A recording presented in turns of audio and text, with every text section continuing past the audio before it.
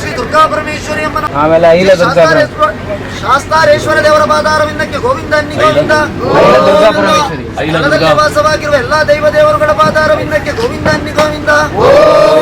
ಶ್ರೀಮದ್ ರಮಾರಮಣ ಗೋವಿಂದ.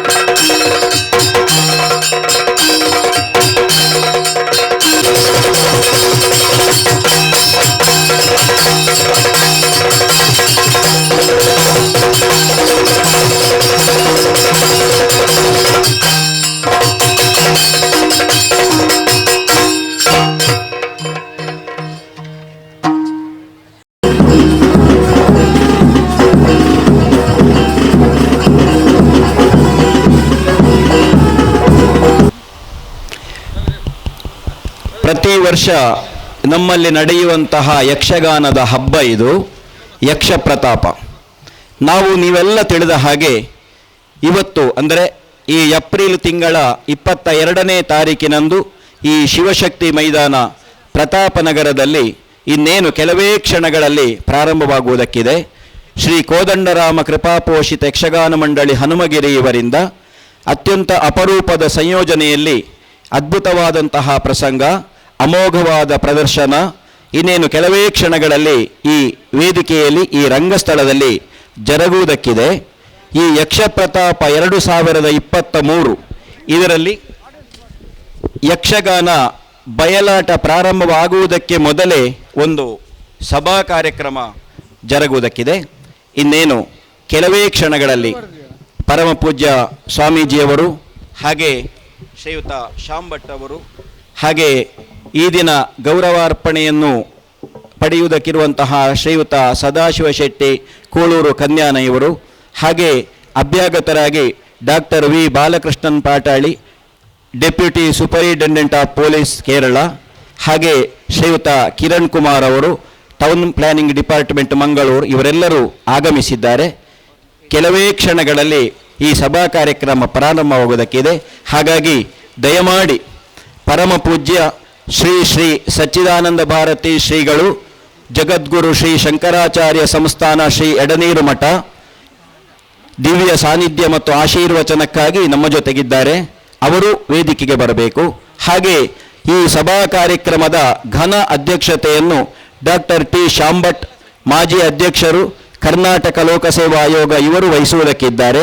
ಹಾಗೆ ಗೌರವಾರ್ಪಣೆಯನ್ನು ಪಡೆಯುವಂತಹ ಶ್ರೀಯುತ ಸದಾಶಿವ ಶೆಟ್ಟಿ ಕೂಳೂರು ಕನ್ಯಾನ, ಮಾಲಕರು ಹೇರಂಬ ಇಂಡಸ್ಟ್ರೀಸ್ ಮುಂಬೈ, ಹಾಗೆ ಅಭ್ಯಾಗತರಾದಂತಹ doctor V Balakrishnan Patali deputy superintendent of police Kerala, ಜೊತೆಗೆ ಶ್ರೀಯುತ ಕಿರಣ್ ಕುಮಾರ್ ಅವರು ಟೌನ್ ಪ್ಲಾನಿಂಗ್ ಡಿಪಾರ್ಟ್ಮೆಂಟ್ ಮಂಗಳೂರು ಇವರೆಲ್ಲರೂ ದಯಮಾಡಿ ವೇದಿಕೆಗೆ ಆಗಮಿಸಬೇಕು.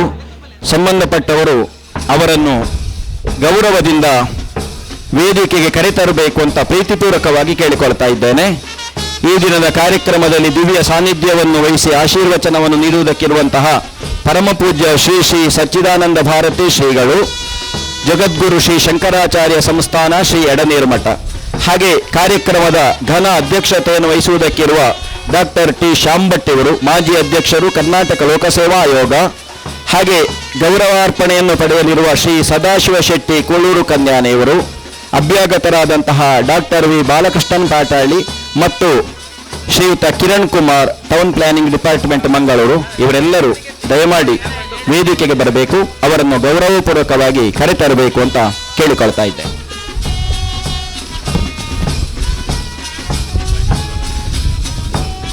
ನಮಸ್ತೆ.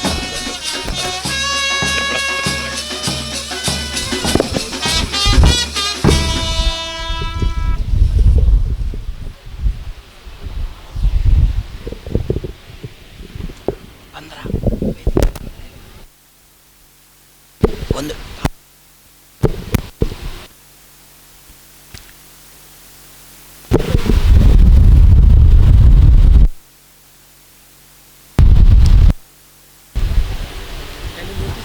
ಸಾಂಪ್ರದಾಯಿಕವಾಗಿ ನಮ್ಮ ಸಂಸ್ಕೃತಿಯಂತೆ ಹನುಮಗಿರಿ ಮೇಳದ ಭಾಗವತರಾದಂತಹ ಶ್ರೀಯುತ ಚಿನ್ಮಯ್ಯವರು ಪ್ರಾರ್ಥನೆಯನ್ನು ನಡೆಸಿಕೊಡುವುದಕ್ಕಿದ್ದಾರೆ.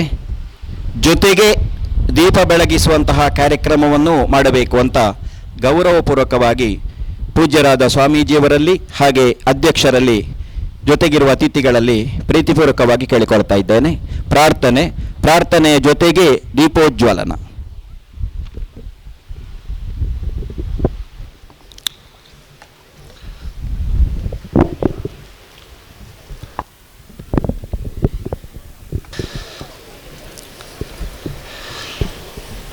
ವಕ್ರತುಂಡ ಮಹಾಕಾಯ ಸೂರ್ಯಕೋಟಿ ಸಮಪ್ರಭ ನಿರ್ವಿಘ್ನಂ ಕುರು ಮೇ ದೇವ ಸರ್ವಕಾರ್ಯೇಷು ಸರ್ವದಾ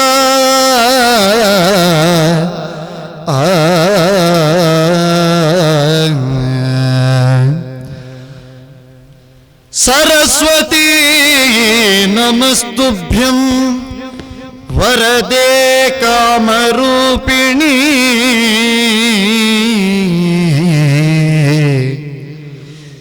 ವಿದ್ಯಾರಂಭಂ ಕರಿಷ್ಯಾಮಿ ಸಿದ್ಧಿರ್ಭವತು ಮೇ ಸದಾ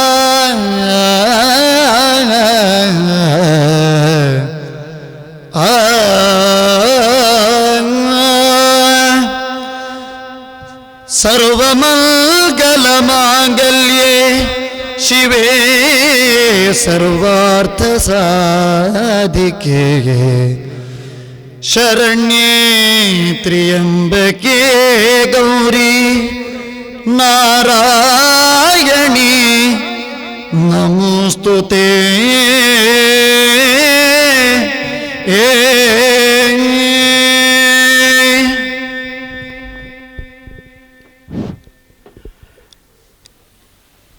ಪ್ರಾರ್ಥನೆಯನ್ನು ಹಾಡಿದಂತಹ ಚಿನ್ಮಯವರಿಗೆ ಹಾಗೆ ದೀಪವನ್ನು ಬೆಳಗಿಸಿದಂತಹ ಎಲ್ಲ ಗಣ್ಯರಿಗೂ ವಂದಿಸ್ತಾ, ಬಂಧುಗಳೇ, ಈ ಯಕ್ಷ ಪ್ರತಾಪ 2023 ವಿಶೇಷವಾದಂತಹ ಯಕ್ಷಗಾನ ಹಬ್ಬಕ್ಕೆ ನಮ್ಮೆಲ್ಲರ ಮೇಲಿನ ಪ್ರೀತಿಯಿಂದ, ಯಕ್ಷ ಮಾತೆಯ ಮೇಲಿನ ಪ್ರೀತಿಯಿಂದ ಆಗಮಿಸಿ ಆಶೀರ್ವಚನವನ್ನು ನೀಡುವುದಕ್ಕಿರುವ ತಮ್ಮ ದಿವ್ಯ ಸಾನ್ನಿಧ್ಯದ ಮೂಲಕ ವೇದಿಕೆಯ ಘನತೆಯನ್ನು ಹೆಚ್ಚಿಸಿದಂತಹ ಪರಮಪೂಜ್ಯ ಶ್ರೀ ಶ್ರೀ ಸಚ್ಚಿದಾನಂದ ಭಾರತಿ ಶ್ರೀಗಳು, ಜಗದ್ಗುರು ಶ್ರೀ ಶಂಕರಾಚಾರ್ಯ ಸಂಸ್ಥಾನ ಶ್ರೀ ಎಡನೀರು ಮಠ ಇವರನ್ನು ಶ್ರೀಯುತ ಸುಬ್ರಾಯ ಹೊಳ್ಳ ಇವರು ಗೌರವದಿಂದ ಸ್ವಾಗತಿಸಬೇಕು ಅಂತ ಕೇಳಿಕೊಳ್ತಾ ಇದ್ದೇನೆ. ಅವರಿಗೆ ತುಳಸಿಯ ಹಾರವನ್ನು ಹಾಕಿ ಹಾಗೆ ಫಲತಾಂಬೂಲ ಕಾಣಿಕೆ ಸಹಿತ ಗೌರವಪೂರ್ವಕವಾಗಿ ನಿಮ್ಮೆಲ್ಲರ ಪರವಾಗಿ, ನಮ್ಮೆಲ್ಲರ ಪರವಾಗಿ ಈ ವೇದಿಕೆಯಲ್ಲಿ ಸ್ವಾಗತಿಸ್ತಾ ಇದ್ದಾರೆ. ಶ್ರೀಯುತ ಸುಬ್ರಾಯ ಹೊಳ್ಳ ಇವರು ತುಳಸಿಯ ಹಾರವನ್ನು ಹಾಕಿ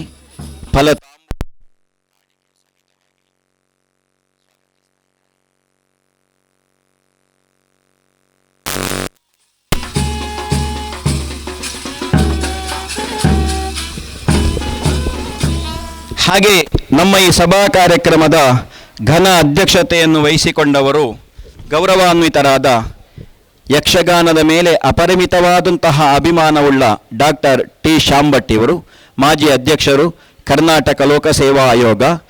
ಇವರನ್ನು ಹಾಗೆ ಶ್ರೀಯುತ ವಸಂತಕುಮಾರ್ ಮಯ್ಯ ಇವರು ಶಾಲು ಹೊದಿಸಿ ನಮ್ಮ ಈ ಸಭಾ ಕಾರ್ಯಕ್ರಮಕ್ಕೆ ಅವರನ್ನು ಗೌರವಪೂರ್ವಕವಾಗಿ ಸ್ವಾಗತಿಸಬೇಕು ಅಂತ ಕೇಳಿಕೊಳ್ತಾ ಇದ್ದೇನೆ. ಸಮಾರಂಭದ ಘನ ಅಧ್ಯಕ್ಷತೆಯನ್ನು ವಹಿಸಿಕೊಳ್ಳುವ ಡಾಕ್ಟರ್ ಟಿ ಶಾಂಭಟ್ ಅವರನ್ನು ನಿಮ್ಮೆಲ್ಲರ ಪರವಾಗಿ ಸ್ವಾಗತಿಸ್ತಾ ಇದ್ದೇನೆ. ಹಾಗೆ ಗೌರವಾರ್ಪಣೆಯನ್ನು ಪಡೆಯುವಂತಹ ಶ್ರೀ ಸದಾಶಿವ ಶೆಟ್ಟಿ ಕುಳ್ಳೂರು ಕನ್ಯಾನ ಇನ್ನೇನು ಕೆಲವೇ ಕ್ಷಣಗಳಲ್ಲಿ ನಮ್ಮ ಜೊತೆಗೆ ಬಂದು ಸೇರಿಕೊಳ್ಳುವುದಕ್ಕಿದ್ದಾರೆ. ಈಗ ನಮ್ಮ ಜೊತೆಯಾಗಿ ಅಭ್ಯಾಗತರಾಗಿ doctor V Balakrishnan Patali, deputy superintendent of police, Kerala government, ಇವರನ್ನು ಮೋಹನ್ ಪೂಜಾರಿ ಅವರು ಶಾಲು ಹೊದಿಸಿ ನಮ್ಮ ಈ ಸಭಾ ಕಾರ್ಯಕ್ರಮಕ್ಕೆ ಪ್ರೀತಿಪೂರ್ವಕವಾಗಿ ಸ್ವಾಗತಿಸಬೇಕು ಅಂತ ಕೇಳಿಕೊಳ್ತಾ ಇದ್ದೇನೆ. ಶ್ರೀಯುತ ಡಾಕ್ಟರ್ ವಿ ಬಾಲಕೃಷ್ಣನ್ ಪಾಟಾಳಿ ನಿಮ್ಮೆಲ್ಲರ ಪರವಾಗಿ ಇವರನ್ನು ಪ್ರೀತಿಪೂರ್ವಕವಾಗಿ ಸ್ವಾಗತಿಸ್ತಾ ಇದ್ದೇನೆ.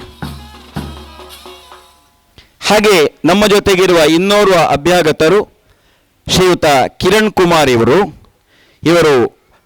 ಮಂಗಳೂರಿನ ಟೌನ್ ಪ್ಲಾನಿಂಗ್ ಡಿಪಾರ್ಟ್ಮೆಂಟಿನಲ್ಲಿ ಇರುವವರು. ಇವರನ್ನು ಹಾಗೆ ಪ್ರತಾಪನಗರದ ಪ್ರವೀಣ್ ಅವರು ಶಾಲು ಹೊದಿಸಿ ಅವರನ್ನು ಗೌರವಪೂರ್ವಕವಾಗಿ ಈ ಸಭಾ ಕಾರ್ಯಕ್ರಮಕ್ಕೆ ಸ್ವಾಗತಿಸಬೇಕು ಅಂತ ಕೇಳಿಕೊಳ್ತಾ ಇದ್ದೇನೆ.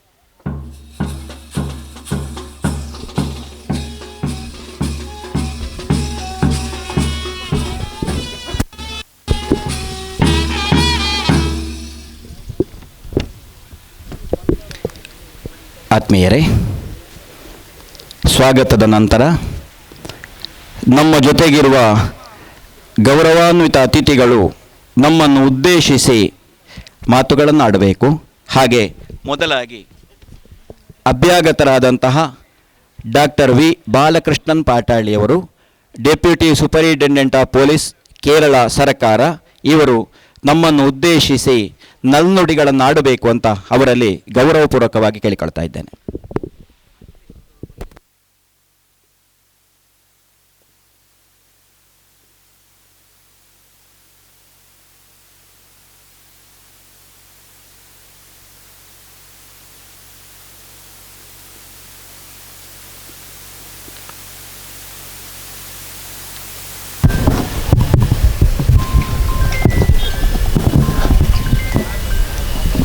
വളരെ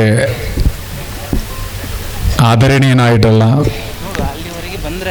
എടതേർ മഠാധിപതി, റെസ്പെക്റ്റഡ് സ്വാമിജി, വേദിയിലിരിക്കുന്ന വിശിഷ്ട വ്യക്തികളെ, I hope you can understand my Malayalam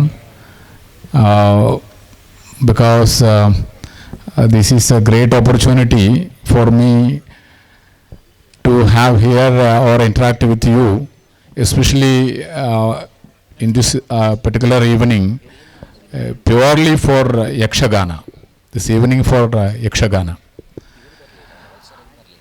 I understand that Swamiji invited me not because of me as a police officer, Deputy Superintendent of Police, but I am sure that I am son of Kannan Patali, Natyaratnam Kannan Patali, a Kathakali Ashan, artist from Kerala. We have a close collaboration with Edaner Matham because after the death of my father, the art enthusiasts, cultural enthusiasts over there near to Bekal Fort, they started a trust called Natyaratnam Kannan Patali Smaraga Kathakali Trust.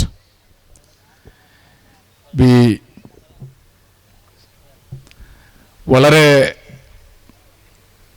വ്യത്യസ്തമായിട്ടുള്ള പരിപാടികളൊക്കെയായി മുന്നോട്ട് പോവുകയാണ് Kathakali trust. പ്രത്യേകിച്ചും എടനീർ മഠം യക്ഷഗാനത്തിന് നൽകുന്ന ആ ഒരു importance അത് കണ്ടപ്പോൾ വലിയ അത്ഭുതം തോന്നി. കേരളത്തിൽ കഥകളിയും കർണാടകത്തിൽ യക്ഷഗാനവും തമ്മിൽ ഒരുപാട് ബന്ധമുണ്ട്. ഇവിടെ നേരത്തെ മധ്യഭാഗത്തിരുന്ന ആള് മ്യൂസിഷ്യൻ, അദ്ദേഹത്തെ ഭാഗവതർ എന്നാണ് കഥകളിയിൽ അറിയപ്പെടുക. 2 പേരുണ്ടാകും, പൊന്നാനിയും ശിങ്കിടിയും. ഇവിടെയുള്ള ചെണ്ടയുടെ ആ ഒരു ചെണ്ട കൊട്ടുന്നതിലുള്ളൊരു ചെറിയൊരു വ്യത്യാസം എന്നുള്ളത് ഒഴിച്ച് ബാക്കി ചെണ്ടയുടെ എല്ലാ ഭാഗങ്ങളും കഥകളിയിലുണ്ട്. മൃദംഗത്തിന് പകരം മദ്ദളം ആണ് കഥകളിയിലുള്ളത്. അത് കൂടാതെ മറ്റ് ചില ഇൻസ്ട്രുമെൻസും, എലത്താളം, ചേങ്ങലം, എലത്താളം ഇവിടെയും യക്ഷഗാനത്തിലുമുണ്ട്. ഇവിടെ നമ്മൾ ഭാഗ്യവാന്മാരാണ്, കാസർഗോഡ് ജില്ലക്കാർ പ്രത്യേകിച്ചും. സപ്തഭാഷാ സംഗമ ഭൂമി മാത്രമല്ല, നമ്മൾക്ക് നമ്മുടേതായ തനത് കലകളുമുണ്ട്, നമ്മുടേതായ തനത് കലകൾ. പക്ഷെ അത് ജനങ്ങൾ എത്രത്തോളം ഉൾക്കൊണ്ടുകൊണ്ട് മുന്നോട്ട് പോകുന്നു എന്നുള്ളത് വളരെ പ്രധാനപ്പെട്ട കാര്യമാണ്. ഉൾക്കൊണ്ട് മുന്നോട്ട് പോകുക എന്ന് പറഞ്ഞാൽ നല്ലൊരു കലാകാരനോ അല്ലെങ്കിൽ കലാ ആസ്വാദകനോ കലാപകാരിയാവാൻ പറ്റില്ല. ഒന്നുകിൽ കലാകാരനായാൽ മതി, അല്ലെങ്കിൽ ഇവിടെ ഇരിക്കുന്ന ബഹുഭൂരിപക്ഷം ആൾക്കാരെ പോലെ കലാ ആസ്വാദകരായാൽ മതി. അവർക്ക് കലാപകാരിയാവാൻ സാധിക്കില്ല. അവർ സമാധാനകാംക്ഷികളാണ്. ഇന്നിവിടെ വന്നിരിക്കുന്ന എല്ലാവരും സ്വാമിജിയുടെ അനുഗ്രഹത്തിനപ്പുറം നമ്മുടെ ഈ കലയെ ഭംഗിയായി ആസ്വദിക്കുക എന്നുള്ളതാണ് ലക്ഷ്യം. ഒരു സംശയമില്ല. പ്രത്യേകിച്ചും കൊറോണ എന്ന മഹാമാരി വലിയ ദുരന്തമാണ് നമ്മൾക്ക് തന്നത്. അതിനുശേഷം ആഫ്റ്റർ കൊറോണ 2 ദുരന്തം നമ്മുടെ നാട്ടിൽ ബാക്കിയുണ്ട്. 1 സൈബർ ദുരന്തം, 2 മയക്കുമരുന്ന് ദുരന്തം. ഞങ്ങൾ പോലീസ് ഉദ്യോഗസ്ഥർ ഇന്ന് നേരിടുന്ന ഏറ്റവും പ്രധാനപ്പെട്ട വെല്ലുവിളിയാണ് ഈ 2 സൈബർ ദുരന്തം, മയക്കുമരുന്ന് ദുരന്തം. സൈബർ ദുരന്തത്തിൻ്റെ വിക്ടിംസ് നമ്മളെല്ലാവരും സൈബർ ദുരന്തത്തിൻ്റെ വിക്ടിംസാണ്. നമ്മുടെ ഓരോരുത്തരുടെ വീട്ടിലും നമ്മുടെ മക്കൾ ഒരു ദിവസം ചെയ്യുന്ന ഒരു ക്ലിക്ക്, അവരൊരുപാട് ക്ലിക്ക് ചെയ്യുന്നുണ്ട്, 100 ക്ലിക്കുകൾ അവർ ചെയ്യുന്നുണ്ട്, ചിലപ്പോൾ 1000കണക്കിന് ക്ലിക്ക് ചെയ്യുന്നുണ്ട്. അതിലൊരു click it is an offence എന്നാണ് ഞങ്ങൾ പറയുക. അതിലേതോ ഒന്ന് ഒഫൻസാണ്. അതിൻ്റെ അർത്ഥം അതിന് നമ്മുടെ പൈസ പോകേണ്ട കാര്യമില്ല. ഒരുപാട് cyber offence happening from inside our home. Police ഒരു ദിവസം രാവിലെ വന്ന് അവിടുത്തെ ഒരു ചെറുപ്പക്കാരനെ അറസ്റ്റ് ചെയ്ത് കൊണ്ടുപോകുന്നു, മൊബൈൽ ഫോണും കൊണ്ടുപോകുന്നു. ആർക്കും അറിയില്ല, എന്താ റീസൺ അറിയില്ല. എൻ്റെ മോൻ നല്ല മോനാണ്, അവൻ ഒരു തെറ്റും ചെയ്യാത്ത ആളാണ്, പക്ഷെ പോലീസ് അവൻ്റെ മൊബൈൽ ഫോണും അവനെയും കൊണ്ടുപോയി. പി ഹണ്ട് ഓപ്പറേഷൻ എന്നൊക്കെ പേരിൽ ജോനൈൽ പൊറണോഗ്രാഫിക് സൈറ്റുകളൊക്കെ വാച്ച് ചെയ്ത് അതിൽ ഒരുപാട് വൃത്തികേടുകൾ ചെയ്യുന്ന ധാരാളം പേരുണ്ട് നമ്മുടെ നാട്ടിൽ. അവരറിഞ്ഞോ അറിയാതെയോ തെറ്റ് ചെയ്യാണ്. ബഹുഭൂരിപക്ഷം പേരും അതിൻ്റെ സിവിയറിറ്റി അറിയുന്നില്ല, ലീഗലി അവരുടെ അതിൻ്റെ സിവിയറിറ്റി അറിയുന്നില്ല. അങ്ങനെ അബദ്ധത്തിൽപ്പെട്ടു പോകുന്ന ധാരാളം പേരുണ്ട്. എത്രയോ പേർക്ക് പൈസ പോയിട്ടുണ്ട്. അമ്മമാർ ചുരിദാർ വാങ്ങുന്നത് ഓൺലൈനിൽ കൂടിയിട്ടാണ്, എല്ലാവരും സാരി വാങ്ങുന്നത് ഓൺലൈനിൽ കൂടിയിട്ടാണ്.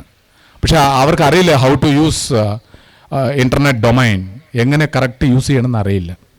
നമ്മുടെ മക്കളെല്ലാവരും ഏതോ ഒരു അബദ്ധത്തിൽ പെട്ടിട്ട് അവരെ അതിൽ നിന്ന് മാറ്റണം. അവരെ judicious use, dos and don'ts പഠിപ്പിക്കണം. Dos and don'ts of cyber world അത് പഠിപ്പിക്കണം. അത് പഠിപ്പിക്കുന്നതിന് മുന്നേ തന്നെ നമ്മൾക്ക് അവർക്ക് ഈ പറയുന്ന സാധനം കൊടുക്കേണ്ടി വന്നു because of corona. Through out the world ആ ഒരു പ്രശ്നമുണ്ട്. പക്ഷേ ഇപ്പം ഞങ്ങൾക്ക് എത്രയോ കേസസ് വരികയാണ്, എത്രയോ കേസസ്. ഇന്നലെ 48 ലക്ഷം രൂപ ഒരാളുടെ അടുത്ത് പോയി, 48 lakhs അയാളുടെ കയ്യിൽ നിന്ന് പോയി. 10 lakhs വേറൊരു ചെറുപ്പക്കാരൻ്റെ കയ്യിൽ നിന്ന്, ഒന്നും അറിയില്ല. പബ്ജി ഫ്രീ ഫയർ ഗെയിം കളിച്ച ഒരാളായിരുന്നു. Along with PUBG free fire എവിടെന്നോ എന്തോ ചോദിച്ചു, അതും ആക്സെപ്റ്റ് ചെയ്തു. Accept you are accepting everything. അങ്ങനെ നമ്മുടെ ജാതകം അതിലെ കൂടി പോയി. ജാതകം ഇൻക്ലൂഡിങ് ബാങ്ക് ഡീറ്റെയിൽസ്, പൈസ പോയി. എൻ്റെ തൊട്ടടുത്തുള്ള ഒരു ചെറുപ്പക്കാരൻ്റെ 10 lakhs വീട് കെട്ടാനായിട്ട് ലോൺ എടുത്ത് വെച്ച പൈസ. ചെറിയ ചെറിയ എക്സാമ്പിളാണ് ഞാൻ പറയുന്നത്, വലിയ വലിയ എക്സാമ്പിൾ വേറെയുണ്ട്. പക്ഷേ നമ്മുടെ കുട്ടികളെ, പ്രത്യേകിച്ചും പെൺകുട്ടികളെ ഇതൊരുപാട് ബാധിച്ചിട്ടുണ്ട്. അവരെ ടാർഗറ്റ് ചെയ്തിട്ട് പലരും ഉണ്ട്. ദിസ് സൈബർ ക്രൈം അങ്ങനെ എക്സിസ്റ്റ് ചെയ്യുമ്പോൾ തന്നെ അതിൻ്റെ കൂടെയുള്ള ഒരു ക്രൈമാണ് മയക്കുമരുന്ന്. ഒന്ന് ആലോചിച്ച് നോക്കണം. സൈബർ കുറ്റകൃത്യം അങ്ങനെ കത്തി നിൽക്കുന്നു, അതിൻ്റെ കണ്ടിന്യൂഷനായിട്ട് മയക്കുമരുന്ന്.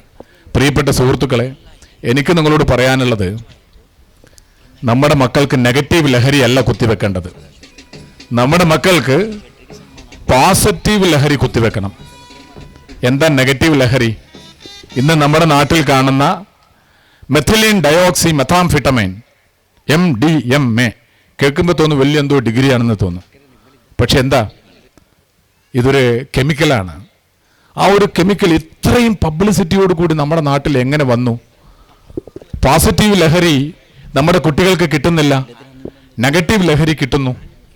ഇവിടെ വിത്തൗട്ട് പബ്ലിസിറ്റി എല്ലായിടത്തും എത്തിയിരിക്കുന്നു എന്നുള്ളതാണ്. ഭയപ്പെടേണ്ട. നമ്മുടെ ഗവൺമെൻറ് യോദ്ധാവ് എന്ന് പറഞ്ഞ ഒരു പദ്ധതി കൊണ്ടുവന്നിട്ടുണ്ട്. നിങ്ങളുടെ എല്ലാവരോടും യുദ്ധം ചെയ്യാനാണ് പറഞ്ഞിരിക്കണേ. എന്തിനാ യുദ്ധം ചെയ്യാൻ? ആരോടാ? അനുജനോട്, ഏട്ടനോട്, അനുജത്തിയോട്, നമ്മുടെ സഹോദരങ്ങളോട് യുദ്ധം ചെയ്യാൻ പറഞ്ഞിരിക്കുന്നു. എന്തിനു വേണ്ടിയിട്ട്? ഈ ആൻറ്റി ഡ്രഗ് ക്യാമ്പയിന് വേണ്ടിയിട്ട്, ആൻറ്റി ഡ്രഗ് എഫേർട്ടിന് വേണ്ടിയിട്ട്. വലിയ വിഷമമുള്ള കാര്യമാണ്. കഴിഞ്ഞ വർഷം 1500 കേസ് കാസർഗോഡ് ജില്ലയിൽ രജിസ്റ്റർ ചെയ്തു ഈ ഡ്രഗ്സിന് അഗെയിൻസ്റ്റ് ആയിട്ട്. 1500 കേസ്, 500 ചെറുപ്പക്കാർ ജയിലിലാണ്. അത് നല്ലൊരു ഫിഗർ അല്ല. നമ്മളെ സംബന്ധിച്ചിടത്തോളം അങ്ങനെയുള്ള ഫിഗർ വേണ്ട. 50% ഓഫ് ഇന്ത്യ യങ് ആണ്, 23% ബിലോ 18 years ആണ്. നമ്മുടെ രാജ്യത്തെ ഇല്ലാതാക്കാൻ കള്ളനോട്ട് കൊണ്ടൊന്നും നടക്കുന്നില്ല, വർഗീയം കൊണ്ടൊന്നും അതും നടക്കുന്നില്ല. തേർഡ് മെത്തേഡ് എന്താ? നമ്മുടെ യൂത്തിനെ പിടിക്കുക എന്നുള്ളതാണ്. യൂത്തിനെ പിടിക്കാനുള്ള ബെസ്റ്റ് മെത്തേഡ് ഡ്രഗാണ്.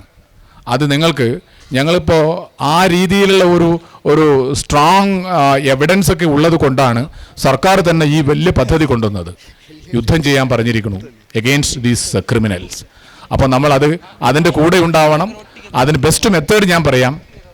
ഒരു മെത്തേഡ് പോലീസിൻ്റെ കൂടെ നിൽക്കുക എന്നുള്ളതാണ്. 112-ലെങ്കിലും വിളിക്കാനുള്ള ഒരു മനസ്സ് എല്ലാവർക്കും ഉണ്ടാവണം. എന്തെങ്കിലും ഒരു സംശയം കണ്ടാൽ മക്കളുടെ ഭാവവും രീതിയും രൂപവും മാറ്റം വരുമ്പോൾ അപ്പോൾ ഒന്ന് ശ്രദ്ധിക്കണം. ഇവൻ കഴിഞ്ഞ മാസം പോലെ അല്ലല്ലോ ഇപ്പോൾ. അവൻ്റെ ശരീരം മെലിഞ്ഞിട്ടുണ്ട്, അവൻ്റെ രീതിയിലും സ്വഭാവത്തിലും മാറ്റമുണ്ട്. അവനെ നമ്മൾ അഡ്രസ്സ് ചെയ്യണം, അവനൊരു കൗൺസിലിങ്ങിന് വിധേയമാക്കണം. അതിന് പോലീസ് ഡിപ്പാർട്ട്മെൻറ്റ് സഹായം തേടിക്കൊണ്ട് മുന്നോട്ട് പോകണം. ഡെഫിനറ്റ്ലി നിങ്ങൾക്ക് സഹായം കിട്ടും. ഇപ്പോൾ കല്യാണ ആലോചന വരുമ്പോൾ പോലീസിൽ അന്വേഷിക്കുകയാണ് പെൺകുട്ടികൾ. സാർ, ഞാൻ ഇന്നൊരുത്തനെ കല്യാണം ചെയ്യുന്നുണ്ട്, പക്ഷെ ഒന്ന് വെരിഫൈ ചെയ്യണം. പാസ്പോർട്ടിന് മാത്രമല്ല ഇപ്പോൾ വെരിഫിക്കേഷൻ, മാരേജിന് പോലും വെരിഫിക്കേഷൻ വരുന്ന ഒരു സിറ്റുവേഷൻ വന്നിരിക്കുന്നു. നല്ല കാര്യം, പോലീസിന് കുറച്ചധികം പണിയുണ്ടെന്ന് മാത്രമേ ഉള്ളൂ. നല്ല കാര്യം. എൻ്റെ റിക്വസ്റ്റ്, നമ്മൾ പോസിറ്റീവ് ലഹരി കുത്തിവെക്കുക. ഇവിടെ നടക്കുന്നത് എന്താ? ഇവിടെ നടക്കുന്നത് കലയുടെ ലഹരി കുത്തിവെക്കുകയാണ്, കലാലഹരി കുത്തിവെക്കുകയാണ്.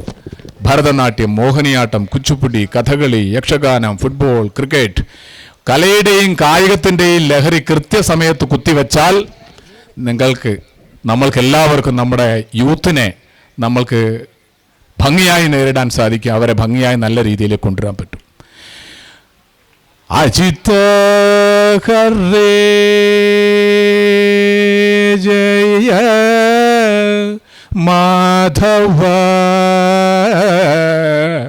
വിഷ്ണു എന്ന് പറയുമ്പോൾ ഏറ്റവും പുറകിലുള്ള ചെറുപ്പക്കാരെല്ലാം പതുക്കെ പോവും. ഇത് നടക്കില്ല. ഇപ്പോൾ ഇത്ര സ്ലോ ആയിട്ട് പാടുന്ന കഥകളിയും യക്ഷഗാനൊന്നും കണ്ടു കഴിഞ്ഞാലൊന്നും നമുക്ക് ശരിയാവില്ല. നില്ലടാ നില്ലടാ നീയല്ലോ പണ്ടെൻ്റെ വല്ലഭാ തന്നോട് വസ്ത്രം പറിച്ചതും കേട്ടിട്ടില്ലേ?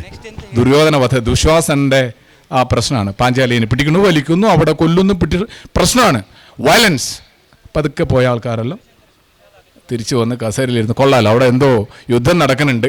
അപ്പോൾ ഇന്നിപ്പോൾ നടക്കുന്ന യുദ്ധത്തിലേക്ക് ആൾക്കാർക്ക് ഇൻട്രസ്റ്റ് ഉണ്ടാവും. അതിൻ്റെ ബാക്കി ചില സ്ലോ കാര്യങ്ങളൊക്കെ ഉണ്ടാവും. അതിലൊന്നും അത്ര താല്പര്യം ഉണ്ടാവില്ല. പക്ഷേ എൻ്റെ റിക്വസ്റ്റ്, എല്ലാം ആസ്വദിക്കണം. യക്ഷഗാനം നടക്കുന്ന സമയത്ത് ചെണ്ട ആസ്വദിക്കണം, മദ്ദള ആസ്വദിക്കണം, മൃദംഗം ആസ്വദിക്കണം, പാട്ട് ആസ്വദിക്കണം, ചേങ്ങൽ ആസ്വദിക്കണം. ഭാവം, രൂപം, ഈ പറയുന്ന രൗദ്രം, ബീവത്സം, ഹാസ്യം, ഭയാനകം, ശാന്തം, വീര്യം, അത്ഭുതം, കരുണം. ശൃംഗാരം ഞാൻ പറയാതിരിക്കാൻ കാരണം ഞങ്ങൾക്ക് കുറച്ച് കുറവാണ് പോലീസുകാർക്ക്. ബാക്കിയെല്ലാം ഞങ്ങൾ ആടുന്നുണ്ട്. നവരസത്തിൽ 8 രസം ഭംഗിയായിട്ട് ആടും. കാരണം പബ്ലിക് അങ്ങനെയാണല്ലോ. മറ്റത് മാത്രമല്ല, അതായത് കുടുംബത്തിൻ്റെ കൂടെ അത്ര സ്പെൻഡ് ചെയ്യാൻ നമുക്ക് പറ്റുന്നില്ല. അവിടെ നിങ്ങൾക്കൊരു ഓപ്പർച്യൂണിറ്റി കിട്ടിയിരിക്കുകയാണ് ഈ നാട്ടിൽ. ബഹുമാനപ്പെട്ട സ്വാമിജിയോട് എനിക്ക് വലിയ കൃതാർത്ഥതയുണ്ട്, അദ്ദേഹത്തിനോട് ബഹുമാനമുണ്ട്. കാരണം അദ്ദേഹം ഈ ഒരു കലയെ പ്രോത്സാഹിപ്പിച്ച് എടനീർ മഠത്തിൻ്റെ ഭാഗമായി മുന്നോട്ട് കൊണ്ടുപോവാണ്. ഒരു cultural tradition, conservation of cultural tradition അതിവിടെ നടക്കുന്നു. അതിൻ്റെ ഭാഗമാവാൻ നിങ്ങൾക്ക് എല്ലാവർക്കും സാധിച്ചു. ഞങ്ങളും കുറച്ച് എഫേർട്ട് ചെയ്യുന്നുണ്ട്. ട്രസ്റ്റിൻ്റെ ഭാഗമായി കഴിഞ്ഞ തവണ ശിവശങ്കര ഭട്ട് വലിയൊരു ആർട്ടിസ്റ്റാണ് യക്ഷഗാനത്തിൻ്റെ. അദ്ദേഹവും ഒരു കഥകളിയും വിത്തൗട്ട് കോസ്റ്റ്യൂംസ് ഞങ്ങളൊരു ഇൻറ്റഗ്രേറ്റഡ് ദ്വയം പ്രോഗ്രാം ചെയ്തു. ആൾക്കാർ അത്ഭുതപ്പെട്ടു. കേരളത്തിൽ നിന്ന് കാസർഗോഡിനപ്പുറത്ത് ഒരു പ്രോഗ്രാം ചെയ്തു. അതായത് ഒരു ഭാഗത്ത് കഥകളി, ഒരു ഭാഗത്ത് യക്ഷഗാനം. യക്ഷഗാനത്തിൽ ദുര്യോധനൻ ദുശ്വാസൻ എങ്ങനെ വരും, കഥകളിയിൽ എങ്ങനെ വരും. യക്ഷഗാനത്തിൽ പാട്ടെങ്ങനെയുണ്ട്, കഥകളിയിൽ പാട്ടെങ്ങനെയുണ്ട്. യക്ഷഗാനത്തിൽ പൂതന എങ്ങനെ, കഥകളിയിൽ പൂതന എങ്ങനെ. ഇങ്ങനെ ഒരു കമ്പാരിറ്റീവ് വർക്ക് ചെയ്യാൻ ലാസ്റ്റ് 2 months ബാക്ക് ആദരണീയനായിട്ടുള്ള സ്വാമിജി ഞങ്ങളെ സഹായിച്ചിട്ടുണ്ട്. അതൊരു വലിയൊരു നോവൽ പ്രോഗ്രാമായിട്ട്, പ്രോജക്റ്റായിട്ട് മുന്നോട്ട് കൊണ്ടുപോകുന്നുണ്ട്. അത്തരത്തിലുള്ള കാര്യങ്ങൾക്ക് സഹായം നൽകുന്ന സ്വാമിജി ഒന്നുകൂടി അദ്ദേഹത്തിൻ്റെ മുന്നിൽ നമസ്കരിച്ചുകൊണ്ട് നിങ്ങൾക്ക് എല്ലാവർക്കും ആശീർവാദം അർപ്പിച്ചുകൊണ്ട് നിർത്തുന്നു. Thank you all.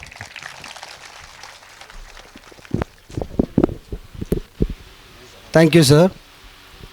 ಈಗ ನಮ್ಮನ್ನು ಬಂದು ಸೇರಿಕೊಂಡಿರುವ ಇಂದು ಯಕ್ಷಪ್ರತಾಪದ ಗೌರವಾರ್ಪಣೆಯನ್ನು ಸ್ವೀಕರಿಸಲಿಕ್ಕಿರುವಂತಹ ಶ್ರೀ ಸದಾಶಿವ ಶೆಟ್ಟಿ ಕೋಳೂರು ಕನ್ಯಾನ ಮಾಲಕರು ಹೇರಂಬ ಇಂಡಸ್ಟ್ರೀಸ್ ಮುಂಬೈ, ಉದಾರಿಗಳಾಗಿ, ಸಮಾಜ ಸೇವಕರಾಗಿ, ದಾನಿಗಳಾಗಿ ಈಗಾಗಲೇ ಕಲಾ ವಲಯದಲ್ಲಿ, ಸಾಂಸ್ಕೃತಿಕ ವಲಯದಲ್ಲಿ, ಧಾರ್ಮಿಕ ವಲಯದಲ್ಲಿ ಚಿರಪರಿಚಿತರಾಗಿರುವಂತಹ ಶ್ರೀ ಸದಾಶಿವ ಶೆಟ್ಟಿ ಇವರನ್ನು ಯಕ್ಷಪ್ರತಾಪ 2023 ಇದರ ವತಿಯಿಂದ ಶ್ರೀ ರವಿಶಂಕರ್ ಶೆಟ್ಟಿಯವರು ಶಾಲು ಹಾಕಿ ನಿಮ್ಮೆಲ್ಲರ ಪರವಾಗಿ ಸ್ವಾಗತಿಸಬೇಕು ಅಂತ ಕೇಳಿಕೊಳ್ತಾ ಇದ್ದೇನೆ.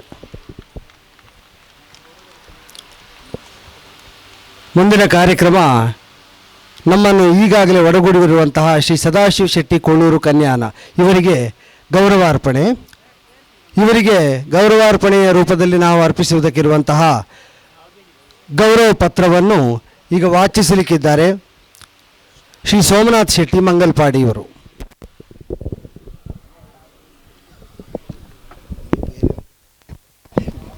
ಆತ್ಮೀಯ ಯಕ್ಷಗಾನ ಅಭಿಮಾನಿಗಳೇ, ಯಕ್ಷ ಪ್ರತಾಪ ಸಮಿತಿ ಪ್ರತಾಪನಗರ ಮಂಗಲ್ಪಾಡಿ ಇದರ ವತಿಯಿಂದ ಆಯೋಜಿಸಲ್ಪಟ್ಟಂತಹ ಈ ವರ್ಷದ ಯಕ್ಷಗಾನ ಹಲವಾರು ವಿಶೇಷತೆಗಳನ್ನು ಒಳಗೊಂಡಂತಹ ಈ ಒಂದು ಕಾರ್ಯಕ್ರಮದಲ್ಲಿ ಕೊಡುಗೈ ದಾನಿಗಳಾದಂತಹ ಶ್ರೀ ಸದಾಶಿವ ಶೆಟ್ಟಿ ಕುಳೂರು ಕನ್ಯಾನ ಇವರಿಗೆ ಗೌರವಾರ್ಪಣೆ. ಹುಟ್ಟಿದೂರಿನ ಕೀರ್ತಿಯನ್ನು ಬಾನೆತ್ತರಕ್ಕೆ ಬೆಳಗಿದ ಸಾಧಕರು, ಸಾಮಾನ್ಯರೊಂದಿಗೆ ಬೆಳೆದು ಅಸಾಮಾನ್ಯರೆನಿಸಿದ ಗೌರವಾರ್ಹರು, ತಾನು ಸ್ಥಾಪಿಸಿ ಬೆಳೆಸಿದ ಉದ್ಯಮದಲ್ಲಿ ಕೃಷಿ ಕಾಯಕಕ್ಕೆ ಅದರ ಸಾಧಕ ಬಾಧಕಗಳಿಗೆ ಸ್ಪಂದನಶೀಲರಾಗಿ ತನ್ನ ಸಂಸ್ಥೆಯನ್ನು ವಿಸ್ತರಿಸಿದ ಕರ್ಮಯೋಗಿ, ಧಾರ್ಮಿಕ ಹಾಗೂ ಸಾಂಸ್ಕೃತಿಕ ಕೇಂದ್ರಗಳಿಗೆ ಸತ್ಸಂಬದ್ಧಿ ಕಾರ್ಯಕ್ರಮಗಳಿಗೆ ನಿತ್ಯ ನಿರಂತರವಾಗಿ ದೇಣಿಗೆಯನ್ನಿಯುತ್ತಾ ಆರ್ಜಿಸಿದ ಸಂಪತ್ತನ್ನು ಸಮಾಜಮುಖಿಯಾಗಿ ಸದ್ವಿನಿಯೋಗ ಮಾಡುತ್ತಿರುವಂತಹ ಕೊಡುಗೈ ದಾನಿ, ಅಸಂಖ್ಯ ಸೇವಾ ಕಾರ್ಯಗಳ ಅದ್ವೈರ್ಯು, 10 ಹಲವು ಸಂಘಟನೆಗಳ ಮಾರ್ಗದರ್ಶಕ ಸೂತ್ರಧಾರಿ, ಗಣ್ಯರೆನಿಸಿ ಮಾನ್ಯರಾದ ಸಾಧಕರ ಸಾಲಿನಲ್ಲಿ ಮಕುಟಮಣಿಯಾಗಿ ಸ್ನೇಹಶೀಲತೆಯಿಂದ ಉದಾರ ಗುಣಚರಿತರಾಗಿ ಸರ್ವರ ಆದರಣೀಯರಾದ ಶ್ರೀ ಸದಾಶಿವ ಶೆಟ್ಟಿ ಕುಳೂರು ಕನ್ಯಾನ ಇವರಿಗೆ ಯಕ್ಷ ಪ್ರತಾಪ 2023 ಈ ಪ್ರದರ್ಶನದ ಶುಭ ಸಂದರ್ಭದಲ್ಲಿ ಅಭಿಮಾನ ಪೂರ್ವಕವಾಗಿ ಸಲ್ಲಿಸುವ ಗೌರವಾರ್ಪಣೆ. ಯಕ್ಷ ಪ್ರತಾಪ ಸಮಿತಿ, ಪ್ರತಾಪನಗರ, ಉಪ್ಪಳ, ಕಾಸರಗೋಡು ಜಿಲ್ಲೆ. ಶ್ರೀ ಸದಾಶಿವ ಶೆಟ್ಟಿ ಕೋಳೂರು ಕನ್ಯಾನ ಇವರು ಮೊದಲಿಗೆ ಪರಮಪೂಜ್ಯ ಎಡನೀರು ಶ್ರೀಪಾದರಿಂದ ಹಾರ ಹಾಗೂ ಫಲವನ್ನು ಮಂತ್ರಾಕ್ಷತೆ ಪುರಸರವಾಗಿ ಸ್ವೀಕರಿಸಿ ಗೌರವಾರ್ಪಣೆಯ ಪೀಠದಲ್ಲಿ ವಿರಾಜಿತರಾಗಬೇಕು ಅಂತ ಕೇಳಿಕೊಳ್ತೇನೆ.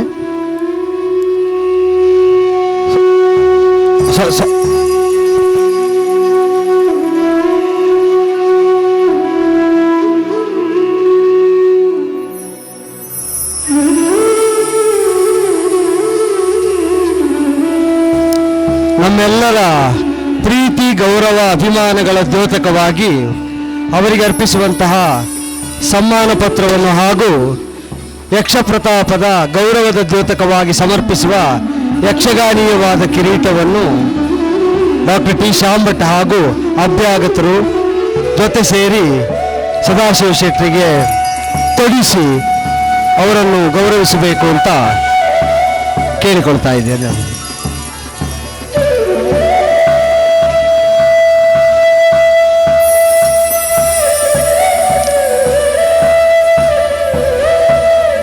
ಕೇರಳದಲ್ಲಿ ಹುಟ್ಟಿ ಕರ್ನಾಟಕದಲ್ಲಿ ತನ್ನ ಸಮಾಜ ಬಾಂಧವರೊಳಗೆ ಉದ್ಯಮಿಗಳ ಮಧ್ಯದಲ್ಲಿ ಗೌರವಾರ್ಹತೆಯನ್ನು ಗಳಿಸಿಕೊಂಡು ದೂರದ ಮುಂಬೈಯಲ್ಲೂ ತನ್ನ ಕಾರ್ಯ ಕ್ಷೇತ್ರವನ್ನು ವಿಸ್ತರಿಸ್ತಾ ದೇಶಾದ್ಯಂತ ನಮ್ಮೂರಿನವರಿಗೆಲ್ಲರಿಗೂ ಪರಿಚಿತರಾದಂತಹ ಶ್ರೀಯುತ ಸದಾಶಿವ ಶೆಟ್ಟರು ನಮ್ಮ ಪ್ರೀತಿ, ಅಭಿಮಾನ, ಗೌರವದ ದ್ಯೋತಕವಾದ ಈ ಗೌರವಾರ್ಪಣೆಯನ್ನು ಸ್ವೀಕರಿಸಿದ್ದಕ್ಕೆ ಅವರಿಗೆ ನಾವು ಕೃತಜ್ಞರಾಗಿದ್ದೇವೆ. ಈ ಸಂದರ್ಭದಲ್ಲಿ ಅವರು ನಮ್ಮೆಲ್ಲರನ್ನು ಉದ್ದೇಶಿಸಿ 2 ಮಾತನ್ನು ಆಡಬೇಕು ಅಂತ ಅಪೇಕ್ಷಿಸ್ತಾ ಇದ್ದೇನೆ.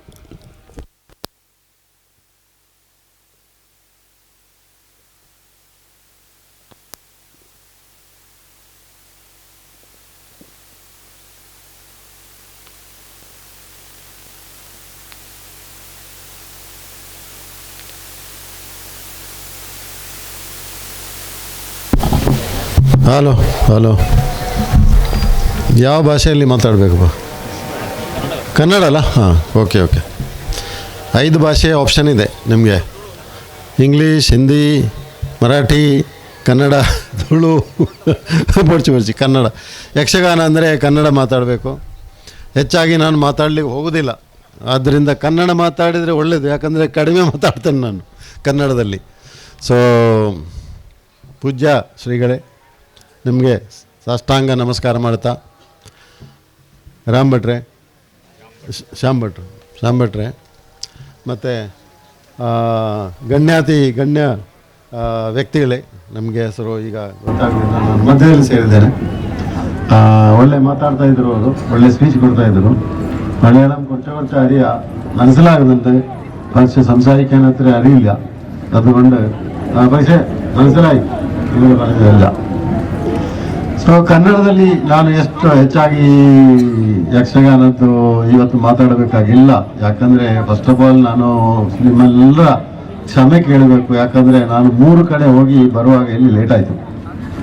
ಉಡುಪಿಗೆ ಹೋದೆ, ಅಲ್ಲೊಂದು ಕಾರ್ಯಕ್ರಮ ಇತ್ತು, ಮತ್ತು ಮಂಗಳೂರಿಗೆ ಹೋದೆ, ಅಲ್ಲೊಂದು ಕಾರ್ಯಕ್ರಮ ಇತ್ತು. ಆ ಕಾರ್ಯಕ್ರಮದ ಮಧ್ಯೆ ಎದ್ದು ಬಂದೆ ನಾನು, ಇಲ್ಲಿ ಲೇಟ್ ಆಗ್ತಂತೆ. ಆಮೇಲೆ ಬರುವಾಗ ಮಂಜೇಶ್ವರದಲ್ಲಿ ಟ್ರಾಫಿಕ್ ಹೆವಿ ಟ್ರಾಫಿಕ್ಕು, ಹಾಗೆ ಲೇಟ್ ಆಯಿತು. ಆದ್ದರಿಂದ ಅದಕ್ಕೆ ಮೊದಲಾಗಿ ಕ್ಷಮಾ ಯಾಚನೆ ಮಾಡ್ತೇನೆ. ಇಂಥ ಒಂದು ಒಳ್ಳೆಯ ಪರಿಸರದಲ್ಲಿ ಸ್ವಾಮೀಜಿಗಳಿದ್ದಾರೆ. ಯಕ್ಷಗಾನದ ಉತ್ಸವ ನಡೆಯಲಿಕ್ಕೆ ಇದೆ. ಈಗ ಇವತ್ತು ಯಾವುದು ಯಕ್ಷಗಾನದ ಪ್ರಸಂಗ ಏನು ಗೊತ್ತಿಲ್ಲ ನನಗೆ. ಒಳ್ಳೆ ಪ್ರಸಂಗ ಆಗಿರಬೇಕು. ಸೊ ಎಲ್ಲರೂ ಯಕ್ಷಗಾನ ನೋಡಲಿಕ್ಕೆ ಬಂದಿದ್ದೀರಾ. ನಾನು ಯಕ್ಷಗಾನದ ಬಗ್ಗೆ ನಿಮಗೆ ಹೇಳುವಂಥದ್ದೇನು ವಿಶೇಷವಾದಂಥ ವಿಷಯ ಹೇಳಬೇಕಾಗಿಲ್ಲ. ನೀವು ನೋಡಬೇಕು. ನನಗೆ ಕಿರೀಟ ಹಾಕಿದ್ದಕ್ಕೆ ಧನ್ಯವಾದಗಳು. ಅದು ಯಾರ ಕಿರೀಟ? ದುರ್ಯೋಧನದ ಅಲ್ಲ, ಕೃಷ್ಣಂದ ಅಲ್ಲ, ಯಾರ ಕಿರೀಟ ಹಾಕಿದ್ರಿ ನನಗೆ? ಆ ಥರ ಮಾತಾಡ್ತೇನೆ. ಮತ್ತೆ ಯಾರ ಕಿರೀಟವೋ ಆ ಥರ ಮಾತಾಡ್ತೇನೆ. ಮತ್ತೆ ನನಗೆ ಗೊತ್ತಿಲ್ಲ ಯಾರ ಕಿರೀಟ ಹಾಕಿದ್ದಂತ. ಎನಿವೆ, ಸೊ ಒಳ್ಳೆ ಸಂದರ್ಭ. ಬಹಳಷ್ಟು ಜನ ಇದ್ದೀರಿ, ಸುತ್ತಮುತ್ತಲಿನ ಎಲ್ಲ ಪ್ರದೇಶದಿಂದ ಬಂದು ಸೇರಿದ್ದೀರಿ. ಯಕ್ಷಗಾನ ನೋಡಲಿಕ್ಕೆ ಸೇರಿದ್ದೀರಿ. ಭಾಷಣ ಕೇಳಲಿಕ್ಕೆ ಸೇರುವವರು ಕಡಿಮೆ. ಸೊ ಉದ್ದ ಭಾಷಣ ಮಾಡಲಿಕ್ಕಿಲ್ಲ. ಯಕ್ಷಗಾನ ಅಂದರೆ ನನಗೆ ವೈಯಕ್ತಿಕವಾಗಿ ವಿಶೇಷವಾದಂಥ ಒಂದು ಅಭಿಮಾನ. ಯಾಕಂದರೆ ಬಣ್ಣ ಬಣ್ಣದ ವೇಷ ನೋಡಲಿಕ್ಕೆ ಭಾಳ ಕಣ್ಣಿಗೆ ಭಾಳ ಸೊಬಗು, ಸುಂದರವಾದಂತಹ ಒಂದು ಅರ್ಥಪೂರ್ಣವಾದಂತಹ ಒಂದು ಸಂಗೀತ ಇದೆ. ಓರಲ್ ಸಂಗೀತ ಭಾಗವತರದ್ದು ನೋಡಿ. ಈಗ ಇತ್ತೀಚೆಗೆ ಈ ಯಕ್ಷಗಾನವನ್ನು ಮೇಲೆ ಕೊಂಡೋದವರೇ ಭಾಗವತರು. ಈಗ ನಾನೊಂದು ಈಗಾಗಲೇ ಯಕ್ಷಗಾನದ ಒಂದು ಯಕ್ಷಧ್ರುವ ಪಟ್ಲ ಫೌಂಡೇಶನ್ ಅಂತ ನಿಮಗೆಲ್ಲರಿಗೂ ಗೊತ್ತಿರ್ಬೋದು. ಅದರಲ್ಲಿ ನಾನು ಗೌರವಾಧ್ಯಕ್ಷನಾಗಿದ್ದೇನೆ. ಸತೀಶ್ ಪಟ್ಲ ಅವರ ಒಂದು ಯಕ್ಷಗಾನದ ಕಲಾವಿದರಿಗೆ, ಸಂಕಷ್ಟದಲ್ಲಿರುವವರಿಗೆ, ಆರ್ಥಿಕ ಸಂಕಷ್ಟದಲ್ಲಿರುವವರಿಗೆ ಮತ್ತು ಬೇರೆ ಬೇರೆ ಸಾಮಾಜಿಕ ಕಷ್ಟಗಳಿದ್ದವರಿಗೆ ಸಹಕಾರ ಮಾಡಿ ಅವರ ಜೀವನವನ್ನು ಸ್ವಲ್ಪ ಅವರ ಕಣ್ಣೀರು ಒರೆಸುವಂಥ ಒಂದು ಕೆಲಸ ಮಾಡಲಿಕ್ಕೆ ಬೇಕಾಗಿ ಯಕ್ಷಧ್ರುವ ಪಟ್ಲ ಫೌಂಡೇಶನ್ ಅಂತ ಮಾಡಿದ್ದಾರೆ. ಅದರಲ್ಲಿ ಹಲವಾರು ಸ್ಕೀಮಲ್ಲಿ ಕಲಾವಿದರಿಗೆ ನಾವು ದೇಣಿಗೆಯನ್ನು ಕೊಡ್ತಾ ಇದ್ದೇವೆ. ಯಾಕಂದರೆ ಹಳ್ಳಿಯಲ್ಲಿ ನಮ್ಮ ಆ ಕಲೆ ಇದೆ. ಹೆಚ್ಚಿನ ಕಲಾವಿದರು ಹಳ್ಳಿ ಪ್ರದೇಶದವರು ಇದ್ದಾರೆ, ಬಹಳ ಬಡತನದವರು ಇದ್ದಾರೆ.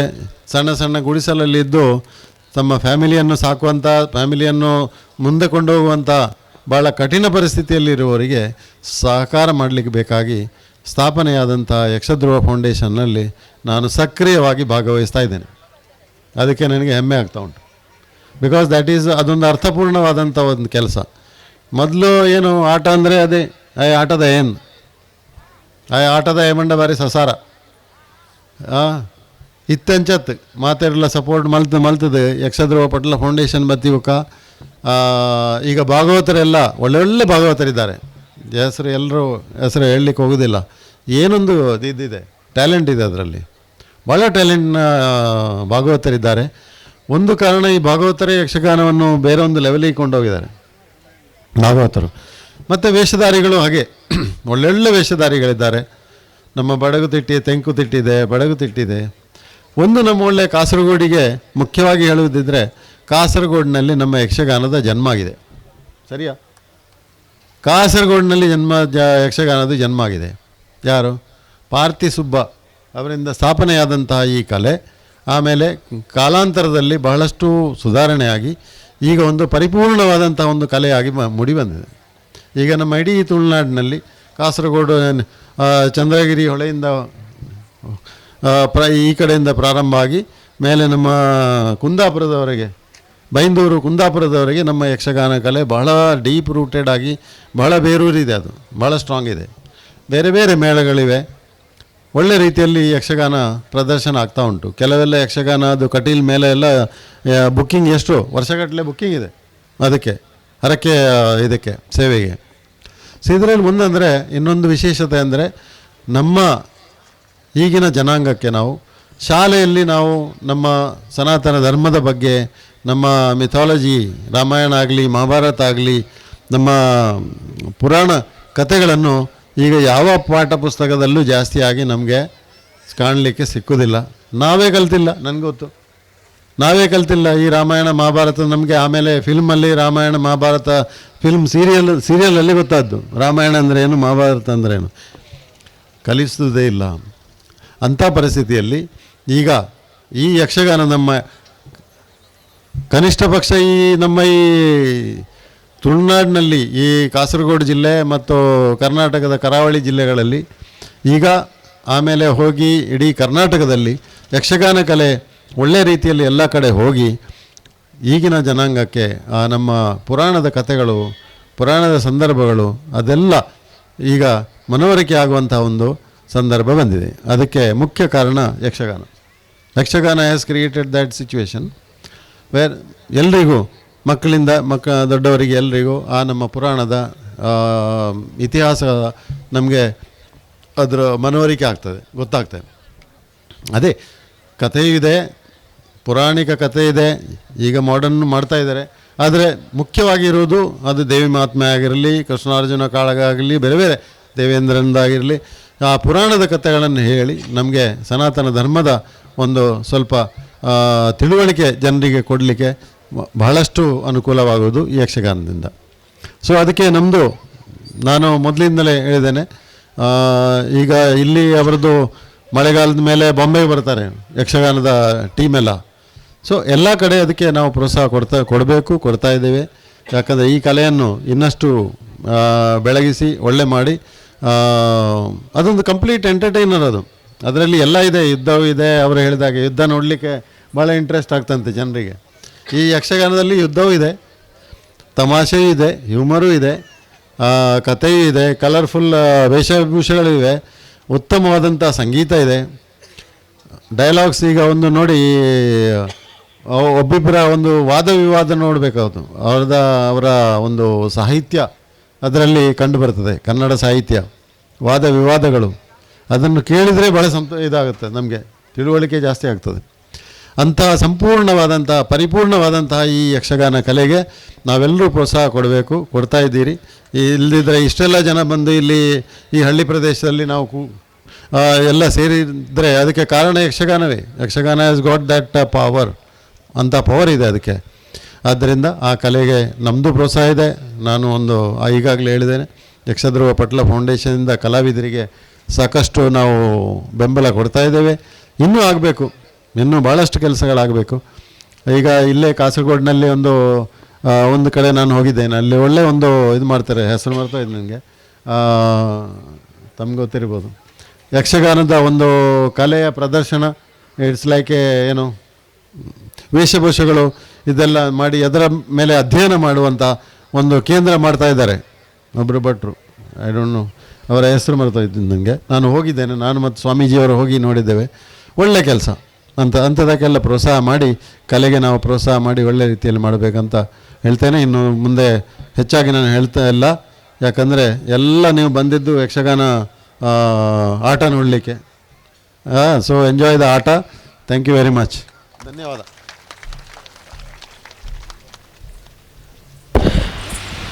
ಶ್ರೀ ಸದಾಶಿವ ಶೆಟ್ಟರಿಗೆ ಹೃತ್ಪೂರ್ವಕವಾದಂತಹ ಧನ್ಯವಾದಗಳು.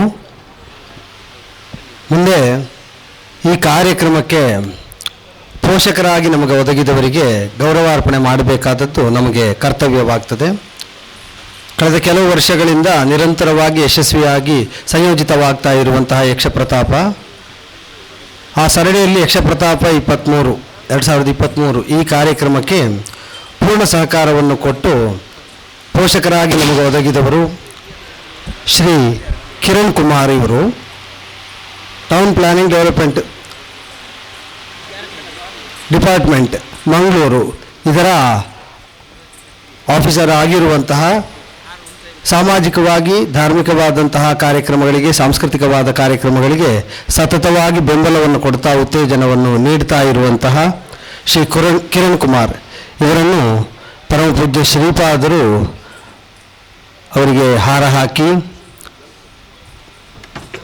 ಫಲವಸ್ತುವನ್ನು ನೀಡಿ ಮಂತ್ರಾಕ್ಷತೆಯನ್ನು ನೀಡಬೇಕು ಅಂತ ಕೇಳಿಕೊಳ್ತೇನೆ. ಜೊತೆಯಲ್ಲೇ ಅಭ್ಯಾಗತರಾಗಿ ಅಧ್ಯಕ್ಷರಾಗಿ ನಮ್ಮ ಜೊತೆಯಲ್ಲಿ ಉಪಸ್ಥಿತರಿರುವಂತಹ ಶ್ರೀ ಡಾಕ್ಟರ್ ಟಿ ಶಾಂಭಟ್ಟಿಯವರು ಪೇಟ ತೊಡಿಸಿ ಸ್ಮರಣಿಕೆಯನ್ನು ನೀಡಿ ಅವರಿಗೆ ಗೌರವಿಸಬೇಕು ಅಂತ ಕೇಳಿಕೊಳ್ತೇನೆ.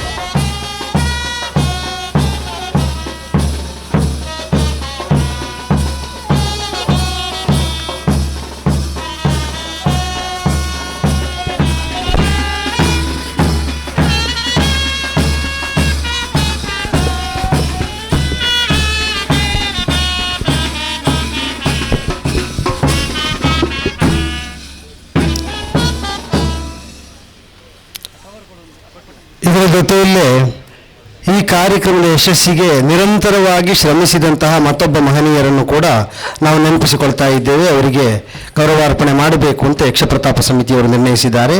ಶ್ರೀ ವತ್ಸರಾಜ್ ಇವರು. ನಿಮಗೆಲ್ಲ ಈಗಾಗಲೇ ತಿಳಿದಿದೆ ಈ ಕಾರ್ಯಕ್ರಮ, ಈ ಪ್ರದರ್ಶನದ ವೈಶಿಷ್ಟ್ಯ ಏನು ಅಂತ. ನಮ್ಮ ಕಾಸರಗೋಡು ಪ್ರಾಂತ್ಯದಲ್ಲಿ ನಡೆಯುತ್ತಾ ಇರುವಂತಹ ಯಕ್ಷಗಾನ ಪ್ರದರ್ಶನಗಳ ಪರಂಪರೆಯಲ್ಲಿ ಒಂದು ಹೊಸ ಇತಿಹಾಸ ನಿರ್ಮಾಣದ ದಿಶೆಯಲ್ಲಿ ಗಜರಾಜನ ಆಗಮನ ಈಗಾಗಲೇ ಆಗಿದೆ. ಈ ಕಾರ್ಯಕ್ರಮದಲ್ಲಿ ಅದು ಭಾಗಿಯಾಗುವುದಕ್ಕೆ ಇದೆ ಎಂಬುದು ನಿಮಗೆಲ್ಲ ಈಗಾಗಲೇ ವೇದ್ಯವಾಗಿದೆ. ಅದನ್ನು ಇಲ್ಲಿಗೆ ಬರಮಾಡಿಕೊಳ್ಳುವಲ್ಲಿ ಕಂಡಾಗ ನಾವು ರೋಮಾಂಚಿತರಾಗುತ್ತೇವೆ, ಉತ್ತೇಜಿತರಾಗುತ್ತೇವೆ, ಹರ್ಷೋದ್ಗಾರ ಮಾಡ್ತೇವೆ. ಆದರೆ ಗಜ ಸಾಹಸವೇ ಬೇಕು, ಅದು ಇಲ್ಲಿಯ ತನಕ ಇದ್ದಲ್ಲಿಂದ ಬರುವುದಕ್ಕೆ. ಅದನ್ನು ಸತತವಾದ ಪರಿಶ್ರಮದ ಮೂಲಕ ಆಗಗೊಟ್ಟಂತಹ ಶ್ರೀ ವತ್ಸರಾಜ್ ಇವರಿಗೆ ಪೂಜ್ಯ ಶ್ರೀಪಾದರು ಮಂತ್ರಾಕ್ಷತೆ ಜೊತೆಯಲ್ಲಿ ಹಾರ ಹಾಕಿದ್ದಾರೆ. ಅವರಿಗೆ ಪೇಟ ತೊಡಿಸಿ ಸ್ಮರಣಿಕೆಯನ್ನಿಟ್ಟು ಶ್ರೀ ಸದಾಶಿವ ಶೆಟ್ಟರು ಹಾಗೂ ಡಾಕ್ಟರ್ ಟಿ ಶಾಂಭಟ್ಟಿಯವರು ಅವರನ್ನು ಗೌರವಿಸಿದ್ದಾರೆ. ಈ ಸಂದರ್ಭದಲ್ಲಿ ಗಜರಾಜನನ್ನು ಇಲ್ಲಿಗೆ ಬರಮಾಡಿಕೊಳ್ಳುವಲ್ಲಿ ಅನೇಕರು ಬೇರೆ ಬೇರೆ ಆಯಾಮಗಳಿಂದ ನಮಗೆ ಸಹಕಾರವನ್ನು ಕೊಟ್ಟಿದ್ದಾರೆ. ಪರಮಪೂಜ್ಯ ಎಡನೀರು ಶ್ರೀಪಾದರಿಂದ ತೊಡಗಿ ಶ್ರೀ ರಾಘವೇಂದ್ರ ಕೆದ್ಲಾಯರು, ಶ್ರೀ ಪದ್ಮರಾಜನವರು ಇವರೆಲ್ಲರನ್ನೂ ಕೃತಜ್ಞತಾಪೂರ್ವಕವಾಗಿ ಯಕ್ಷಪ್ರತಾಪ 2023 ಸಮಿತಿಯ ಸರ್ವ ಸದಸ್ಯರು ಸ್ಮರಿಸಿಕೊಳ್ತಾ ಇದ್ದಾರೆ. ಅವರಿಗೆ ಹೃತ್ಪೂರ್ವಕವಾದಂತಹ ಗೌರವವನ್ನು ಸಲ್ಲಿಸ್ತಾ ಇದ್ದಾರೆ. ಮುಂದೆ ಈ ಸಭೆಗೆ ಇಲ್ಲಿ ಗೌರವವನ್ನು ಸ್ವೀಕರಿಸಿದವರಿಗೆ, ಉಪಸ್ಥಿತರಿದ್ದವರಿಗೆ, ಸಭಾಸದರಾದ ನಮಗೆಲ್ಲರಿಗೂ ಕೂಡ ಧನ್ಯತೆಯನ್ನು ಕಲ್ಪಿಸಿದ್ದು ಪರಮಪೂಜ್ಯ ಶ್ರೀಮದ್ ಎಡನೀರು ಮಠಾಧೀಶರಾದ ಶ್ರೀ ಸಚ್ಚಿದಾನಂದ ಭಾರತಿ ಸ್ವಾಮೀಜಿಯವರ ಉಪಸ್ಥಿತಿ. ಸತತವಾಗಿ ಯಕ್ಷಪ್ರತಾಪದ ಅನುಗ್ರಾಹಕ ಶಕ್ತಿಯಾಗಿ ಒದಗಿದಂತಹ ಶ್ರೀಪಾದರು ಇವತ್ತು ನಮ್ಮ ಮಧ್ಯೆ ತಮ್ಮ ದಿವ್ಯ ಸಾನ್ನಿಧ್ಯದಿಂದ ನಮ್ಮೆಲ್ಲರನ್ನು ಅನುಗ್ರಹಿಸುವುದಕ್ಕಿದ್ದಾರೆ. ಅವರ ಅನುಗ್ರಹ ವಚನಗಳನ್ನು ಕೇಳೋಣ.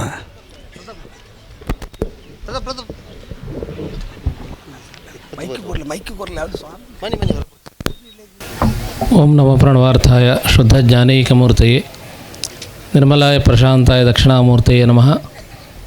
ಅತ್ಯಂತ ಬಾಲಂ ಮತಸೈ ಕುಸುಮ ಪ್ರಕಾಶಂ ದಿಗ್ವಾಸದಂ ಕನಕಭೂಷಣಭೂಷಿತಾಂಗಂ ವಿಸಸಕೇಶಂ ಅರುಣಾಧರಂ ಮಾಯತಾಕ್ಷಂ ಕೃಷ್ಣಂ ಸ್ಮರಾಮಿ ಮನಸಾ ನವನೀತಹಸ್ತಂ. ಸದಾಶಿವಸಮಾರಂಭಾಂ ಶಂಕರಾಚಾರ್ಯ ಮಧ್ಯಮಾಂ ಅಸ್ಮದಾಚಾರ್ಯಪರ್ಯಂತಾಂ ವಂದೇ ಗುರು ಪರಂಪರಾಂ. ಯಕ್ಷಪ್ರತಾಪ 2023 ಅದ್ದೂರಿಯ ಯಕ್ಷಗಾನ ಕಾರ್ಯಕ್ರಮ ಇವತ್ತಿಲ್ಲಿ ಈ ಭಾಗದಲ್ಲಿ ಸಂಪನ್ನಗೊಳ್ತಾ ಇದೆ. ಈಗಾಗಲೇ ಅತಿಥಿಗಳೆಲ್ಲ ಯಕ್ಷಗಾನದ ಬಗ್ಗೆ ಸವಿವರವಾಗಿ ಮಾತಾಡಿದರು. ಯಕ್ಷಪ್ರತಾಪ ಸಂಘಟನೆ ಹಲವು ವರ್ಷಗಳಿಂದ ಬಹಳ ಉತ್ತಮ ರೀತಿಯಲ್ಲಿ ಮತ್ತು ವಿನೂತನವಾಗಿ ಯಕ್ಷಗಾನ ಕಾರ್ಯಕ್ರಮಗಳನ್ನು ಹಾಕಿಕೊಂಡು ಬಂದುದನ್ನು ನಾವು ನೋಡ್ತಾ ಬಂದಿದ್ದೇವೆ. ಅದಕ್ಕಿಂತೆಲ್ಲ ವಿಭಿನ್ನವಾಗಿ ಇವತ್ತು 2023 ಈ ಕಾರ್ಯಕ್ರಮ ಬಹುಶಃ ಬಹಳ ವಿಶಿಷ್ಟವಾಗಿ ಗಜರಾಜನ ಆಗಮನದೊಂದಿಗೆ ಇವತ್ತಿಲ್ಲಿ ಈ ಕಾರ್ಯಕ್ರಮ ನಡೀತಾ ಇದೆ. ನಮ್ಮ ಎಳೆಯಲ್ಲೆಲ್ಲ ನಾವು ಹಲವು ಯಕ್ಷಗಾನಗಳನ್ನು, ಸಮುದ್ರ ಮಥನ ಪ್ರಸಂಗಗಳನ್ನು, ಕರ್ನಾಟಕ ಮೇಳ ಇರ್ಬೋದು, ಸುರತ್ಕಲ್ ಮೇಳ ಇರ್ಬೋದು, ಅಥವಾ ಧರ್ಮಸ್ಥಳ ಮೇಳ ಇರ್ಬೋದು, ನಿರಂತರವಾಗಿ ಇಂತಹ ಸಮುದ್ರ ಮಥನ ಪ್ರಸಂಗ ಆಗ್ತಾ ಇರುವಾಗ ಅದರಲ್ಲಿ ಖಂಡಿತವಾಗಿಯೂ ಗಜರಾಜನ ಆಗಮನ ಆಗ್ತಾಯಿತ್ತು.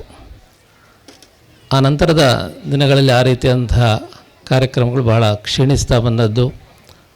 ಮಾಮೂಲಾಗಿ ನಮ್ಮ ಯಕ್ಷಗಾನ ಕಾರ್ಯಕ್ರಮಗಳು ನಡೀತಾ ಇತ್ತು.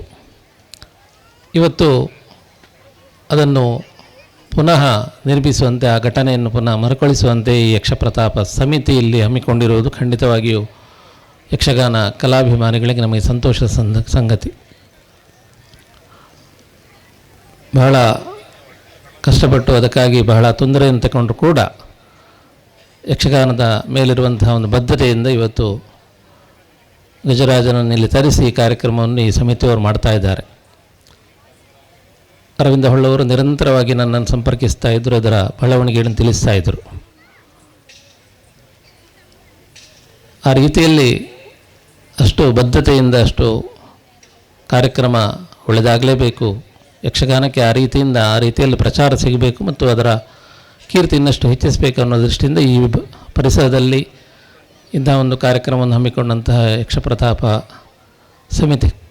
ಸಮಿತಿಯ ಎಲ್ಲ ಸದಸ್ಯರನ್ನು ಈ ಸಂದರ್ಭದಲ್ಲಿ ಹೃತ್ಪೂರ್ವಕವಾಗಿ ಅಭಿನಂದಿಸ್ತಾ ಇದ್ದೇನೆ. ಈಗಾಗಲೇ ಪೊಲೀಸ್ ಅಧಿಕಾರಿಗಳಾದಂತಹ ಬಾಲಕೃಷ್ಣ ಪಾಟಾಳಿಯವರು ಕಥಕಳಿ ಮತ್ತು ಯಕ್ಷಗಾನದ ವಿಷಯದಲ್ಲಿ ಅವರದ್ದೇ ಆದಂತಹ ಅಭಿಪ್ರಾಯಗಳನ್ನು ಇಲ್ಲಿ ವೇದಿಕೆಯಲ್ಲಿ ನೀಡಿದರು. ಒಬ್ಬ ಪೊಲೀಸ್ ಅಧಿಕಾರಿಯಾಗಿ, ಒಬ್ಬ ಕಲಾ ಪ್ರೇಮಿಯಾಗಿ ಮತ್ತು ಸ್ವತಃ ಒಬ್ಬ ಕಥಕಳಿ ಕಲಾವಿದನಾಗಿ ನಮ್ಮ ಮತ್ತು ಅವರ ಆತ್ಮೀಯತೆ ಅದು ಬಹಳ ವರ್ಷಗಳಿಂದ ಬೆಳೆದು ಬಂದದ್ದು. ಅವರು ಕೆಲವು ವಿಷಯಗಳನ್ನು ತಿಳಿಸುವಾಗ ಅವರು ಹೇಳಿದ್ದು ಬಹಳ ಮುಖ್ಯವಾಗಿ ಇಲ್ಲಿ ಗಮನಿಸಲ್ಪಡಬೇಕಾದ ವಿಷಯ. ಇವತ್ತು ಲಹರಿಯಿಂದ ಮುಕ್ತವಾಗಬೇಕಾದಂತಹ ಸಮಾಜ ಲಹರಿಯ ಅಡಿಯಲ್ಲಿ, ಲಹರಿಯ ಕರಾಳ ನೆರಳಲ್ಲಿ ಇವತ್ತು ಬದುಕ್ತಾ ಇರ್ಬೋದು. ಖಂಡಿತವಾಗಿ ನಮಗೆ ಅದು ಖೇದ ಸಂಗತಿ.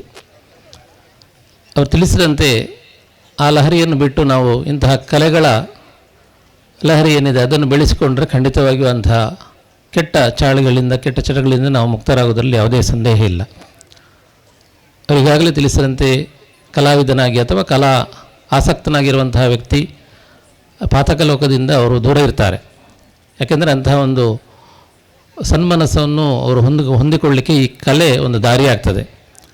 ಆ ರೀತಿಯಲ್ಲಿ ನಮ್ಮ ಯುವ ಜನಾಂಗ ಇನ್ನಷ್ಟು ಕಲೆಯ ಆಸಕ್ತಿಗಳನ್ನು, ಅದು ನಮ್ಮ ಭಾಗದಲ್ಲಿ ಯಕ್ಷಗಾನ ಇರ್ಬೋದು ಅಥವಾ ಕೇರಳದ ಭಾಗದಲ್ಲಿ ಕಥಗಳಿರ್ಬೋದು ಅಥವಾ ಇನ್ಯಾವುದೇ ಕಲಾ ಪ್ರಾಕಾರಗಳಿರ್ಬೋದು, ಯುವ ಜನತೆ ಅದರಲ್ಲಿ ತಮ್ಮ ಆಸಕ್ತಿಯನ್ನು ಬೆಳೆಸಿಕೊಂಡ್ರೆ, ಆಸಕ್ತಿಯನ್ನು ಹುಟ್ಟಿಸಿಕೊಂಡ್ರೆ ಖಂಡಿತವಾಗಿಯೂ ಮುಂದಿನ ದಿನಗಳಲ್ಲಿ ಇಂತಹ ಸಮಾಜದಿಂದ ವಿಮುಖವಾಗಿ ವರ್ತಿಸುವಂತಹ ಇಂತಹ ಕ್ರಿಯೆಗಳದು ಕಮ್ಮಿ ಆಗ್ತದೆ.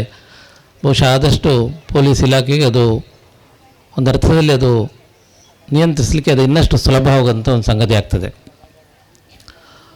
ಆ ನಿಟ್ಟಿನಲ್ಲಿ ಇವತ್ತು ಈ ಪರಿಸರದಲ್ಲಿ, ಈ ಭಾಗದಲ್ಲಿ ಯಕ್ಷಗಾನ ಕಲೆಗೆ ಇಷ್ಟು ಪ್ರೋತ್ಸಾಹ ಸಿಗ್ತಾ ಇರುವಂಥದ್ದು ನಮಗೆ ಖಂಡಿತವಾಗಿ ಸಂತೋಷದ ಸಂಗತಿ. ಮುಂದಿನ ದಿನಗಳಲ್ಲಿ ಇನ್ನಷ್ಟು ನಮ್ಮ ಯುವ ಜನತೆ ಇಂತಹ ಕಲಾ ಕಾರ್ಯಕ್ರಮಗಳಲ್ಲಿ, ಕಲಾ ಪ್ರಾಕಾರಗಳಲ್ಲಿ ತಮ್ಮನ್ನು ತೊಡಗಿಸಿಕೊಳ್ಬೇಕು.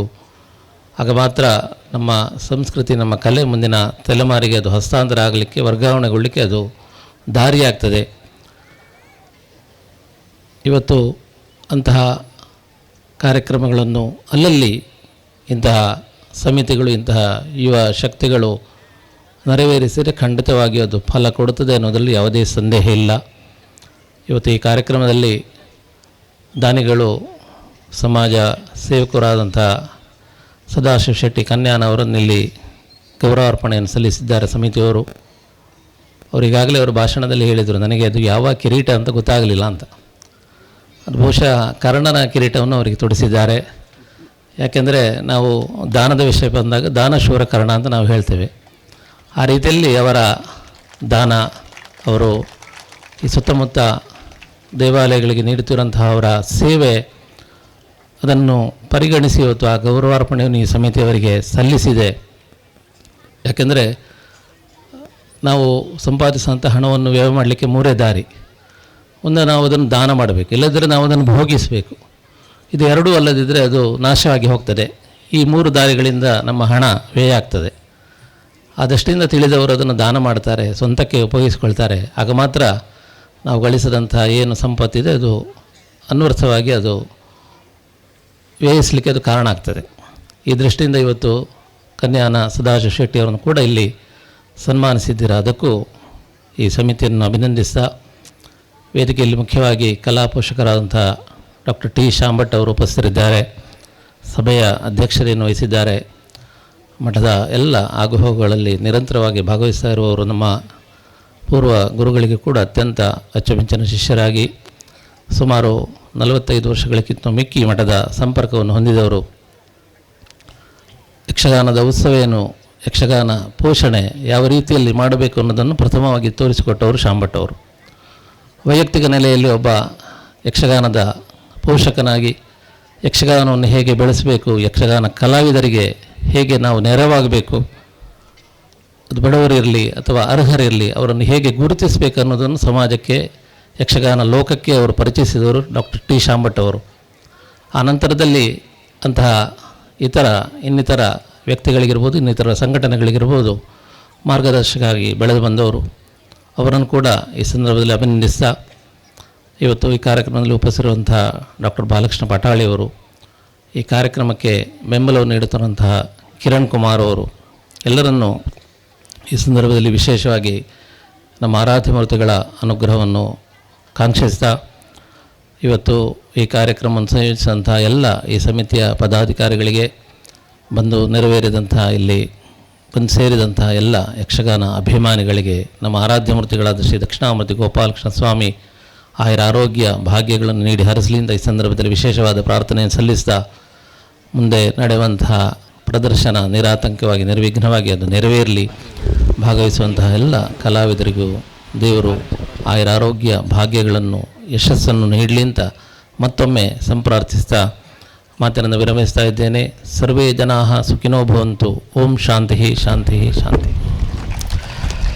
ಕೃತಜ್ಞತೆಗಳಿಂದ ಭಕ್ತಿ ಪುರಸ್ಸರವಾಗಿ ನಾವು ನೀವೆಲ್ಲ ಜೊತೆಯಾಗಿ ಶ್ರೀಪಾದರ ಪಾದಪದ್ಮಗಳಿಗೆ ಮಣಿಯೋಣ. ಮುಂದೆ ಈ ಕಾರ್ಯಕ್ರಮದ ಘನ ಅಧ್ಯಕ್ಷತೆಯನ್ನು ವಹಿಸಿದಂತಹ ಡಾಕ್ಟರ್ ಶ್ರೀ ಟಿ ಶಾಂಭಟ್ ಇವರು ನಮ್ಮೆಲ್ಲರನ್ನು ಉದ್ದೇಶಿಸಿ ಮಾತಾಡಬೇಕು ಅಂತ ಕೇಳಿಕೊಳ್ತೇನೆ.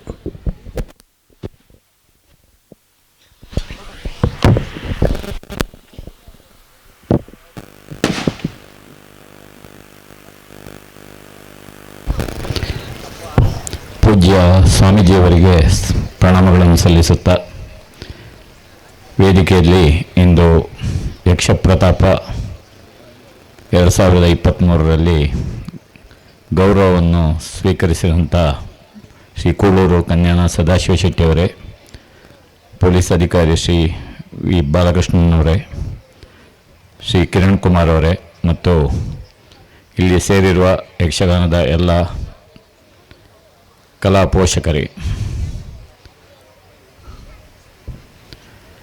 ಪ್ರತಿ ವರ್ಷ ಇಲ್ಲಿ ಯಕ್ಷಗಾನ ಕಾರ್ಯಕ್ರಮ ನಡೀತಾ ಇದೆ. ಆದರೆ ಈ ವರ್ಷದ ಕಾರ್ಯಕ್ರಮವನ್ನು ಅತ್ಯಂತ ವಿಶೇಷವಾಗಿ ವಿಶಿಷ್ಟ ಸಂಯೋಜನೆಗಳೊಂದಿಗೆ ಹಮ್ಮಿಕೊಂಡಿದ್ದಾರೆ. ಪೂಜ್ಯ ಸ್ವಾಮೀಜಿಯವರು ಈಗಾಗಲೇ ಈ ಕಾರ್ಯಕ್ರಮವನ್ನು ಸಂಯೋಜಿಸುವಲ್ಲಿ ಶ್ರೀ ಅರವಿಂದ ಹೊಳ್ಳ ಮತ್ತು ಅವರ ತಂಡದವರು ಎಷ್ಟೊಂದು ಶ್ರಮ ವಹಿಸಿದ್ದಾರೆ ಎಂಬುದನ್ನು ಹೇಳಿದ್ದಾರೆ. ಅವರ ಶ್ರಮಕ್ಕೆ ತಕ್ಕಂಥ ಒಳ್ಳೆಯ ಪ್ರದರ್ಶನವನ್ನು ನೀಡುವಂಥ ಬದ್ಧತೆ ಕಲಾವಿದರಿಗಿದೆ. ಕಲಾವಿದರು ಖಂಡಿತವಾಗಿ ಆ ಕೆಲಸವನ್ನು ಮಾಡ್ತಾರೆ ಅಂತ ನಾನು ಭಾವಿಸ್ತೇನೆ. ಕಾರ್ಯಕ್ರಮ ಕನಿಷ್ಠ 6 ಗಂಟೆಗಳ ಕಾಲ ನಡಿಬೇಕಾಗಬಹುದು. ಹಾಗಾಗಿ ಹೆಚ್ಚು ವಿಳಂಬ ಮಾಡದೆ ಯಕ್ಷಗಾನ ಕಾರ್ಯಕ್ರಮವನ್ನು ಆರಂಭಿಸಬೇಕಾದಂಥ ಹೊಣೆ ನಮಗೂ ಇದೆ. ಆ ನಿಟ್ಟಿನಲ್ಲಿ ನನ್ನ ಮಾತನ್ನು ಹೆಚ್ಚು ಮುಂದುವರಿಸುವುದಿಲ್ಲ. ಆದರೆ ಶ್ರೀಯುತ ಕೂಳೂರು ಕನ್ಯಾಣ ಸದಾಶಿವ ಶೆಟ್ಟಿಯವರು ಹೇಳಿದರು, ಅವರಿಗೆ ತೊಡಿಸಿದ ಕಿರೀಟ ಯಾವುದು ಅಂತ ಗೊತ್ತಿಲ್ಲ ಅಂತ. ಪೂಜ್ಯ ಸ್ವಾಮೀಜಿಯವರು ಕರ್ಣನ ಕಿರೀಟ ಅಂತ ಹೇಳಿದರು. ಅದನ್ನು ಮುಂದುವರಿಸುತ್ತಾ ನಾನು ಅವರಿಗೆ ತೊಡಿಸಿದ ಕಿರೀಟ ರಾಜವೇಷದ ಕಿರೀಟ ಆದ್ದರಿಂದ ಅವರು ಬಹುಶಃ ಈಗಾಗಲೇ ಕೇರಳ, ಕರ್ನಾಟಕ ಮತ್ತು 3 ರಾಜ್ಯಗಳ ರಾಜನಂತೆ ಎಲ್ಲರೂ ಮಾನ್ಯರಾದವರು. ಅವರು ಮುಂದೆಯೂ ತನ್ನ ರಾಜನ ಶೈಲಿಯಲ್ಲಿ ಸಮಾಜಮುಖಿ ಕಾರ್ಯಗಳಲ್ಲಿ ತೊಡಗಿಸಿಕೊಳ್ಳುವಂತೆ ಆಗಬೇಕು. ಅವರಿಂದ ಸಮಾಜದ ಎಲ್ಲ ಸಂಘ ಸಂಸ್ಥೆಗಳಿಗೆ ಅನುಕೂಲವಾಗಬೇಕು ಎಂಬುದಾಗಿ ಹಾರೈಸ್ತೇನೆ. ಕಾರ್ಯಕ್ರಮಕ್ಕೆ ಆಗಮಿಸಿದ ತಾವೆಲ್ಲರೂ ಕಾರ್ಯಕ್ರಮದ ಕೊನೆಯವರೆಗೂ ಇರುವಂತೆ ತಮ್ಮಲ್ಲಿ ಕೇಳಿಕೊಳ್ಳುತ್ತಾ ಈ ನನ್ನ ಮಾತನ್ನು ಮುಗಿಸ್ತೇನೆ. ಎಲ್ರಿಗೂ ನಮಸ್ಕಾರ.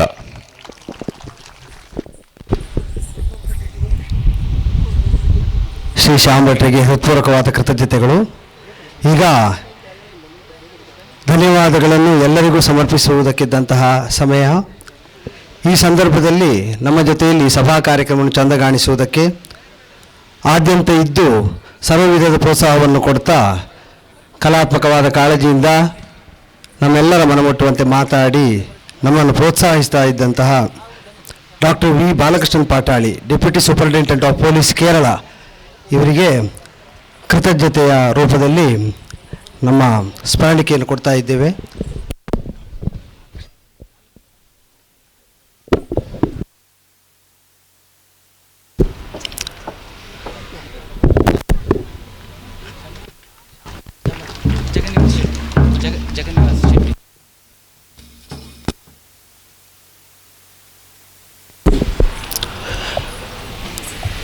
ಮುಂದೆ ನಾವು ಕೃತಜ್ಞರು ಸದಾ ಸರ್ವದಾ ಡಾಕ್ಟರ್ ಶ್ರೀ ಟಿ ಶ್ಯಾಮ್ ಭಟ್ ಅವರಿಗೆ ಕೃತಜ್ಞತಾರ್ಪಣೆ ಮಾಡುವಾಗ ಒಂದು ಮಾತನ್ನು ನಾನು ಹೇಳಲೇಬೇಕು.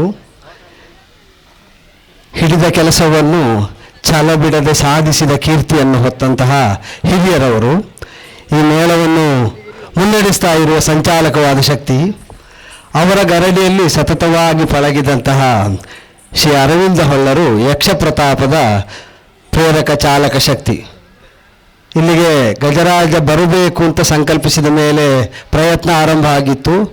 ಒಂದು ಹಂತದಲ್ಲಿ ಅನೇಕ ವಿಧದ ಹೇಳಬಹುದಾದ ಹೇಳಬಾರದ ತೊಡಕುಗಳು ನಮಗೆ ಎದುರಾದ ಸಂದರ್ಭದಲ್ಲಿ ಜೊತೆಗಿದ್ದ ಎಲ್ಲರೂ ಕೂಡ ನಿರುತ್ತೇಜಕವಾಗಿ ಬೇಡ ಈ ಪ್ರಯತ್ನ ಕೈಬಿಡುವ ಎಂಬಲ್ಲಿ ಹಂತಕ್ಕೆ ಬರುವಾಗಲೂ ಅವರ ಒಂದು ಮಾತು,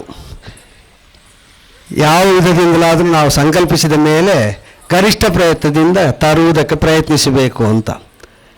ಅವರ ಗರಡಿಯಲ್ಲೇ ಪಳಗಿದಂತಹ ಅರವಿಂದ ಹೊಳ್ಳರು ಅವರ ಒಡನಾಡಿಗಳು ಸತತವಾಗಿ ಶ್ರಮಿಸಿದ್ರಿಂದ ಇವತ್ತು ನಮ್ಮೆಲ್ಲರ ಈ ಆಸೆ ಸಾಕ್ಷಾತ್ಕಾರಗೊಳ್ಳುವ ಹಂತದಲ್ಲಿದೆ. ಹೀಗೆ ತಾವು ಅನೇಕ ಮಾರ್ಗದರ್ಶಕ ಕಾರ್ಯಕ್ರಮಗಳನ್ನು ಮಾಡಿ ಸಾಹಸಪರವಾದಂತಹ ಪ್ರದರ್ಶನಗಳ ಮೂಲಕವಾಗಿ ಆಯೋಜನೆಯ ಮೂಲಕವಾಗಿ ಈಗಾಗಲೇ ಮನಮಾತಾದವರು ಶ್ಯಾಮ್ ಭಟ್ರು ತಮ್ಮ ಜೊತೆಯಲ್ಲಿದ್ದವರನ್ನು ಹಾಗೇ ಪಳಗಿಸಿ ಇಂತಹ ಕಾರ್ಯಕ್ರಮ ಸಾಕ್ಷಾತ್ಕಾರ ಆಗುವಲ್ಲಿ ಕಾರಣ ಸ್ಥಾನದಲ್ಲಿದ್ದ ಪ್ರೇರಕ ಶಕ್ತಿ, ಅವರಿಗೆ ಹೃತ್ಪೂರ್ವಕವಾದಂತಹ ಕೃತಜ್ಞತೆಗಳನ್ನು ಅರ್ಪಿಸ್ತಾ ಅವರಿಗೆ ಸ್ಮರಣಿಕೆಯನ್ನು ನೀಡಬೇಕು ಅಂತ ಕೇಳಿಕೊಳ್ತೇನೆ. ಇದರ ಜೊತೆಯಲ್ಲಿ ನಮಗೆ ಸಹಕರಿಸ್ತಾ ಬಂದಂತಹ ಮಾಧ್ಯಮ ಮಿತ್ರರು ಮಾತ್ರ ಅಲ್ಲ, ಊರಿನ ಅನೇಕ ಗಣ್ಯರು, ವಿವಿಧ ಸಂಘ ಸಂಸ್ಥೆಗಳು, ಇವರೆಲ್ಲರನ್ನೂ ಈ ಸಂದರ್ಭದಲ್ಲಿ ಹೃತ್ಪೂರ್ವಕವಾಗಿ ನಾವು ಸ್ಮರಿಸಿಕೊಳ್ಳುತ್ತಾ ಅವರಿಗೆ ಕೃತಜ್ಞತೆಗಳನ್ನು ಅರ್ಪಿಸ್ತಾ ಇದ್ದೇವೆ. ಶ್ರೀ ಹನುಮಗಿರಿ ಮೇಳದ ಎಲ್ಲ ಕಲಾವಿದರಿಗೂ ಪ್ರಬಂಧಕರಿಗೂ ಈ ಸಂದರ್ಭದಲ್ಲಿ ಯಕ್ಷಪ್ರತಾಪ 2023 ಇದರ ಪರವಾಗಿ ಹೃತ್ಪೂರ್ವಕವಾದಂತಹ ಕೃತಜ್ಞತೆಗಳನ್ನು ಅರ್ಪಿಸ್ತಾ ಇದ್ದೇವೆ. ಪರಮಪೂಜ್ಯ ಶ್ರೀಪಾದರನ್ನು ಆದ್ಯಂತವಾಗಿ ನಾವು ಸ್ಮರಿಸಿಕೊಳ್ತೇವೆ. ಅವರ ಅನುಗ್ರಹ ವಿಶೇಷದಿಂದಲೇ ಈ ಕಾರ್ಯಕ್ರಮ ಸಾಕ್ಷಾತ್ಕಾರವಾಗ್ತಾ ಇರುವುದು ಎಂಬ ಅಚಲವಾದ ಶ್ರದ್ಧೆಯಲ್ಲಿ ನಾವಿದ್ದೇವೆ. ಅವರಿಗೆ ಭಕ್ತಿ ಪುರಸ್ಸರವಾಗಿ ನಾವೆಲ್ಲ ಜೊತೆಯಾಗಿ ಪಡಮಾಡ್ತಾ ಈ ಸಭಾ ಕಾರ್ಯಕ್ರಮವನ್ನು ಇಲ್ಲಿಗೆ ಸಂಪನ್ನಗೊಳಿಸ್ತಾ ಇದ್ದೇವೆ. ಧನ್ಯವಾದಗಳು.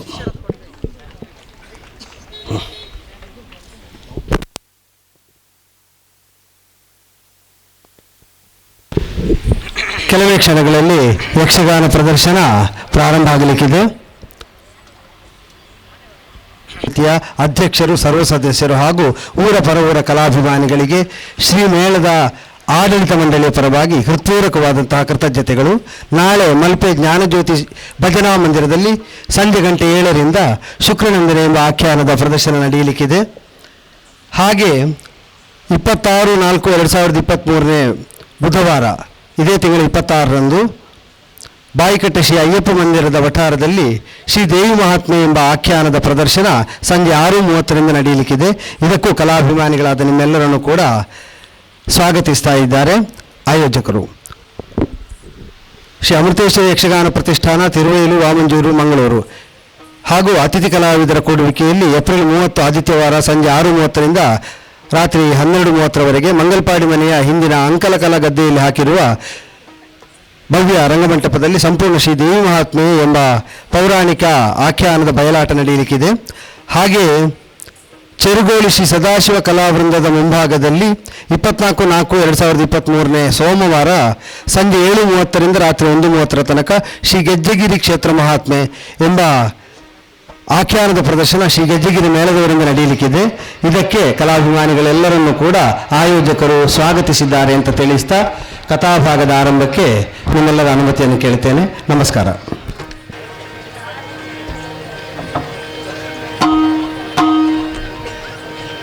ಶ್ರೀ ಗುರುಗಣಾಧಿಪತಯೇ ನಮಃ.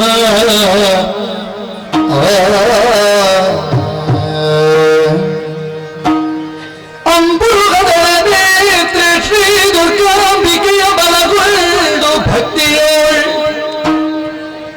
ಅಂಬಿಕಾ ಸುತ ವಿಘ್ನರಾಜನ ಪಿರಿದು ಸಂಸ್ತುತಿಸಿ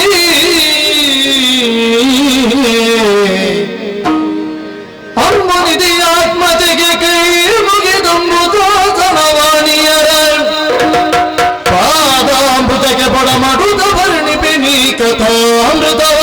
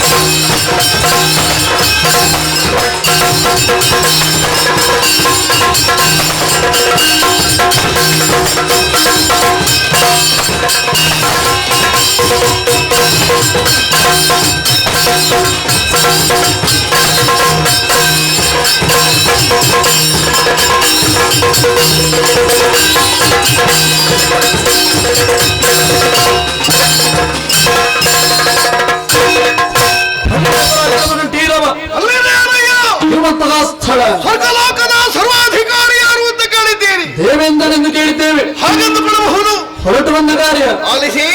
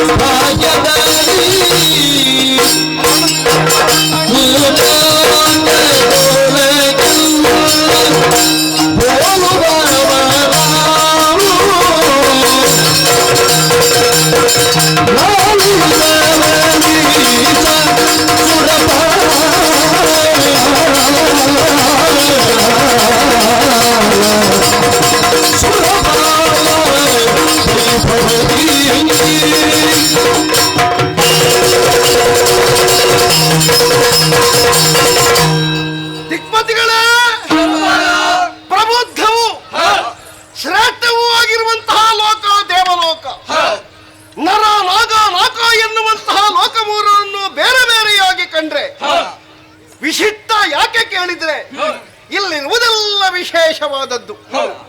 ನಮ್ಮ ಸಾಧನಾ ಸಂಪತ್ತಿಗೆ ಒಲಿದಿರುವ ದೇವತೆಗಳು ಅರ್ಥಾತ್ ಮೂರ್ತಿತ್ರಯರು ನಮಗೆ ಕೊಟ್ಟಿದ್ದಾರೆ ಅಂತ ಒಂದು ವದಂತಿ ಉಂಟು.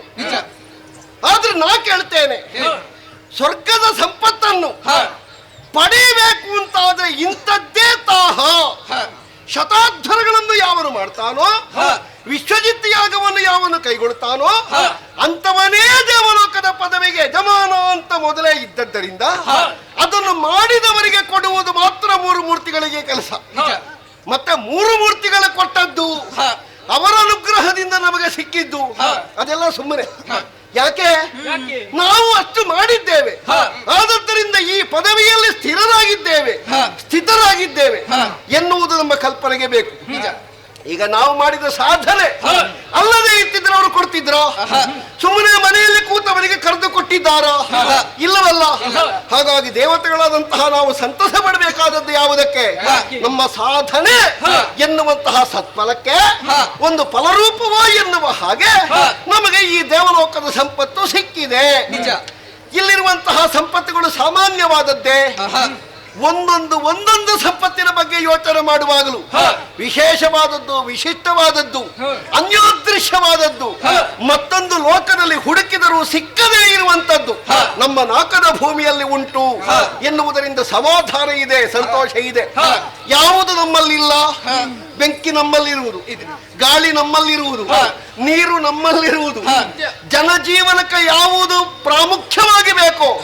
ಒಟ್ಟಿನಲ್ಲಿ ಪಂಚಭೂತಗಳು ನಮ್ಮ ಅಧೀನದಲ್ಲಿ ಉಂಟು ಅಂತ ಹೇಳಿದ ಮೇಲೆ ಬಾಕಿದ್ದವರು ಬದುಕುವುದಕ್ಕಾಗಿಯೇ ಒಂದು ವೇದಿಕೆ ಕೊಟ್ಟದ್ದಿದ್ರೆ ದೇವತೆಗಳಾದಂತಹ ನಾವು ಸುಮನಸರು ಯಜ್ಞದ ಮೂಲಕವಾಗಿ ಹವಿಸ್ಸನ್ನು ಉಂಡು ಎಲ್ಲರಿಗೂ ಬೇಕಾದಂತಹ ಸಂತೃಪ್ತವಾದ ಸಮೃದ್ಧವಾದಂತಹ ಬದುಕನ್ನು ಒದಗಿಸಿಕೊಡುವಂತಹ ಅನುಗ್ರಹದಾಯಕರು. ಲೋಕ ಮೂರರಲ್ಲಿ ವಿಶೇಷವಾದಂತಹ ಲೋಕ ಅಂತ ಹೇಳಿದರೆ ನಾಕ. ಆದ್ರೆ ಒಂದು ಕಾಲದಲ್ಲಿ ನಮ್ಮ ಬಗ್ಗೆ ಮತ್ಸರವನ್ನು ತಾಳಿರುವಂತಹ ನಮ್ಮ ಹಿರಿಯಬ್ಬೆಯ ಮಕ್ಕಳಾದಂತಹ ಅಸುರರು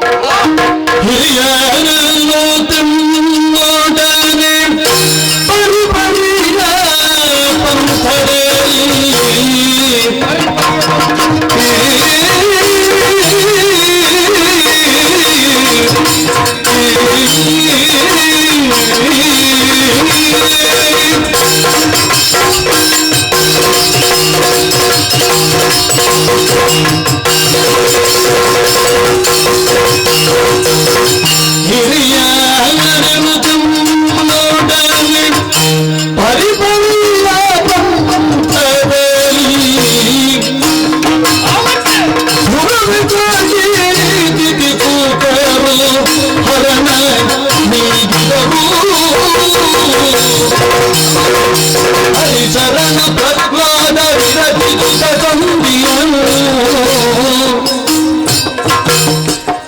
ಮರಳಿದ ನಮರ ಚಿತ್ರವಿ ಮದಿನಾಥ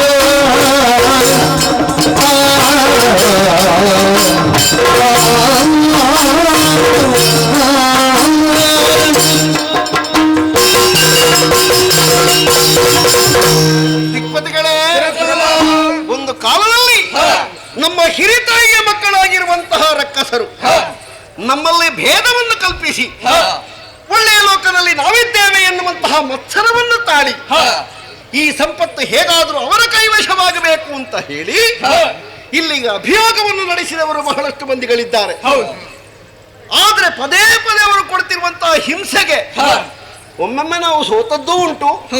ಸೋತ ಮೇಲೆ ಅವರನ್ನು ನಿವಾರಿಸುವಂತಹ ಪ್ರಯತ್ನದಲ್ಲಿ ನಾವು ಯಶಸ್ವಿಗಳಾದದ್ದು ಉಂಟು. ಇತ್ತೀಚೆಗೆ ನಮ್ಮ ತಳ್ಳಿಗೆ ಅವರು ಬರುವುದಿಲ್ಲ. ಒಂದರ್ಥದಲ್ಲಿ ದೇವತೆಗಳಾದಂತಹ ನಮ್ಮ ವ್ಯಕ್ತಿತ್ವ, ಜೀವನ ಶೈಲಿ, ಮಾರ್ಗದರ್ಶನದ ಪದ್ಧತಿ ಇತ್ಯಾದಿಗಳನ್ನೆಲ್ಲ ತಿಳಿದಿರುವಂತಹ ರಕ್ಕಸರು ನಮ್ಮಲ್ಲಿ ಯಾವ ದ್ವೇಷವನ್ನು ಕಟ್ಟಿಕೊಂಡಿಲ್ಲ. ಇದಕ್ಕೆ ಕಾರಣ ಪರಮ ಭಾಗವತೋತ್ತಮನಾಗಿರುವಂತಹ ಪ್ರಹ್ಲಾದ, ಹಿರಣ್ಯಕಶ್ಯಪನ ಮಗನಾಗಿರುವಂತಹ ಪ್ರಹ್ಲಾದ ರಕ್ಕಸ ವಂಶದಲ್ಲೇ ಹುಟ್ಟಿಕೊಂಡ್ರು. ನಮ್ಮಲ್ಲಿ ದ್ವೇಷವನ್ನು ತಾಳದೆ ಸಜ್ಜನರಾದ ಸುಮನಸರು ಸುಹೃದರಿದ್ದಾರೆ, ಅವರಲ್ಲಿ ಸುಮ್ಮನೆ ಕಾಲ್ಕೆದರೆ ಯುದ್ಧಕ್ಕೆ ಹೋಗಕೂಡದು ಎನ್ನುವಂತಹ ಒಂದು ಕಟ್ಟಪ್ಪಣೆಯನ್ನು ಅವನ ವರ್ಗದವರಿಗೆ ಮಾಡಿದ್ದರಿಂದ ನಮ್ಮ ಮೇಲೆ ಯಾರು ಹರಿಹಾಯ್ದು ಬರ್ತಾ ಇಲ್ಲ. ಆದರೂ ಸಮಾಲೋಚನ ಎನ್ನುವ ಸಭಾ ಮಧ್ಯೆ ಸಭೆಗೆ ಒಂದು ಕಲಶಪ್ರಾಯವಾಗಿ ಕೆಲವು ನುಡಿಗಳನ್ನು ನಾವು ಆಡದೆ ಉಳಿದ್ರೆ ಸಭಾ ಮರ್ಯಾದ ಎನ್ನುವುದನ್ನು ನಾವು ಉಲ್ಲಂಘಿಸಿ ಹೋದ ಹಾಗಾಗ್ತದೆ. ಪ್ರತಿಯೊಂದು ವಿಷಯದಲ್ಲಿಯೂ ಚರ್ಚಿಸುತ್ತಾ ಮುಂದೇನು ನಮ್ಮದ್ದಾಗಿರುವಂತಹ ನಿರ್ಣಾಯಕವಾದಂತಹ ಗುರುವನ್ನು ಹೊಂದಿದ ನಾವುಗಳು ಗುರಿಯನ್ನು ಸಾಧಿಸುವಲ್ಲಿ, ಅದನ್ನು ತಲುಪುವಲ್ಲಿ ಒಂದು ರೀತಿಯದ್ದಾದಂತಹ ಚಿಂತನಾತ್ಮಕವಾದಂತಹ ವಿಮರ್ಶೆ ಬೇಕೇ ಬೇಕಾಗ್ತದೆ. ಬರುವುದಿಲ್ಲ ಅಂತ ನಾವು ಕೂತುಕೊಳ್ಳುವುದು ಸರಿ. ಒಂದು ವೇಳೆ ಬಂದ್ರು ಪ್ರಹ್ಲಾದನ ಮಾತನ್ನಾದ್ರೂ ಧಿಕ್ಕರಿಸಿ ನಮ್ಮ ಮೇಲೆ ಯಾರಾದರೂ ರಕ್ಕಸರು ಹರಿಹಾಯ್ದು ಯುದ್ಧಕ್ಕೆ ಬಂದ್ರು ಅಂತಾದ್ರೆ ನಾವು ಏನು ಮಾಡಬಹುದು ಎನ್ನುವುದರ ಬಗ್ಗೆ ಒಂದು ಸಂಕ್ಷಿಪ್ತವಾದಂತಹ ವಿವರ ಬೇಕು. ನಿನ್ನಲ್ಲಿ ನಾನು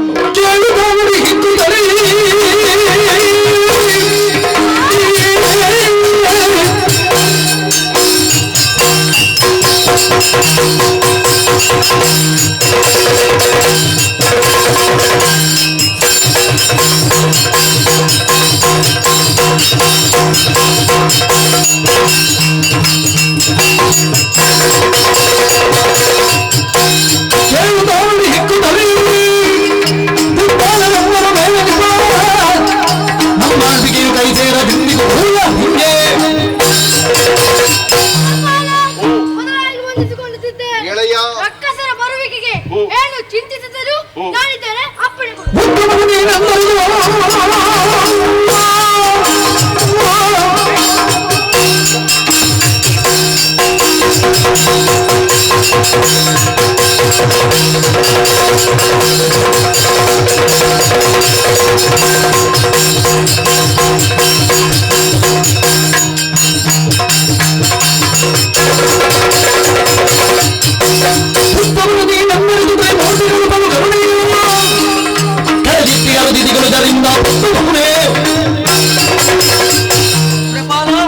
ಮೊತ್ತ ಮೊದಲಿಗೆ ವಂದಿಸಿಕೊಂಡಿದ್ದೇನೆ. ಹೇಳು. ಆ ದುರಾಳು ಬಂದರೆ ನಾನಿದ್ದೇನೆ, ನಿಶ್ಚಿಂತೆಯಿಂದ ಇರು.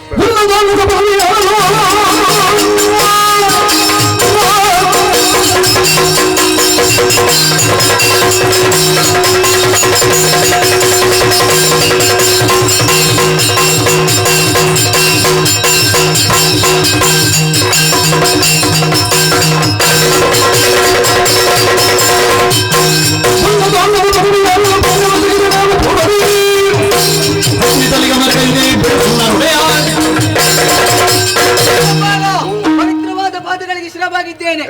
ಹಾವಿಗೆ ಹಾಲಿನಲ್ಲಿ ವಿಷ, ಚೇಳಿಗೆ ಬಾಲದಲ್ಲಿ ವಿಷ, ನೊಣಕ್ಕೆ ತಲೆಯಲ್ಲಿ ವಿಷ. ಆ ದುಷ್ಟರಾದ ದಾನವರಿಗೆ ಮೈಯೆಲ್ಲಾ ವಿಷವಂತೆ. ಈ ಹಿಂದೆ ದಾನವರನ್ನು ಶ್ರೀಹರಿಯ ಕೃಪಾ ಕಟಾಕ್ಷದಿಂದ ವಧಿಸಿದ್ದೇವೆ. ಮುಂದೆ ಒಂದು ವೇಳೆ ಬಂದೆ ಹರಿಯ ಕೃಪೆ. ಸುಮ್ಮನೆ ನಾವು ಗೆದ್ದದ್ದರಿಂದ ಮತ್ತೆ ಯಾರ್ಯಾರಿಗೆ ದೂರ ಹಾಕುದು ಯಾಕೆ? ಬಿಡು, ನೀ ಮುಂದುವರಿಸು. ಒಂದು ವೇಳೆ ಬಂದರೆ ಅವರನ್ನು ನಾನು ನಾನು ಎನ್ನುವುದು ಬೇಕು. ಅರ್ಥಾಯ್ತಾ? ನಾನಿದ್ದೇನೆ.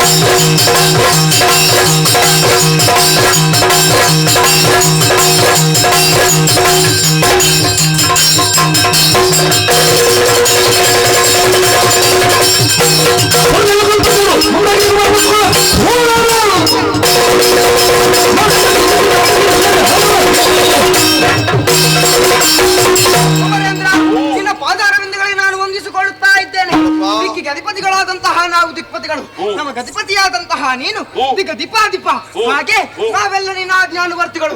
3 ಲೋಕದಲ್ಲಿ ಶ್ರೇಷ್ಠವಾದಂತಹ ಈ ಸ್ವರ್ಗ ಲೋಕಕ್ಕೆ ಯಾರಿಂದಾದ್ರೂ ತಪ್ಪು ನಾಡೆ ಬಂತು ಅಂತಾದ್ರೆ ಅವರನ್ನ ನೋಡಿಕೊಂಡು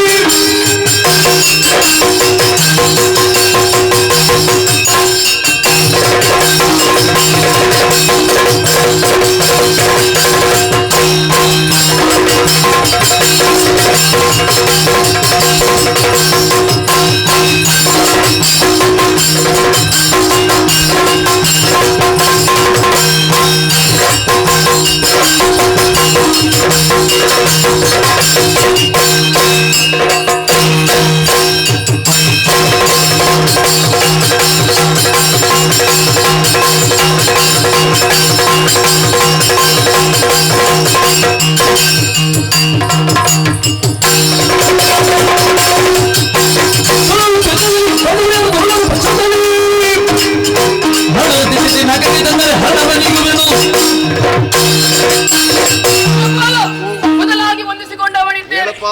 ದೀಪಕ್ಕೆ ಮುತ್ತುವ ಪತಂಗದಂತೆ ನಮ್ಮ ಸಂಪತ್ತನ್ನು ಆಶಿಸಿ ಬರುವಂತಹ ದಾನವರು ಯುದ್ಧ ರಂಗದಲ್ಲಿ ಮರಣ ಹೊಂದುವುದು ಅವರ ಜಾಯಮಾನ. ನೀವು ನನಗೆ ಅಪ್ಪನೆಯನ್ನು ಕೊಟ್ಟದ್ದು ಹೌದು ಅಂತಾದ್ರೆ ಶ್ರೀ ಹರಿಯ ಕರುಣೆಯಿಂದ ಹರಿಗಳ ಹರಣಗಳು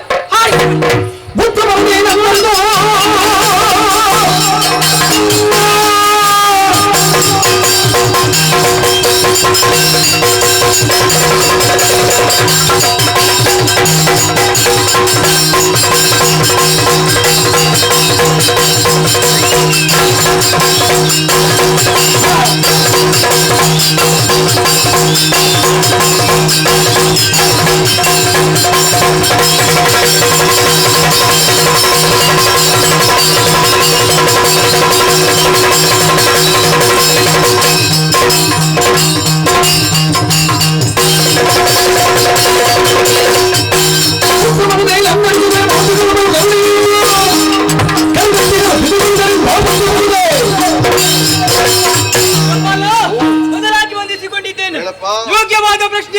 ಸಿದ್ಧಿಯ ಸಿಹಿ ಇರುವಲ್ಲಿಗೆ ಇರುವೆಗಳು ಬರುವುದು ಸಹಜ. ಅದೇ ರೀತಿ ನಮ್ಮ ಸುವಸ್ತುಗಳನ್ನು ಆಚಿಸಿ ಅದೆಷ್ಟೋ ದಾನವರು ಬಂದವರಿದ್ದಾರೆ, ಬಂದು ಸಂದವರು ಇದ್ದಾರೆ. ಇನ್ನು ಮುಂದೆ ಬಂದರೆ ಚಿಂತಿಸಬೇಡ, ನಾನಿದ್ದೇನೆ, ಬಿಡು ಚಿಂತೆ.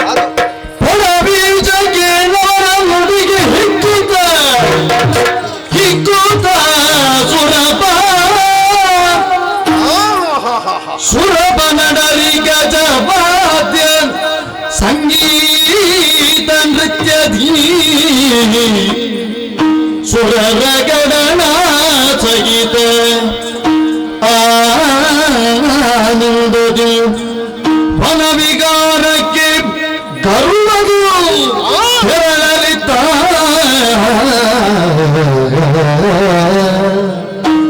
ಸುರಪ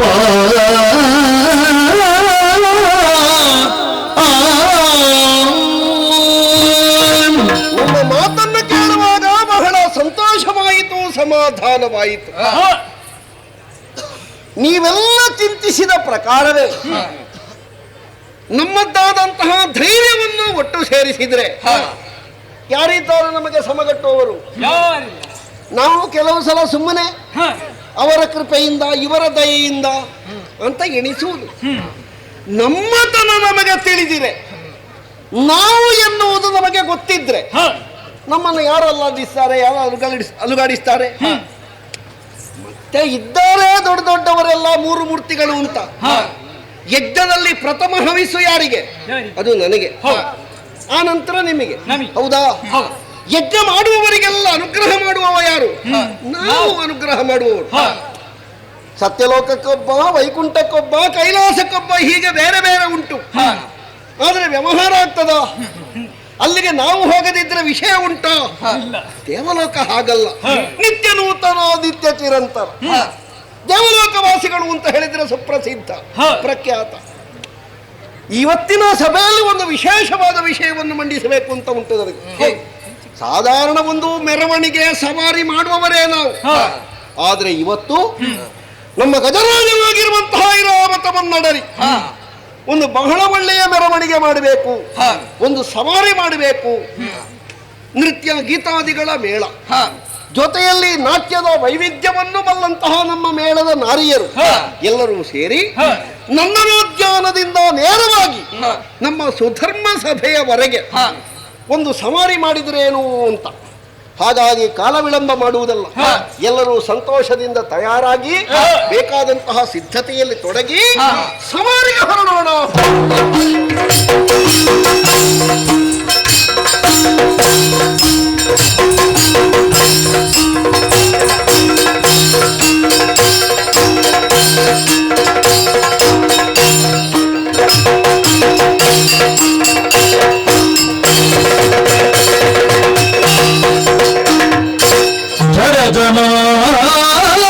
ಬಲ ಸನ್ನಿಧಿಗೆ ಭಕ್ತಿಯಿಂದ ಚಿತಲ್ಗೆ ಸುಮಮಾಲೆಯು ಕೊಡಲದು ಕೈಗೊಂಡು ಮರಳುತ್ತಿರೆ ತನ್ನೊಳಗೆ ತಿಳಿದು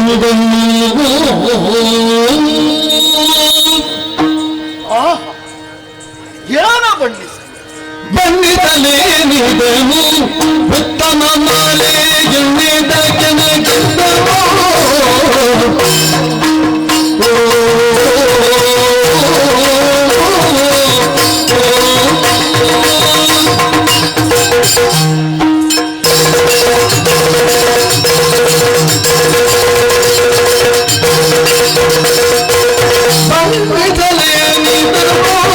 ಉತ್ತಮ ಮಾಲೆ ಚಿನ್ನಯ ಮನ ಕಂಡು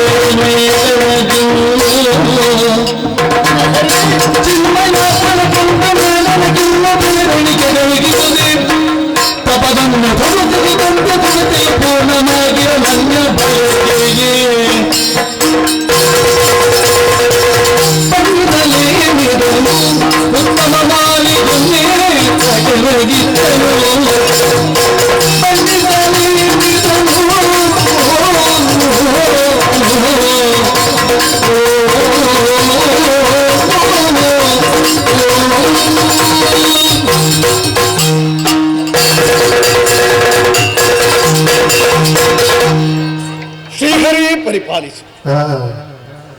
ನರಚಿತ್ತ ಮಿಥ್ಯೆ, ಹರಿಚಿತ್ತ ಸತ್ಯ. ಒಂದೆಡೆಯಲ್ಲಿ ಕುಳಿತು ತಪಸ್ಸನ್ನು ಮಾಡ್ತಾ ಇದ್ದೆ.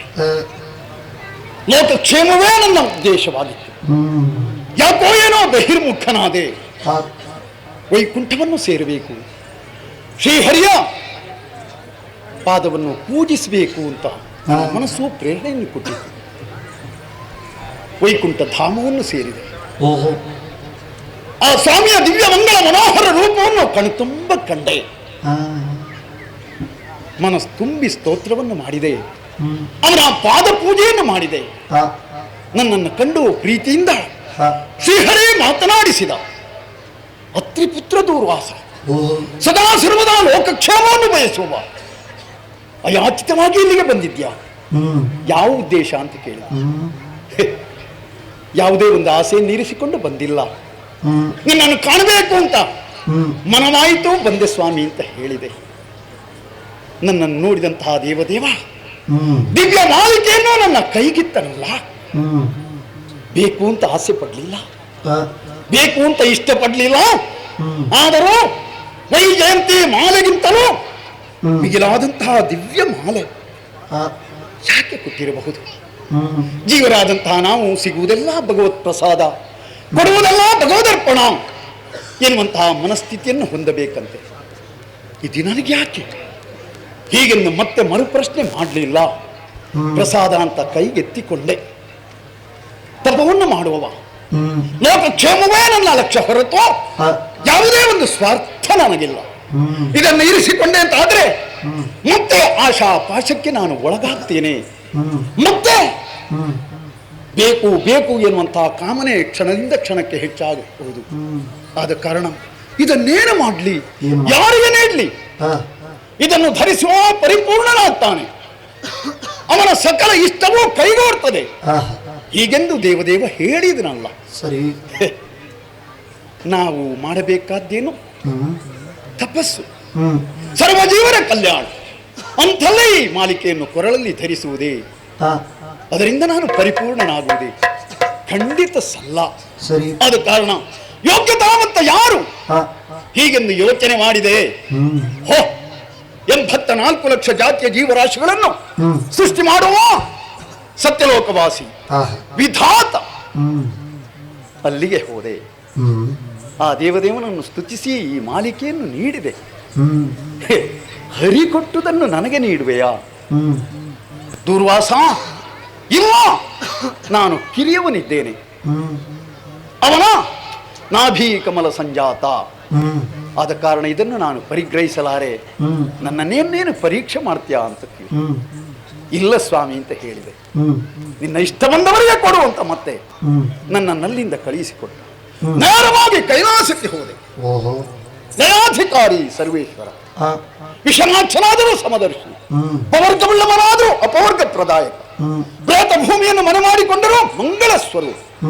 ಆ ಸ್ವಾಮಿಯ ಕೊರಳಲ್ಲಿ ಇರುವುದನ್ನು ಕಣ್ಣು ತುಂಬ ಕಾಣಬೇಕು ಅಂತ ನಾನು ಇಷ್ಟಪಟ್ರೆ ಇಲ್ಲ ಸಲ್ಲ ಅಂತ ಹೇಳಿದ. ದುರ್ವಾಸ, ಹರಿಹರರಾದಂತಹ ನಮ್ಮಲ್ಲಿ ಭೇದವನ್ನು ಕಲ್ಪಿಸ್ತೇನೋ? ಖಂಡಿತ ಇದನ್ನು ನಾನು ಪಡೆಯಲಾರೆ. ನಾನು ಇದನ್ನು ಸ್ವೀಕಾರ ಮಾಡಿದರೆ ದತ್ತಾಪಹಾರದ ದೋಷ ನನ್ನ ಪಾಲಿಗೆ ಬಂದದಗಬಹುದು. ಹೊರಟು ಹೋಗುವಂತ ಆಶೀರ್ವದಿಸಿ ಕಳುಹಿಸಿಕೊಟ್ಟನಲ್ಲ. ಕೈಯಲ್ಲಿ ಎತ್ತಿಕೊಂಡು ಮುಂದೆ ಮುಂದೆ ನಡೆದು ಬಹುದೂರ ಸಾಗಿ ಬಂದೆ. ಯಾರಿಗೆ ಕೊಡಲಿ? ಇದನ್ನು ಧರಿಸುವಂತಹ ಯೋಗ್ಯತಾವಂತರು 14 ಲೋಕದಲ್ಲಿ ಯಾರಿದ್ದಾರೆ ಎನ್ನುವಂತಹ ಯೋಚನೆಗೆ ನಾನು ಒಳಗಾಗಿದ್ದೇನೆ. ಅರ್ಥವಾಯಿತು. ಹಿತವಿದು ತ್ರೈಮೂರ್ತಿಗಳ ಮತದಲ್ಲಿ ಚಲಮಕ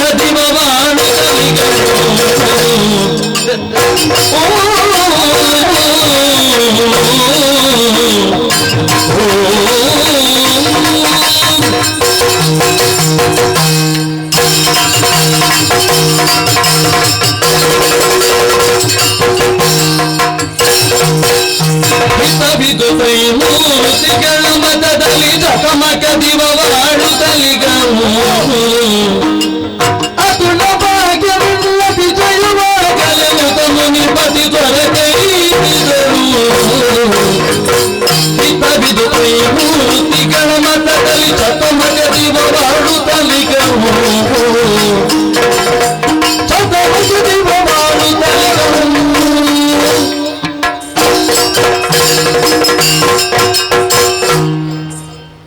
ಸ್ವರ್ಗದಲ್ಲಿರುವಂತಹ ಇಂದ್ರಾದಿ ದೇವತೆಗಳನ್ನು ನಾವು ಸುಮನಸರು ಅಂತ ಕರೆಯುತ್ತೇವೆ. ಸದಾ ಸರ್ವದಾ ಲೋಕಕ್ಷೇಮವನ್ನೇ ಬಯಸುವರು.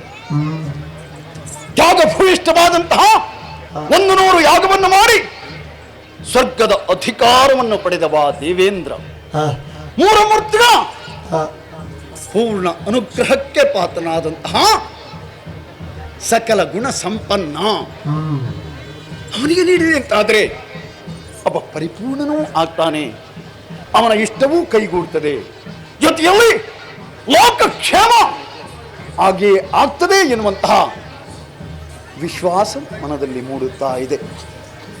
ಸರಿ, ಕೊಡುವಾಗ ಸರಿಯಾದಂತಹ ಸತ್ಪಾತ್ರರಿಗೆ ನಾವು ನೀಡಬೇಕು. ಕೊಟ್ಟ ನಮಗೂ ಅದರಿಂದ ಗೌರವ, ಪಡೆದಂತಹ ಅವನು ಅದರಿಂದ ಹೆಚ್ಚಿನದಾದಂತಹ ಲಾಭವನ್ನು ಹೊಂದುವಂತಾಗಬೇಕು. ಆದ ಕಾರಣ ಕಾಲ ವಿಳಂಬ ಮಾಡುವುದಿಲ್ಲ, ನೇರವಾಗಿ ಸ್ವರ್ಗಲೋಕದ ಕಡೆ ನಡೆಯುತ್ತೇನೆ.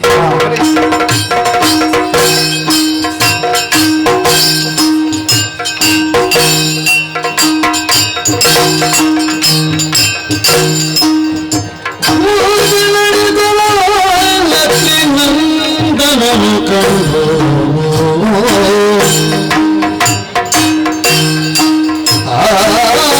ಆನಂದನದ ಸಕಲ ವಸ್ತುಗಳ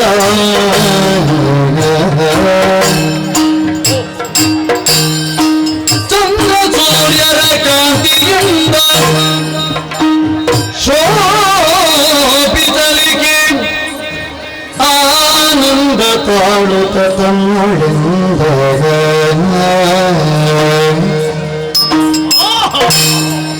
ನಂದನವನಾಯ್ದಲ್ವೇ, ಏನೊಂದು ಶೋಭೆ! ಸೂರ್ಯ ಚಂದ್ರನು ಎಲ್ಲ ನೆಲೆಸಿದ್ದಾರು, ಹೀಗೆಂದು ನನ್ನ ಕಣ್ಣುಗಳಿಗೆ ಭಾಸವಾಗ್ತಾ ಇದೆ. ಆಹಾ, ಭಾರದಿಂದ ಬಾಗಿದಂತಹ ವೃಕ್ಷ, ಅದು ದಿವ್ಯ ಸುವಾಸನೆಯನ್ನು ಬೀರುವಂತಹ ಬಳ್ಳಿಗ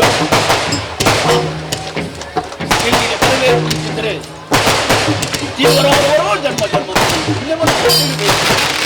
ಯಾವನನ್ನು ಕೊಡಬೇಕು ಎನ್ನುವ ಬೇಕೆಯುಳ್ಳವರಾಗಿ ಬಂದಿದ್ದು ಇಂಥವರಾಗಿ ಯಾರನ್ನು ಕೊಡ್ತಾ ಇದ್ದೇವೆ.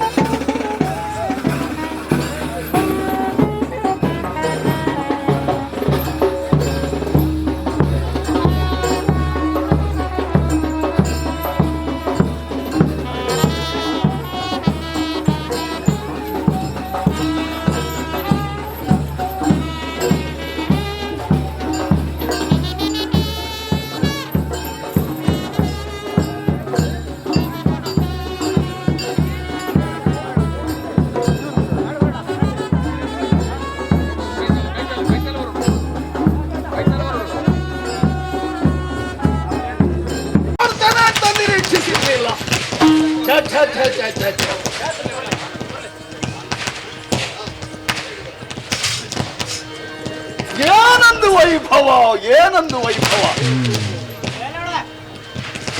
ಸುರಪಾಲ ಸುಧರ್ಮ ಸಭೆಯಲ್ಲೇನಿರಬಹುದು, ಅದಲ್ಲದೆ ಇದ್ರೆ ಸತ್ಯಾಂತಪುರದಲ್ಲಿರಬಹುದು ಅಂತ ನಾನು ಊಹಿಸಿದ್ದೆ.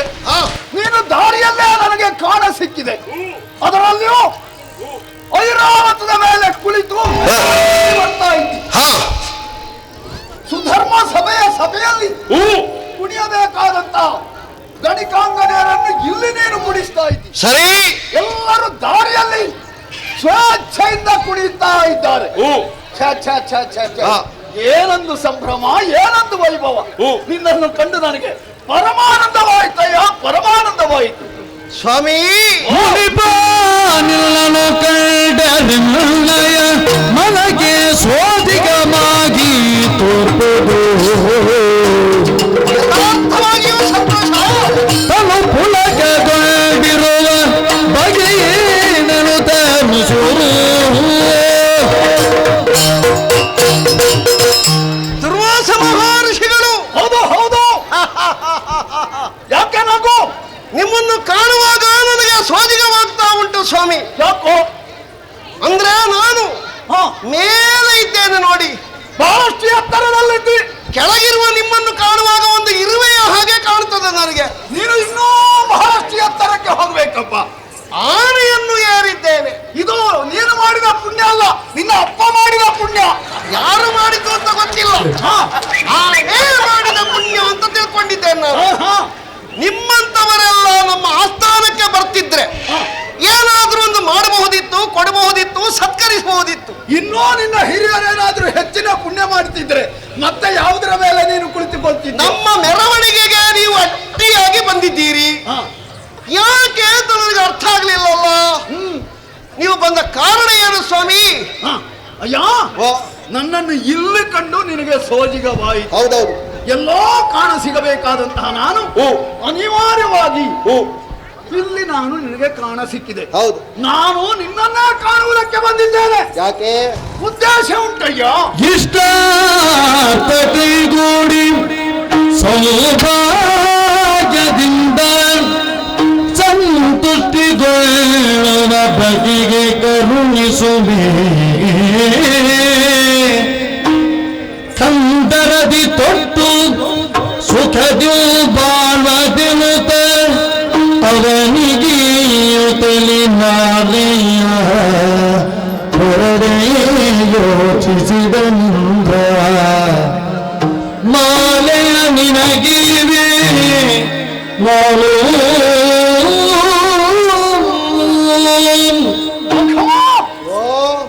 ನಾವೆಲ್ಲ ನಿನ್ನ ಶ್ರೇಯೋಕಾಂಕ್ಷಿಗಳು. ನಿನ್ನ ಅಪ್ಪನೂ ನನ್ನ ಹಾಗೆ ಸದಾ ಸರ್ವದಾ ಲೋಕಕ್ಷೇಮವನ್ನೇ ಲಕ್ಷ್ಯವಾಗಿರಿಸಿಕೊಂಡು ತಪಸ್ಸನ್ನು ಮಾಡುವವ. ಹಾಗೆ ನಿನ್ನ ಅಭ್ಯುದಯವನ್ನು ಬಯಸಿಯೇ ನಾನಿಲ್ಲಿಗೆ ಬಂದಿದ್ದೇನೆ. ನೋಡಿದೆಯೋ, ದಿವ್ಯ ಮಾಲಿಕೆ ನನ್ನ ಕೈಯಲ್ಲಿ. ಇದನ್ನು ಧರಿಸುವ ವ್ಯಕ್ತಿ ಪರಿಪೂರ್ಣನಾಗ್ತಾನೆ. ಅವನ ಸಕಲ ಇಷ್ಟವೂ ಕೈಗೂಡ್ತದೆ. ನೀನು ಇಷ್ಟು ಎತ್ತರ ಅಲ್ಲ, ಇನ್ನಷ್ಟು ಎತ್ತರಕ್ಕೆ ಹೋಗುವುದನ್ನು ಈ ಕಣ್ಣುಗಳಿಂದ ಕಾಣುವಂತಹ ಬಯಕೆ ನನಗಾಗಿದೆ. ಆದ ಕಾರಣ ಇದನ್ನು ನೀನು ಕರುಳಲ್ಲಿ ಧರಿಸಬೇಕಯ್ಯ. ನಿನಗಾಗಿ ತಂದಂತಹ ದಿವ್ಯ ಮಾಲಿಕೆ ಇದು. ಇಲ್ಲ ಸೃಷ್ಟಿ ಕೊಡೆಯ ಸುರರಿ ಸೇವಕರನಿಗೆ ಶ್ರೇಷ್ಠತಾನುಮದ ತ್ರೈಮೂರ್ತಿಗಳು ಮುದದೊಡಿ ಪಟ್ಟದೊಡೆತನವಿದ್ದರು ಮೇಲತ್ತೊದಿದರು ಏನುತ ಕರುವಗಳು ಪುಪ್ಪೂತ ಚುರಪ ಮಹರ್ಷಿ ದೇವೇಂದ್ರ, ನಿಮ್ಮ ಮಾತು ಕೇಳುವಾಗ ನನಗೆ ಬಹಳ ವಿಚಿತ್ರ ಅಂತ ಅನ್ನಿಸ್ತಾ ಇದೆ. ಯಾಕೋ? ಲೋಕಮೂರಕ್ಕೆ ಯಾರು ಕೇಳಿದ್ರೆ ದೇವೇಂದ್ರ, ಗಿರ್ವಾಣರಾದಂತಹ ನಮಗೆ ಗೀಷ್ಮತಿ ಆಚಾರ್ಯರೇ ಗುರುಗಳು. ಎಲ್ಲ ನಮ್ಮಲ್ಲಿ ಉಂಟು, ಯಾವುದು ಇಲ್ಲ ಅಂತ ಹೇಳಲಿಕ್ಕೆ ಬರುವುದಿಲ್ಲ. ಅಂತಹ ನಮಗೆ ಇನ್ನು ಹೆಚ್ಚಿಗೆ ಅಂತ ಆಗ್ಲಿಕ್ಕುಂಟ? ಇದಕ್ಕಿಂತ ದೊಡ್ಡ ಸೌಭಾಗ್ಯ ಬೇಕಾ? ಇದರಲ್ಲಿ ಕೂತುಕೊಂಡವರಿಗೆ ಗೊತ್ತು ಇದರ ಸುಖ ಏನು ಅಂತ. ಸ್ವಾಮಿ, ನಿಮಗೆಲ್ಲ ಅದು ಅರ್ಥ ಆಗ್ಲಿಕ್ಕಿಲ್ಲ. ಆದದ್ದರಿಂದ ನನಗೆ ಆ ಮಾಲೆ ಅಗತ್ಯ ಇಲ್ಲ. ಆದ್ರೂ ನೀವು ಕೊಡ್ತೇನೆ ಕೊಡ್ತೇನೆ ಕೊಡ್ತೇನೆ ಅಂತ ಹೇಳುವಾಗ ನಾ ತೆಕ್ಕೊಳ್ಳದೆ ಇದ್ರೂ ನಿಮ್ಗೊಂದು ಅಪಮಾನ ಮಾಡಿದ ಹಾಗಾಗ್ತದೆ. ಆದೀತು, ನೋಡುವ. ಇದೋ ಸ್ವೀಕರಿಸು.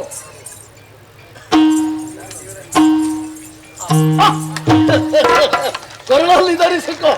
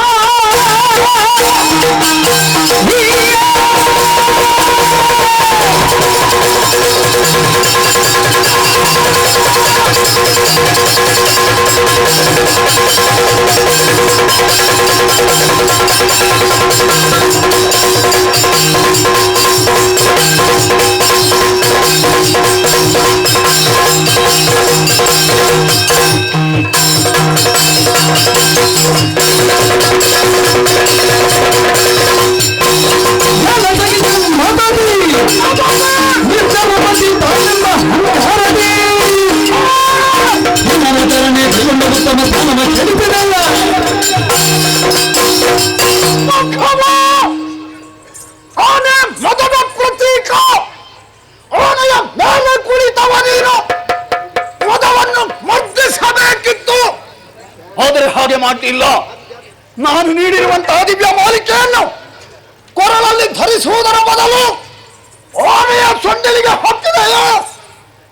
ಆನೆಯ ಆ ದಿವ್ಯ ಮಾಲೆಯ ಮೌಲ್ಯವನ್ನು ತಿಳಿಯದೆ ಕಾವಡಿಗೆ ಹಾಕಿ ನುಚ್ಚು ನೂರು ಮಾಡಿದ್ದೆ. ಮದಾನ್ವಿತ ನೀನು ಗರ್ವದಿಂದ ಈ ಕಾರ್ಯವೇ ಸಾಗಿದೆ. ಎಲ್ಲ ಮಘವ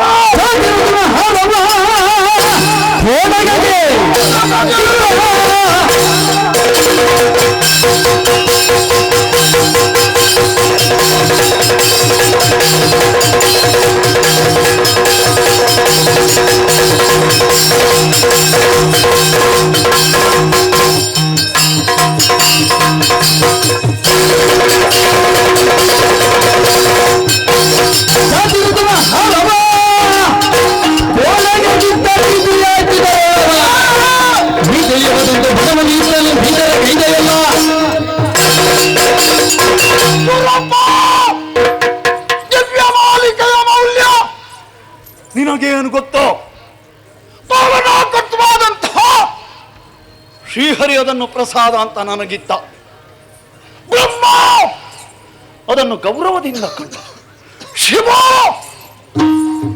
ಇದಕ್ಕೆ ಬೆಲೆ ಕಟ್ಟುವುದಕ್ಕೆ ಸಾಧ್ಯವೇ ಇಲ್ಲ ಹೀಗೆಂದು ತಿಳಿಯ ಹೇಳಿದ. ಯೋಗ್ಯತಾವಂತನಿಗೆ ನೀಡು, ಅವ ಲೋಕೋತ್ತರವಾದಂತಹ ಕೀರ್ತಿಯನ್ನು ಪಡೆಯುವಂತಾಗಲಿ ಹೀಗೆಂದು ತಿಳಿಸಿದ. ಆ ಕಾರಣದಿಂದ ಅರಸುತ್ತಾ ಇಲ್ಲಿಗೆ ಬಂದು ನಿನಗೆ ನೀಡಿದಂತಾದರೆ ನೀನಾನು ಮಾಡಿದೆಯೋ? ದಿವ್ಯ ರಕ್ತವನ್ನು ಮಂಗನ ಕೈಗಿತ್ತರೆ ಅದರ ಬೆಲೆ ಅದಕ್ಕೆ ಗೊತ್ತಾಗ್ತದೋ?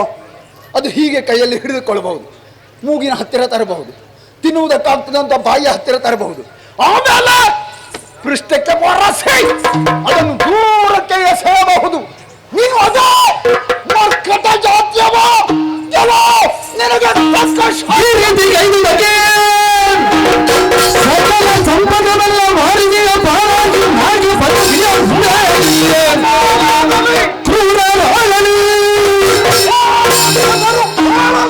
ಕೆಳಗಾಲ ದಾರಿದ್ರ್ಯವನ್ನು ಭವಿಸನ್ನು ಶಪಿಸಿ ನಡೆದ.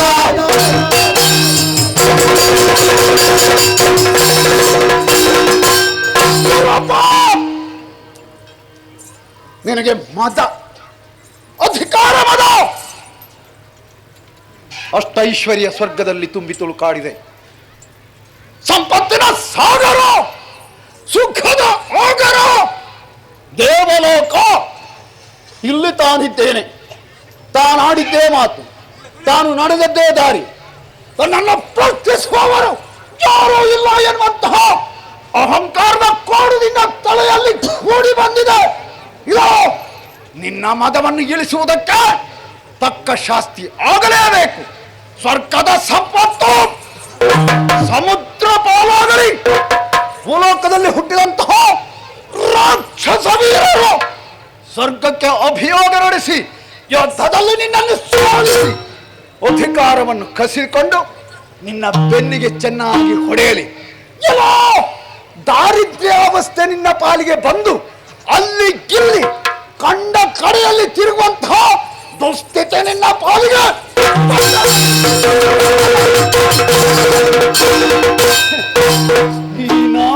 ನಿನ್ನ ಆನೆಯ ನಿನ್ನ ಅಹಂಕಾರವು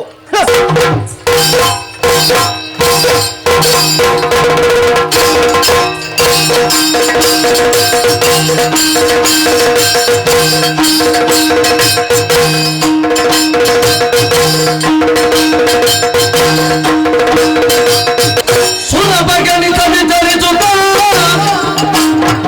ಬಂದು ಸಭೆ ನೆರಗಿ ಹೇಳಿದನು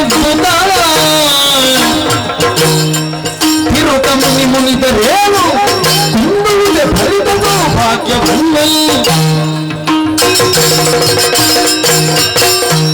ಅಲ್ಲ ನಾನು ಎಣಿಸುವುದು, ಅವರು ಹೇಗೂ ಶಾಪ ಕೊಡ್ಲಿಕ್ಕೆ ಬಂದವರು ಹೌದು ಅಂತ ಇದ್ರೆ ಒಂದು ಸ್ವಲ್ಪ ಬೇಗ ಕೊಡುವುದಲ್ವ? ನಾನು ಅದರ ಮೇಲೆ ಕೂತು ಎಷ್ಟು ಹೊತ್ತಾಯಿತು, ಇವರದ್ದು ಮುಗಿಯುವುದೇ ಇಲ್ಲ. ಆಮೇಲೆ ನೀರು ಕುಡಿಯುವ ಹೊತ್ತಾಗಿದೆ, ದೊಡ್ಡದಿಲ್ಲ. ಈಗ ಅವರು ಏನು ಅಂತ ಶಾಪ ಕೊಟ್ಟದ್ದು? ನಮ್ಮ ಸ್ವರ್ಗಲೋಕದ ಸಂಪತ್ತು ಸಮುದ್ರದ ಪಾಲಾಗಬೇಕಂತೆ. ಈ ಸಮುದ್ರಕ್ಕೆ ರಾಜ ಯಾರು?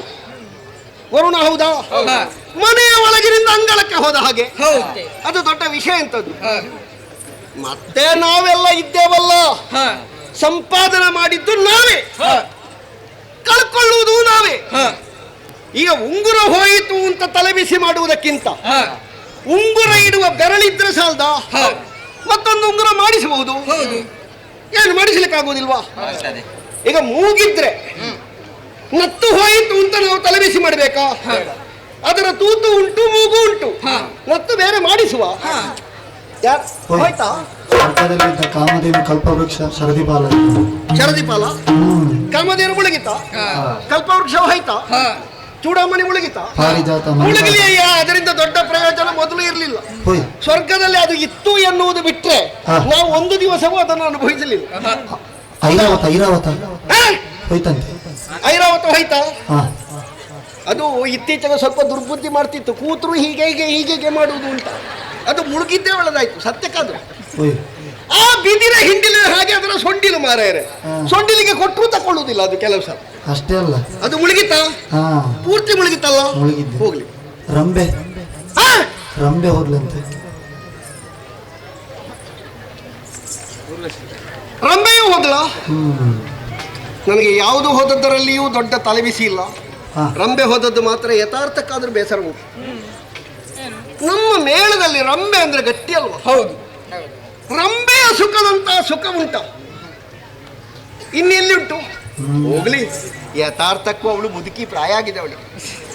ಹೋಗ್ಲಿ ಎತ್ತಲ, ಏನು ತಲೆಬಿಸಿ ಮಾಡಬೇಡಿ. ಪಡೆಯುವ ಕಾಲದಲ್ಲಿ ನಾವು ಪಡೆದೆವು. ವೈಭವದಿಂದ ಒಂದು ಮೆರವಣಿಗೆ ಮಾಡಿ ಬಂದವರು ನಾವು. ಸ್ವಲ್ಪ ವಿಶ್ರಾಂತಿ ಬಹಳ ಅಗತ್ಯ.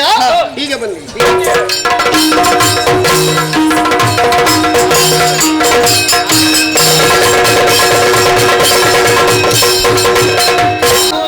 ಶೋಣಿತಾಪುರ ಬಾಳುಗತಿ ಬಲ ಬಲಿಯು ತಾಳೋಲದ ನುಡಿತನತಿ ವಿಭವದಲ್ಲಿ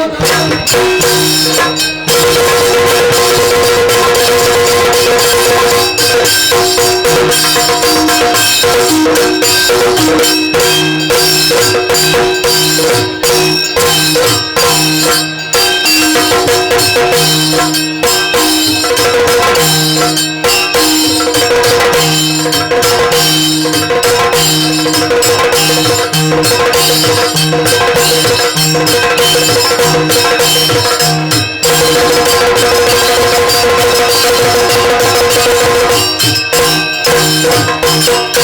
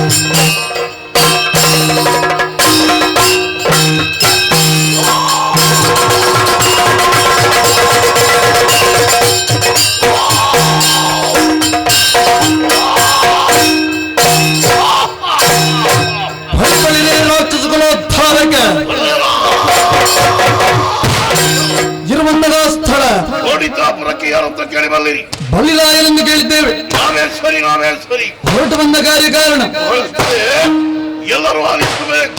ಮೇಲನೆ ಬಾಬೈ ಭವತಿ ತನು ತನಯ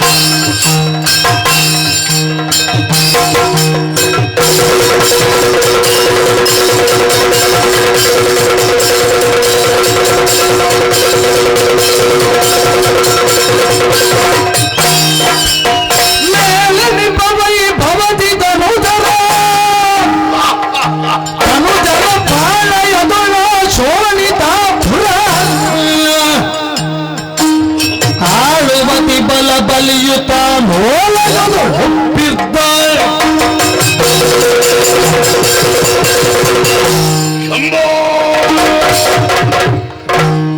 ಎಂದಿನಂತೆ ಇಂದು ನಿತ್ಯ ವಿಧಿಗಳನ್ನೆಲ್ಲ ತೀರಿಸಿ ಕುಲದೇವರಾದಂತಹ ಶಿವನನ್ನು ಪೂಜೆ ಮಾಡಿ ಪ್ರಸಾದವನ್ನು ಸ್ವೀಕಾರ ಮಾಡಿಕೊಂಡೆ.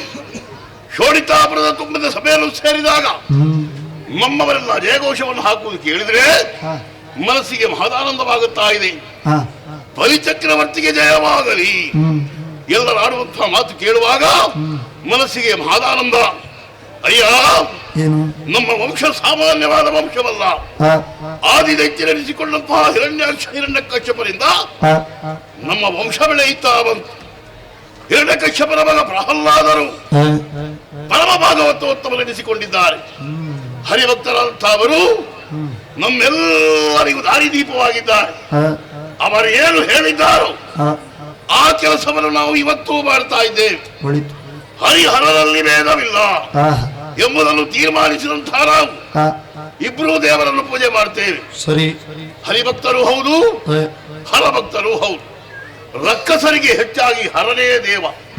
ಯಾಕೆ? ಕೈಲಾಸಾಧಿಪತಿ ಶಂಕರ ಲಯಾಧಿಕಾರಿ ಆದ್ದರಿಂದ ಅವನನ್ನು ರಕ್ಕಸರು ಹೆಚ್ಚು ಪೂಜಿಸುತ್ತಾರೆ. ನಾವು ಹಾಗೆ ಅವರನ್ನು ಪೂಜಿಸ್ತೇವೆ, ಹರಿಯನ್ನು ಪೂಜಿಸ್ತೇವೆ. ನನ್ನಪ್ಪ ವಿರೋಚನ ಲೋಕಲೋಕವನ್ನು ನಡುಗಿಸಿ ವೀರತ್ವವನ್ನು ಮೆರೆದವರು. ಅಂತವರ ಮಗ ನಾನು ವೈರೋಚನಿ. ಬಲಿಚಕ್ರವರ್ತಿ ಅಂತ ನನ್ನೆಲ್ಲರೂ ಕೊಂಡಾಡುತ್ತಾರೆ. ನಮ್ಮ ಈ ರಾಜ್ಯದಲ್ಲಿ ಎಲ್ಲರೂ ಸಂತೋಷದಿಂದ ಕಳೆಯಬೇಕು ಅಂತಾದ್ರೆ ವೈಭವದ ಆಡಳಿತ ಬೇಕು.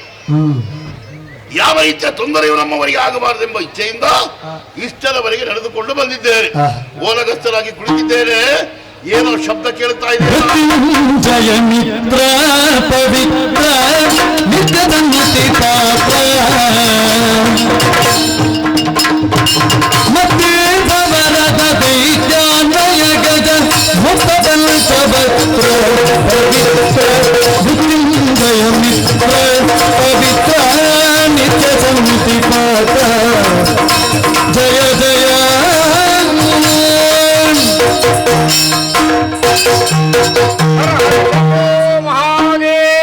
ಬರುವ ಮುನೀಂದ್ರನ ತರಳ ಗಾನತನಾಗಿ ಕರೆದಂತಾತನ ಏರಿಸುತ್ತ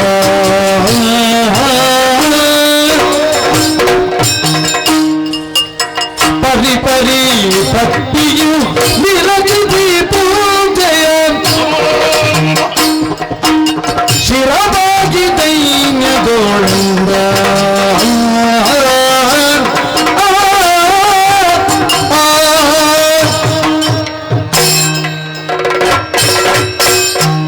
ಓ ಮಹರ್ಷಿಗಳೇ, ಬ್ರಹ್ಮ ಮಾನಸ ಪುತ್ರರು ತಾವು.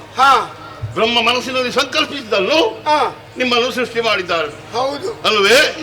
3 ಗಳಿಗೆ ಅಲ್ಲಿ 3 ಲೋಕವನ್ನು ಸಂಚಾರ ಮಾಡಿ ಅಲ್ಲಿಯ ಆಗು ಹೋಗುಗಳು ಯಾವುದೆಲ್ಲ ಇದೆ, ಒಳಿತು ಕೆಡುಕುಗಳು ಯಾವುದೆಲ್ಲ ಇದೆ ಎಲ್ಲವನ್ನು ತಿಳಿದು ಅದನ್ನು ಸರಿಪಡಿಸುವುದಕ್ಕಾಗಿ ಪ್ರಯತ್ನ ಮಾಡುವವರು ತಾವು. ಹೌದು ಅಲ್ವೇ? ಮಹರ್ಷಿಗಳೇ, ತಮ್ಮ ಆಗಮನ ಈ ಶೋಣಿತಾಪುರಕ್ಕಾಗಿದೆ. ನೋಡಿದ್ದೀರಾ? ವೈಭವದ ಈ ಶೋಣಿತಾಪುರ. ಎಲ್ಲರೂ ನಿಮ್ಮನ್ನೇ ನೋಡುತ್ತಾ ಇದ್ದಾರೆ. ಬೆಕ್ಕಸ ಬೆರಗಾಗಿದ್ದಾರೆ. ಮೂಗಿನ ಮೇಲೆ ಬೆರಳಿಟ್ಟು ದೇವ ಋಷಿಗಳು ಈ ಕಡೆ ಯಾಕೆ ಬಂದ್ರಪ್ಪ ಅಂತ ಯೋಚನೆ ಮಾಡ್ತಾ ಇದ್ದಾರೆ. ಮೂಕ ವಿಸ್ಮಿತರಾಗಿದ್ದಾರೆ. ಅಲ್ವೇ? ಆದ್ರೆ ನಾನು ಯೋಚನೆ ಮಾಡಿದ್ದೇನೆ, ಏನು ನೀವು ಬಂದದ್ದು ನಮ್ಮ ಪುಣ್ಯ. ನಾವು ಪರಮಾನಂದಗೊಂಡಿದ್ದೇವೆ. ಮಹರ್ಷಿಗಳೇ, ಬಂದಾಕ್ಷರ ಎತ್ತರವಾದಂತಹ ಪೀಠವನ್ನು ಕುಳಿತುಕೊಳ್ಳುವುದಕ್ಕೆ ಕೊಟ್ಟಿದ್ದೇನೆ. ಸರಿ, ಪೃಷ್ಠ ಪೂಜೆ ಆಗಿದೆ. ನಿಮ್ಮ ಪಾದ ಪೂಜೆ ಮಾಡಬೇಕು, ಮುಖಕ್ಕೆ ಮಂಗಳಾರತಿ ಬೆಳಗಬೇಕು ಎಂಬ ಆಶಯ ಮನದಲ್ಲಿ ಮೂಡುತ್ತಾ ಇದೆ. ಅವಕಾಶವಿದೆ ತಾನೇ? ನಿನ್ನ ಸಂಕಲ್ಪದಂತೆ ಆಗಲಿ. ಮನಸ್ಸಿನ ಇಚ್ಛೆ ನೆರವೇರಿಸುವುದಕ್ಕೆ ಅವಕಾಶ ಇದೆ. ಇದೆ. ಇದೇನದು ಸ್ವಾಮಿ? ತಮ್ಮ ಪಾದ ಪೂಜೆ ಮಾಡಬೇಕು. ಆ ಪಾದ ಪೂಜೆ ಮಾಡಿ ಆಮೇಲೆ ಆ ನೀರನ್ನು ಎಲ್ಲರೂ ಸೇವಿಸಿದ್ರೆ ಅದಕ್ಕಿಂತ ಪುಣ್ಯ ಮತ್ತೊಂದಿಲ್ಲ. ಸರಿ, ಎಲ್ಲಿದೆ ಕಾಲು? ಇಲ್ಲೇ ಉಂಟು ಕಾಲು. ಅಯ್ಯೋ ದೇವರೇ, ಈ ಕಾಲನ್ನು ನಾನು ತೊಳಿಬೇಕಲ್ಲ? ಇದನ್ನೇ ತೊಳಿಬೇಕು, ಬೇರೆ ಇವತ್ತು ನಿನಗೆ ಏನು ಸಿಗುವುದಿಲ್ಲ. ಹಾಗಲ್ಲ ದೇವರೇ, ಮೂರು ಲೋಕವನ್ನು ಸಂಚಾರ ಮಾಡುವಂತಹ ಈ ಪುಣ್ಯಪಾದ, ಹೌದೌದು, ಆ ಪುಣ್ಯಪಾದ ಈ ಶೋಣಿತಾಪುರವನ್ನು ಮೆಟ್ಟಿ ನಿಂತಿದೆ. ಶೋಣಿತಾಪುರದಲ್ಲಿ ಮಾತ್ರ ನಾನು ಪಾದ ಊರಿತ್ತು, ಬೇರೆ ಎಲ್ಲಿಯೂ ಪಾದ ಊರ್ಲಿಲ್ಲ. ನೀವು ಊರುವುದಿಲ್ಲ, ಇಲ್ಲ, ನೀವು ಸುಯ್ ಅಂತ ಹೋಗ್ತಾ ಇರುವುದು. ಹೌದೌದು. ಹಾಗಾಗಿ ಈ ಪಾದವನ್ನು ನಾನು ತೊಳೆಯುತ್ತೇನೆ. ಶೋಣಿತಾಪುರವನ್ನು ಮೆಟ್ಟಿದಾಗ ಇಡೀ ಬಿಸಿಯಾಗಿತ್ತು, ಈಗ ತಣ್ಣಗಾಯ್ತು ಸ್ವಲ್ಪ. ಕುಡಿ ಕುಡಿ ಕುಡಿ. ಆಯ್ತು, ಕುಡ್ದಾಯ್ತು, ಆಯ್ತಾ? ಅದೆಲ್ಲ ತೋರಿಸಿಲ್ಲ. ಋಷಿ ಕುಲ ತಿಲಕ ಮಧುಳಾರಗೋ ರುಚಿ ಕುಲ ತಿಲಕ ಆರತೋ ರುಚಿ ಕುಲ ತಿಲಕ.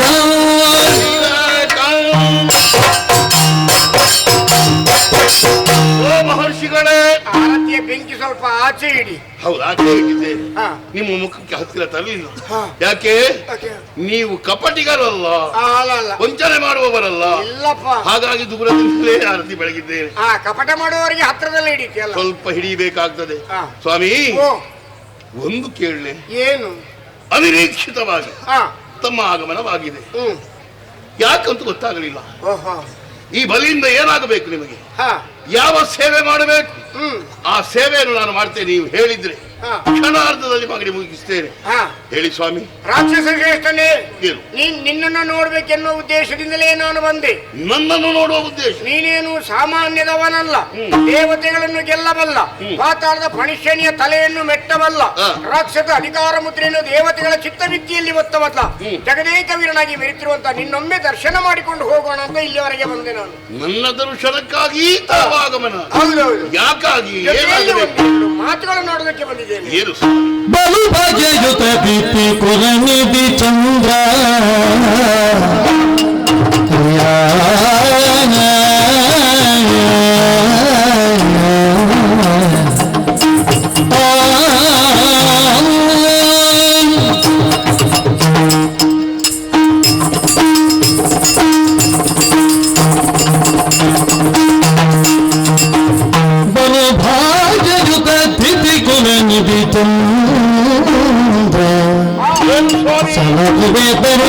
ದಿಂದಿಳೆಯ ರಾಜೇಂದ್ರ ನೀ ಚಲಗುವಿ ಅಮ್ಮ ದಿಂದಿಳೆಯ ರಾಜೇಂದ್ರ ದಿತಿ ಕುಲ ನಿಧಿ ಚಂದ್ರ.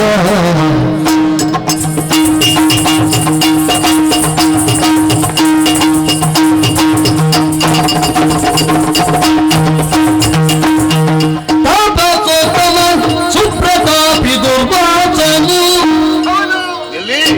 ಶ್ರೀಪತಿ ಗಲಿಪಿತ್ತ ಪುಷ್ಪಮಾಲಯನ ಆ ಪುರಂದರ ಜಿಯಳು ಗಜಕ್ಕಿಡಲಾಚುದಿ ಕೊಪ್ಪಿನೋನು ಪುಡಿಯಗೆಯ ತಾಪರಿಕಿಸುತ್ತಾಗನು ಸುತ್ರಾಮಾಗಿ ಕೋಪದಳಿತ್ತ ಶಾಪದ ತಗಿ ಕೇಳು.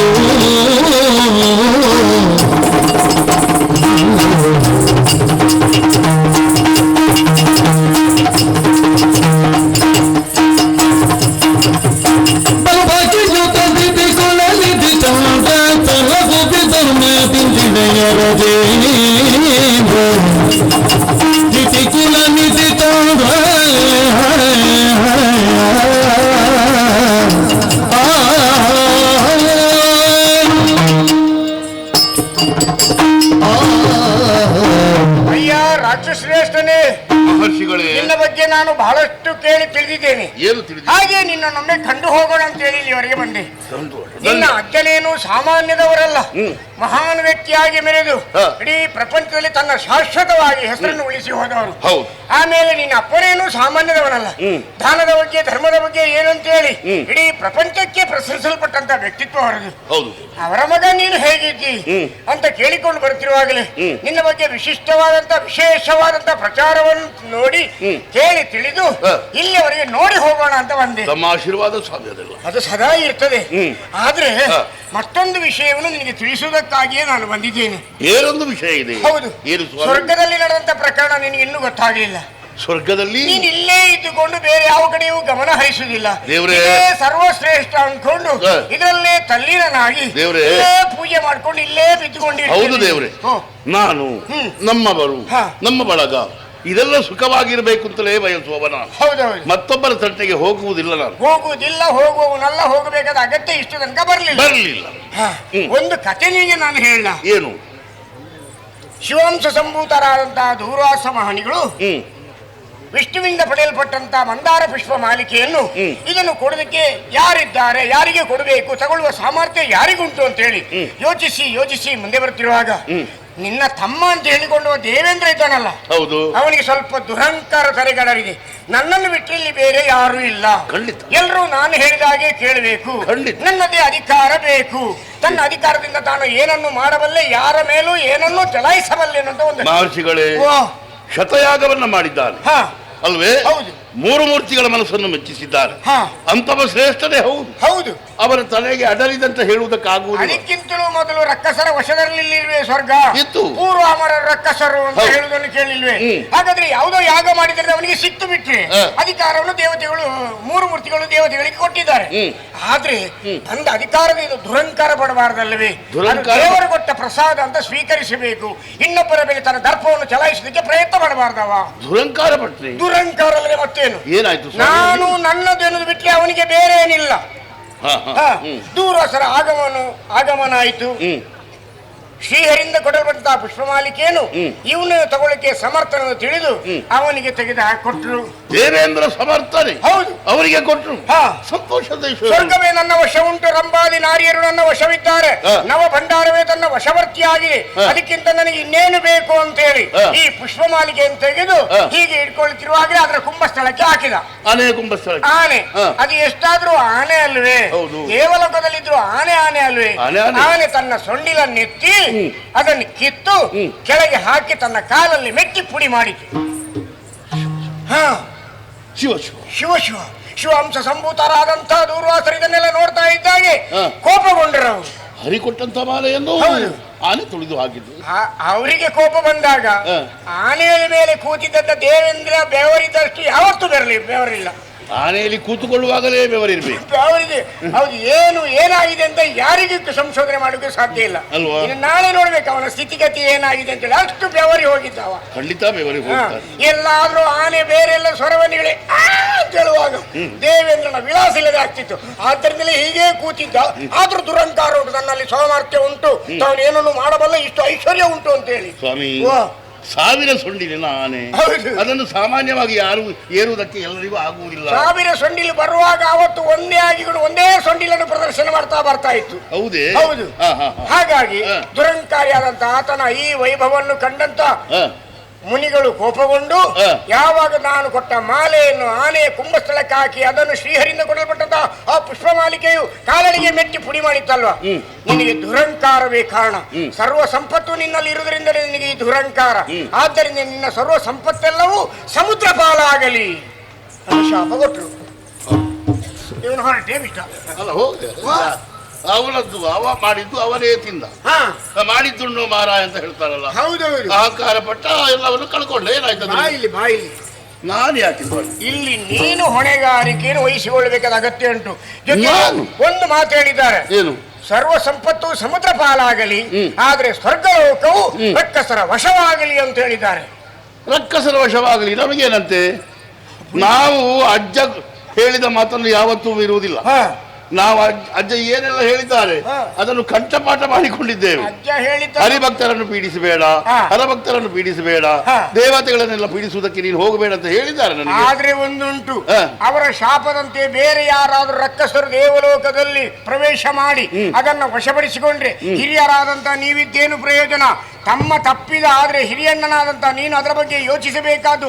ತಮಗೆ ಸಂಪತ್ತು ಸಿಕ್ಕಿದ್ದನ್ನು ಉಳಿಸಬೇಕಾದ್ದು ಹಿರಿಯರಾದಂತ ನಿಮ್ಮ ಕರ್ತವ್ಯ. ಅವರು ಸಂಪಾದನೆ ಮಾಡಲಿಕ್ಕೆ ಎಷ್ಟು ಕಷ್ಟಪಟ್ಟಿದ್ದಾರೆ ಅದು ಗೊತ್ತುಂಟ. ಆ ಸಂಪತ್ತು ಇನ್ನೊಬ್ಬರ ವಶವಾದಾಗ ನಿಮಗೆಲ್ಲ ಎಷ್ಟು ನೋವಾಗಬಹುದು. ಖಂಡಿತ. ಆದ್ದರಿಂದ ಅದನ್ನು ಉಳಿಸಿಕೊಳ್ಬೇಕಾದ್ದು ಮಹರ್ಷಿಗಳೇ ಯೋಚನೆ ಮಾಡಬೇಡಿ. ನನಗೆ ಅರ್ಥವಾಯಿತು. ದೇವೇಂದ್ರ ಮತದಿಂದ ಎಲ್ಲವನ್ನೂ ಕಳ್ಕೊಂಡ. ಉಳಿದ ಸಿಂಹಪೀಠ ಅದು ಶಾಶ್ವತವಾಗಿ ಉಳಿಬೇಕು ಅಂತ ಆದ್ರೆ ನಾನು ಅಲ್ಲಿಗೆ ಹೋಗಿ ಅದನ್ನು ವಶಪಡಿಸಿಕೊಳ್ಳಬೇಕು. ಬೇರೆ ಯಾರು ವಶಪಡಿಸಿಕೊಂಡ್ರೆ ನೀವಿದ್ದೇನು ಪ್ರಯೋಜನ? ಆಗಲಿ ಸ್ವಾಮಿ, ಇಂತಹ ಸುದ್ದಿಯನ್ನು ತಂದು ಹೇಳಿದ್ದೀರಲ್ಲ, ಅದೇ ಸಂತೋಷದ ವಿಷಯ. ಅವನನ್ನು ನಾನು ವಿಚಾರಣೆ ಮಾಡ್ತೇನೆ.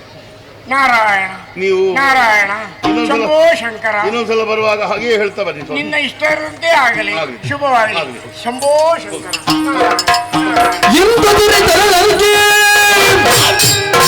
ಬಲಿತಾನಂದರಂಗದಿ ಸರಿ ಎನ್ನುತ್ತ ಮಹಾಂತ ಭಟರಿಗೆ ಪೇಳಿದನು ಮನದಂತ ಭವನು.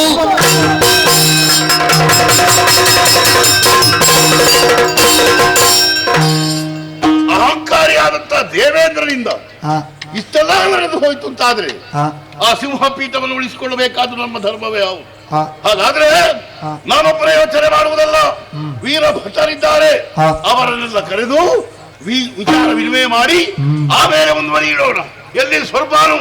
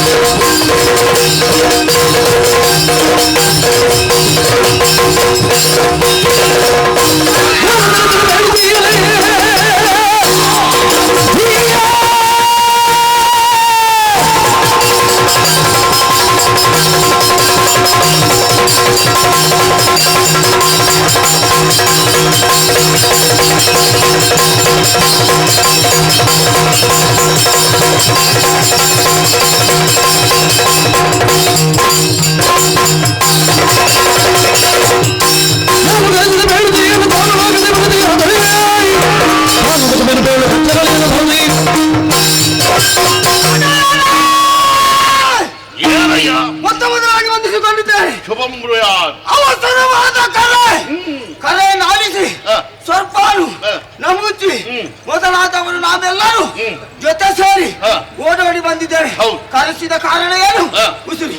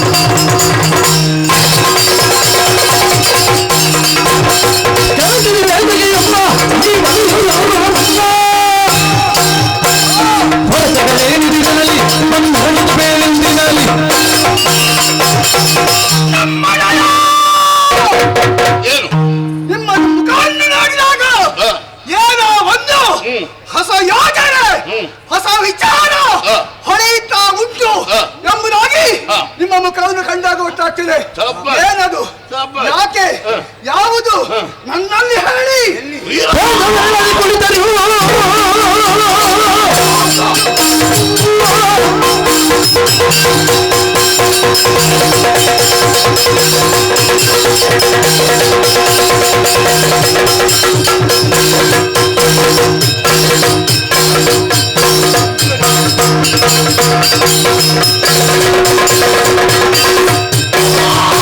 ಬಣ್ಣದ ಕುಳಿತರು ನಮಗಾಗುವ ಶಾಪದಲ್ಲಿ ದುರ್ಗತಿ ಆ ಮಾಧವಗೆ ಹಿತವಾಗದೆ ತರಹಾದಿ ಇದಕ್ಕೆ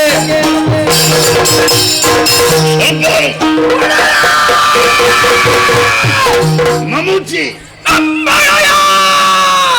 ವಜ್ರಪ್ರಸ್ಥ ವಜ್ರದ್ರೌಷ್ಟ್ರ ಕುಂಭಕೇತ ಅದೆಂತದು ವಜ್ರದ್ರೌಷ್ಟ್ರ ಏಯ್ ನಿಮ್ಮನ್ನೆಲ್ಲ ಕರೆಸುವುದಕ್ಕೆ ಕಾರಣವಿದೆ. ಏನು ಕಾರಣ?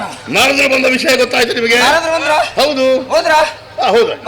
ಹೋದದ್ದೆ ಬಂದದ್ದು ವಿಷಯ ಹೇಳುವುದಕ್ಕೆ. ವಿಷಯ ಹೇಳಿದ ಮೇಲೆ ಹೋಗಿ ಆಯ್ತು. ಹಾಗಿದ್ರೆ ವಿಷಯ ಉಂಟು. ವಿಷಯ ಉಂಟು. ಏನು ಪ್ರಭು? ದೇವಲೋಕದಲ್ಲಿ ಬೆರೆಯುವಂತಹ ಇಂದ್ರ ಸವಾರಿ ಹೊರಟದ್ನಂತೆ. ಸವಾರಿಯ? ವೈಭವದ ಮೆರವಣಿಗೆ ಮಾಡ್ಲಿಕ್ಕೆ. ದೇವಲೋಕದಲ್ಲಿ ಜಾತ್ರೆ ಉಂಟಾ? ಯಾರಿಗೊತ್ತು? 1000 ಸೊಂಡಿಲ ಆನೆಯ ಮೇಲೆ ಕೂತು ಇವ ವೈಭವದ ಮೆರವಣಿಗೆ ಹೊರಟ ಸಂದರ್ಭ ದೂರ್ವಾಸರ ಆಗಮನವಾಯ್ತಂತೆ. ಅವರ ಕೈಯಲ್ಲಿ ಒಂದು ಹರಿಕೊಟ್ಟಂತಹ ಮಾಲೆ ಇತ್ತು. ಆ ಮಾಲೆ ಯಾರಿಗೆ ಯೋಗ್ಯ ಅಂತ ಯೋಚನೆ ಮಾಡಿ ಮಾಡಿ ಐರಾವತದಲ್ಲಿ ಬರುವಂತಹ ದೇವೇಂದ್ರನನ್ನು ಕಂಡು ಇವರೇ ಅದಕ್ಕೆ ಯೋಗ್ಯ. ಈಗ ಐರಾವತದಲ್ಲಿ ಒಬ್ಬನೇ ಇದ್ದದ? ಒಬ್ಬನೇ. ಬೇರೆಯವರನ್ನು ಕೂತ್ಕೊಳ್ಳಿಕ್ಕೆ ಬಿಡ್ಬೇಕಲ್ಲ ಆನೆ. ಅಷ್ಟು ದೊಡ್ಡ ಐರಾವತದಲ್ಲಿ ಒಬ್ಬನೇ ಕೂರು. ಅದು ದೇವೇಂದ್ರನಿಗೆ ಮಾತ್ರ ಅಲ್ವಾ? ಹೌದಾ? ಹೌದು. ಬೇರೆ ಯಾರು ಕೂತ್ಕೊಳ್ಳಿಕ್ಕಿಲ್ಲ ಅದರಲ್ಲಿ. ಎಷ್ಟು ನಷ್ಟ ಅವನಿಗೆ. ಯಾಕೆ? ಅಷ್ಟು ದೊಡ್ಡ ಐರಾವತದಲ್ಲಿ ಒಬ್ಬನೇ ಬಂದ್ರೆ ಒಬ್ಬನೇ ಬರ್ಬೇಕಾಗ್ತದೆ. ಬೇರೆಯವರಲ್ಲಿ ನಡ್ಕೊಂಡೇ ಬರ್ಬೇಕಾಗ್ತದೆ. ಅವರವರ ವಾಹನ ಬೇರೆ ಇದೆ. ಕೆಲವರಿಗೆ ನವಿಲು, ಕೆಲವರಿಗೆ ಅಂತೂ ಹುಲಿ. ಈಗ ಈ ದೇವೇಂದ್ರ ಏನು ಮಾಡಿದ? ದೂರ್ವಾಸರು ಕೊಟ್ಟಂತಹ ಮಾಲೆಯನ್ನು ತೆಗೆದು ಆನೆ ಕುಂಭಸ್ಥಳಕ್ಕೆ ಹಾಕಿ ಬಿಟ್ಟಂತೆ. ಆ ಹೊತ್ತಿನಲ್ಲಿ ಆನೆ ಏನು ಮಾಡಿತು? ಸೊಂಡಿಲಿಂದ ತೆಗೀತು.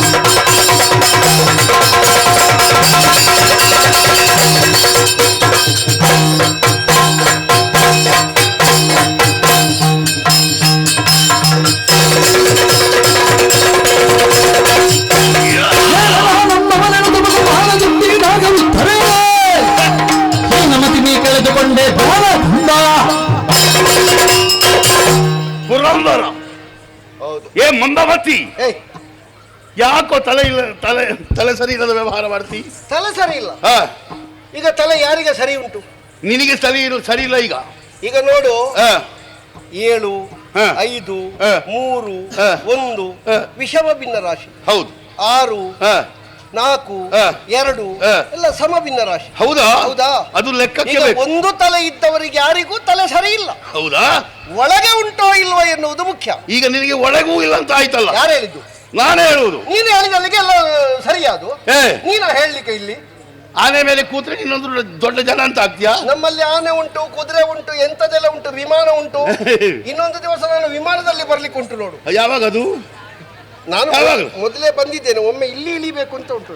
ಓಹೋ, ಈಗ ಎಲ್ಲ ಸಿದ್ಧತೆ ನಡೆದಿದೆ ಅಲ್ವಾ? ಸಿದ್ಧತೆ ನೋಡು, ಒಂದಲ್ಲ ಒಂದು ದಿವಸ ಒಂದು ಸಣ್ಣ ವಿಮಾನದಲ್ಲಾದ್ರೂ ನಾನು ಇಳಿಲಿಲ್ಲ ನೋಡು. ಇಲ್ಲಿವಾ ಎಂತದು? ಇಲ್ಲಿ ಬಾ. ದೂರ್ವಾಸರು ಬಂದ್ರು. ಅವರ ಕೋಪಕ್ಕೆ ಗುರಿ ಆದ್ಯಾ? ಅವರಿಗೆ ಕೋಪ ಬಂದದಕ್ಕೆ ನಾನೇನ್ ಮಾಡ್ಬೇಕು? ನಾನು ಹೇಳಿದ್ದೇನೆ ನೀವು ಕೋಪ ಮಾಡಿ. ಹೌದಾ? ಅವ್ರು ಕೊಟ್ಟದ್ದನ್ನು ನೀನೇನು ಮಾಡಿದ್ದಿ? ಏನ್ ಮಾಡಿದೆ? ಆನೆಯ ಕುಂಭಸ್ಥಳಕ್ಕೆ ಹಾಕಿದ್ಯಾ? ಏನಾಯ್ತು ಆನೆಗೆ ಹಾಕಿದ್ರೆ?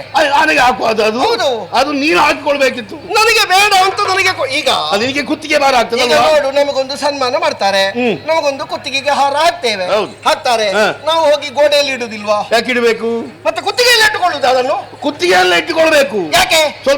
ಈಗ ನಿನಗೆ ಸನ್ಮಾನ ಅದೆಲ್ಲ ನಿನ್ನ ಕುತ್ತಿಗೆಯಲ್ಲೇ ಉಂಟಾ? ನಿನ್ನ ಎದೆಯಲ್ಲೇ ಉಂಟಾ? ಉಂಟು. ನಿನ್ನ ಸನ್ಮಾನ ಪತ್ರಗಳನ್ನೆಲ್ಲ ನಿನ್ನ ಎದೆಗೆ ಕಟ್ಟಲಿಕ್ಕೆ ಬರ್ತದೆ. ಬಿಚ್ಚಿ ತೋರಿಸ್ಬೇಕಾ? ಎಂತದ್ದು ಬಿಚ್ಚಿ ತೋರಿಸುವುದು ನೀನು? ನನ್ನ ಪದಕ ಎಲ್ಲ ಅದನ್ನೆಲ್ಲ ಒಂದು ಕೋಣೆಯಲ್ಲಿ ಅಚ್ಚುಕಟ್ಟಾಗಿ ಯಾವುದಾದ್ರೂ ಒಂದು ಆಣಿ ಬಡಿದು ಅದರಲ್ಲಿ ಹಾಕುದಪ್ಪ.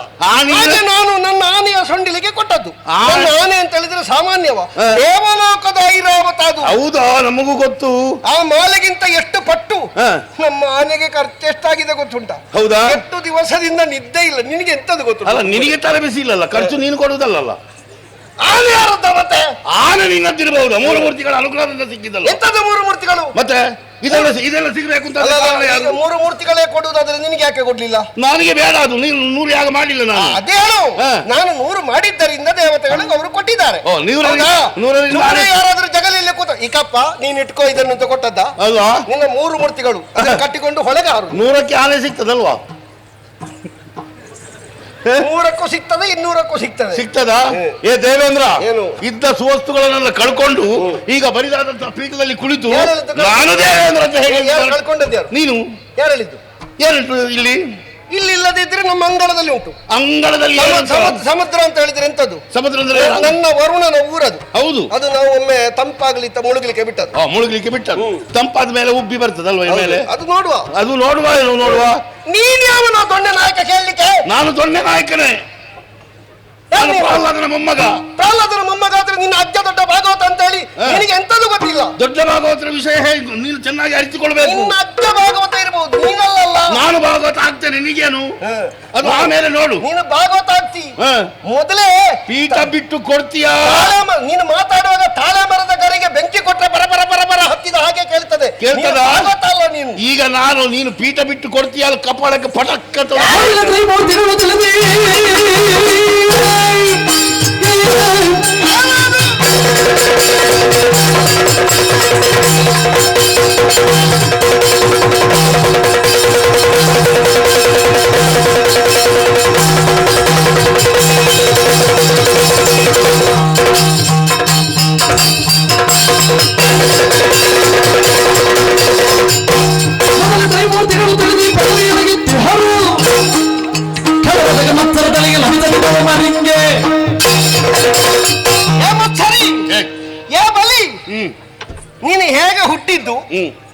ನಿನ್ನ ಕತೆ ಎಂತದ್ದು ಅಂತ ನಮಗೆ ಗೊತ್ತುಂಟು. ಇರ್ಲಿ. ನೀನು ಹುಟ್ಟುವಾಗ ನೀನನ್ನು ಇಂದ್ರಸೇನ ಅಂತ ಹೇಳಿದ್ರಂತೆ. ಹೌದು. ಆಮೇಲೆ ನಿನಗೆ ಹುಟ್ಟುವಾಗಲೇ ಬಲ ಇತ್ತು, ಹಾಗೆ ಬಲಿ ಬಲಿ ಬಲಿ ಬಲಿ ಅಂತ ಹೇಳಿದ್ರು. ನೀನು ಹೋದಲ್ಲೆಲ್ಲ ಬಲಿ. ಹೌದಾ? ನಿನ್ನ ಬಲಿ ಮೂರ್ತಿ ಕಾಣುದಿಲ್ವಾ? ಈಗ ಇಲ್ಲಿಗೂ ಬಂದದ್ದು ಅದಕ್ಕೆ. ಎಂತದ್ದು ಅದಕ್ಕೆ? ನಿನ್ನನ್ನು ಬಲಿ ತೆಗೆದುಕೊಳ್ಳಿಕ್ಕೆ. ನಿನ್ನಷ್ಟು ದೊಡ್ಡ ಮತ್ಸರಿಗಳು ಬೇರೆ ಇದ್ದಾರ? ಮತ್ಸರ ಎಂತದ್ರಲ್ಲಿ? ನಾವು ಸಂಪಾದನೆ ಮಾಡಿ ಕಷ್ಟಪಟ್ಟು ದುಡಿದು ಈ ಲೋಕಕ್ಕೆ ಅಧಿಕಾರಿಗಳಾಗಿದ್ದೇವೆ. ನಿನ್ನ ಧರ್ಮದಿಂದ ನೀನು ಕಳ್ಕೊಂಡೆ. ನೀನು ಕೊಟ್ಟದ? ಇದು ಕೊಟ್ಟದ್ದು ನಾನಲ್ಲ, ಕಳ್ಕೊಂಡದ್ದು ನೀನು. ಹೌದಲ್ವಾ? ಸಂಪಾದಿಸಿದ್ದು ನಾನೇ, ಕಳ್ಕೊಂಡದ್ದು ನಾನೇ. ನಿನ್ಗೇನು? ನನಗೇನಂದ್ರೆ ಇದು ಬೇಕು. ಎಂತದ್ದು ಬೇಕು? ಮತ್ತೆ ಮತ್ತು ದೇವತೆಗಳಂದ್ರೆ ಏನು? ಏನು? ದೂರ ದೂರದ ಸಂಬಂಧಿಗಳಲ್ಲ, ಹತ್ತಿರದ ಸಂಬಂಧ. ಹತ್ತಿರದ ಸಂಬಂಧಿಗಳಾದ್ರೆ ನೀನು ಮರುಕ ಪಡಬೇಕು. ಮರುಕ ಪಡುವುದಲ್ಲ. ಈಗ ದೇವೇಂದ್ರ ನಿನ್ನವ ಅಂತಾದ್ರೆ ದುರ್ವಾಸರ ಶಾಪ ಕೊಟ್ಟಾಗ ದುರ್ವಾಸರ ಗಡ್ಡೆ ಹಿಡ್ಕೊಂಡು ನೇತಾಡ್ಬೇಕಿತ್ತು. ನೀನು ಶಾಪ ಕೊಟ್ಟದ್ದು ಯಾಕೆ? ನನ್ನ ಇಂದ್ರನಿಗೆ ಶಾಪ ಕೊಟ್ಟದ್ದು ಯಾಕೆ ಅಂತ ನೀನು ಮರುಗಬೇಕು. ನಾನು ಶೋಣಿತಾಪುರದಲ್ಲಿ ಇದ್ದೆ ಮಾರಾಯ. ಹೌದು, ಶೋಣಿತಾಪುರದಲ್ಲಿ ಸುದ್ದಿ ಕೇಳಿ ಕಲ್ಕೊಂಡ ನಮಗೆ ಹೊಡಿಲಿಕ್ಕೆ ಬರ್ತಿ ಅಂತಾದ್ರೆ ನಮ್ಮವರು ನಮ್ಮವರು ಅಂತ ಹೇಳಿದ ಮಾತಿಗೆ ಅರ್ಥ ಉಂಟಾ? ಉಂಟು. ಎಂತದುಂಟು? ಅರ್ಥ ಇದ್ದೇ ಇಲ್ಲಿಗೆ ಬಂದದ್ದು ನಾನು. ಏನಿಲ್ಲ, ಬದಿ ಮನೆಯ ಒಕ್ಕಲು ತೆಗೆದ ಅಂತಾದ್ರೆ ನಮ್ಮ ಕರು ಕಟ್ಲಿಕ್ಕೆ ಜಾಗ ಆಯಿತು ಅಂತ ಹೇಳುವ ಪಾಪಿ ನೀನು. ನನಗೆ ಶಾಪ ಸಿಕ್ಕಿದೆ ಅಂತ ಆಗುವಾಗ ನೀನು ಉಪ್ಪಿ ನಿನ್ನ ಅಹಂಕಾರ ತೋರಿಸಲಿಕ್ಕೆ ಬಂದದ್ದು ನೀನು. ಅದನ್ನೇ ನಾವೆಲ್ಲ ಸರಿ ಇರುವಾಗ ನೀವು ಬಿಡಿ.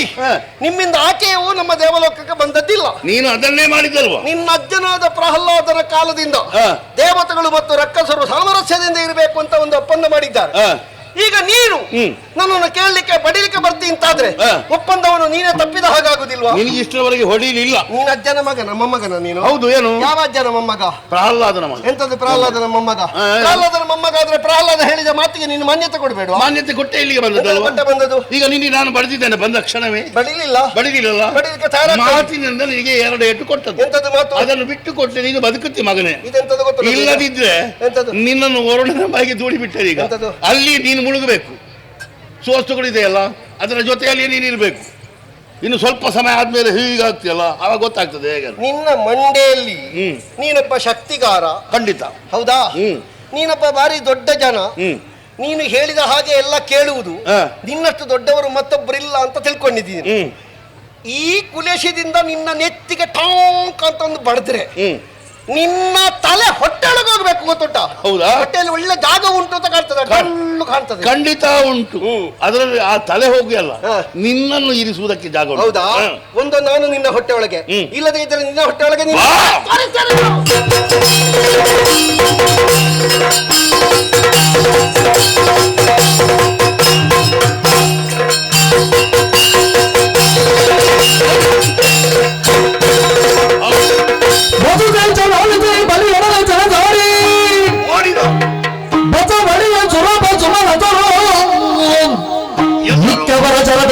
ಕಂಡಡೆಯ ಸಾರಳ ರಕ್ಕಸರ ಬಳಗ ವಚಗೈದು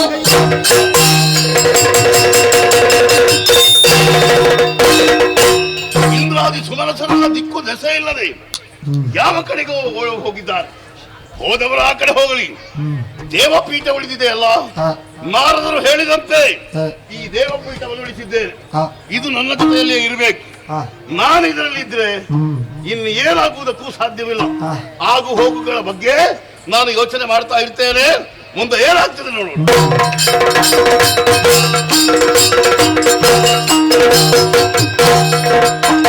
ಸಂತೈಸುತ್ತಲೇ ವಿವಿಧ ಸಂತತಿಯ ಕೂಡಿ ಬರೆದು ತೊರೆದು ಪಾಲ್ಗಡಲ ಬಣಿಯ ಮತಿಸುವ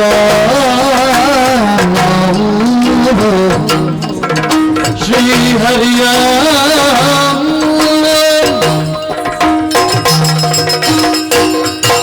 ದೇವತೆಗಳೇ ಹೇಳಿ ಕೇಳಿ ನಮ್ಮನ್ನು ಪ್ರತಿಯೊಬ್ಬರು ಬರ್ದಿಲರು ಬರ್ದಿಲರು ಬರ್ದಿಲರು ಅಂತ ಕರೆಯುತ್ತಾರೆ. ಯಾರಿಗೆ ಬೇಕು ನಮ್ಮ ಅವಸ್ಥೆ? ಎಲ್ಲರಿಗೂ ಕಣ್ಣಿತ್ತು. ದೇವೇಂದ್ರ ಆನೆ ಮೇಲೆ ಕೂತ್ಕೊಳ್ಳುವವ, ದೇವೇಂದ್ರ ಆನೆ ಮೇಲೆ ಕೂತ್ಕೊಳ್ಳುವವ. ಅವರ ನಂಜಿಗೆ ಸರಿಯಾಯಿತು. ಈಗ ಯಾರಿದ್ದಾರೆ? ನಮ್ಮ ಕಟ್ಟ ನಮಗೆ ಬೇಕಾ? ಬಲಿ ಅಟ್ಟಹಾಸ ಅಧಿಕವಾಗಿದೆ. ದೇವಲೋಕದ ಪೀಠ ಒಂದು ಉಂಟು, ಕೂತ್ಕೊಳ್ಳಿಕ್ಕಾದ್ರೂ ಒಂದು ಜಾಗ ಉಂಟು ಅಂತ ಇತ್ತು, ಅದನ್ನು ತಕ್ಕೊಂಡವ.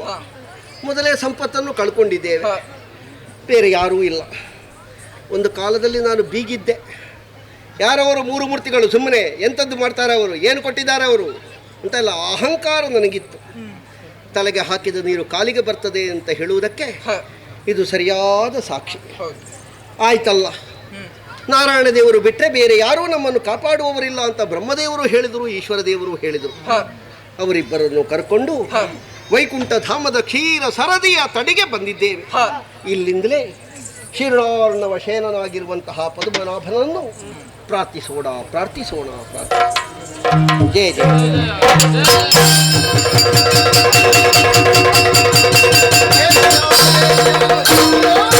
ಜಯ ಜಯ ನಾರಾಯಣ ಭಯ ನಿವಾರಣ, ಜಯ ಜಯ ನಾರಾಯಣ ಜಯ ಜಗನ್ಮಯ ಸಜ್ಜನ ಪ್ರಿಯ, ಜಯ ಜಯ ನಾರಾಯಣ ಜಯ ಜಯ.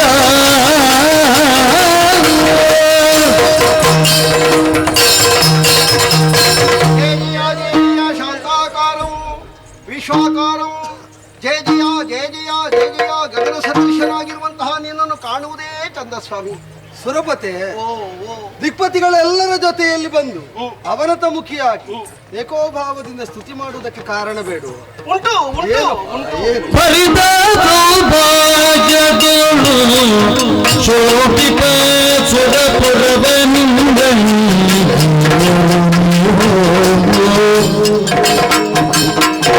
ದೊರಕಿದ ತ್ರಿಜನಿಂದ ಶಾಪವೀತರಿತು, ತುರುಳರ ಕೂಡಿ ಬಲಿ ವಶವಿನಿಸುತ್ತಾಳುತ್ತಿರುವ ದುಷ್ಟರ ತವಿದು ನಿಜ ಕಿಂಕರ ಸಲಹೆ ಸಲಹೆ.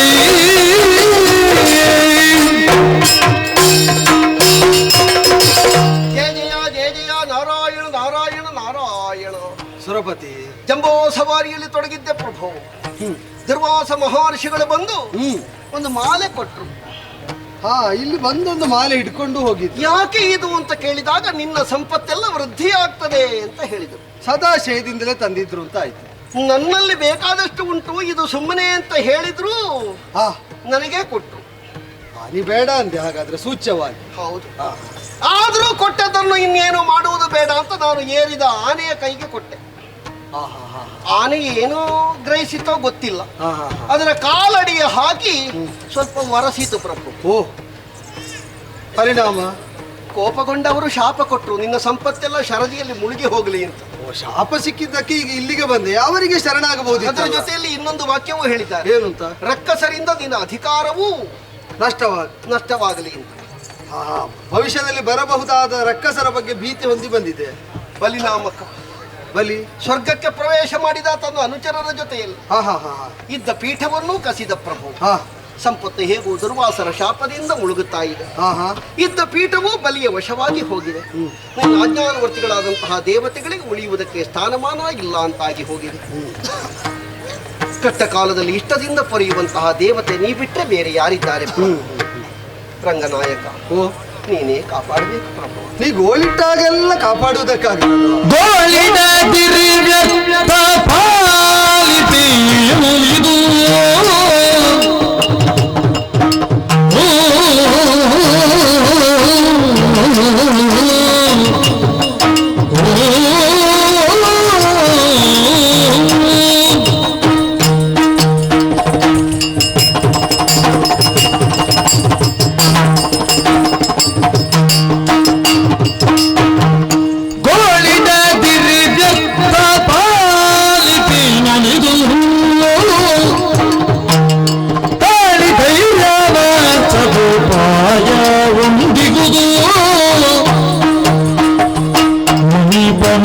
ಶಾಪದಿ ಹಮಲವಾದುದು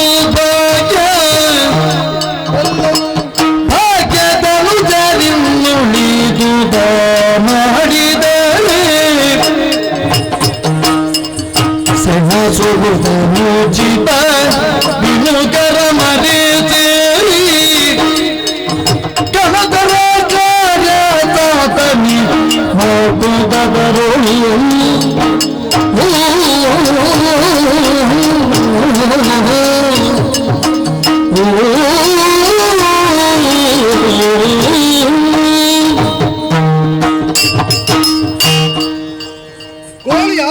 ಹುಟ್ಟಿದ್ದು ಅಂತ ನೋಡದೆ ಈಡೇರಿಸಿಕೊಡ್ತೇನೆ, ಅದನ್ನು ನಿವಾರಿಸಿಕೊಡ್ತೇನೆ ಅಂತ ಅಭಯ ಕೊಡುವುದಕ್ಕಿಲ್ಲ. ಸುರ ಸಂಪದ ಉಳಿಯುವುದಕ್ಕೆ ಹೇತುವಾಗಬಹುದಾದ ಆಶೀರ್ವಾದ ರೂಪಕವಾದ ಮಾಲಿಕೆಯನ್ನು ಕೊಟ್ಟ ಕಾಲದಲ್ಲಿ ಅದನ್ನು ಧಿಕ್ಕರಿಸಿದ್ದನ್ನು ಅಪಚಾರ ಅಲ್ಲ ಅಂತ ಆಡುವುದಕ್ಕೂ ಇಲ್ಲ. ಇಲ್ಲ ಇಲ್ಲ, ನೀ ಸರಿಯಾಗಿದ್ದಾಗ ಆಕ್ರಮಣ ಮಾಡಿದ ಬಲಿಯನ್ನು ನಿಗ್ರಹಿಸುವುದಕ್ಕೆ ಸುಲಭ ಆಗ್ತಿತ್ತು. ಹೌದು. ನೀ ತಪ್ಪಿದಾಗ ಆಕ್ರಮಣ ಮಾಡಿದಾಗ ಅವನದ್ದನ್ನು ತಪ್ಪು ಅಂತ ಹೇಳುವುದು ಹೇಗೆ? ಆದ್ದರಿಂದಲೇ ಅವನಿಗೆ ವಶವಾದ ಸ್ವರ್ಗವನ್ನು ಅನುಚಿತ ಅನಾಚಾರದಿಂದ ಲಭ್ಯವಾದದ್ದು ಅಂತ ಒಂದೇ ಮಾತಿನಲ್ಲಿ ನಿರಾಕರಿಸುವುದಕ್ಕೋ ನಿವಾರಿಸುವುದಕ್ಕೋ ಆಗುವುದಿಲ್ವಲ್ಲ. ಆದ್ರೆ ಕೇಳಲಿಕ್ಕೆ ಅವನ ಸ್ವಾಮಿ, ನಾ ತಪ್ಪಿದ್ರೆ ಆಗಲ್ಲ. ಈಗ ನಿನಗೆ ಬಂದದ್ದೆಲ್ಲ ಅವರೇ ಮಾಡಿದ್ದರಿಂದ ಬಂದದ್ದು. ಈಗ ನಮಗೆ ಏನಾದರೂ ಕೂಡ ಮಾಡಿದವರೇ ನಮಗೆ ಮಾಡಿಸಿದ್ದು ಅಂತ ನಾವು ಹೇಳುವುದು ಒಂದು ಕ್ರಮ. ಅವರಿಂದ ನಮಗೆ ಹೀಗಾಗುವುದಕ್ಕೆ ದೈವವೇ ಕಾರಣ ಅಂತ ಒಪ್ಪುವುದು ಇನ್ನೊಂದು ಕ್ರಮ ಅಲ್ವೋ? ಹೌದು. ಅದರಿಂದ ಯೋಚಿಸಿದರೆ ನಿನಗೆ ಬಂದದ್ದೀಗ ಯಾವುದರಿಂದ ಅಂತ? ಯಾವುದರಿಂದ? ಬಲಿ ತಾನಾಗಿ ಸ್ವೇಚ್ಛೆಯಿಂದ ಹೊರಟು ಹೀಗೆ ಅಭಿಯೋಗ ಮಾಡಿ ಸ್ವರ್ಗ ವಿವಶವಾದದ್ದು ಅಂತ ತಿಳಿಯುತ್ಯೋ ಅಥವಾ ದುರ್ವಾಸರ ಶಾಪದಿಂದ ಅಂತ ತಿಳಿಯುತ್ಯೋ? ರಾಕ್ಷಸರಿಂದ ಇದು ವಶವಾಗಲಿ ಅಂತ ಸ್ವರ್ಗದ ಕುರಿತಾಗಿ ಒಂದು ಶಾಪವಾಕ್ಯ, ಒಂದು ನಿರ್ಣಾಯಕವಾಗಿ ಹೊಮ್ಮಿದ ಮೇಲೆ ಈಗ ಬಲಿಗೆ ಪ್ರಚೋದಕವಾಗಿರುವುದು ಶಾಪವಾಕ್ಯವೇ ಅಲ್ವೋ? ಕರ್ತೃತ್ವ ಯಾರಿಗೆ? ಈಗ ಪಾರಮಾರ್ಥಿಗಾಗಿ ನಾವು ಹೊಂದಿಸುವುದು ಯಾರಿಗೆ? ಈಗ ಸಾಮಾನ್ಯ ನ್ಯಾಯ. ಸಾಮಾನ್ಯ ನ್ಯಾಯ ಏನಾದರೂ ಒಂದು ನಡೀತಿದ್ರೆ ನಮ್ಮಿಂದ ಆಯ್ತು ಅಂತ ಯಾಕೆ ಸುಮ್ಮನೆ ಅಂತ ನಾವು ಕಣ್ಣು ಮುಚ್ಚಿ ಒಂದು ಬದಿಯಲ್ಲಿ ಹೋಗುದು. ಸಜ್ಜನರಿಗೆ ಅದು ದಾರಿ. ಪ್ರಹ್ಲಾದರ ಮೊಮ್ಮಗ ಬಲಿ, ಅವರು ಏನು ಬಲಿಯಿಂದ ಹೋಗ್ಲಿ ಅಂತ ಹೇಳಿಲ್ಲ, ರಕ್ಕಸರಿಂದ ಹೋಗ್ಲಿ ಅಂತ ಹೇಳಿದ್ರು. ಅದಕ್ಕೆ ಬಲಿಯೇ ಕಾರಣನಾದ ಯಾಕೆ? ನನ್ನದ್ದು ಸರಿ ಅಂತ ನನ್ನ ವಾದ ಅಲ್ಲ. ಈಗ ನಾನು ಒಳ್ಳೆಯವನ ಮೊಮ್ಮಗನಾಗಿ ಅವನದ್ದು ಪೂರ್ತಿ ಸರಿ ಅಂತ ನಾನು ಹೇಳುವುದಿಲ್ಲ. ಆದರೆ ನಮ್ಮ ತಪ್ಪನ್ನು ನಾವು ಇರಿಸಿಕೊಂಡಿರುವಾಗ ಮೊದಲು ಪರಿಮಾರ್ಜನೆ ಆಗಬೇಕಾದ ಯಾವುದು? ನಮಗೆ ಅಲ್ವೋ? ಕಳೆದುಕೊಂಡದ್ದನ್ನು ಮರಳಿ ಗಳಿಸಿಕೊಳ್ಳುವುದಕ್ಕೆ ಯತ್ನಶೀಲನಾಗಬೇಕಾದವನಾರು? ನಾನೇ. ಆದ್ದರಿಂದಲೇ ಅವನ ಜೊತೆಯಲ್ಲಿ ಸೆಣಸಾಟದ ಮೂಲಕವಾಗಿ ನಮಗೆ ನಷ್ಟವಾದದ್ದೆಲ್ಲ ಲಭ್ಯವಾಗುತ್ತದೆ ಅಂತ ಹೊರಡುವುದೇ ಬೇಡ. ಈ ಸಲ ಒಂದು ಸಮರಸ ಸಾಧಿಸುವ. ಎಂತದ್ದು ಅಂತ? ಈಗ ನೀನು ಅವರ ಬಗ್ಗೆ ಒಂದು ಅಭಿನಿವೇಶವನ್ನು ಹೊಂದಿದ್ದಿ. ಅವರು ರಾಕ್ಷಸರು ಅಂತ ಅಂದ್ರೆ ಕೆಟ್ಟವರು, ಮಾಡುವುದೆಲ್ಲ ದುಷ್ಕರ್ಮ ಅಂತ. ಹಾಗೆ ತಿಳಿದ ಹಂತದಲ್ಲಿ ಪ್ರಹ್ಲಾದ ಹೇಳಿದ್ದ, ಇನ್ನು ನಮ್ಮವರಿಂದ ನಿಮಗೇನು ತೊಂದರೆ ಬರುವುದಿಲ್ಲ ಅಂತ ಅಲ್ವಾ? ಈಗ ಆ ಪ್ರಹ್ಲಾದನಿಗೆ ಅಭಯ ಕೊಟ್ಟು ಅವನ ವಂಶವನ್ನು ಕಾಯುವ ಒಂದು ಹೊಣೆಯನ್ನು ಹೊಂದಿದ ನನ್ನಲ್ಲಿ ಬಂದು ನೀನು ದೂರಿಡ್ತಾ ಇರುವುದು. ಆದ್ದರಿಂದಲೇ ಅದು ನಿಗ್ರಹಿಸುವುದು ಅಷ್ಟು ಸುಲಭದ ಕೆಲಸ. ನಿಗ್ರಹಿಸಬೇಕು ಅಂತ ನಾ ಹೇಳುವುದಿಲ್ಲ. ನೀನು ತೆಕೊಂಡದನ್ನು ಕೊಡು, ನಿನಗೆ ಬೇಡ ಅದು ಅಂತ ನೀವು ಹೇಳಿದ್ರೆ ಮುಗೀತಲ್ಲ. ಹೌದು, ತೆಕೊಂಡದನ್ನು ನಾನು ಮರಳಿ ಕೊಡುವುದು ಯಾರಿಗೆ? ದುರ್ವಾಸರಿಂದ ಕಳ್ಕೊಂಡ ಇಂದ್ರನಿಗೆ ಅಲ್ವೋ? ಅಲ್ಲ, ಈಗ ಅವ ಪಡ್ಕೊಂಡದ್ದನ್ನು ಮಾತ್ರ. ದುರ್ವಾಸರಿಂದ ಕಳೆದುಕೊಳ್ಳುವುದಕ್ಕೆ ಬೇಕಾದಂತೆ ಆನೆಯ ಮದವನ್ನೇರಿ ನಿಂತವನು, ಆನೆಯನ್ನು ಮಾತ್ರ ಅಲ್ಲ, ಆನೆಯ ಮದವನ್ನೇರಿ ನಿಂತವನು ಏನಿದೆ ಆ ಮದವನ್ನು ದ್ರವಿಸುವಂತೆ ಮಾಡಿ ಕುಂಭಸ್ಥಳದಿಂದ ಆ ಮದ ಜಲ ಇಳಿದು ಹೋಗಬೇಕು. ಆಮೇಲೆ ಒಂದು ಯತ್ನಶೀಲನಾಗಿ ಒಂದು ಪ್ರಯತ್ನ ಪಡದೆ ನಿನಗೆ ಅದನ್ನು ಹೊಂದಿಸುವುದು ಹೇಗೆ? ಈ ಪ್ರಸಂಗದಲ್ಲಿ ಆನೆಗೆ ಮದ ಬರ್ತಿದ್ದರದ ವಿಷಯ ಬೇರೆ, ನನಗೆ ಮದ ಬಂದದ್ದು. ಈಗ ಆನೆ ಏರಿದ ನಿನ್ನದ್ದೇ ಕಂಡದ್ದಲ್ವೋ ಸುರಪತಿ? ನನಗೆ ಆನೆ ಮೇಲೆ ಕೂತು ಆನೆ ಅಂತ ಕಂಡದ್ದು. ಅದೇ ಆನೆಗೆ ಕಂಡ್ರೆ ಚಿಂತಿರ್ಲಿಲ್ಲ, ನಿನಗೆ ಕಂಡಿತ್ತದ್ದು ಆನೆ ಅಂತ. ಆದ್ದರಿಂದಲೇ ತೊಡಕಾದದ್ದು ನೋಡು. ನಿಜವಾಗಿ ಮದ ಏರಿದಾಗ ಕುಂಭಸ್ಥಳ ಭೇದನ ಮಾಡಿದರೆ ಸರಿಯಾಗ್ತದೆ ಅಂತ ಒಂದು ಸೂತ್ರ ಉಂಟು. ಈಗ ನಿನ್ನ ಕುಂಭಸ್ಥಳಕ್ಕೆ ಹೊಡೆದ್ರಲ್ಲ, ಈಗ ಆನೆಗೆ ಮದ ಇದ್ದದ್ದಾದ್ರೆ ಅಲ್ಲಿಗೆ ಹೊಡಿಬೇಕಿತ್ತು, ಈಗ ನಿನಗೆ ಹೊಡೆದದ್ದು ಯಾಕೆ? ಅಲ್ಲ, ನೀ ಚಿಂತೆ ಮಾಡಬೇಡ. ನಿನಗೆ ಮಾಡಿದ್ದು ತಪ್ಪು ಅಂತ ಗೊತ್ತಾಗುವುದಕ್ಕೆ ಇಷ್ಟು ಹೇಳಿದ್ದು ಬಿಟ್ರೆ ಸರಿಪಡಿಸುವುದಕ್ಕೆ ಮಾರ್ಗ ಇಲ್ಲದೆಲ್ಲ. ಈಗ ಮದೋನ್ಮತ್ತನಾಗಿ ಆಕ್ರಮಣಶೀಲರಾದಂತಹ ಅವರನ್ನು ಸೇರಿಕೊಂಡು ಈಗ ಕಳೆದು ಹೋದ ಸಂಪದವನ್ನೆಲ್ಲ ಮರಳಿ ಹೊಂದಿಸುವುದಕ್ಕೆ ಒಂದು ಯತ್ನಶೀಲನಾಗು. ಹೇಗೆ? ಅವರನ್ನು ಹೋಗಿ ಸೇರಿಸಿಕೊಂಡು ಒಂದು ಸಹಯೋಗ ಪಡೆದು ಒಂದು ಮಥನ ಮಾಡುವ. ಸೇರಿದ್ದೆಲ್ಲಿಗೆ? ಎಂಥದ್ದು ನೀನು ಹಾಗೆ ನೋಡುವುದು? ಎಂಥದ್ದು ವಿಷಯ ಎಂಥದ್ದು? ನೀವು ಎಷ್ಟು ಬೇಕಾದ್ರೂ ಸಣ್ಣದು ಮಾಡಿ ಸ್ವಾಮಿ. ಹೌದು, ಸಿಕ್ಕಿದವರ ಕಾಲಿಡಬೇಕು ಅಂತ ನೀವು ಹೇಳಬಾರ್ದು. ಸುಮ್ಮನೆ ಸಿಕ್ಕಿದ ಬಲಿಯ ಕಾಲಿಡುವುದ? ಈಗ ಮೈತ್ರಿ ಬಂಧಾಂತರ ಸಮಾನತೆಯ ದ್ಯೋತಕ ಅಲ್ವ ಅದು? ಅದರಲ್ಲಿ ಮೇಲೆ ಕೆಳಗೆ ಅಂತಿಲ್ಲ. ನಮ್ಮಂತವರೆಲ್ಲ ಅವರಲ್ಲಿ ಒಂದು ಹೋಗಿ ಇದು ಆಗುತ್ತದೆ ನೋಡಿ ಸ್ವಾಮಿ. ಎಂತದು? ಎಷ್ಟು ಸಣ್ಣದಾದ್ರೂ ಆನೆಯನ್ನು ಹಟ್ಟಿಯಲ್ಲಿ ಕಟ್ಟಲಿಕ್ಕೆ ಬರ್ತದ? ನಾವು ಎಷ್ಟು ಸಣ್ಣದಾದ್ರೂ ನಮ್ಮಿಂದ ಸಣ್ಣವರಲ್ಲಿ ಏನಾದ್ರೂ ಕೇಳಲಿಕ್ಕುಂಟ? ಈಗ ದೊಡ್ಡವರಲ್ಲಿ ಕೇಳ್ತೇವೆ ಬಿಡಿ, ಅವರು ಕೊಡ್ಲಿಕ್ಕೂ ಕೊಡ್ತಾರೆ, ಅದು ವಿಷಯ ಬೇರೆ. ಹೌದೌದು. ಈಗ ಅದಲ್ಲ, ನಿನಗೆ ಸ್ವರ್ಗದ ಲಾಯವೇ ಬೇಕು ಅಂತ ಉಂಟು, ಕಾಡು ಪಾಲಾಗುವುದು ಬೇಡ ಅಂತ ಉಂಟು. ಆನೆಗೆ ಕಾಡು ಆಗುತ್ತದೆ, ಸ್ವರ್ಗದ ಲಾಯವೂ ಆಗುತ್ತದೆ. ನಿನಗೆ ಅದೇ ಬೇಕು ಅಂತ ಆದ್ರೆ ಈಗ ಲಾಯದ ಯಜಮಾನ ಯಾರಿದ್ದಾನೆ ಸದ್ಯ, ಅವನನ್ನೇ ಕೇಳಬೇಡುವ. ಈಗ ಎಷ್ಟು ಕಷ್ಟ ಬಂದ್ರು ಎಲ್ಲೆಲ್ಲೆಲ್ಲ ಕಟ್ಟು ಕೊಡ್ತಾರೆ ಅಂತ ಕೈ ಕೊಡ್ಲಿಕ್ಕೆ ಆಗ್ತದ?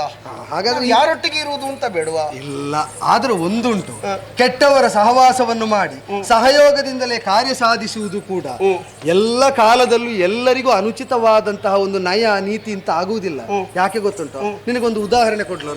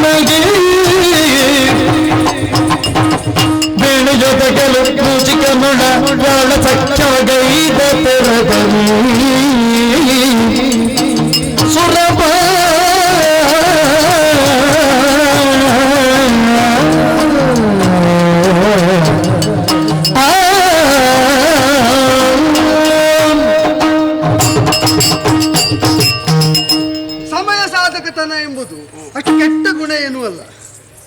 ಸಮಯವನ್ನು ಸಾಧಿಸುವುದು. ಈಗ ಸತ್ಕಾರ್ಯಗಳಿಗೆ ನಾವು ಸಮಯ ಸಾಧಿಸದೆ ಮಾಡ್ತೇವೋ? ಸುಮುಹೂರ್ತ ಅಂತ ನೋಡುವುದು ಯಾಕೆ? ಲೋಕದಲ್ಲಿ ಒಂದು ಅಪವಾದ ಉಂಟು. ಅದು ಸಮಯ ಸಾಧಕತನ ಎಂಬುದಕ್ಕೆ ಮೇಲಿಂದ ಮೇಲೆ ತೋರಿಕೆಗೆ ಸಿಕ್ಕುವ ಅರ್ಥದಿಂದ ನಾನು ಹೇಳ್ತಾ ಇರುವುದಲ್ಲ. ನಮಗೆ ಬೇಕಾದ ಸಮಯವನ್ನು ನಾವಾಗಿ ಉದ್ದೇಶಪಟ್ಟು ಸಾಧಿಸಬೇಕು ಅಂತ. ಈಗ ಯೋಚನೆ ಮಾಡು, ಬುಟ್ಟಿಯೊಂದರಲ್ಲಿ ಹೇಗೋ ಸೇರಿಕೊಂಡಂತಹ ಮೂಷಿಕದ ಜೊತೆಯಲ್ಲಿ ಸರ್ಪವು ಬಂದು ಸೇರಿಕೊಂಡಾಗ ನಿಜವಾಗಿ ಅದು ಸರ್ಪವನ್ನು ಸೇರಿಸುವುದಕ್ಕೆ ಇದ್ದ ಬುಟ್ಟಿ ಹೇಗೋ ಬಂದು ತಪ್ಪಿನಿಂದ ತೆರೆದಿರುವಾಗ ಬಂದು ಸೇರಿಕೊಂಡ ಮೂಷಿಕವು ಸರ್ಪವು ಜೊತೆಯೇ ಆಯ್ತು. ಸರ್ಪ ಮೂಷಿಕವನ್ನು ಕಂಡಾಗ ಏನು ಮಾಡಬೇಕು? ಸಹಜವಾಗಿ ಹಿಡಿಬೇಕಲ್ಲ. ಹಿಡಿದೇನು ಮಾಡಬೇಕು? ತಿನ್ಬೇಕು. ಆದ್ರೆ ಹಾಗೆ ಮಾಡ್ತದ? ಯಾಕೆ ಮಾಡುವುದಿಲ್ಲ? ಮಾಡುವುದಿಲ್ಲ. ಸರ್ಪಕ್ಕೆ ಸ್ವಲ್ಪ ಬುದ್ಧಿ ಉಂಟು ಅಂತ ಆದ್ರೆ ಅದರಲ್ಲಿ ಮೈತ್ರಿ ಬಂಧವನ್ನು ವಿರಚಿಸಿಕೊಳ್ತದೆ.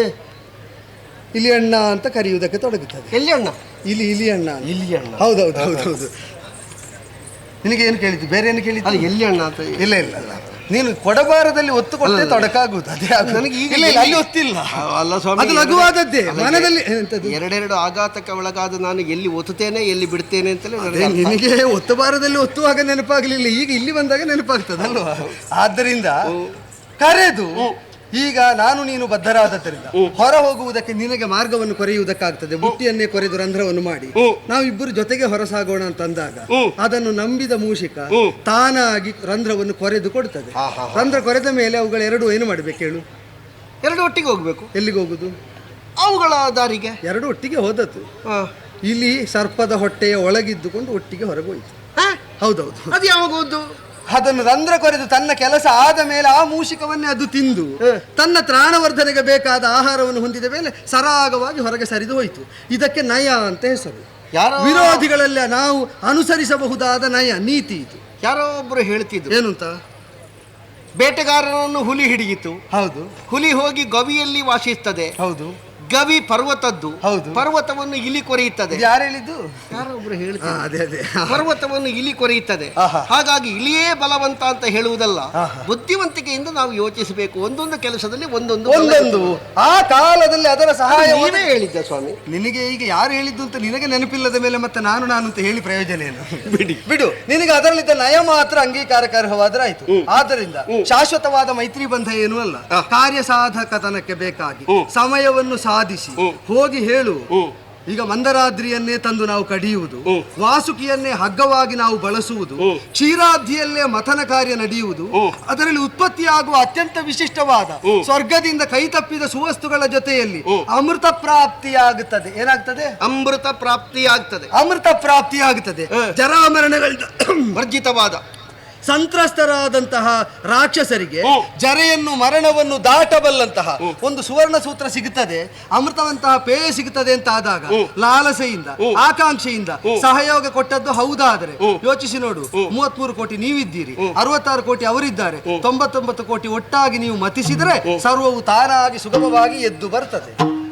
ಅರವಿಂದಾಕ್ಷ, ಒಟ್ಟು 99 ಕೋಟಿ ಒಂದು ಒಟ್ಟಿಗೆ ಮಾಡಬೇಕು ಅಂತ ನೀನು ಹೀಗೆ ಹೇಳ್ತಿ ಅಂತ ಆದ್ರೆ ಒಂದು ಒಟ್ಟಾದ್ರೆ ಏನು ಪರಿಣಾಮ ಆಗುತ್ತದೆ ಅಂತ ನೋಡೋಣ ಈ ಸಲ.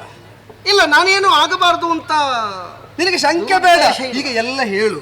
ನೀನು ಬೇಕಾದಲ್ಲಿ ಬೇಡದಿದ್ದಲ್ಲಿ ಎಲ್ಲ ಮಾತಾಡ್ತೀನಿ, ಸ್ವಲ್ಪ ಇಲ್ಲಿ ಚಂದದಲ್ಲಿ ಮಾತಾಡು. ನಿನಗೆ ಆಗದವರಲ್ಲಿ ನಿನ್ನ ಕಾರ್ಯ ಸಾಧನೆ ಆಗಬೇಕಾದ್ರೆ ನಾನು ಸೂತ್ರ ಹೇಳುದು, ನಿನಗೆ ಆಗದವರಲ್ಲಿ ಒಂದು ಚಂದದಲ್ಲಿ ಮಾತಾಡು, ಒಂದು ಕ್ರಮ ರೂಢಿಸಿಕೊ.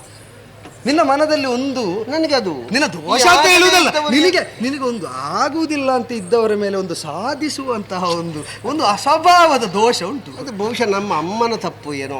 ಈಗ ನೀನು ಅಪ್ಪ ಅಮ್ಮಂದ್ರೆ ಎಳೆದು ತರಬೇಡ. ನಿನ್ನ ದೋಷಕ್ಕೆ ಅವರ ಮೇಲೆ ಯಾಕೆ ಹಾಕುವುದು? ಈಗ ನಿನ್ನನ್ನು ಒಳ್ಳೆಯವರು ನೀನು ಏರಿದ ಕಾಲದಲ್ಲಿ ಹೇಳಿಲ್ವೋ? ನಿನ್ನ ಪುಣ್ಯ ಅಲ್ಲ ಇದು, ನಿನ್ನ ಅಪ್ಪನದ್ದು ಅಮ್ಮನದ್ದು ಅಲ್ವಾ? ಆದ್ದರಿಂದಲೇ ಹೇಳಿದ್ದು, ಪುಣ್ಯಕ್ಕೆ ಅವರು ಕಾರಣರು ಹೌದು ಅಂತಾದ್ರೆ ದೋಷಕ್ಕೆ ಅವರನ್ನು ಯಾಕೆ ಎಳೆದು ತರುವುದು? ಆದ್ದರಿಂದ ಆಗದವರಲ್ಲೂ ಒಂದು ನಯವಿನಯದಿಂದ ನಮಗೆ ಲಾಭ ಆಗುತ್ತದೆ ಅಂತ ಆದಾಗ ಒಂದು ಸೌಹೃದದಿಂದ ವರ್ತಿಸಿದರೆ ನಿನಗೆ ನಷ್ಟ ಇರ್ತದೆ. ಅಷ್ಟೇ ಇಲ್ಲ, ನೀವು ಹೇಳಿದ ಮೇಲೆ ಅದನ್ನೇ ಅಲ್ಲಿ ಹೇಳು. ಏನು ಯಾವುದು ಹೇಳಿದ್ರೂ ಒಡಂಬಡ್ಲಿಲ್ಲ ಅಂತ ಆದ್ರೆ ನಿನ್ನ ವಾಕ್ಚಾತುರ್ಯ ಎಲ್ಲ ವಿನಿಯೋಗಿಸು. ನೀನು ಹೇಳಿದ್ರೆ ಸಾಧಾರಣ ಎಂಥವರ ತಲೆಯು ತಿರುಗುತ್ತದೆ. ನಿನಗೆ ಬೇಕಾದರೆ ಕೆಲವರ ತಲೆ ಹಾಳು ಮಾಡುವುದಕ್ಕೂ ಆಗುತ್ತದೆ, ತಲೆ ತಿರುಗಿಸುವುದಕ್ಕೂ ಆಗುತ್ತದೆ. ನಾನು ವ್ಯವಹಾರದಲ್ಲೆಲ್ಲ ಮಾತಾಡಿ ಮಾತಾಡಿ ಮಾತಾಡಿ ಬೋಳು ತಲೆಯವನು ಕೂದಲು ಬಂತ ಅಂತ ಮಂಡ್ಯ ಮೇಲೆ ಕೈ ಹಾಕಬೇಕು, ಹಾಗೆ ಮಾತಾಡಿ. ಹೌದೌದು, ನಿನಗೊಂದು ಓದಲಿಕ್ಕೂ ಇಲ್ಲ. ಹೌದೌದು, ತಿರುಗಿ ಹೋಗುವಾಗ ನಾಳೆ ಹೇಳುವುದು ಅದಾಗುವುದಿಲ್ಲ ಅಂತ, ಅದು ಗೊತ್ತಾಗುವುದು. ಆದ್ದರಿಂದ ಈಗ ನೋಡೋಣ, ಇಲ್ಲಿ ಬರಿದಾಗಿದ್ದಲ್ಲಿ ಒಂದು ಪ್ರತೀಕ್ಷೆಯ ಕೂದಲು ಹುಟ್ಟುವಂತೆ ಮಾಡಿ ಒಂದು ಅವನನ್ನೊಂದು ಬಾಚಿ ಸಿಂಗಾರಗೊಂಡು ಮಧುವಣಿಗನಂತೆ ನೀ ಕರೆತಾರಂತೆ. ಮತ್ತೆ ಒಂದು ಸ್ವಾಮಿ, ಏನು ಕಾರ್ಯವಾಸಿ ಕತ್ತೆ ಕಾಲು ನೆನಪಿಟ್ಟುಕೋ. ಆದ್ರೆ ಆ ಬಲಿಯ ಕಾಲನ್ನು ಎಣಿಸುವಾಗ ನನಗೆ ಎಣಿಸುವುದು ಎಲ್ಲಿಂದ ಹಿಡಿಯುವುದು ಅಂತ ಹಂಸಪಾದವನ್ನು. ಅಲ್ಲ ಇಲ್ಲಿ ಬಾ, ಅವ ಒಂದು ವೇಳೆ ಒಪ್ಪಿ ನಿನ್ನ ಕೈ ಹಿಡಿದರೆ ಆಗಲೂ ಅವನ ಮನದಲ್ಲಿ ಇದೇ ಭಾವ ಇದ್ದೀತು. ಎಂತದಕ್ಕೆ? ಕಾರ್ಯವಾಸಿ ಕತ್ತೆ ಕಾಲು. ಅವ ಒಪ್ಪಿದ್ರು ಅವನ ಮನದಲ್ಲಿ ಇರಬಹುದಾದದ್ದೇನು ಅಂತ ನಿನ್ನ ಮನದೊಳಗೆ ದೃಢವಾಗಿ ಆದ್ದರಿಂದ ಹೇಳಿದ್ದು. ಆ ಭಾವದಿಂದಲೇ ಕೈ ಹಿಡಿದಬಹುದಾದ ಅವನಲ್ಲಿ ಅತಿಯಾದ ನಿಕಟತೆಯೂ ಬೇಡ, ಅಂತರವೂ ಬೇಡ. ಕಾರ್ಯ ಸಾಧನೆಗೆ ಬೇಕಾದಷ್ಟು ಸಮೀಪವರ್ತಿತ್ವ ಸಾಕು. ಇಷ್ಟನ್ನು ಏನು ಆಗದಿದ್ರೆ ನಾರಾಯಣನೇ ಹೇಳಿದ್ದಾನೆ ಅಂತ ಆಡು. ಪ್ರಹ್ಲಾದ ಪೌತ್ರನಿಗೆ ಆ ಮಾತು ಬ್ರಹ್ಮವಾಕ್ಯವಾಗ್ತದೆ, ದೇವನಾರಾಯಣನ ಸೂತ್ರ. ಇಷ್ಟು ಹೇಳಿದ್ರೆ ಸಾಕು, ಅವ ಒಪ್ಪುತ್ತಾನೆ, ಬರ್ತಾನೆ. ಸ್ವಾಮಿ, ಇದೇ ಸಮುದ್ರ ಮತನ ಆರಂಭ ಆಗುವಾಗ ನೀವಿದ್ದೀರಲ್ಲ, ಅಲ್ಲ ನೀವೇ ಮಾಡ್ತೀರಿ. ನನಗೊಂದು ಅಭ್ಯಾಸ ಉಂಟು, ನಾವೇ ಸುಧಾರಿಸ್ತೇವೆ ಅಂತಿದ್ದಲ್ಲಿಗೆ ನಾನು ಹೋಗುವುದಿಲ್ಲ. ನಾನು ಬೇಕೇ ಬೇಕು ಅಂತ ಇದ್ದಲ್ಲಿಗೆ ನೋಡೋಣ, ಬರೋಣ. ಖಂಡಿತ ಬೇಕೇ ಬೇಕು, ಬೇಕೇ ಬೇಕು. ಬೇಕು ಅಂತ ನೀವು ಬಯಸಿದ ಕಾಲದಲ್ಲಿ ಒದಗಿ ಬರ್ತೇನೆ. ಅಲ್ಲಿಯ ತನಕ ಪ್ರಯತ್ನ ನಿಮ್ಮದು, ನಿಮ್ಮ ಪ್ರಯತ್ನಕ್ಕೆ ಅನುಗುಣವಾದ ಫಲಿತ ಸಿಗುತ್ತದೆ. ಅವ್ರು ಏನು ಹೇಳಿದ್ರು ಒಂದು ಹಂತದಲ್ಲಿ ಬಿಟ್ಟು ಕೊಡಬೇಕಾಗ್ತದೆ, ಒಪ್ಪಿ ಬಿಡಬೇಕಾಗ್ತದೆ. ಅರ್ಥ ಆಯ್ತಾ? ಮತ್ತೆ ನೀವಿದ್ದೀರಲ್ಲ, ಹೊಂದಿಸುವುದಕ್ಕೆ ನಾನಿದ್ದೇನೆ. ಹಾಗಾದ್ರೆ ಶ್ರೇಯಸ್ ಸಾರಿ. ಜಯ ಜಯ ಜಯ ಜಯ. ಶ್ರೇಯಸ್. ನಾವು ಶೋಣಿತಾಪುರಕ್ಕೆ ಹೋಗೋಣ.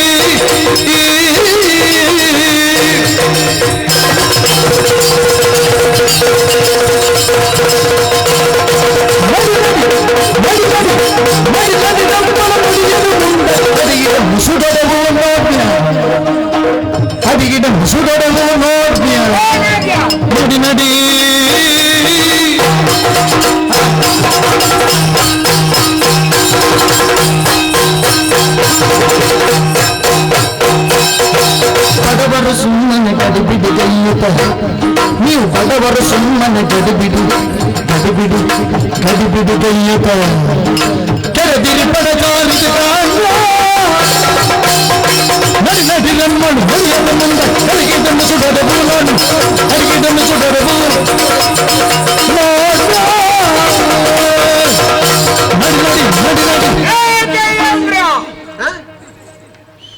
ದೇವೇಂದ್ರ ದೇವೇಂದ್ರ ಅಲ್ಲಿ ನೀನು ಇಲ್ಲಿ ನಿನ್ನ ಸುದ್ದಿ ಇಲ್ಲ. ದೇವೇಂದ್ರ ದೇವೇಂದ್ರ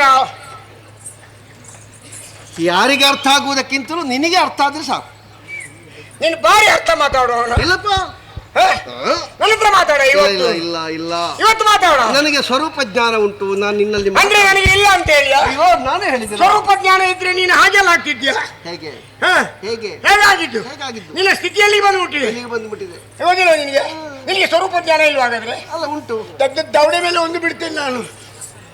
ನೀನು ಅಲ್ಲಿಗೆ ಇಡುವುದಾದ್ರೆ ಏನಾದ್ರೂ ಒಂದು ಮನೆ ಇಟ್ಟುಕೋ. ನೀನು ಕುಳ್ಳ ಅಲ್ವಾ? ಎಲ್ಲಿ ತೊಂದರೆ ಇಲ್ಲ, ನನ್ನ ಎಲ್ಲಿಂದ ಎಲ್ಲಿಗೂ ಹೋಗ್ತದೆ ಅಂದು. ನೀನು ಅಡ್ಡ ನನಗೆ ಇದ್ದ ಇದ್ದೇನೆ ಅಂತ ನೀನು ಯೋಚನೆ ಮಾಡಬೇಡ.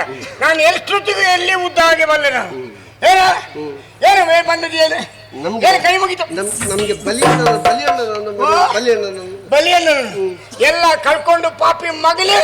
ನಿನಗೆ ಅಧಿಕಾರ ಸಿಕ್ಕಿದಾಗ ಭಾರಿ ಜೋರಿ ಎಲ್ಲರ ಮೇಲೆ ಹಲ್ಲೆ ಅಲ್ವಾ? ಈಗ ತೋರ್ಸ ಇದೀಗ ನಮ್ದು. ಈಗ ಹೌದು, ಈಗ ನಿಮ್ದೆ.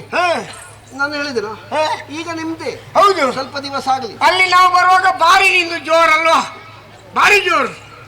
ಪಾಪಿ ಮಗನೇ, ಹಣೆ ಬರ ಕೆಟ್ಟವನೇ, ಮರ್ಯಾದೆ ಬಿಟ್ಟವನೇ, ಷಂಡನೆ, ಬಂಡನೆ, ಹೇಡಿಯೇ, ಹೆಂಬೇಡಿಯೇ, ಉಸಕಿಯೇ, ಕಡುದುಷ್ಟನೇ, ಕಡುಲಂಪಟನೆ, ತೆಗೆದಾಕಿದವನೇ, ಮಾನ ಬಿಟ್ಟವನೇ, ಮರ್ಯಾದೆ ಬಿಟ್ಟವನೇ, ಎಲ್ಲ ಕಳ್ಕೊಂಡವನೇ. ಧನ್ಯವಾದಗಳು. ನಿನ್ನ ಕುಟುಂಬದ ವಿಳಾಸಕ್ಕ ಅಲ್ಲ, ನಿಮ್ಮ ಪರಿಚಯ ಹೇಳಿದ್ದಕ್ಕೆ. ಪರಿಚಯ ನಿಂದೇ ಹೇಳಿದ್ರೆ ನಂದಲ್ಲ.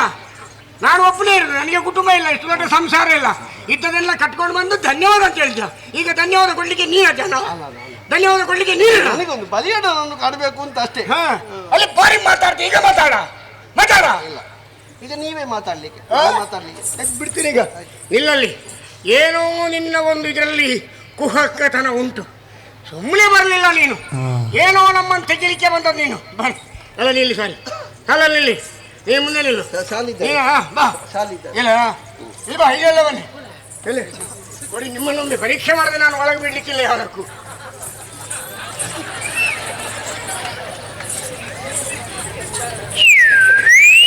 ಮೇಲೆತ್ತು ಬೇಡ, ಇಲ್ಲಿ ನೀನೇನು ಮೇಲೆತ್ತದು ಬೇಡ. ಈಗ ಎತ್ತುವಲ್ಲಿ ಅದನ್ನು ಮಾಡಿ, ಇಲ್ಲಿ ಬೇಡ ಆಯ್ತಾ? ಇವ ಇಲ್ಲಿ ಬಂದು ಮೇಲೆತ್ತಬೇಕಾ? ಮಗನೇ ಒಳ್ಳೆ ಅಭ್ಯಾಸ ಆಗಿದೆಲ್ಲ ನಿನಗೆ. ಮೇಲೆತ್ತಿ ಅಭ್ಯಾಸ ಆಗಿದೆ ಮಗನೇ. ಈ ಪ್ರಾಯದಲ್ಲೂ ನೀನು ಭಯಂಕರ ಹುಷಾರು ನೀನು. ಹೋಗಕ್ಕೆ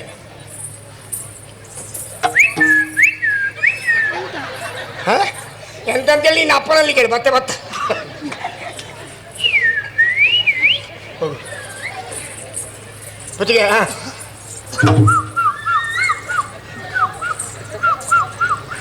ಹೋಗಕ್ಕೆ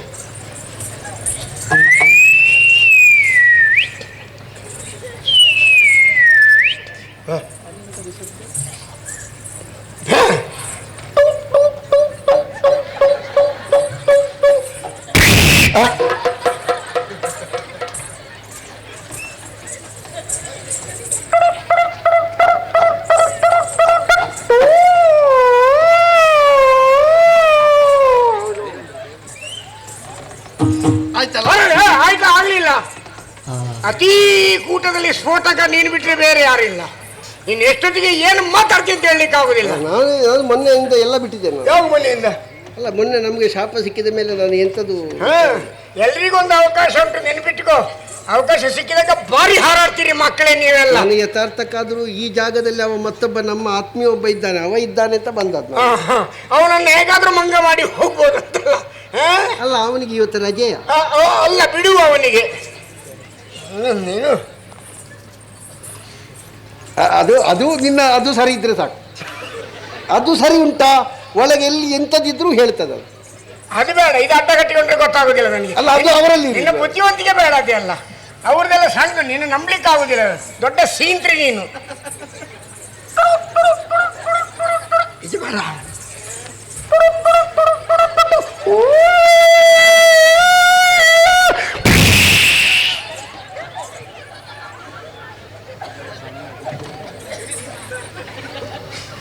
ಏನಿಲ್ಲ ಪುಣ್ಯಾತ್ಮ, ಏನಿಲ್ಲದೆ ನೀನು ಇಷ್ಟು ಮಾಡ್ತಿ. ಇದ್ದಿದ್ರೆ ಏನ್ ಮಾಡ್ತಿದ್ರಿ ನೀನು? ನೀನು ರಂಬೆ ಹೋಗ್ಲು ಅಂತ ಹೇಳುವಾಗ ಹಿಂದಿಂದ ಹಾರಿಕೊಂಡು ಹೋಗಿದ್ದೆ. ಅಯ್ಯೋ ರಂಬೆ ಹೋಗ್ಲು ಅಂತ ಹೇಳಿ. ಈಗ ಏನಿಲ್ಲ ಅಂತೇಳಿ ನನ್ನ ಹತ್ರ ಹೇಳ್ತೀನಿ. ನೀನು ಏನಾಗ್ಬೇಕು ಹೇಳಿ. ಈಗ ಒಂದು ಅವಕಾಶ ಏನು ಅವಕಾಶ? ಅಣ್ಣನನ್ನು ನೋಡ್ಲಿಕ್ಕೆ. ಅಣ್ಣನನ್ನು ಹೌದು, ಅವ ನಮ್ಮ ಅಣ್ಣ, ಅವ ನಮ್ಮ ಅಣ್ಣ. ಇಷ್ಟು ದಿವಸ ನೀವು ಅವನನ್ನು ಮಣ್ಣು ಅಂತ ಹೇಳ್ತೀರಿ, ಈಗ ಅಣ್ಣ ಅಂತ ಹೇಳ್ತೀರಾ. ಒಂದು ಕ್ಷಣ ಆಚೆ ಚೆಲ್ಲಾಡಬಾರದು. ನಾನು ಬರೋ ತನಕ ಅಥವಾ ನಾನು ಬರದೆ ನಿಮಗೆ ಸುದ್ದಿ ಮುಟ್ಟಿಸ್ತೇನೆ ಒಳಗೆ ಬರಬಹುದು ಅಂತೇಳಿ. ಆವಾಗ ಮಾತ್ರ ಬಂದ್ರೆ ಆಯ್ತು, ಗೊತ್ತಾಗ? ಕೈ ಹೊತ್ತು ಅಂತೀರು, ಕೈ ಹೊತ್ತಾ? ಈ ಕೈ ಹೊತ್ತು ಬೇರೆ ಯಾವ ಪ್ರಸಂಗದಲ್ಲಿ ಸಿಗುವುದಿಲ್ಲ. ಅಪ್ಪ ಮಗನೇ, ಎಲ್ಲರನ್ನು ನೀನೇ ಒತ್ತಿಸ್ತಾ ಇದೆಯಲ್ಲ ಬೇರೆ ಪ್ರಸಂಗದಲ್ಲಿ. ಮಗನೇ,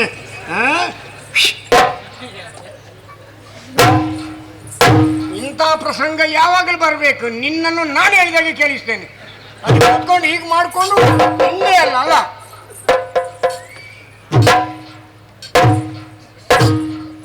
ಏನಾದ್ರು ಉಂಟಾ?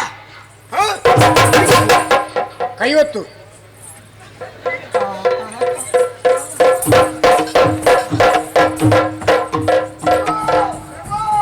ಎಂತೆಂತ ಹುಚ್ಚರಿದ್ದಾರೆ ಅಂತ.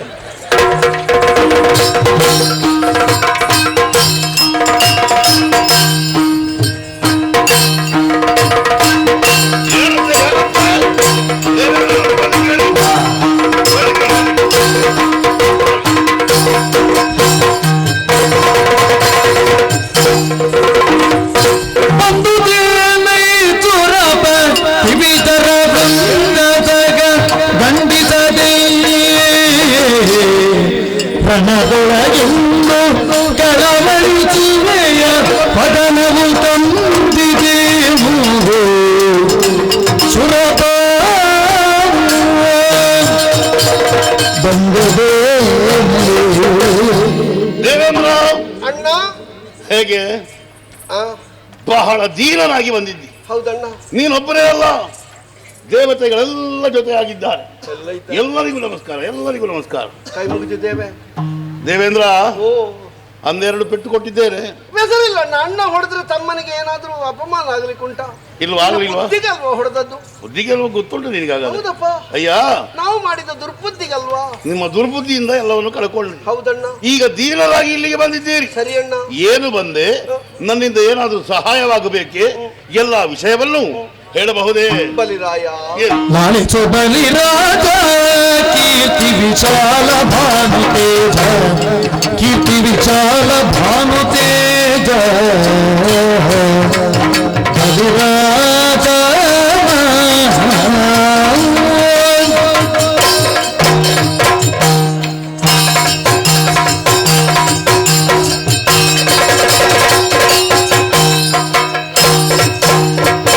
ನಾಳಿಸು ಬಲಿರಾಜ ಕೀರ್ತಿ ವಿಶಾಲ ಭಾನು ತೇಜ, ಕುಳದ ನದಿನ ಹಾಳೆ ಸಗಿದ ತಿದ ಶಾಲಯವಿದ ನೀನಾಳಿದರೆ ಸುಖ. ಲಾಸು ಬಲಿರಾಜ ಕೀರ್ತಿ ವಿಶಾಲ ಭಾನು ತೇಜ ಬಲಿರಾಜ.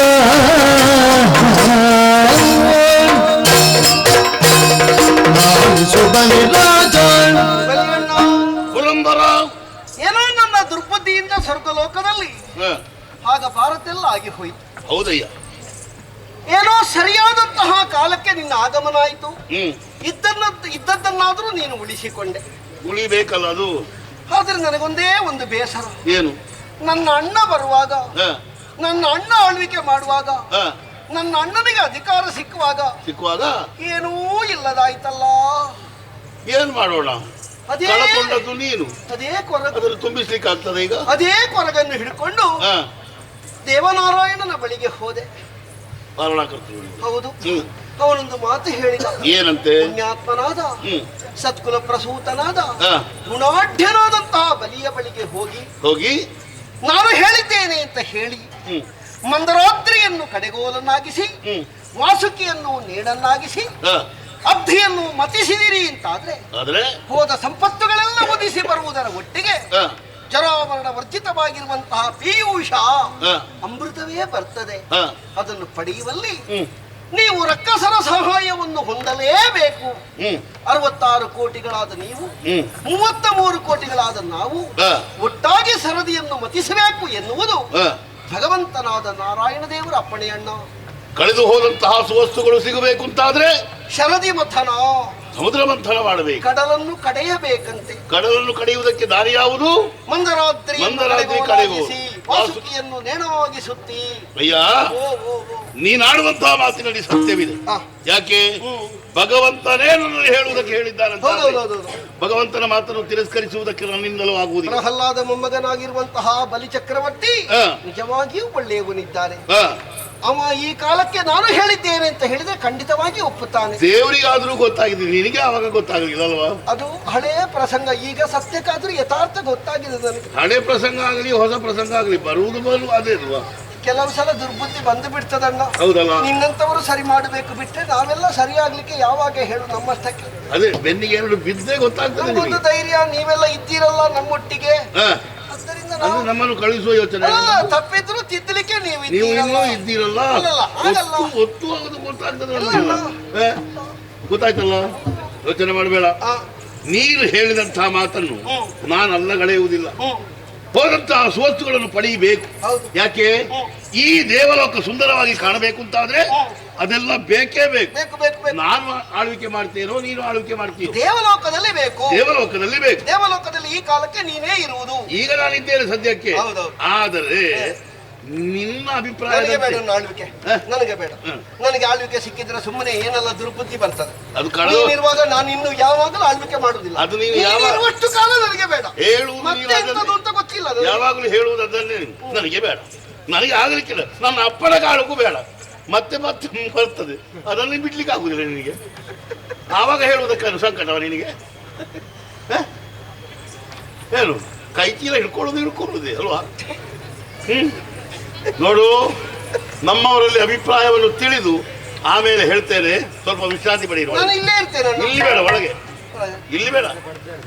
ಇಲ್ಲಿ ಇದ್ರೆ ಅವರು ಬರ್ದಾರು ನಮ್ಮವರು. ಅಲ್ಲಿ ಉಂಟು, ಸ್ವಲ್ಪ ತಿಂದುಂಡು ಆಯಾಸ ಪರಿಹಾರ ಮಾಡಿಕೊಂಡು ಎಲ್ಲ ಒಟ್ಟಿಗೆ ನಾ ಕರೀತೇನೆ. ಹೋಗಿ ಎಲ್ಲ ಹೋಗಿ ಹೀಗೆ ಸುತ್ತು ಬರ್ತಾ ಇರ್ಬೇಕು. ಹೋಗಿ ಏನು ಮಾಡ? ಸಮುದ್ರ ಮಂಥನ ಮಾಡಬೇಕು ಅಂತಾದ್ರೆ 66 ಕೋಟಿ ದಾನವರು ಒಂದಾಗಬೇಕು ಅಂತಾದ್ರೆ ನಮ್ಮವರಲ್ಲಿ ಅಭಿಪ್ರಾಯವನ್ನು ಕೇಳಬೇಕು. ಸ್ವರ್ಪಾನು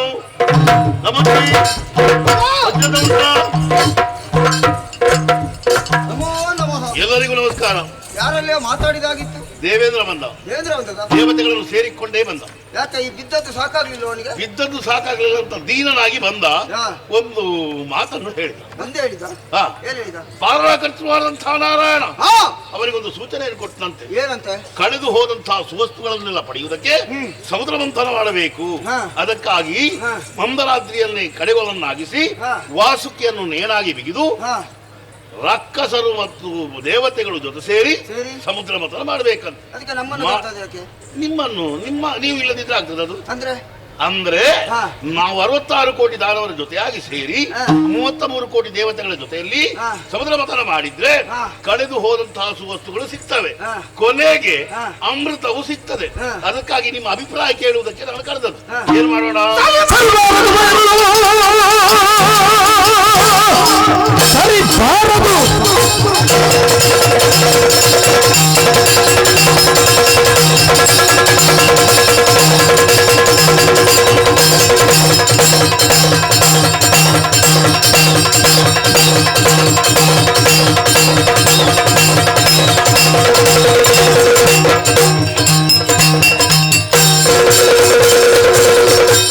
ಸರಿ ಬಾರದು ಬಯಲು ಹಿರಿಯವರು ನಾವಾಗಿ ದೊರಕಿದ್ದು ಬಂಧುಗಳೆಲ್ಲ ದೊರಕಿದ್ದು ಮೊದಲು ಬದಿ ಕರೆಸುವುದು ನಿರ್ಬೋಧನ ತುಳಿಯ ಪತ್ತೆಂಬ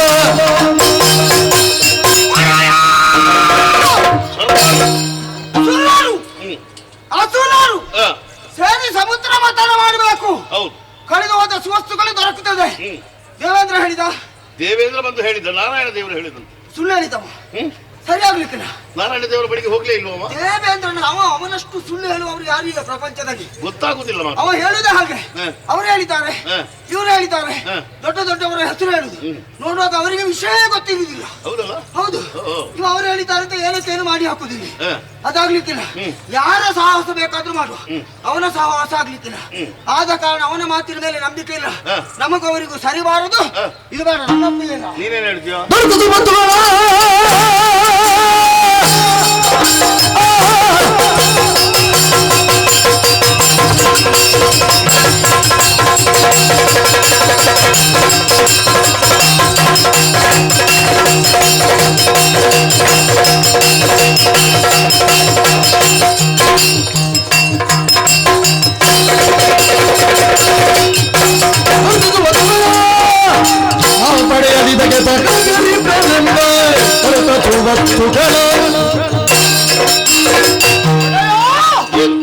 ಅವ ಹೇಳಿದ ಹಾಗೆ ಆಗದಿದ್ರೆ ಮತ್ತೊಂದು ದಾರಿ ಉಂಟು. ಯಾವುದು? ಸಮುದ್ರವನ್ನು ಮತಿಸುವಾಗ ನಾವು ಅವರಿಗೆ ಬೇಕಾಗ್ತದೆ. ಆದ ಕಾರಣ ಸಮುದ್ರ ಮತಿಸಿದಾಗ ಅಲ್ಲಿ ಬರುವಂತಹ ಸುವಸ್ತುಗಳು ಎಲ್ಲವೂ ನಮಗೆ ಕೊಡುವುದಾದ್ರೆ ನಮ್ಮ ಒಪ್ಪಿಗೆ ಉಂಟು. ಹೌದಾ? ವಿಷಯ ಒಳ್ಳೆದುಂಟು. ಒಳ್ಳೇದುಂಟಲ್ವಾ? ನೀನೇನ್ ಹೇಳ್ತೀಯ?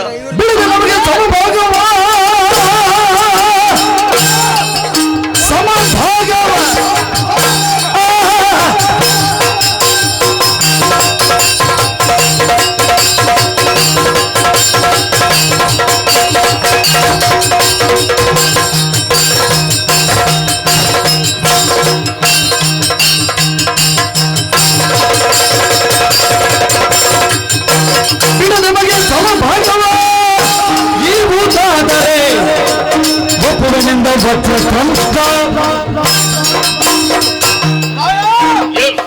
ಸಮುದ್ರವನ್ನು ಮತಿಸುವುದೇ ಒಳ್ಳೆಯ ವಿಷಯ. ಆದ್ರೆ ಒಂದು ಮತಿಸುವುದೇನೋ ಹೌದು, ಆದ್ರೆ ಎಲ್ಲವೂ ಅವರಿಗೆ ಕೊಟ್ರೆ ಅದಾಗುವುದಿಲ್ಲ. ಎಲ್ಲವೂ ನಮಗೆಯೋ ಅದು ಆಗುವುದಿಲ್ಲ. ಒಂದು ಸಮ ಅರ್ಧ ತಕೊಂಡ್ರೆ ಸರಿ ಆಗ್ತದೆ. ಅರ್ಧ ತಗೊಂಡ್ರೆ ಸರಿ ಆಗ್ತದ? ಅರ್ಧ ಅರ್ಧ ಅವರಿಗೆ ಅರ್ಧ ನಿನಗ? ಅದು ನನ್ನ ಅಭಿಪ್ರಾಯ. ಹೌದಾ? ಒಳ್ಳೆ ಅದಕ್ಕೆ ಹೌದು ಅಂತಂದ್ರೆ ನಾ ಇದ್ದೇನೆ. ಒಳ್ಳೆ ಅಭಿಪ್ರಾಯ.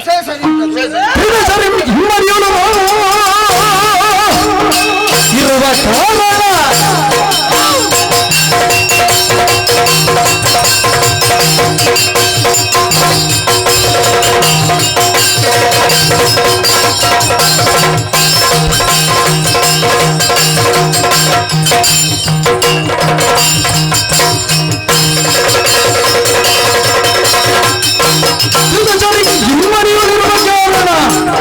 ಸಮಭಾಗ ಎಂಬುದು ಎನ್ನುತ್ತಾ ತಾನುಡಿದ ಸಮುದ್ರ ಮಾತನ್ನು ಮಾಡುದು ಹೌದು, ಆದರೆ ಸಮಪಾಲು ಅಲ್ಲ. ನಮ್ಮಲ್ಲಿ ಎಷ್ಟು ಜನ ಇದ್ದೇವೆ, ಅವರ ಇಮ್ಮಡಿ ಇದ್ದೇವೆ. ಆದ್ದರಿಂದ ಒಂದು ವಿಷಯ ಮಾಡುವ, ಇಮ್ಮಡಿ ಮಾಡುದಲ್ಲ, ಆ ಸಮಪಾಲನ್ನು ಬಿಟ್ಟು ಮೂರನ್ನು ಮತ್ತು ಒಂದನೇ ಬಾಲ್ ಮಾಡುವ. ಮೂರು ಬಾಲಲ್ಲಿ ಒಂದು ಬಾಲ್ ಅವರಿಗೆ, ಎರಡು ಬಾಲ್ ನಮಗೆ. ಅದರಲ್ಲಿಯೂ ಒಳ್ಳೆ ಒಳ್ಳೆ ವಸ್ತು ನಮಗೆ, ನಮಗೆ ಬೇಡದ ಅವರಿಗೆ. ಹೌದಾ? ಅದು ಪಾಲ್ ಮಾಡ್ಲಿಕ್ಕೆ ಆಗ್ತದಲ್ವಾ? ನೋಡು, ಸರಿ ನುಡಿದ ಸರಿ ನುಡಿದ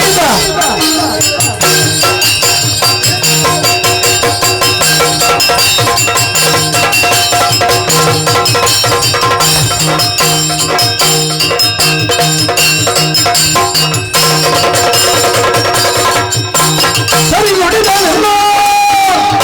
ಮೊದಲ ಮಾತೇ ಎರಡು ಕಾಲಕ್ಕೆ ಅದರದ್ದವರಿಗೆ ಇರುವುದು. ಸಮುದ್ರ ಮಥನ ಮಾಡಬೇಕು. ಅವರಾಡಿದಂತಹ ಮಾತು ಸರಿಯಾಗಿಯೇ ಇದೆ. ಒಳ್ಳೊಳ್ಳೆ ಸುವಸ್ತು ಏನೆಲ್ಲ ಸಿಗ್ತದೋ ಅದೆಲ್ಲ ನಮಗೆ ಬೇಡದೇ ಇದ್ದದ್ದು ದೇವತೆಗಳಿಗೆ. ಇದಕ್ಕೆ ಒಪ್ಪಿಗೆ ಉಂಟು ಅಂತ ಆದ್ರೆ ನಾನು ಸಿದ್ಧರಿದ್ದೇನೆ. ನಿಮ್ಮ ಅಭಿಪ್ರಾಯವೇ ನಮ್ಮ ಅಭಿಪ್ರಾಯ. ಆಯ್ತಲ್ಲ, ಹೋಗುವ. ನಾವೇ ಹೋದ್ರೆ ಆಗ್ಲಿಕ್ಕಿಲ್ಲ. ಆಯ್ತು, ಎಲ್ಲರೂ ಒಪ್ಪಿದ ಆಯ್ತಲ್ಲ. ನಮ್ಮವರು ಒಪ್ಪಿದ್ದಾರೆ, ಮತ್ತೆ ಇನ್ನು ಒಬ್ಬ ಉಳಿದಿದ್ದಾನೆ. ಅವನನ್ನು ಬಿಟ್ಟು ಹೋದ್ರೆ ಪ್ರಪಂಚ ಇಡ್ಲಿಕ್ಕಿಲ್ಲ. ಮುಖಾಸುರ.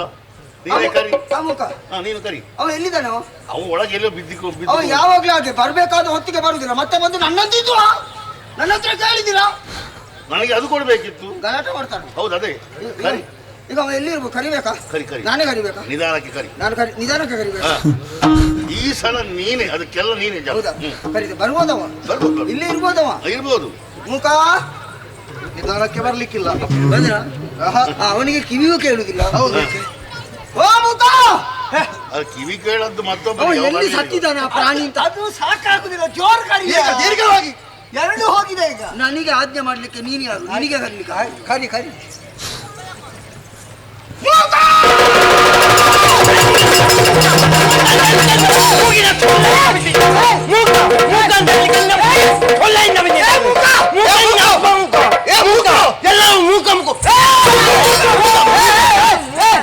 ಮೂಕಂತ ಹೇಳಲಿಕ್ಕೆ ನಿನ್ನ ಮೂಗಿನ ಸೊಳ್ಳೆಯಿಂದ ಸೊಳ್ಳೆಯಿಂದ ಬೀಳಲಿಕ್ಕೆ ನೀನು ಸಿಂಬಳ. ಅಣ್ಣ ಗಲಾಟೆ ಮಾಡಬೇಡ. ನಿನ್ನನ್ನು ಕರ್ದ ನಾನು ಕರ್ದದ್ದಲ್ಲ, ನಿನ್ನನ್ನು ಕರ್ದದ ಅಲ್ಲಿ ಅವರು ಯಾರು? ಮಯ್ಯಣ್ಣ. ಮಯ್ಯಣ್ಣ ಮಯ್ಯಣ್ಣ ಅಲ್ಲ, ನಿನ್ನ ಅಪ್ಪ ಹೊಲ್ಲಣ್ಣ. ಏನು ಬಲಿ ಅಣ್ಣ? ಮಯ್ಯಣ್ಣ ನಮ ಹೌದು, ನಮಸ್ಕಾರ ಅಂತ ಹೇಳ್ಬೇಕು. ನಮ ನಮ ನಮ. ಈಗ ಮಯ್ಯಣ್ಣ ಅಲ್ವಾ, ಬಲಿಯಣ್ಣ. ನನ್ನನ್ನು ತಿನ್ನಿಂಗೆ ಬರ್ಬೇಡ, ನಿನ್ನನ್ನು ಸರಿ ಮಾಡಿಕೊ. ನನ್ನನ್ನು ಸರಿ, ನಿನ್ನದು ಸರಿ ಮಾಡಿಕೊ. ಅದು ಸಿಂಟು ಬರುವಾಗ ಹಿಂಗೆ ಆಗುತ್ತದೆ. ಎಂತದು ಸಿಂಟು? ಮಾತಾಡ್ಬೇಡ, ಕೇಳು ಕೇಳು. ಬಲಿಯಣ್ಣ ಕೇಳು. ಈಗ ಇಲ್ಲಿ ನಡೆದ ಪ್ರಸಂಗ ಗೊತ್ತಿದೆ ನಿನಗೆ? ಪ್ರಸಂಗ ಯಾವ್ದು ಗೊತ್ತುಂಟಾ? ಪ್ರಸಂಗ ಯಾವ್ದು ಕೇಳು. ಇಲ್ಲಿಗೆ ದೇವೇಂದ್ರ ಬಂದ ಮಾಡ.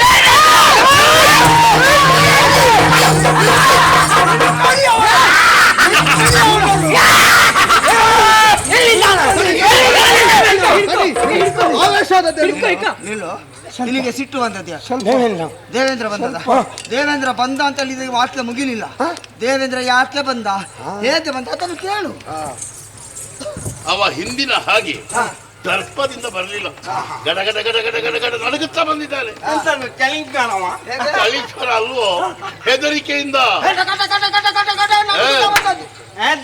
ಬೇಕು. ಮಗ್ಗ ಸ್ವರ್ಗನಲ್ಲಿ ಅವತ್ತು ಒಂದು ಮಿಂಚಿದ್ದಾನೆ. ಎಲ್ಲಿ ಸ್ಪರ್ಧೆಯಲ್ಲಿ? ಸ್ವರ್ಗದಲ್ಲಿ ಮಾಡ ಅಪ್ಪ ಮುಖ ನನ್ನನ್ನು ತಿದ್ದಲಿಕ್ಕೆ ಬಂದ. ನೀನು ಸರಿ ಮಾತಾಡ. ಅದು ಸ್ವರ್ಗ. ಅದೇ ಹೇಳಿದ್ದು. ಅಲ್ಲಿ ಸ್ವರ್ಗ ಸ್ವರ್ಗ ಅಲ್ಲಿ ಅಲ್ಲಿ ನಾವು ಅವತ್ತು ತಾಳಿ ಮಾಡಿದ್ವಿ. ಖಾಲಿ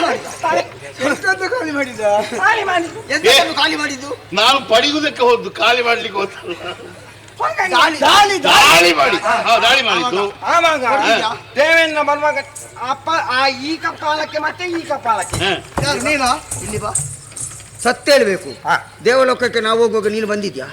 ಬಂದಿದ್ದೇನಾ? ಎಲ್ಲಿದ್ದಿ ನೀನು ಸತ್ತು? ನಾನು ಹಿಂದಿನಿಂದ ಇದ್ದಾನು. ಯಾರ ಹಿಂದಿನಿಂದದು? ನಿನ್ನ ಹಿಂದಿನಿಂದ. ಇಲ್ಲ ಅದನ್ನೆಲ್ಲ ಹೇಳಿದ್ರೆ ಉಂಟಲ್ಲ ಮೂಕ ನಿನ್ನ ತಾಪ. ಆಯ್ತು, ಆ ವಿಷಯ ರಾಜ್ಞಲ್ಲಿ ತೆಗೆಯುವ. ಮೂಕ ಅಂತ ಕನ್ನಲಿಕ್ಕಿಲ್ಲ. ಆಯ್ತಾಯ್ತು ಕೇಳಲಿ. ವಿಷಯ ಹೇಳಿದ್ದಾರೆ. ದೇವಲೋಕದಲ್ಲಿದ್ದಂತಹ ಸುವಸ್ತುಗಳು ಕಳೆದು ಹೋಗಿದೆ ಗೊತ್ತಾ ನಿನಗೆ? ಅದನ್ನು ಪಡಿಬೇಕು ಅಂತಾದ್ರೆ ಸಮುದ್ರ ಮಥನ ಮಾಡಬೇಕು. ಸಮುದ್ರ ಮಥನ. ಸಮುದ್ರ ಮಥನ. ಮಥನಕ್ಕೆ ನಿನ್ನನ್ನು ಕೊಂಡು ಹೋಗುದು. ಮಥನ ಅಲ್ವಾ? ಸಮುದ್ರ ಮಥನ ಹೇಗೆಂತ ಗೊತ್ತುಂಟ ನಿನಗೆ? ಹೇಗೆ? ನಿನ್ನ ಮನೆಯಲ್ಲಿ ಅಜ್ಜಿ ಇದ್ದಾರ? ಇದ್ದಾನೆ. ಅಲ್ಲಿ ಮಜ್ಜಿಗೆ ಮಾಡ್ತಾರ? ಮಾಡ್ತಾನೆ. ಮೊಸರನ್ನು ಕಡಿದು ದೊಡ್ಡ ಮಡಕೆ ಒಳಗೆ ಹಾಕಿ ಅದರ ಮೇಲೆ ಒಂದು ಕೋಲನ್ನು ಇಟ್ಟು ಅದಕ್ಕೆ ಹಗ್ಗ ಹಾಕಿ ಆವಾಗ ಏನು ಸಿಗ್ತದೆ? ಎಣ್ಣೆ. ಎಣ್ಣೆ ನಿನಗಿನ್ನು ಮರಿಲಿಲ್ಲ ಅಲ್ಲ? ಎಣ್ಣೆ ಅಲ್ವಾ, ಬೆಣ್ಣೆ. ಅದೇ ಮುದ್ದೆ ಎಣ್ಣೆ. ನೀನು ಬೆಣ್ಣೆಯನ್ನು ಎಣ್ಣೆ ಮಾಡಿದ್ರೆ ಉಂಟಲ್ಲ ಮೂಕ. ನಿಲ್ಲು. ಹಾಗೆ ಇಲ್ಲಿ ಕಳೆದು ಹೋದ ಸುವಸ್ತುಗಳು ಸಿಗ್ತವೆ. ಕೊನೆಗೆ ಅಮೃತ ಸಿಗ್ತದೆ. ಅಮೃತ ಏನು ಎಂತದು? ಇಲ್ಲಿ ಬಾ, ಅದು ಬಹಳ ವಿಶೇಷ ಉಂಟದ. ಅಮೃತ ಅಂದ್ರೆ ಏನು ಅಂತ ಗೊತ್ತುಂಟ ನಿನಗೆ? ಎಂತಾನು? ನೀನು ಕೇಳಲಿಲ್ಲ? ಇಲ್ಲ. ಅದು ವಿಶೇಷವಾದಂತಹ ಒಂದು ವಸ್ತು. ಎಂತಾನು? ಅದನ್ನು ನಾವು ಕುಡಿದೆವು ಅಂತಾದ್ರೆ ನಾವು ಸಾಯುವುದೇ ಇಲ್ಲ.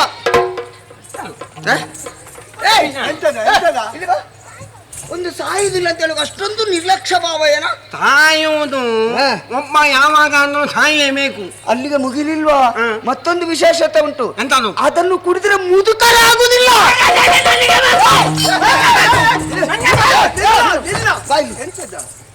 ಕುಡಿದ್ರೆ ಸಾಯುವುದಿಲ್ಲ ಅಂತ ಹೇಳುವಾಗ ನಿನಗೆ ಏನಾಗ್ಲಿಲ್ಲ ಸಂತೋಷ. ಅದು ಮುದುಕಾಗುದಿಲ್ಲ ಅಂತ ನನಗೆ ಬೇಕು ಅಂತ ಯಾಕೆ? ಸಾಯುವುದಾದ್ರೆ ನಾನು ಅಂತಲ್ಲ, ಸ್ವಲ್ಪ ವ್ಯತ್ಯಾಸ ಅಷ್ಟೇ. ಒಂದಲ್ಲ ಒಂದು ದಿವಸ ಸಾಯುದೆ ಎಲ್ಲರೂ ಹೋಗುವುದೇ. ಆದ್ರೆ ಮುದುಕ ಆದ್ರೆ ಹುಡುಗಿಯನ್ನು ನೋಡುವುದಿಲ್ಲ. ನಿನ್ನನ್ನು ಇನ್ನು ಯಮನ ತಂಗಿ ನೋಡ್ಬೇಕಷ್ಟೇ. ಪಾಪಿಯ ಹಾಗೆ ಇವರಲ್ಲೆಲ್ಲ ಕೇಳುವಾಗ ಇವರು ಒಂದೊಂದು ಅಭಿಪ್ರಾಯವನ್ನು ಹೇಳಿದ್ರು. ಒಂದೊಂದು ಕೆಲವು ರೀತಿಯಲ್ಲಿ ಹೇಳಿದ್ರು. ಎಲ್ಲಾ ಬಿಡಿಸುವುದು ಬೇಡ. ಈಗ ನಿನ್ನಲ್ಲಿ ಕೇಳು, ಕಳೆದು ಹೋದಂತಹ ಸುವಸ್ತುಗಳನ್ನು ಪಡೆಯುವಾಗ ನಾವು ಅವರಿಗೆ ಸಹಾಯ ಮಾಡಿದೆವು. ಹೇಗೆ ನಾವು ಪಡೆಯುವುದು? ನಿನ್ನ ಅಭಿಪ್ರಾಯ ಏನು?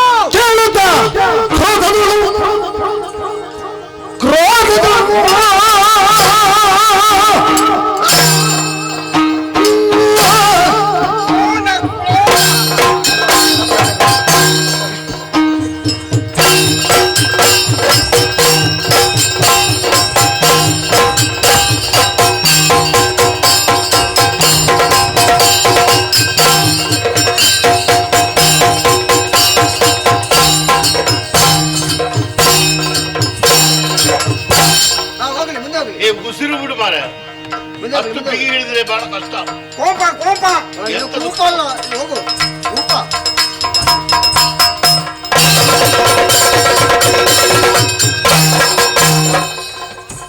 ಆಯ್ತು ಸಾಕು ಸಾಕು, ಇಲ್ಲಿ ಬಾ ಇಲ್ಲಿ ಬಾ. ಪೂರ್ತಿ ಮುಗಿಯಿತು ಅಂತ ಭಾವಿಸಬೇಡ, ಮತ್ತೆ ಪ್ರಾರಂಭ ಆದ್ರೂ ಆದೀತು. ನಮಗೆ ನಮ್ಮ ಮನೆಯ ವಿನೋದಿಗಳು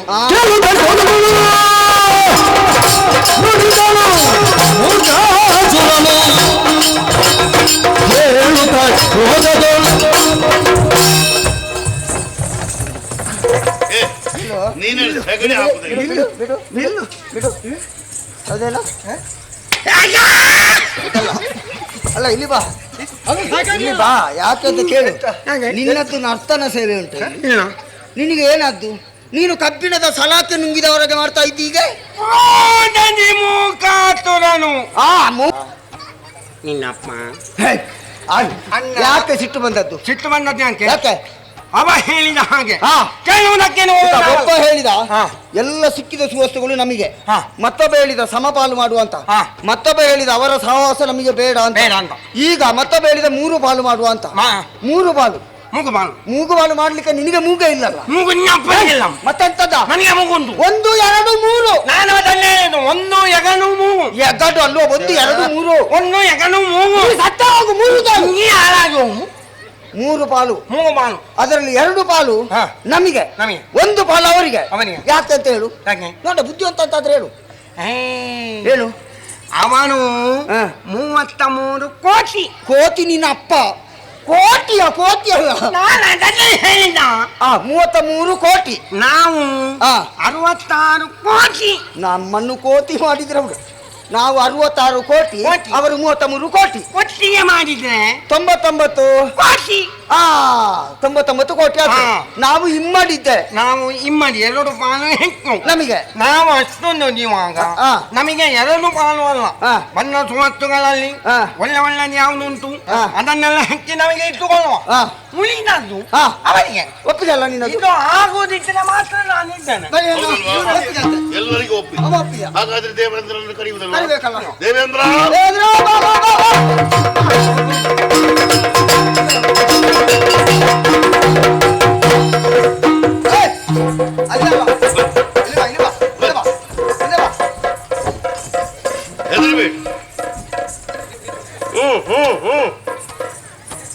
ಇವನಿಗೆ ಸೊಂಟ ನೋವು. ಯಾರು ಗೊತ್ತಾಗ್ಲಿಲ್ವ? ಇವ ನಮ್ಮ ಮೂಕಲ್ವ? ನೀನು ಹೇಗೂ ಮರ್ಯಾದೆ ತೆಗೆದಿ ಅವನಲ್ಲಿ ಹೇಳಿ ಅವ ಕೂಡ ಮರ್ಯಾದೆ. ಯಾರು ಅಂತ ಗೊತ್ತಾಗಬೇಡ ಅವರಿಗೆ. ನಮ್ಮ ಕೂಟದಲ್ಲಿ ಒಬ್ಬ ಮೂಕ, ಅವನೊಂದು ಶ್ರೇಷ್ಠ ಮೂಕಣ್ಣ. ಅದ್ಯಾಕೆ ಮೂಕ? ಅಣ್ಣ ಯಾಕೆ? ಅಣ್ಣ ಸಾಕು. ಮೂಕ ಯಾಕೆ? ಮೂಕ ಬೇಡ. ಮೂಕವನ್ನು ತುಂಡು ಮಾಡು. ಅಣ್ಣ ಅಣ್ಣ ಹೇಳು. ನಮ್ಮವರೆಲ್ಲ ಒಪ್ಪಿದ್ದಾರೆ. ಹಾಗಿದ್ರೆ ಮಾಡುವ. ಸಮುದ್ರ ಮಥನ ಮಾಡುವುದಕ್ಕೆ ಎಲ್ಲ ಸಿದ್ಧತೆಯನ್ನು ನಡೆಯಬೇಕು. ಹೌದು. ಹಾಗಾದ್ರೆ ಈ ಮೊದಲೇನು ಆಗಬೇಕು? ಈಗ ಮಂದರಾತ್ರಿ ಎಂತದು? ಸಮುದ್ರ ಮಥನ ಮಾಡುವ ಅಂತ ಹೇಳಿ ನೀನು ಮಾಡುವ ಅದೆಲ್ಲ ಮೇನ. ಅವರಿಗೆ ಪಾಪ ಅವರು ಬೆಳ್ಳಗಿರುವುದೆಲ್ಲ ಹಾಲು ಅಂತ ನಮ್ಮುವ ಅವರು. ನಾವು ಬೆಳ್ಳಗಿರುವುದೆಲ್ಲ ಹಾಲು.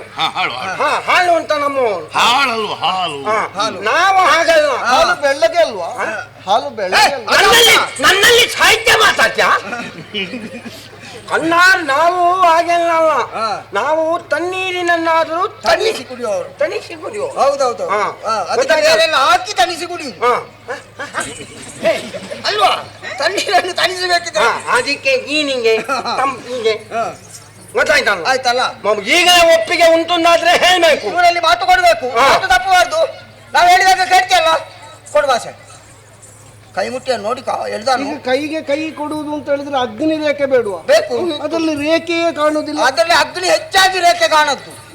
ಅದರಲ್ಲಿ ಅಲ್ಲ, ಅವನ ಬಲದ ಕೈಯ ರೇಖೆ ಅಷ್ಟು ಎಡದ ಕೈ ಕೊಡು. ಅಲ್ಲ, ಬಲದ ಕೈಯ ರೇಖೆ ಅಷ್ಟು ಸವೆದದ್ದೇನು? ಅದರಲ್ಲಿ ಅಷ್ಟು ಕೆಲಸ ಮಾಡಿದ್ದಾನವ. ಬಟ್ಟೆ ಹೋಗುದು ಎಡದ ಕೈ ಆಗುದಿಲ್ಲ, ಬಲದ ಕೈ ಮಾತಿಗೆ ತಪ್ಪಬಾರದು. ನಿನಗೆ ರೇಖೆ ಯಾಕ? ರೇಖೆ ಯಾಕೆ ನಿನಗೆ?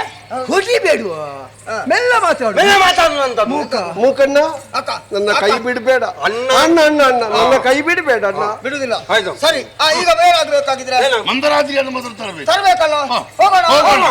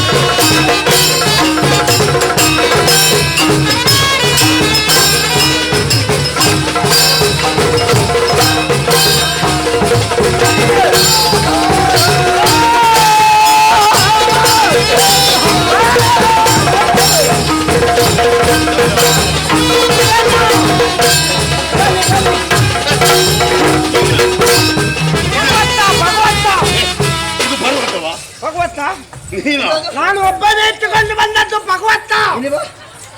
ಎಂತದ್ದು? ಭಗವತ್ತ ಭಗವತ್ತ ಎಲ್ಲಿಂಟು? ತಲೆಯಲ್ಲಿ. ಮತ್ತೆ ಅದೆಂತದ್ದು? ಹಿಂದೆ ಹಿಂದೆ ಯಾರ್ಯಾರು ಕುಳಿತುಕೊಳ್ಳುವುದನ್ನು ಹೊತ್ತುಕೊಂಡು ಬಂದು ಪರ್ವತ ಪಾಪಿ. ನಿಮಗೆ ದೇವೇಂದ್ರ ಓ ಓ ಅಣ್ಣ ನಾನು ಎಲ್ಲಿದ್ದೇನೆ? ಇನ್ನು ವಾಸುಕಿ ನೀನು ಅಲ್ಲಿ ಕಾಣಲಿಲ್ಲ. ಅದು ಅಣ್ಣ ಮತ್ತೆ ನಾವು ಒಟ್ಟಿಗೆ ಇದ್ದೆವು. ಅವನ ಅಡ್ಡದಲ್ಲಿ ಅಣ್ಣ ಹೇಳಿದೆ ನಾವು ಬದಿಯಿಂದ ಹೋಗುವ. ಅಲ್ಲ ನಿನಗೆ ಆನೆ ಬಂದ್ರೆ ಬರ್ತೀಯಲ್ಲ ನೀನು ನಡ್ಕೊಂಡು ನಗಡಿ ನಗಡಿ ನಮ್ಮನ್ನು ನನ್ನ ಮಗ ಜಯಂತ ಇದ್ದಾನೆ. ಇನ್ನೇನಾಗ್ಬೇಕು? ವಾಸುಕಿ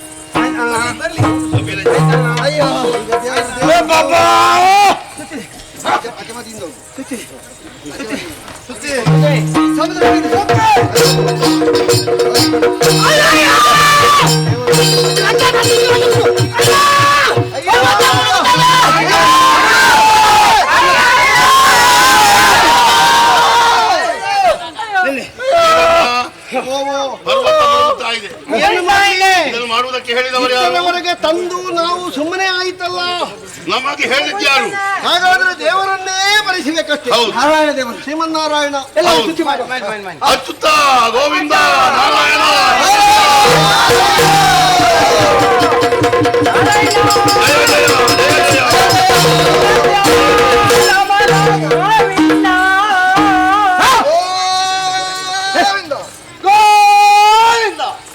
ಬೇಕಾದಾಗ ಬರುದಿಲ್ಲ ಸೋಡ ನಿಮಗೆ. ಯಾಕಪ್ಪ ಮೊರೆ ಇಟ್ಟು ಕರೆದದ್ದು ಯಾಕೆ? ಪರ್ವತ ತಂದಿದ್ದೇವೆ, ಹಾವು ತಂದಿದ್ದೇವೆ. ಅದಾದ ಮೇಲೆ ಮೊದಲಾಗಬೇಕು. ಅಂತ ಕಡಲಿಗೆ ಇಳಿಸುವಾಗ ಇಷ್ಟು ಕಷ್ಟ ಬರ್ತಾ ಉಂಟು. ನಾವು ಪರ್ವತ ನಾವು ಹಾವು ತಂದೆವು. ಪರ್ವತ ಸಮುದ್ರಕ್ಕೆ ಇಳಿಸಿದಾಗ ಅದು ಮುಳುಗುತ್ತಾ ಹುಟ್ಟುದು. ಮುಗುಳುದು ನಿನ್ನ ತಲೆ ಮುಗುಳುದು. ಮುಗುಳುದ ದೇವರೇ, ನೀವು ಬೇಸರ ಮಾಡಬೇಡಿ. ಇವಪ್ಪ ಮೂಕ ನಮ್ಮ ದೇವರೇ, ನೀವು ಬೇಸರ ಮಾಡಬೇಡಿ. ಇವ ಮೂಕ ನಮ್ಮ ಮಗ. ನಿಮ್ಮ ಕುಟುಂಬದ ಸಮಸ್ಯೆ ನಿವಾರಿಸಲಿಕ್ಕೆ ಅಲ್ಲವಲ್ಲ ಸಮುದ್ರ ಮತನಕ್ಕೆ ತೊಡಗಿ ಹಚ್ಚುತ್ತಾ ಹಚ್ಚುತ್ತಾ ಎಲ್ಲಿ ಹಚ್ಚುವುದು? ಇಲ್ಲ ಇಲ್ಲ, ನನಗೆ ಅವ ಹೇಳಿದ ಅರ್ಥ ಆದ್ರಿಂದ ನನಗೆ ಸಮಸ್ಯೆ ಇಲ್ಲ. ದೇವರೇ, ಅವನಿಗೆ ಮಾತಾಡ್ಲಿಕ್ಕೆ ಸರಿ ಬರುವುದಿಲ್ಲ. ಮಾತಾಡ್ಬೇಕನ್ನೋ ಚಾಪಾಲ ಆಗಲಿ, ಚಪಲದಿಂದಲೇ ಮುನ್ನಡೆದು ಮುಂದೊಂದು ದಿವಸ ವಾಗ್ಮಿ ಆದರೂ ಆದಾನೆ. ಆದರೆ ಈ ಜನ್ಮದಲ್ಲಿ ಸಾಧ್ಯ ಇಲ್ಲ. ತಂಡ ಪರ್ವತ ವಾಸುಕಿಯಿಂದ ಬದ್ಧವಾದ ಮೇಲೂ ಜಲದಿಯಲ್ಲಿ ಅದು ಮುಳುಗುತ್ತಾ ಉಂಟು ಅಂತ ಆದರೆ ನೀವು ಕ್ರಿಯಾಲೋಪ ಮಾಡಿದ್ದೀರಿ ಅಂತ ಅರ್ಥ.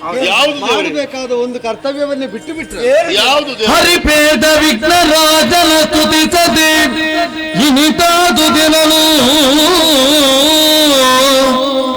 ಭಕ್ತಿಯೊಳೆಲ್ಲರೂ ಎಲ್ಲ ವಿಘ್ನಗಳನ್ನು ನಾವೇ ನಿವಾರಿಸ್ತೇವೆ ಅಂತ ಅಹಂಕಾರದಿಂದ ಇದ್ದರೆ ಅಂತವರ ಕಾರ್ಯ ಕೈಗೂಡುವುದಿಲ್ಲ. ನಾವು ಮಾಡಬೇಕಾದೆಲ್ಲ ಮಾಡಿದ ಮೇಲೆ ಪಾಲಿಸುವುದಕ್ಕೆ ವಿಘ್ನ ಬರದಂತೆ ತಡೆಯುವುದಕ್ಕೆ ಒಬ್ಬ ದೇವನಿಲ್ವ? ಅಂದ್ರೆ ಯಾರು? ಶಿವಸೂನುವಾದಂತಹ ಗಣಪತಿ. ಯಾರು? ಯಾವ ಗಣಪ? ಗಣಪತಿ. ವಿನಾಯಕ.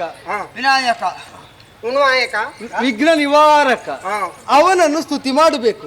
ಎಲ್ಲರೂ ಸೇರಿ ಗಣಪತಿ ಸ್ತುತಿ ಮಾಡಿದರೆ ನಮ್ಮ ವಿಘ್ನ ತಾನಾಗಿ ನಿವಾರಣೆ ಆಗ್ತದೆ. ನೀವೇ ಹೇಳಿಕೊಡಿ. ನೀನು ಮಾಡ್ಬೇಕು. ನಾನು ಮುಂದೆ ನೀವು ಯಾರು ದೇವರನ್ನು ನಮಸ್ಕಾರ ಮಾಡಿ ಅವರನ್ನು ಸ್ತುತಿ ಮಾಡಿ ಅಭ್ಯಾಸ ಇಲ್ಲ? ಅಭ್ಯಾಸ ಉಂಟು, ಮನಸ್ಸಿನಲ್ಲಿ ಮಾತ್ರ. ಅವನಿಗೊಂದು ಸಂಕೋಚ. ಏನು? ಸರಿ ಬರುವುದಿಲ್ಲ ಅಲ್ಲ, ಮೂಕ ಅಲ್ವಾ? ನಿನ್ನ ಅಪ್ಪ ಅಲ್ವಾ? ಈಗ ಅಪ್ಪ ಮಕ್ಕಳ ಸಮಸ್ಯೆ ಬಿಟ್ಟು ನಾವು ಅವರನ್ನು ತರಿಸುವಲ್ಲ, ಅವನ ಅನುಗ್ರಹವನ್ನು ತರಿಸುವಲ್ಲ. ನೀವು ಹೇಳಿಕೊಟ್ರೆ ಹೇಳಿ ಅಣ್ಣ. ಹೇಳಿದಂತೆ ಹೇಳಬಲ್ಲೆ. ಅಲ್ಲ, ಅವ ಯಾವಾಗಲೂ ಹಾಗೆ ಯಾರ್ಯಾರ ಹತ್ರ ಹಿಡ್ಕೊಂಡೇ ಬದುಕಿದ್ದ. ಸರಿ ಹಿಡ್ಕೊಳ್ತಾನ? ಸರಿ ಹಿಡ್ಕೊಳ್ತಾನೆ. ಹಾಗಾದ್ರೆ ಹೇಗೆ ಹಿಡಿಯಬಲ್ಲೆ ಅಂತ ನನಗೊಮ್ಮೆ ನೋಡ್ಬೇಕು. ಹೇಳಿದಂತೆ ಎಲ್ಲ ಕೈ ಮುಗಿರಿ. ಕೈ ಮುಗಿರಿ ಎಲ್ಲ. ಗಜವದನನನ್ನು ಮನವಾರೆ ಧ್ಯಾನಿಸಿಕೊಳ್ಳಿ. ಗಜಾನನಂ ಗಜ್ಜಾನನಂ. ಇನ್ನು ಉಳಿದದ್ದು ಗಜ್ಜಾನನಂ ಅಂತ. ಸರಿ ಹೇಳಿದಾಗೆ ಹೇಳು. ಅಜ್ಞಾನಂ ಭೂತಗಣಾದಿ ಸೇವಿತಂ. ಅಂಬು ತಗಣಿ ಸೇವಿತಂ. ಯಾವ ಅಂಬು? ತಗಣಿ ಸೇವಿತ. ಕಪಿತ್ತ ಜಂಬೂ ಫಲಸಾರ ಭಕ್ಷಿತಂ. ಕಾಪಿ ಪಿತ್ತ. ಅಯ್ಯೋ, ಇವನನ್ನು ಸರಿ ಮಾಡುವುದಕ್ಕೆ ಮತ್ತೆ ನಾನು ಹೇಳಲಿಲ್ಲ. ಬೇಡ ದೇವರು, ಸರಿ ನಾನು ಮಾಡ್ತೇನೆ. ನೀವೆಲ್ಲ ಹೇಳಿಕೊಳ್ಳಿ. ಕಾಪಿ ಪಿತ್ತವೇ ಅದಲ್ಲ, ಕಪಿತ್ತ. ಕಪಿತ. ಕಪಿತ ಅಲ್ವಾ? ಕಪಿತ್ತ ಜಂಬು. ಕಪಿತ್ತ ಚಂಬು. ಫಲಸಾರ ಭಕ್ಷಿತಂ. ಪಲ್ಸರ್. ಗೊತ್ತಾಯ್ತು ದೇವ್ರೆ. ಫಲಸಾರ. ಫಲಸಾರ ಭಕ್ಷಿತಂ. ಉಮಾಸುತಂ ಶೋಕ ವಿನಾಶ ಕಾರಣಂ. ಉಮ್ಮಸುತಂ ಶೋಕ ವಿನಾಶ. ಉಮ್ಮನಿಗೆ ಒತ್ತು ಬೇಡುವ. ಉಮ್ಮನಿಗೆ ಒತ್ತೇನ. ಉಮ್ಮ ಅಂತ ಹೇಳುವ ಒತ್ತು ಬೇಡ. ಉಮಾಸುತಂ ಉಮಾಸುತಂ ಶೋಕ ವಿನಾಶ ಕಾರಣಂ. ಶೋಕ ವಿನಾಶ ಕಾರಣ. ಅಲ್ಲ, ಈಗ ಮಾತಾಡಿದ್ರೆ ಕವಿ ನಾಶ ಆಗುದು. ಎಂತದ್ದು ಹೇಳಿದ್ದು? ಶೋಕ ವಿನಾಶ ಕಾರಣಂ. ಅದನ್ನು ಬೇಡದಿದ್ದಲ್ಲಿ ನೀನು ಅದಕ್ಕೆ ಅಂತರ ಕೊಡುದು ಯಾಕೆ? ಅದನ್ನು ಒಟ್ಟಿಗೆ ಹೇಳು. ಶೋಕ ವಿನಾಶ ಕಾರಣಂ ನಮಾಮಿ ವಿಘ್ನೇಶ್ವರ ಪಾದ ಪಂಕಜಂ. ಎಂತದ? ನಮ್ಮ ಮಾಮಿ. ನನ್ನ ಸುದ್ದಿ ತೆಗ್ದ್ರೆ ನೋಡು. ನಿನ್ನದು ಮಾತ್ರ ನಮ್ಮ ಮಾಮಿ ಅಲ್ವಾ? ನಮಾಮಿ. ನಮಾಮಿ. ಅಷ್ಟು ಭಾವ ಬೇಡ ಮುಖ. ಏನು ಆಯ್ತಾ? ಮುಖ ನಿನ್ನ ಅಪ್ಪ. ಅದಲ್ವಾ? ನಮಾಮಿ ವಿಘ್ನೇಶ್ವರ ಪಾದ ಪಂಕಜಂ. ಪಾದ ಪಂಕಜಮ್ಮ. ಪಂಕಜಮ್ಮಂ. ಪಂಕಜಂ. ಪಂಕಜಂ. ಈಗ ಹೋಗಿ ಅದನ್ನೇ ನೀವು ಎತ್ತುವುದಕ್ಕಾಗುತ್ತದೋ ನೋಡಿ, ಎತ್ತಿ ನಿಲ್ಲಿಸುವುದಕ್ಕಾಗುತ್ತದೋ ನೋಡಿ. ಸರಿಯಾಗಿ ಕೃತಿ ಮುಳುಗಿ ಭಿನ್ನ ಮೇಳದ ಪತ್ತು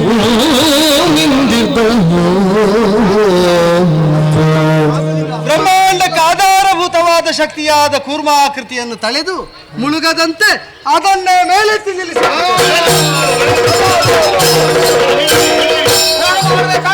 ಇನ್ನು ಪ್ರಾರಂಭ.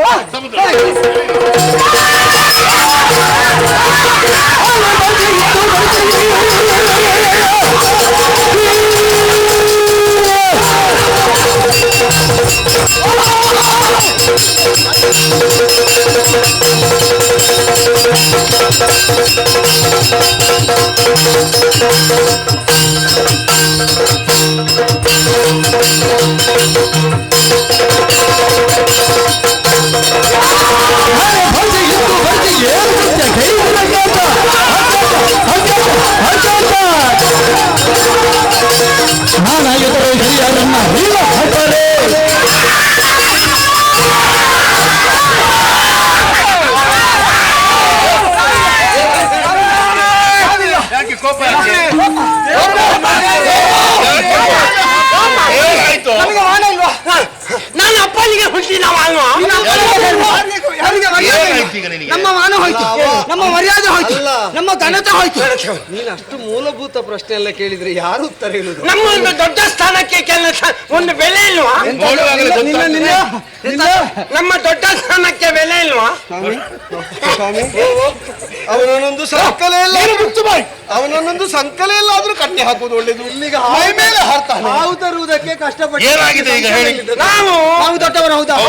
ದೇವ್ರು ಹೇಳಿದ್ರು ಸಮುದ್ರ ಮಾತಾಡ ಮಾಡಿ ನಾವು ಹೋಗಿ ತಲೆಗೆ ಕೈ ಹಾಕುವ ಮೊದಲು ಅವ ತಲೆ ಹಿಡ್ದ, ನಮಗೆ ಬಾಲ ಕೊಟ್ಟ. ಬಾಲ ಹಿಡಿಲಿಕ್ಕೆ ನಾವು ಸಣ್ಣವರ, ನಾವು ತಲೆ ಹಿಡುಕರು, ನಮಗೆ ತಲೆ ಭಾಗ ಆಗಬೇಕು. ತಲೆ ಹಿಡುಕರು, ತಲೆ ಭಾಗ ನಿಮಗೆ ಏನಾಗಬೇಕು ಅಂತ ಗೊತ್ತುಂಟು, ಅವ ಏನು ಅಂತ ಅವನಿಗೆ ಸ್ಪಷ್ಟ ಗೊತ್ತುಂಟು. ನಿನಗೆ ನೀನೇನು ಅಂತ ಗೊತ್ತಿಲ್ವೋ? ಇಲ್ಲ ಸ್ವಾಮಿ, ನಾನು ಹಾಗೇನು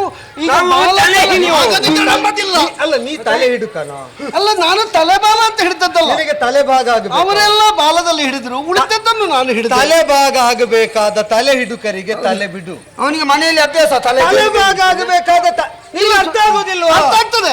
ತಲೆ ಭಾಗ ಆಗಬೇಕಾದ ತಲೆ ಹಿಡುಕರಿಗೆ ತಲೆ ಬಿಡು. ಏನಾದರೂ ತೊಂದರೆ ಇಲ್ಲ.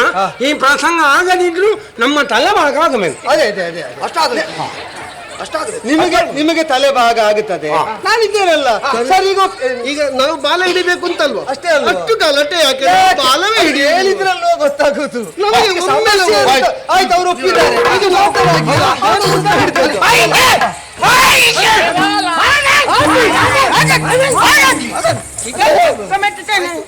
ನೀವು ಬಾಲ ಹಿಡಿ.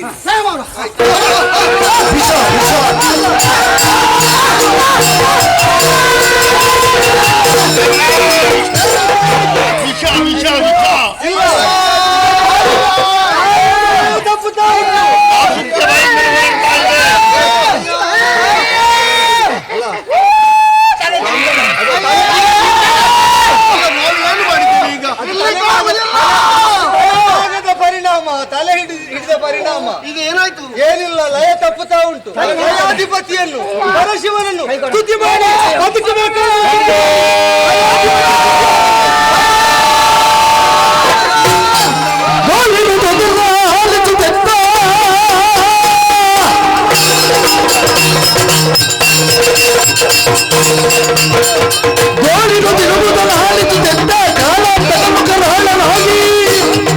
ಮೇಲು ಬರಿದರಿದು ಮೂಲ ಗಂಗಳು ಹಾಳಪ್ಪದು ಜನ ಕಾಲದ ನೆನತ ಕಾಲ ನೇತ್ರ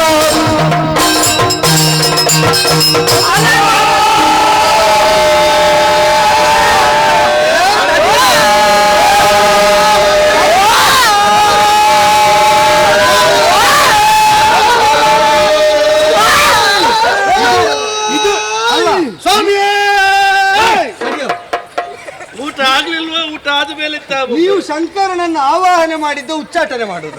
ಆವಾಹನೆ ದೇವ್ರೆ ಅದೇ ಹೌದು ಅಂತ ಆದ್ರೆ ನೀವು ಹೀಗೆ ಕರೆದರೆ ಭಕ್ತಿ ಇಲ್ಲಿಂದ ಇಲ್ಲಿಗೆ ಮತ್ತೆ ಕೈಲಾಸವನ್ನು ಸೇರ್ತಾರೆ. ಭಕ್ತಿಯಿಂದ ಮಾಡಿ ತಲೆ ಏನಾಗಬೇಕು. ಈಗ ಅವರಿಗೆ ಸಮಸ್ಯೆ ಅಂತದ್ದು ಸ್ವಾಮಿ. ಬಂದಾಗ ಭಕ್ತಿ ಉಕ್ಕಿ ಹರಿದದ್ದು ಅಲ್ಲ, ಅವ್ರು ಬರಿಸಿದ್ದು ಯಾಕೆ? ಸಮುದ್ರ ಮಥನ ಮಾಡ್ತಾ ಇದ್ದೇವೆ. ಆ ವಾಸುಕಿಯ ಬಾಯಿಂದ ಹೊರಡುವಂತಹ ವಿಷ, ಜೊತೆಗೆ ಸಮುದ್ರದಿಂದ ಎದ್ದಂತಹ ವಿಷ, ಜೊತೆಯಾಗಿ ನಮ್ಮನ್ನೆಲ್ಲ ಮೂರ್ಛಿತರಾಗಿಸ್ತಾ ಇದೆ. ಸರ್ವವನ್ನು ಅರಗಿಸುವಂತಹ ಶಕ್ತಿ ನನಗುಂಟು. ಕಾರಣ ಮನಸ್ಸು ಮಾಡ್ತಾ ಇದ್ದೇನೆ. ಇದನ್ನ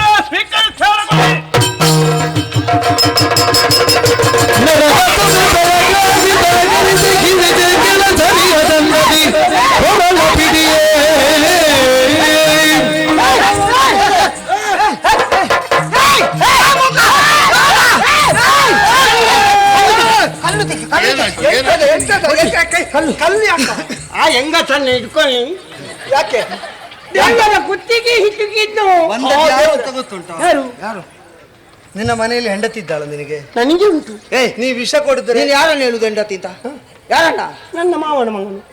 ಮದುವೆ ಆಗಿದೆ ನಿನಗೆ? ಮದುವೆ ಆಗ್ಲಿಲ್ಲ. ಮತ್ತೆ ಹೆಂಡತಿ ಹೇಗೆ? ಅದು ಬಾಲ್ಯದಲ್ಲಿ ನಿಶ್ಚಯ ಮಾಡಿದ್ದಾನೆ. ನಿನ್ನದೇ ಆಗಬೇಕು ಅಂತ ನನಗೇನು ಆಗ್ರಹ ಇಲ್ಲ.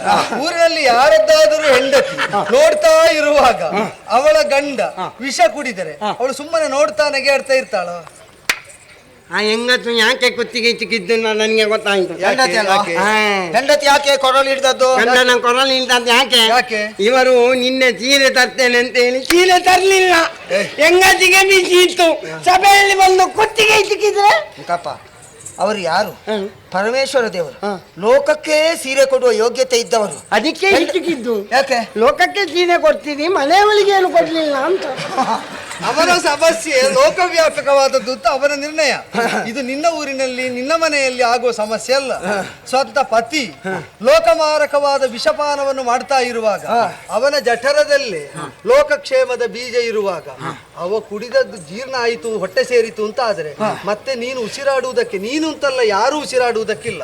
ಆದ್ದರಿಂದಲೇ ಮಾರಕವಾದ ವಿಷ ಉದರಕ್ಕಿಳಿಯದಂತೆ ಕಂಠದಲ್ಲಿ ಅದನ್ನು ಸ್ಥಗಿತವಾಗಿಸುವುದಕ್ಕೆ ಹಿಡಿದದ್ದು. ಹಾಗೆ ಅಂತ ಕುಡಿದ ವಿಷ ಮತ್ತೆ ವಮನ ಆಯಿತು ಅಂತ ಆದ್ರೆ ಅದು ನಿಮ್ಮ ಮೇಲೆ ಬೀಳ್ತದೆ. ಅಲ್ಲಿಗೆ ನೀವು ಮತ್ತೆ ಕರಟಿ ಹೋಗ್ತೀರಿ. ಬಾಯಿ ಹಿಡಿದದ್ದು ಅದಕ್ಕ?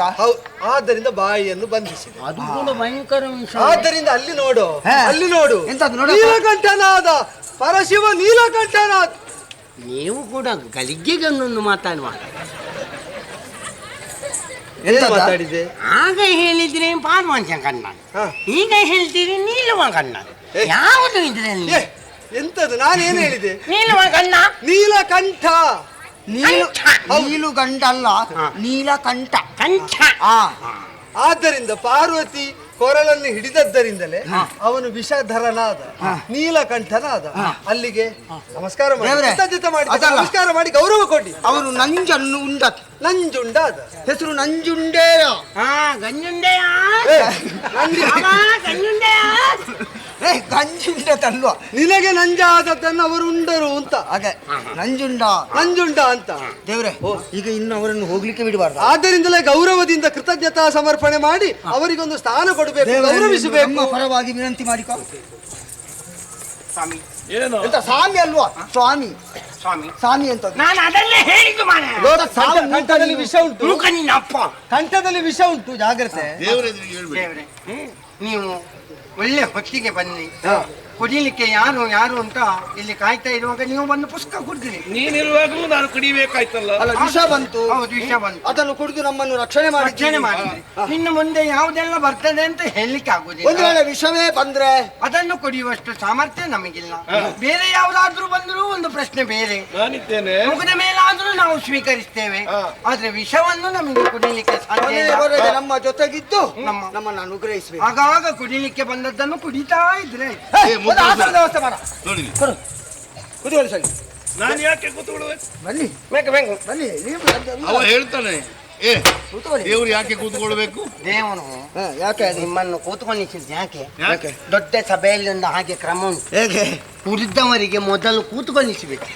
ಇಲ್ಲದಿದ್ರೆ ಅವರು ಕೂತ್ಕೊಳ್ಳದಿದ್ರೆ ಚೊರಿ ಗಲಾಟೆ ಮಾಡ್ತಾರೆ. ಕಾರ್ಯಕ್ರಮ ಸುಸೂತ್ರವಾಗಿ ಅಲ್ಲ, ಅವನಿಗೊಂದು ಸ್ವಸ್ವರೂಪ ಜ್ಞಾನ ಉಂಟು. ಏನು? ಹೋದಲ್ಲೆಲ್ಲ ಅವನಿಗೆ ಪೀಠ ಕೊಡುವುದು ಯಾಕೆ ಅಂತ ಗೊತ್ತುಂಟು. ಅಲ್ಲ, ಮೊದಲು ಅವ ಮಾಡಿದ್ದ ಅದನ್ನೇ ಹೇಳಿದ್ದೆ. ಅವರಿಗೆ ಪೀಠ ಸಿಕ್ಕುವುದು ಯಾಕೆ ಅಂತ ಅವರಿಗೆ ಗೊತ್ತುಂಟು. ನಿಮ್ಮ ಪೃಷ್ಠವನ್ನು ಊರಿ. ಆಯ್ತಲ್ಲ, ಆಯ್ತು. ನಾನು ವೈಕುಂಠಕ್ಕೆ, ದೇವ್ರೆ ಯಾಕೆ ಕೇಳ. ಎಂತಂದು ವಿಷಯ? ಇಲ್ಲಿ ಇರಬೇಕಾದವರಿಗೆ ಸ್ಥಾನಮಾನ ಗೌರವ ಎಲ್ಲ ಸಿಗುತ್ತದೆ. ನಮ್ಮ ಬಂದ ಕೆಲಸ ಆಯ್ತಲ್ಲ, ನಾನು ಮತ್ತೆ ಹೋಗ್ತೇನೆ. ಅನಪೇಕ್ಷಿತ ಆದಲ್ಲಿ ನಿಂತು ಯಾಕಿರುವುದು? ಹಾಗೆ ಮಾಡಿದ್ರೆ ಏನಾಗ್ತದೆ? ಏನಾಗ್ತದೆ? ರಾಕ್ಷಸನಿಗೆ ನಾರಾಯಣ ದೇವನಿಗೆ ಸರಿ ಇಲ್ಲ, ಅವರಿಗೆ ಮೊಳಗೊಳಗೆ ಮಚ್ಚೆ ಉಂಟು ಅಂತ ಆಗ್ತಾನೆ. ನಿಜವಾಗಿ ಹೌದಾ? ನಿಜವಾಗಿ ಹೌದಾ? ಹಾಗೆ ಒಂದು ಅಪಪ್ರಚಾರ. ನಿನ್ನೊಳಗೀಗ ನನ್ನ ಬಗ್ಗೆ ಇಲ್ವಲ್ಲ? ಹಾಗಾದ್ರೆ ಮತ್ತೆ ನಾನು ಹೀಗೆ ಇರುವುದು. ದೇವರಿಗೆ ವ್ಯವಸ್ಥೆ ಉಂಟು. ನಿಮಗೆ ಮಾಡು. ಆಗ ಬಂದಿದ್ದಾರೆ. ಬದಿಗಿರಿಸಿ ಅಲ್ಲಿ ಅದ್ರ ಹಾಕು. ಕೂತ್ಕೊಳ್ಳಿ ದೇವರು. ದೇವ್ರೆ ಅಲ್ಲಿ ಅಲ್ವಾ? ಇದು ನಿನ್ನ ಮೈ ಮೇಲೆ ಇದ್ದದ್ದಲ್ವ? ಅಲ್ಲ ಹಾಕು ಸರಿ. ಕೂತ್ಕೊಳ್ಳಿ ಸರಿ. ಇಲ್ಲಿ ಕೂತ್ಕೊಳ್ಳಿ. ನೀನು ಅಲ್ಲಿಗೆ ಹಾಕಿದಾಕೆ, ಅಲ್ಲಿ ಇಟ್ಟದಕ್ಕೆ ತೆಗ್ದದ್ಯಾಕೆ? ಅಲ್ಲಿ ಬಿಸಿಲು ಅವರ ಮುಖಕ್ಕೆ ಬೀಳ್ತಾ ಉಂಟು. ಬಿಸಿಲು ಬಿದ್ದರೆ ಏನಾಗ್ತದೆ? ಅವರ ಮುಖ ಬೆಳ್ಳಗೆ ಅಲ್ವಾ, ಮತ್ತೆ ಕಪ್ಪಾದ್ರೆ ನನ್ನಾಗೆ. ನಿನ್ನದಾದದ್ದೇನು? ಅದು ಕಪ್ಪು. ನೀವು ಹುಟ್ಟುವಾಗ ಬೆಳ್ಳಗಿದ್ದೆ. ನೋಡಿದವರು ಯಾರಿಲ್ಲ ಅಂತ ಏನೆಲ್ಲ ಹೇಳ್ತೀಯ. ಹೌದು, ಅವ ಹುಟ್ಟುವಾಗಲೇ ಹಾಲಿನ ಬಾಣಲೆಗೆ ಬಿದ್ದದ್ದು. ಹಾಗೆ ಇರಲಿಲ್ಲ. ತೆಗೆಯುವುದಕ್ಕೆ ತೆಗೆದು ವ್ಯವಸ್ಥೆ ಮಾಡಿದ ಮೇಲೆ ಕೂತ್ಕೊಳ್ಳಿ. ಪಾಯಸದ ಅಂಡೆಗೆ ಕೂತ್ಕೊಳ್ಳಿ. ನಮ್ಮಲ್ಲಿ ಎಲ್ಲ ಒಂದೊಂದಕ್ಕೆ ಬಿದ್ದವನು. ಕೂತ್ಕೊಳ್ಳಿದೆ. ಒಬ್ಬ ಪಾಯಸದ ಅನ್ನಕ್ಕೆ, ನಾನು ಹಾಲಿನ ಪಾತ್ರೆಗೆ. ಇಲ್ಲಿ ಬಾ. ಏ ಪಾಪಿ, ದೇವರಿಗೆ ನೀನು ಕುಳಿತುಕೊಳ್ಳುವುದಕ್ಕೆ ಆಸನ ಕೊಟ್ಟೆ. ಹೌದು. ಕುಳಿತುಕೊಳ್ಳುವಾಗ ಇದನ್ನು ಅದಕ್ಕೆ ಹಾಕಿದೆ. ಹೌದು. ಯಾಕೆ? ಅವರ ಬಟ್ಟೆಯಲ್ಲಿ ಕೊಲೆ ಆಗಬಾರ್ದು ಅಂತ. ತೆಗ್ದದ್ದು ಯಾಕೆ? ಇದರಲ್ಲಿ ಕೊಲೆ ಆಗಬಾರ್ದು ಅಂತ. ಪಾಪಿ, ಆಯ್ತಲ್ಲ ದೇವ್ರೆ, ಅವನನ್ನೊಂದು ಕ್ಷಮಿಸಿ ಬಿಡಿ. ಎಷ್ಟಾದ್ರೂ ಅವ ಮೂಕ ನಮ್ಮ ಕೂಟದಲ್ಲಿ. ನಿನ್ನ ಅಪ್ಪ ಮೂಕ. ಆಯ್ತಲ್ಲ.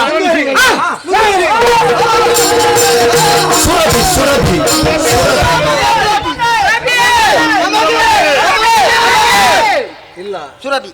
ಅದಕ್ಕೆ ಅಧಿಕಾರಿಗಳಾದವರಿದ್ದಾರೆ. ಯಜ್ಞಕ್ಕೆ, ದೇವಯಾನಕ್ಕೆ, ವಿಶಿಷ್ಟವಾದ ಮೇಧಗಳಿಗೆ ವಿನಿಯುಕ್ತವಾಗುವ ಅದನ್ನು ಋಷಿಮುನಿಗಳು ಸ್ವೀಕರಿಸ್ತಾ ಇದ್ದಾರೆ. ಅವರಿಗೆ ಕೊಟ್ಟು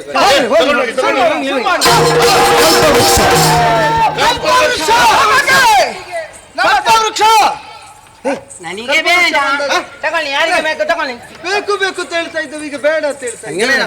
ನಾನು ಕೇಳಲ್ಲ ಅವನಲ್ಲಿ ಏನಂತ ಕಾರಣ ಕೇಳಿ. ಇಷ್ಟು ವಸ್ತುಗಳು ಬರುವಾಗ ನನಗೆ ಬೇಕು ನನಗೆ ಬೇಕು ನನಗೆ ಬೇಕು ಅಂತ ಹಾಡ್ತಾ ಇದೆಯಲ್ಲ. ಹೌದು. ಕಲ್ಪವೃಕ್ಷ ಅಂತ ಹೇಳುವಾಗ ನನಗೆ ಬೇಡ ಅಂತ ಹೇಳ್ತಾ ಇದ್ದಿ. ಕಲ್ಪವೃಕ್ಷ ಬೇಡವೇ ಬೇಡ. ಅದು ಯಾಕೆ ಬೇಡ? ಅದೊಂದು ಕತೆ ಉಂಟು, ಗೊತ್ತುಂಟಾ? ಕತೆ? ಹಿಂದೊಬ್ಬ ಕಲ್ಪವೃಕ್ಷದ ಕೆಳಗೆ ಆಯಾಸ ಆಗಿ ಕೂತ ಮೇಲೆ ನೋಡಿದ.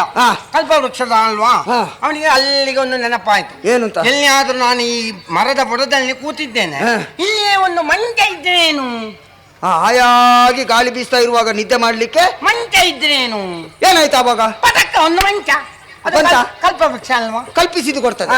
ಮಂಚ ಬಂತ? ಮಂಚ ಬಂತು. ಸರಿ. ಮಂಚ ಬರುವಾಗ ಆಲೋಚನೆ ಮಾಡಿದ, ಮಂಚ ಉಂಟು, ಮಲಗಲಿಕ್ಕೆ ಒಂದು ಹಾಸಿಗೆ ಬಂದನೇನು. ಬಂತ? ಪಟಕ್ಕ ಬಂತ? ಹಾಸಿಗೆ ಬಂತು. ಬಂತು. ಮಂಚ ಆಯ್ತು, ಹಾಸಿಗೆ ಆಯ್ತು. ಹಾಸಿಗೆ ಆಯ್ತು. ಸರಿ, ಆಮೇಲೆ ಮಲಗಿಕೊಂಡು ಆಲೋಚನೆ ಮಾಡಿದ, ನನ್ನ ಕಾಲು ಒತ್ತುವುದಕ್ಕೆ ಒಬ್ಬಳು ಸುಂದರಿಯಾದ ಹೆಣ್ಣಿದ್ರೇನು. ಏನಾಯ್ತು ಅವಾಗ? ಪಟಕ್ಕ ಹೆಣ್ಣು ಬಂತ? ಬಂತು. ಒತ್ತಿದ್ದೆ ಕಾಲು. ಮೆಲ್ಲ ಮೇಲೆ ನೋಡಿದ. ಸಂತೋಷದಿಂದ ಮೇಲೆ ನೋಡಿದ. ನೋಡುವಾಗ ಕಲ್ಪವೃಕ್ಷದಲ್ಲಿ ತೆಂಗಿನಕಾಯಿ ಕಾಣ್ತಾ ಉಂಟು. ಎಲ್ಲಿಯಾದರೂ ಇದರಲ್ಲಿ ಒಂದು ಕಾಯಿ ನನ್ನ ತಲೆಗೆ ಬಿದ್ದರೇನು. ಅವಾಗ ಪಟಕ್ಕ ಸತ್ಯವಾದ ತಲೆಗೆ. ಆದ ಕಾರಣ ಕಲ್ಪವೃಕ್ಷ ಬೇಡ, ಅಪಾಯ ಉಂಟು. ಅದು ಬೇಡ. ನಿಂಗೆ ಬೇಕಾ? ನನ್ನನ್ನು ಕೊಳ್ತೀಯ ನೀನು? ಅದು ದೇವಲೋಕದಲ್ಲಿರಬೇಕಾದ ಸುವಸ್ತು. ಹೌದಾ ದೇವರೇ? ದೇವಲೋಕ ಯಾರಿಗೂ ಅವರಿಗೆ ಸಿಗುತ್ತದೆ. ಚಂದ್ರ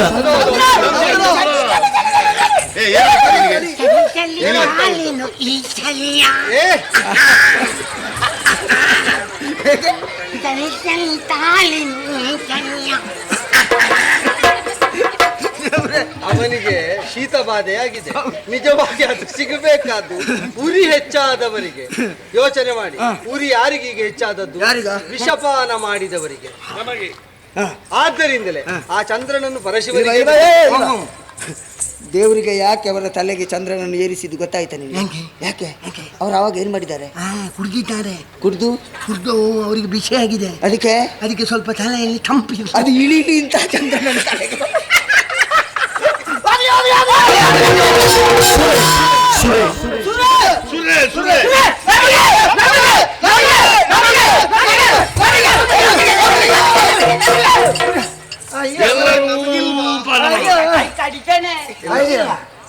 ಅಯ್ಯೋ ಅಯ್ಯೋ ಅಯ್ಯೋ, ಕುಡಿದ ಅವರಿಗೆ ತಿರುಗಿ ಆಯ್ತು.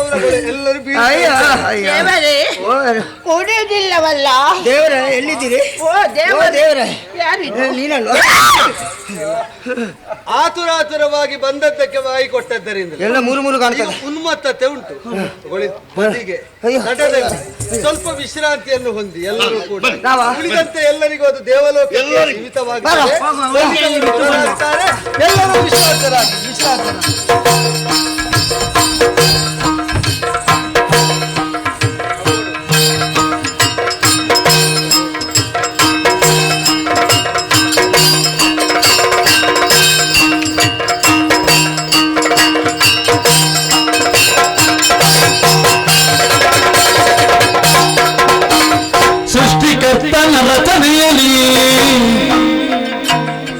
ಬಲು ಶ್ರೇಷ್ಠ ಬಲಯುತವಾಗಿ ಆತ್ಮಿಕ ನಿಷ್ಠೆಯಿಂದಲೇ ನಡೆದುದಿರ ಸಂತೃಪ್ತಿಯಿಂದ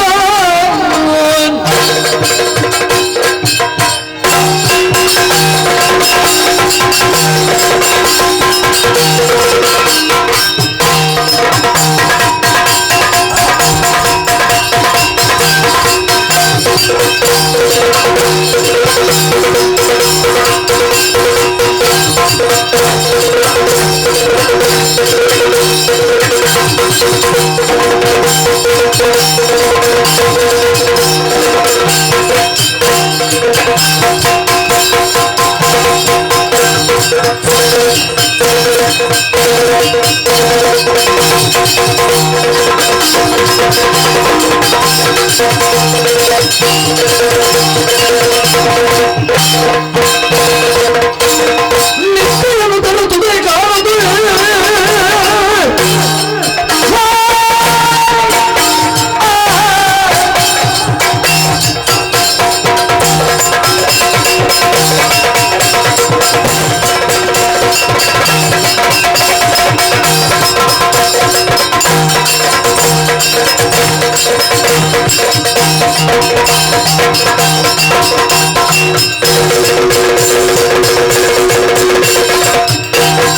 ನಿತ್ಯವನ್ನು ತರುತ್ತದೆ ಕಾಣದು ಎಷ್ಟು ದಿನ ತೆರಳಿ ನಾಲ್ಕು ಸಮುದ್ರ ನೀಯಲು ಬಯಸುತ್ತನು ಸಿದ್ಧವಾಗಿ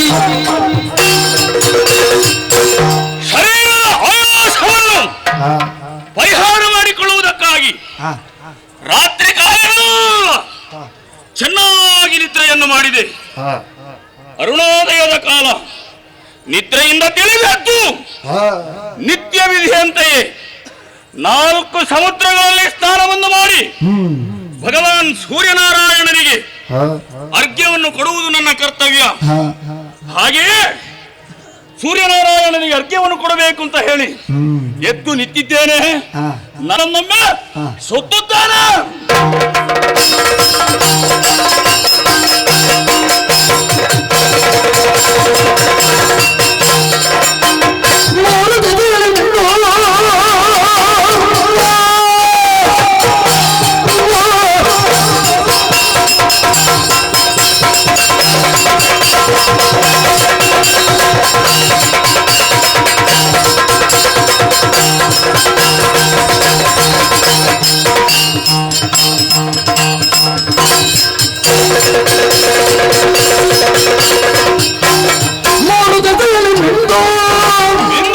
ಉತ್ತರ ತೀರ ಕೈತಲು ಬೆಪ್ಪೆ ಕೇಳುತ್ತ ಹಾರಲಲ್ಲಿಗೆ ಕಂಡು ಬೆದರದ ವೀರಲ್ಲ ಕೂಡ ಸ್ನಾನವನ್ನು ಮಾಡಿ ಸೂರ್ಯನಾರಾಯಣನಿಗೆ ಯಜ್ಞವನ್ನು ಕೊಟ್ಟದ್ದಾಯಿತು.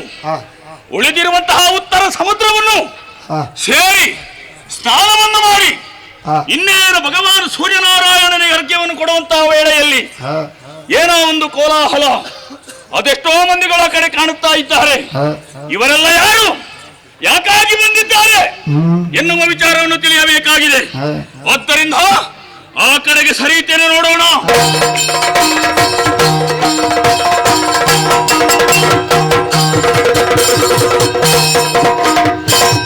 ನಡೆಯುವುದರಿಸುತ್ತೀಯ ನಿರ್ಧರರ ಕಡನ ತೆಗೆದೇನು ಕಾರ್ಯ ನಡೆಸುತ್ತಲಿರುವೆ ನೀನು ಬೇಡನಲು ನುಡಿದ ನಾನು ಕೇಶನು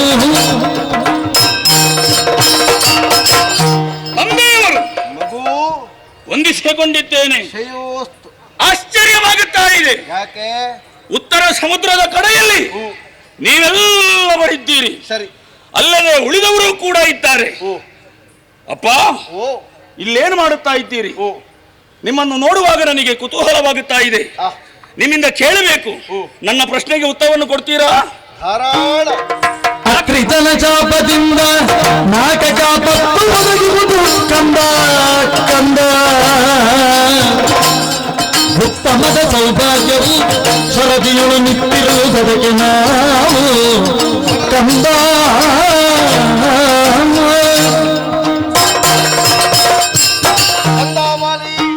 ತಂದೆಯವರೇ, ವಿಶೇಷ ವಿಶೇಷವಾಗಿರುವಂತಹ ಮೆರವಣಿಗೆಯ ಸಂದರ್ಭ ದುರ್ವಾಸ ಮಹರ್ಷಿಗಳು ಮಂದಾರ ಮಾಲಿಕೆಯನ್ನು ಹಿಡಿದು ತಂದು ನನಗೆ ಕೊಡುವುದಕ್ಕೆ ನೋಡಿದರು. ನಾನು ಅದನ್ನು ತಿರಸ್ಕರಿಸಿದ ಕಾರಣ ನನಗೆ ಕೊಟ್ಟ ಶಾಪವೇ ದೇವಲೋಕದ ಸಂಪತ್ತು ಶರದಿ ಗರ್ಭದಲ್ಲಿ ಇಳಿಯುವುದಕ್ಕೆ ಆರಂಭವಾಯಿತು. ನಾರಾಯಣನಪ್ಪಣೆಯಂತೆ ದೇವತೆಗಳು ಅಸುರರು ಸೇರಿ ಅಬ್ಧಿಯನ್ನು ಮತಿಸುತ್ತಾ ಇದ್ದೇವೆ. ಕೆಲವು ವಸ್ತುಗಳು ಬಂದಿದೆ, ಅದರ ಜೊತೆಯಲ್ಲಿ ವಾರುಣಿ ನಾಮಕವಾದಂತಹ ಸುರೆ ಬಂದದ್ದರಿಂದ ರಕ್ಕಸರು ಸ್ವಲ್ಪ ಕುಡಿದರು. ವಿಶ್ರಾಂತಿಗಾಗಿ ಎಲ್ಲರೂ ಹಪಹಪಿಸಿದಾಗ ಈ ಸೈಕತ ವೇಳೆಯಲ್ಲಿ ದೇವತೆಗಳು ರಕ್ಕಸರು ವಿಶ್ರಾಂತಿಯನ್ನು ಹೊಂದುತ್ತಿರುವಂತಹ ಹೊತ್ತು ಒಟ್ಟಿನಲ್ಲಿ ಇಲ್ಲಿ ಸುರಾಸುರರು ಸೇರಿ ಅಬ್ಧಿಯನ್ನು ಮತಿಸುತ್ತಾ ಇರುವುದು.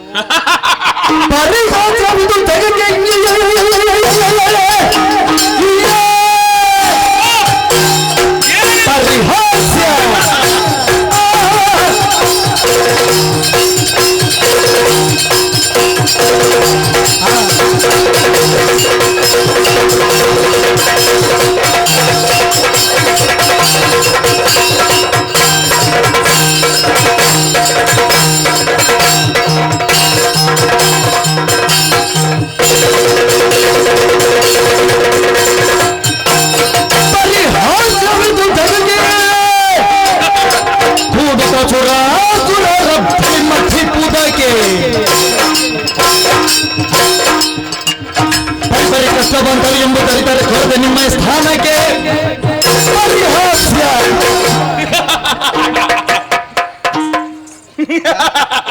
ಯಾಕೋ ಒಂದು ಕುಹಕದ ನಗು.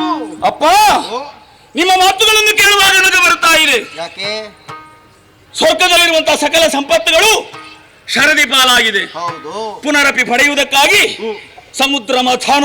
ಇಷ್ಟು ಮಂದಿಗಳು ಸೇರಿ. ಓಹೋ, ಎಷ್ಟು ಜನ? 99 ಕೋಟಿ. 99 ಕೋಟಿ ಮಂದಿ ದೇವನಾರಾಯಣನ ಅಜ್ಞಾನವರ್ತಿಗಳಾಗಿ ಇಲ್ಲಿದ್ದೇವೆ. ಓಹೋ ಅಪ್ಪ, 3 ಲೋಕಕ್ಕೂ ನೀನು ಒಡೆಯ. ನಿನ್ನ ಮಾತನ್ನು ಮೀರುವವರೇ ಇಲ್ಲ. ನಿನ್ನದಾದಂತಹ ಸಾಮರ್ಥ್ಯ ಏನು ಎಲ್ಲ ಲೋಕಗಳಿಗೂ ಗೊತ್ತಿದೆ. ನಿನಗೊಂದು ಕೊರತೆ ಬಂತ ಅಂತ ಅಂದ್ರೆ ಇಲ್ಲ ಅಂತಾದ್ರೆ ಈ ಸಮುದ್ರ ಮಥಾನವನ್ನು ಮಾಡುವುದಕ್ಕಾಗಿ ಇಷ್ಟೆಲ್ಲ ಮಂದಿಗಳು ಬೇಕಾ? ಇದೊಂದು ಪರಿಹಾಸ್ಯ. ಜಗದಲ್ಲಿರುವವರೆಲ್ಲರೂ ಕೂಡ ನಗಾಡುತ್ತಾ ಇದ್ದಾರೆ.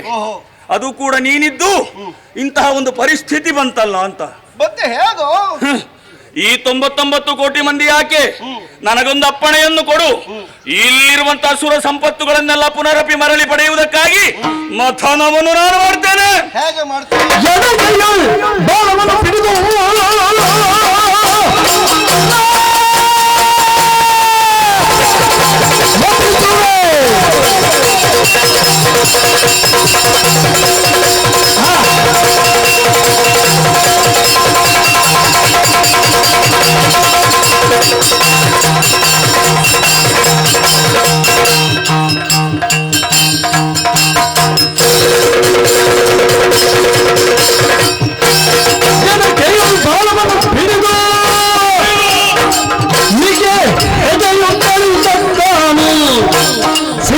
ಖರ್ಚನಂತೆ ಗುಡುಗುಡಿಸಿ ಮಥನ ಗೈಗನು. ಅಪ್ಪ, ನನಗೊಂದು ಆಜ್ಞೆ ನೀಡಿದ್ದೆ ಎಂದಾದರೆ ಈ ಶರದಿ ಮಥನವನ್ನು ನಾನೋರ್ವರೆ ಮಾಡುತ್ತೇನೆ.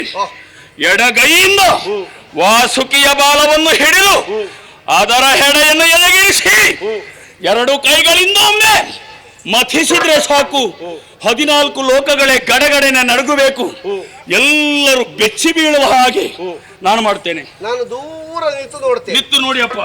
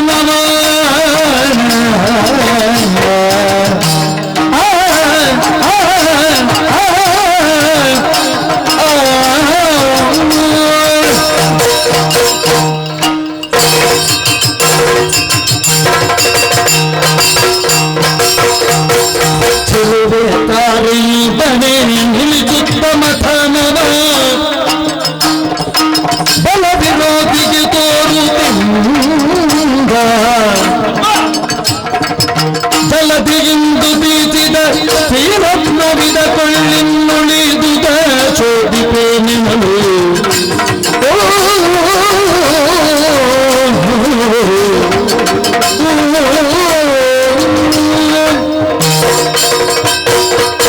ಅಪ್ಪ, ನೋಡಿದ್ದೀರಪ್ಪ ನಾನು ಮಥಿಸಿದ್ದನ್ನು? ಅದು ನಾನು ಮಥನವನ್ನು ಮಾಡುತ್ತಿರುವಂತೆಯೇ ಶರದಿ ಗರ್ಭದಿಂದ ಓರ್ವ ಆಕೆ ಚೆಲುವೆ ಎದ್ದು ಬಂದಿದ್ದಾಳೆ. ಅಪ್ಪ, ಇದು ನನ್ನ ಸಂಪತ್ತು, ಇದನ್ನು ನಿನಗೆ ಒಪ್ಪಿಸಿದ್ದೇನೆ, ಕೊಂಡೋಗಪ್ಪ. ಮಗೋ ಅಪ್ಪ, ಯಾವ ಕಾರಣಕ್ಕೂ ನನಗೆ ಬೇಡ. ಯಾಕಪ್ಪ? ಇವಳು ಹುಟ್ಟಿದ ಕ್ಷಣದಲ್ಲಿ ಎಲ್ಲರೂ ಇವಳನ್ನು ತಾರೆ ತಾರೆ ತಾರೆ ಅಂತ ಹೇಳ್ತಾ ಇದ್ದಾರೆ. ಯಾಕೆ ಬೇಡ ಕೇಳು. ಯಾಕೆ? ಒಂದು ದೇವಲೋಕದಲ್ಲಿ ಮೊದಲು ಇಲ್ಲದೇ ಇದ್ದಂತಹ ಸಂಪತ್ತು, ಇನ್ನೊಂದು ನಮ್ಮ ದುಡಿಮೆ ಏನುಂಟು ಅದಕ್ಕೆ ಬಂದದ್ದು ಪಾಲು ಅಂತ ನಾವು ಮೊದಲೇ ಮಾತಾಡಿಕೊಂಡಿದ್ದೇವೆ. ಓಹೋ, ಈಗ ನಾವಾರೂ ಮತಿಸಿದ್ದಲ್ಲ, ನೀನೊಬ್ಬನೇ ಮತಿಸಿದ್ದು. ನಿಜ. ಇದಕ್ಕಿಂತ ಹೆಚ್ಚಾಗಿ ಏನಪ್ಪ, ಕಂದನಾದ ನಿನಗೆ ನಾನು ಇದು ತನಕ ಮದುವೆ ಅಂತ ಮಾಡಿಸಲಿಲ್ಲ. ಇದೊಂದು ಭಾಗ್ಯ, ಯೋಗ ಅಂತ ತಿಳ್ಕೊಳ್ಳುವ. ನಿನ್ನ ಸಂಪಾದನೆಯನ್ನು ನಿನಗೇ ತಿರುಗಿಸಿ ಕೊಡ್ತೇನೆ. ನಿನ್ನ ಅರ್ಧಾಂಗಿಯಾಗಿ, ಜೀವನ ಯಜ್ಞದ ಪಾಲುಗಾರ್ತಿಯಾಗಿ ನೀನು ಅವಳನ್ನೇ ಸ್ವೀಕರಿಸು. ಅವಳು ನಿನಗೇ ಇರ್ಲಿ ಮಗ. ಹೌದಪ್ಪ.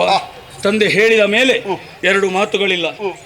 ವಂದಿಸಿಕೊಂಡು ಅವಳನ್ನು ಕರ್ಕೊಂಡು ನೇರ ಕಿಷ್ಕಿಂದೆಗೆ ಹೋಗು. ಇಲ್ಲ, ಮತ್ತೆ ನನ್ನ ತಮ್ಮ ಇದ್ದಾನೆ, ಅವನಲ್ಲಿ ಹೇಳುತ್ತೇನೆ, ಕರೆದುಕೊಂಡು ಹೋಗಿ ರಕ್ಷಿಸುವುದಕ್ಕೆ ಹೇಳ್ತೇನೆ. ತಮ್ಮ ಸುಗ್ರೀವಾ, ಈಗ ತಾರೆ ಎಂಬವಳಿದ್ದಾಳೆ ನನ್ನವಳು, ಅವಳನ್ನು ಕರೆದುಕೊಂಡು ಹೋಗಿ ಕಿಷ್ಕಿಂದೆಗೆ ರಕ್ಷಿಸ್ತಾ ಇರು, ನಾನು ಬರುವಲ್ಲಿಯವರೆಗೆ.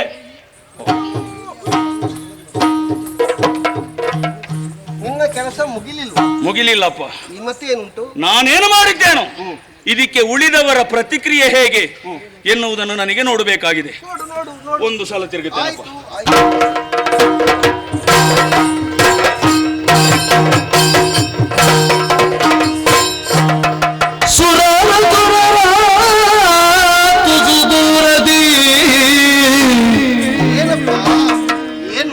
ಕಿರುನಗೆ ಪಸರಿಸುತ್ತಲಿನ್ನ ಅರೆನೋಟಗಳು ಪರಿಕಿ ಪನೀಲಾಂಗನ ಪರಿಕಿ ಪನೀಲಾಂಗನ ನಾನರಿಯೇ ಅವನೊಂದು ತಿರುಗು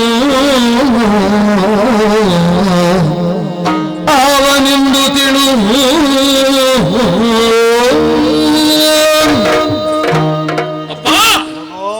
ನಾನೇನು ಮಾಡಿದ್ದೇನೆ ಎನ್ನುವುದು ನನಗೂ ತಿಳಿಯಬೇಕು. ಅದಕ್ಕಾಗಿ ಒಮ್ಮೆ ಸುತ್ತುವರಿದೆ 99 ಕೋಟಿ ಮಂದಿಗಳು ಕೂಡ ಬಿಟ್ಟ ಕಣ್ಣಿನಿಂದ ನನ್ನನ್ನು ನೋಡುವುದಕ್ಕೆ ಪ್ರಾರಂಭಿಸಿದ್ರು. ಎಲ್ಲರೂ ಕೂಡ ಭಯಗೊಂಡಿದ್ದಾರಪ್ಪ. ಆದರೆ ಅಲ್ಲಿ ದೂರದಲ್ಲಿ ಒಬ್ಬ ನೀಲಾಂಗನನ್ನು ನಾನು ಕಾಣುತ್ತಾ ಇದ್ದೇನೆ. ಕಿರುನಗೆಯನ್ನು ಬೀರುತ್ತಾ ಇದ್ದಾನೆ. ಓರೆ ನೋಟದಿಂದ ನೋಡುತ್ತಾ ಇದ್ದಾನೆ. ಏನೋ ಒಂದು ಸಾಧಿಸಿದವನ ಹಾಗೆ ತಾನು ಕುಳಿತುಕೊಂಡಿದ್ದಾನೆ. ಅವ ಯಾರಪ್ಪ ಹೇಳುವ ಒಮ್ಮೆ? ಬಣ್ಣಿಸುವುದೇ ನವನಿರಮ ಸಂಪೂರ್ಣವರಿಯರು ವಿಧಿಪವಾದ್ಯರು ಸಣ್ಣ ಗಾಯದಿ ತೋದಡೆಯು ಚೈತನ್ಯ ರೂಪ ಚೈತನ್ಯ ರೂಪ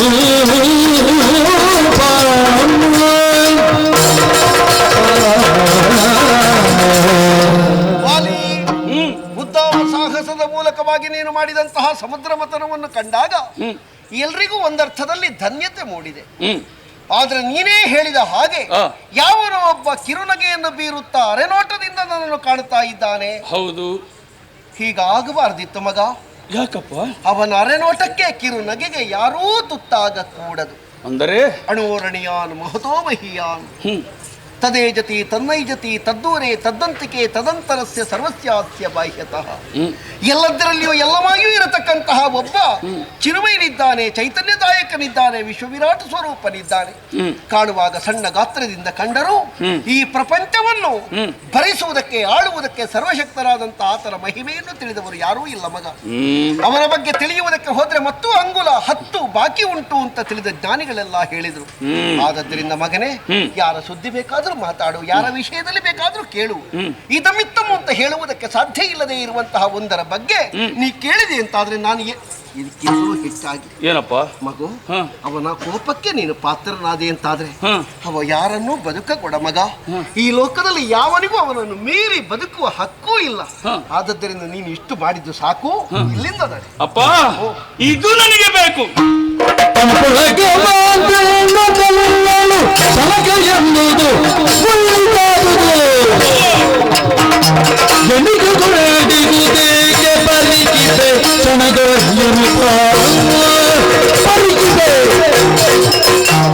ಅಪ್ಪ, ಅವನ ವಿಚಾರವಾಗಿ ಸಂಕ್ಷಿಪ್ತವಾಗಿ ಅಲ್ಲ, ವಿಸ್ತಾರವಾಗಿ ನೀನು ಹೇಳಿದೆ.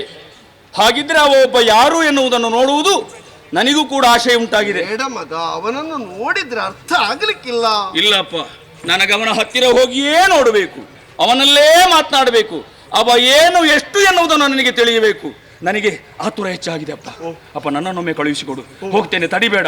ಅವನನ್ನು ನೋಡಿ ಬರ್ತೇನಪ್ಪ, ನೋಡಿ ಬರ್ತೇನೆ. ನಾನು ಹೇಳುವಷ್ಟು ಹೇಳಿದ್ದೇನೆ. ಇನ್ನು ನಿನ್ನ ಅನುಭವಕ್ಕೆ ಬಂದ್ರೆ ಗೊತ್ತಾದೀತೋ ಏನೋ. ಆಯ್ತಪ್ಪ, ನಾ ಸುಮ್ಮನೆ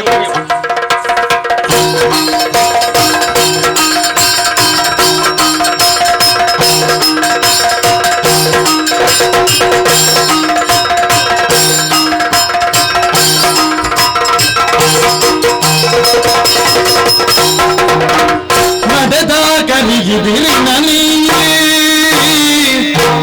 ನಡೆದ ಕಲಿಯಿದಿರಿ ನನೀ.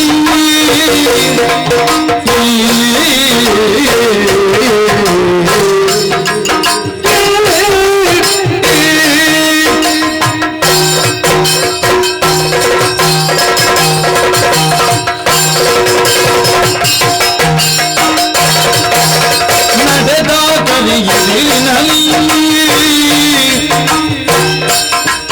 ಪುಟ ಹೊಡೆದು ಪುಟ ಕರುವದಲ್ಲಿ, ಪುಟ ಹೊಡೆದು ಪುಟ ಹೊಡೆದು ಪುಟ ಕರುವದಲ್ಲಿ.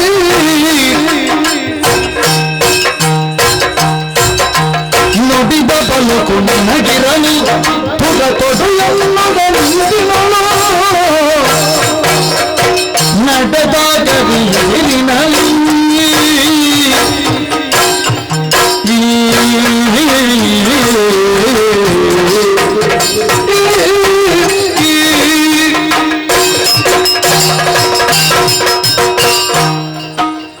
ಅಯ್ಯ, ನಿನ್ನನ್ನೇ ಏನಪ್ಪ ನಿನ್ನನ್ನು ಕಂಡು ನಾನು ಆಶ್ಚರ್ಯಗೊಂಡೆ. ನನ್ನದೇ ಆದಂತಹ ಕಾರ್ಯನಿಮಿತ್ತವಾಗಿ ನಾನು ಈ ಕಡೆಗೆ ಬರುತ್ತಿರುವಂತಹ ವೇಳೆಯಲ್ಲಿ ದೂರದಿಂದ ನಿನ್ನ ನೀಕ್ಷಿಸಿದೆ.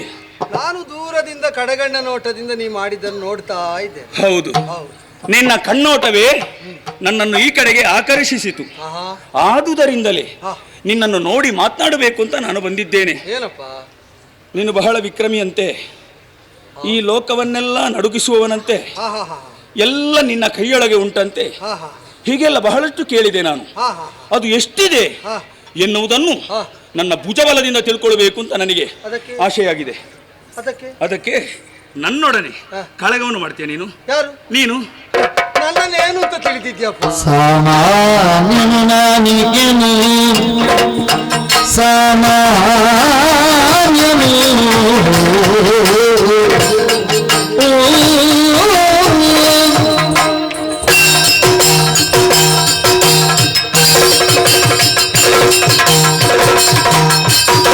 ಸಾಮಾನ್ಯನು ನಾನಿಗೆನು, ಸುತ್ರಾಮಗ್ನದ ನೀನು ಭೀಮ ಬರಕನಿ ಹಿಡಿದಿಲ್ಲ, ಸಂಗ್ರಾಮದಿಂದ ರಾಧಿದರು ಸಾಮಾನ್ಯನು.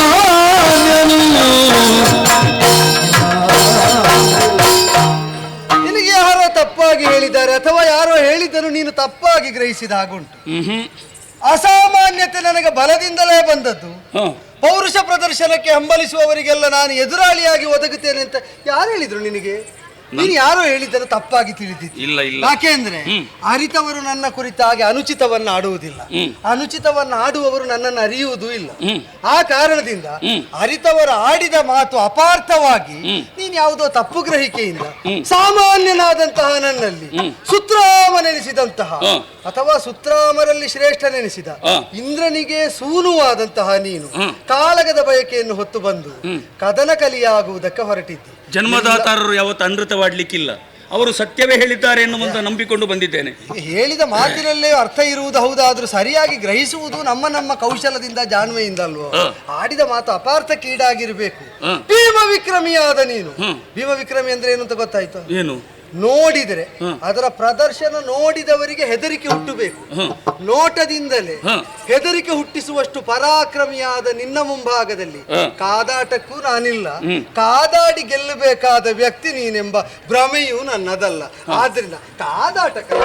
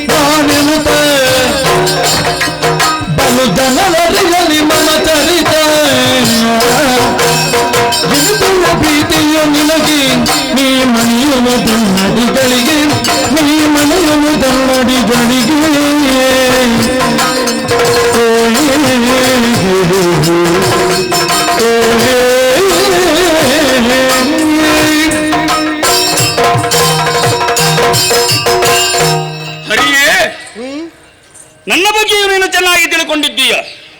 ಹೇಳಿದನಲ್ಲ ನಾನು ಘನ ವಿಕ್ರಮಿ ನಾನು. ಹೌದಪ್ಪ. ನನ್ನನ್ನು ಕಂಡ ಮೇಲೆ ನಿನಗೆ ಭಯ ಆಯಿತು ಅಂತಾದ್ರೆ ನಿನಗೊಂದು ಉಪಾಯವನ್ನು ಹೇಳ್ತೇನೆ. ಸೃಷ್ಟಿಕರ್ತನ ಸೃಷ್ಟಿಯಲ್ಲಿ, ಸೃಷ್ಟಿಯ ರಚನೆಯಲ್ಲಿ ಅಗಣಿತ ಪರಾಕ್ರಮಿ ಎನಿಸಿದ ಅಸದೃಶನಾದ ವಾಲಿ, ಸಂಶಯವೇ ಇಲ್ಲ. ಅಯ್ಯ, ನಿನ್ನಲ್ಲಿ ಪರಾಕ್ರಮ ಇಲ್ಲ. ನಿನ್ನಂತ ಅಸಾಮಾನ್ಯರಲ್ಲಿ ನನ್ನ ಪರಾಕ್ರಮ ಎಲ್ಲ ನಿನ್ನೆದುರೀಗ ನಡಿಲಿಕ್ಕಿಲ್ಲ ಅಂತ ಎನ್ನುವಂತ ಭಾವನೆ, ವಿಶ್ವಾಸ ನಿನ್ನಲ್ಲಿ ಉಂಟು ಅಂತಾದ್ರೆ ವಿಕ್ರಮಿ ನಾನು. ಇನ್ನು 3 ಲೋಕಕ್ಕಲ್ಲ 14 ಲೋಕಕ್ಕೆ ನಾನೇ. ಆದ್ದರಿಂದ ನಿನ್ನ ದೃಷ್ಟಿ ವಿಸ್ತಾರ ಆಗಿ 14 ಲೋಕಕ್ಕೆ. ಹೌದು, ನನ್ನಪ್ಪ ಹೇಳಿದ್ರು ಎಲ್ಲಾ ಲೋಕಗಳಲ್ಲಿಯೂ ಕೂಡ ಎಲ್ಲರಲ್ಲಿಯೂ ಕೂಡ ನೀನಿರುವೆಯಂತೆ. ಎಲ್ಲರಲ್ಲಿ ನೀನು ಇರುವವನುಂತಾದ್ರೆ ನಿನಗೆ ಹೋರಾಟ ಮಾಡುವಂತಹ ಶಕ್ತಿ ಚೈತನ್ಯ ಇಲ್ಲ ಅಂತಾದ್ರೆ ಶಕ್ತಿವಂತ ನಾನು, ಅದಕ್ಕೆ ಪರಾಕ್ರಮಿ ನಾನು. ಅದಕ್ಕೆ ಆದ್ದರಿಂದ ನನ್ನ ಪದದ್ವಯಗಳಿಗೆ ವಂದಿಸಿ ನನ್ನ ಭಕ್ತನಾಗು. ನನ್ನನ್ನು ಏನು ಅಂತ ಕರೀತಾರೆ ಗೊತ್ತುಂಟು?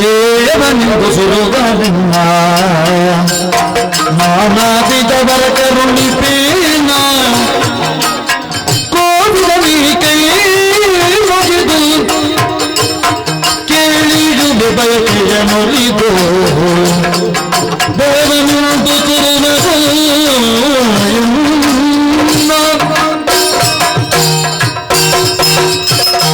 ನನ್ನನ್ನು ದೇವ ಅಂತ ಕರೆದದ್ದರಿಂದ ನಾನು ಅಸಾಮಾನ್ಯ ವಿಕ್ರಮಿ ಅಂತ ನೀನಾಗಿ ಗ್ರಹಿಸಿದ ಹಾಗುಂಟು. ನನ್ನನ್ನು ದೇವ ಅಂತ ಕರೆಯುವುದು ಯಾವ ಕಾರಣಕ್ಕೆ ಗೊತ್ತುಂಟು? ಯಾಕೆ? ಈಗ ಶ್ರೇಷ್ಠತೆ, ಬಲ, ವರಿಷ್ಠತೆ ಇದೆಲ್ಲ ತೋಳಲ್ಲಿದ್ದಂತಹ ಶಕ್ತಿಯನ್ನು ಆಧರಿಸಿಯೇ ಬರುವ ನೆಗಳತೆ ಅಲ್ಲ. ಮತ್ತೆ ಯಾರು ಏನು ಬೇಡಿದರೂ ಕೂಡ ನನಗೆ ಶರಣಾಗಿ ನನಗೆ ಅದು ಕೊಡು, ಇದು ಕೊಡು, ಹಾಗೆ ಮಾಡು, ಹೀಗೆ ಮಾಡು ಅಂತ ಕೇಳಿದವರಿಗೆ ಬೇಕಾದ್ದನ್ನು ಕೊಟ್ಟ ಅಭ್ಯಾಸ. ಉಳಿದವರೆಲ್ಲ ನನ್ನಿಂದ ಪಡೆಯುತ್ತಾರೆ, ಅವರು ಪಡೆಯಬಹುದಾದದ್ದನ್ನು ಕೇಳಿದ್ರೆ ನಾನು ಕೊಡುತ್ತೇನೆ. ಆ ಕಾರಣದಿಂದ ನಮಗೆ ಬೇಕಾದ್ದು ಸಿಕ್ಕಿದ್ದು ಯಾರಿಂದಲೋ ಅವರನ್ನಲ್ಲೋ ಶ್ರೇಷ್ಠ ಅಂತ ಒಪ್ಪುವುದು, ಅವನಲ್ಲೋ ದೇವ ಅಂತ ಕರೆಯುವುದು, ಅವನಿಗಲ್ಲೋ ಮಣಿದು ನಿಲ್ಲುವುದು, ಅವನನ್ನೇ ಅಲ್ಲೋ ಶರಣಾಗುವುದು. ಆದ್ದರಿಂದಲೇ 3 ಲೋಕದಲ್ಲಿ ನನಗೊಂದು ಹಿರಿಮೆ ಬಂದದ್ದು, ದೇವನೆನಿಸಿದ್ದು ಆ ಕಾರಣದಿಂದ. ಕಾಮಿತಾರ್ಥ ಪ್ರದಾಯಕರು. ಆದ್ದರಿಂದಲೇ ಬೇಡಿದವರಿಗೆ ಕೊಟ್ಟು ದೊಡ್ಡದಾದಂತಹ ನನ್ನಲ್ಲಿ ನಿನಗೆ ಏನಾದ್ರೂ ಬೇಕು ಅಂತಿದ್ರೆ ಕೇಳಬಹುದು, ನಾನು ಕೊಡುತ್ತೇನೆ. ಅದಕ್ಕೆ ಸಂಶಯ ಯಾಕೆ? ನಾನಂದು ಕೇಳ.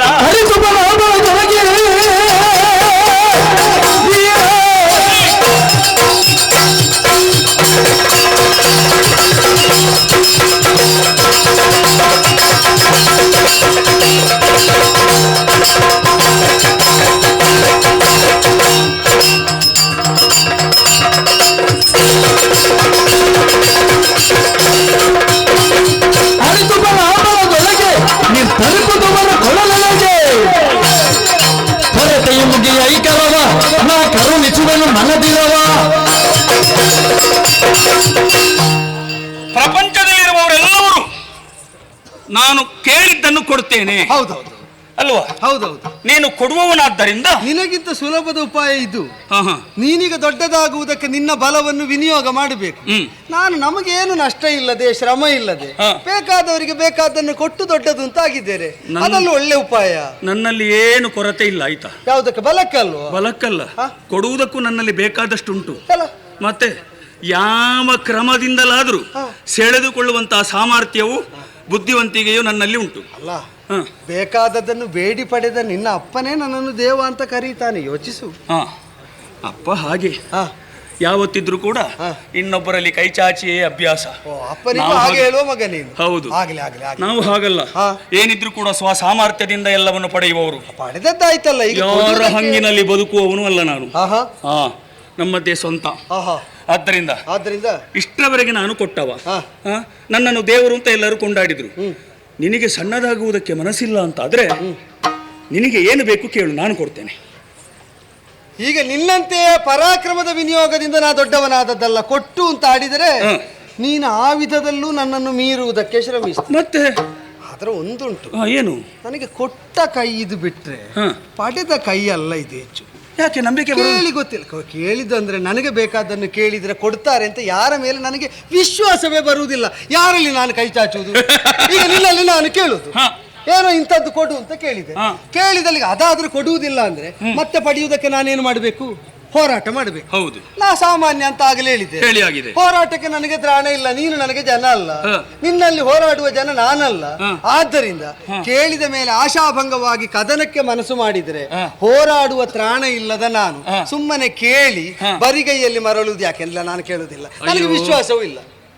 ಅಯ್ಯೋ ದೇವ, ಯಾಕೆ ನೀನು ವಿಶ್ವಾಸ ಇಲ್ಲದವರ ಹಾಗೆ ಮಾತಾಡ್ತಾ ಇದ್ದೀಯಾ? ಅಲ್ಲ, ನಾನು ಇಷ್ಟು ಹೇಳಿದ ಮೇಲೂ ಕೂಡ ನಿನಗೆ ನಂಬಿಕೆ ಇಲ್ವಾ? ಹೌದು. ಅಲ್ಲ, ಯಾಕೆ?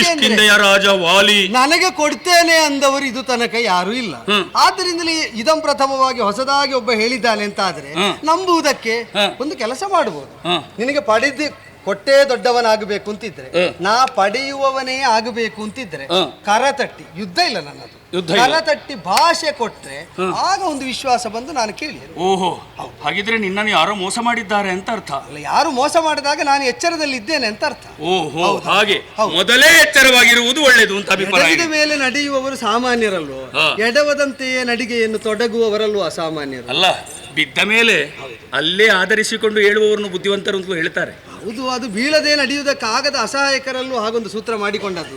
ನಾನು ಸಾಮಾನ್ಯನು ಹೋರಾಟದಲ್ಲಿ ಮಾತ್ರ, ಇಂಥದ್ರಲ್ಲೆಲ್ಲ ನಾನು ಅಸಾಮಾನ್ಯ ಅಲ್ಲ. ನೀನು ಬಿಗಿ ಅಂತ ಗೊತ್ತಾಗಿದೆ. ಆದ್ದರಿಂದಲೇ ಕೈ ತಟ್ಟಿ ಭಾಷೆ ನಿನಗೆ ಒಂದು ಭಾಷೆ ಕೊಡಬೇಕು. ಖಂಡಿತವಾಗಿ ನೀನೇನನ್ನು ಕೇಳ್ತೀಯೋ ಅದನ್ನು ಆಗಲೇ ಕೊಡುವ ಸಿದ್ಧ. ಕಪಿಶ್ರೇಷ್ಠ ಮುಷ್ಟಿಯನ್ನು ಪಿಡಿದ ಮೆಚ್ಚಿದ ಪ್ರಾಯ ಕಾರ್ಯ ವಿಫಲವಾಯಿತು. ಎನ್ನ ಕೈ ಬಿಗಿತದೊಳಗಾದಿನಿ, ಎನ್ನ ಕೈ ಬಿಗಿತದೊಳಗಾದಿನಿ, ವಿಪರೀತವೆನಿಸದಿರು ನೀ ವಿಪರೀತ ಗೀತವೆನಿಸದಿರು ಪ್ರಾಣನು ಕೇಳ್ವೆ ನಿದಕ್ಕೇನೆಂದೆಯನಲಿಂದು ಕಪಿಶ್ರೇಷ್ಠ ಮುಷ್ಟಿಗಳು ಪಿಡಿದ ನಟ್ಟಿದ ಕಾರ್ಯ ವಿಫಲವಾಯಿತು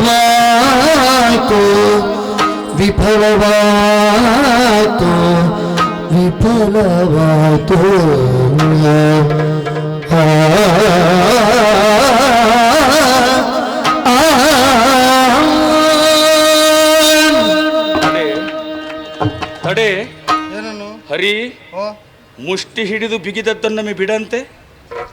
ಒಮ್ಮೆ ಬಿಟ್ಟು ಬಿಡು ಬಿಡು ಹಿಡಿ. ನಾನು ಯಾರನ್ನು ಹಿಡಿಯುವುದೂ ಇಲ್ಲ, ಬಿಡುವುದೂ ಇಲ್ಲ. ತಾವಾಗಿ ಬೇಕೆನಿಸಿದವರು ನನ್ನನ್ನು, ನನ್ನ ಕರಾಗ್ರವನ್ನು ತಾವಾಗಿ ಹೊಂದುತ್ತಾರೆ. ಹಾಗಿದ್ರೆ ನೀನು ಎಳ್ಕೊಂಡದ್ದಲ್ವಾ? ನೀನಾಗಿ ಬಂದು ಸಿಲುಕಿಕೊಂಡೆ ಅಲ್ಲ. ಕೊಡುವುದಕ್ಕೆ ಹೊರಟವನು ಕೊಟ್ಟೇ ಬಿಟ್ಟೇ ಅಲ್ಲ. ಕೊಟ್ಟದ್ದರಿಂದ ಬಿಡಬೇಕಾದದ್ದೇನು ಅಂತ ಅರಿಯದೆಯೇ ಕೊಟ್ಟೆ ನೀನು. ಬಲದಿಂದ ಅಸಾಮಾನ್ಯನಾಗುವುದಕ್ಕೆ ಹೊರಟವನು, ಬಲದ ಪ್ರಕರ್ಷತೆಯನ್ನು ಪ್ರದರ್ಶಿಸುವುದಕ್ಕೆ ವಿನಿಯೋಗಿಸಿದ ಈ ಬಾಹು, ಇದರ ಬಲ ಈಗ ಎಲ್ಲಿ ಒಂದು ಸೇರಿತು? ನನ್ನ ಮುಷ್ಟಿಯ ಒಳಗೆ. ನಿನ್ನ ಸರ್ವ ಸಾರವು ಇದರೊಳಗುಂಟು. ಅದನ್ನೇ ಯೋಚಿಸ್ತಾ ಇದ್ದೇನೆ. ಕೆಳಗಿನಿಂದ ಮೇಲಿನವರೆಗೆ ಇರುವಂತ ಎಲ್ಲ ಬಲವು ಕೂಡ ಒಂದೇ ಕಡೆಯಲ್ಲಿ ಕೇಂದ್ರೀಕೃತವಾದಂತ ಅನುಭವವಾಗುತ್ತಾ ಇದೆ. ಕಾರಣ ಏನು ಗೊತ್ತುಂಟಾ? ಏನು? ನೀನೆಷ್ಟು ಬಲಿಷ್ಠನಾದರೂ ಜಾತಿಯಿಂದ ಮಂಗಲ್ವ. ಚಾಂಚಲ್ಯ ಚಾಪಲ್ಯಗಳು ನಿಮಗೆ ಜನ್ಮಜಾತವಾಗಿ ಸಿದ್ಧಿಸಿದ ಗುಣಗಳು, ಸ್ವಭಾವಗಳಲ್ವ. ಆದ್ದರಿಂದಲೇ ಕೊಡುವಾಗ ಜಾರಿದೆ ನೀನು, ಕೊಟ್ಟು ಜಾರಿದೆ ನೀನು, ಜಾರಿ ಬಿದ್ದೆ ನೀನು. ಬಿದ್ದವನು ಹೇಳುವುದಕ್ಕಿಲ್ಲ ನೀನು, ಕೊಟ್ಟು ಮುಗಿಸಿದೆ ನೀನು. ಈಗ ಕೇಳಿದ್ದನ್ನು ಕೊಡಬೇಕಾದ ಅಸಹಾಯಕತೆಯಲ್ಲಿರುವವ ನೀನು. ಕೇಳುವ ನಾನು ನಿನ್ನ ಪ್ರಾಣವನ್ನೇ ಕೇಳ್ತೇನೆ, ಕೊಟ್ಟು ಬಿಡು ನೀನು. ದೃಢವಾದ ನಿನಗೆ ತಾತನು ಪೀಳ್ದುವ,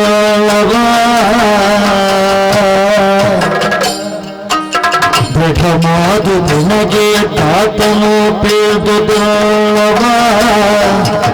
ಕಡೆಗಣಿಸಿದೆ ಮತಿ ಮರೆದು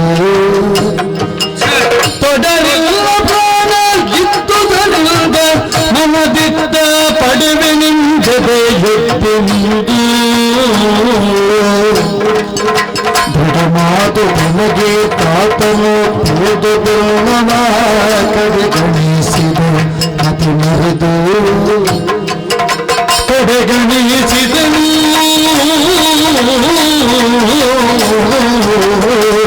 ಮತಿ ಮರೆದು.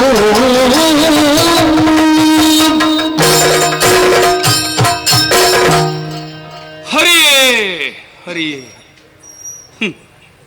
ನೀನು ಮೊದಲೇ ಹೇಳುತ್ತಿದ್ರೆ ನಾನಿಷ್ಟು ಮುಂದುವರಿಯುತ್ತಿರಲಿಲ್ಲ. ನನ್ನ ಮುದ್ದಿಗೆ ಮಂಕು ಕವಿಯಿತು. ನಾನು ಹೊರಡುವಾಗ ಅಪ್ಪನಲ್ಲಿ ಕೇಳಿದಾಗ ನನ್ನ ತಂದೆ ಪದೇ ಪದೇ ಹೇಳಿದ್ರು, ಮಗನೇ ಅವನ ಎದುರಿಗೆ ಹೋಗಬೇಡ ಮಗ, ನಿನ್ನ ಯಾವ ಬಲ ಇದ್ರೂ ಕೂಡ ಅಲ್ಲಿ ಅದು ನಿರ್ಬಲ ಅಂತ. ಈಗ ಅರ್ಥ ಆಯ್ತು.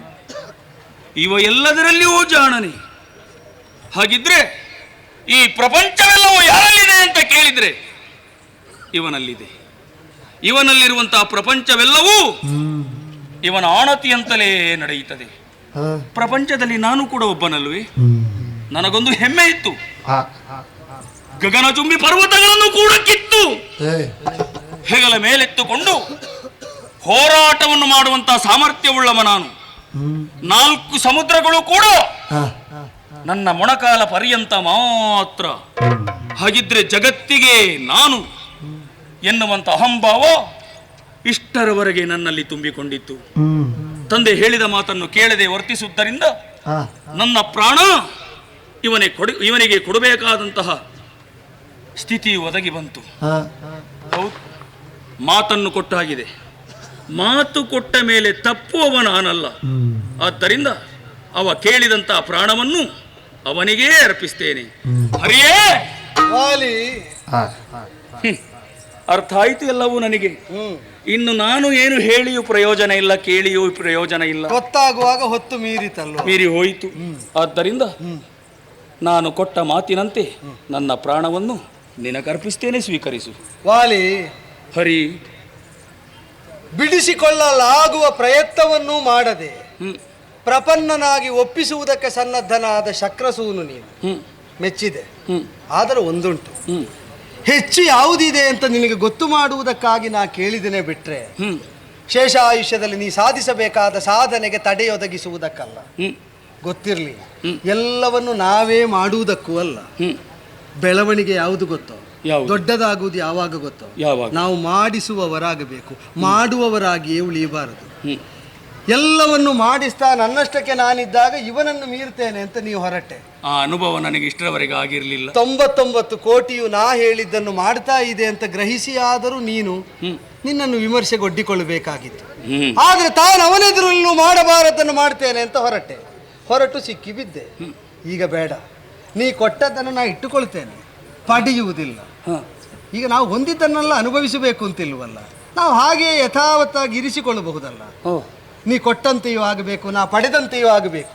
ಆದರೆ ಅದನ್ನು ನಾವು ವಿನಿಯೋಗಿಸುವುದು ಯಾವಾಗ? ಈ ಮಾತನ್ನು ಧಾರ್ಮಿಕನಾಗಿ ಧರ್ಮಸಭೆಯ ಅಧ್ಯಕ್ಷನಾದ ನಿನ್ನ ಅಪ್ಪನ ನೆಗಳತೆಗೆ ಅನುಗುಣವಾಗಿ ಬದುಕುವಷ್ಟು ಕಾಲವೂ ಅದನ್ನು ವಿನಿಯೋಗಿಸುವುದಿಲ್ಲ.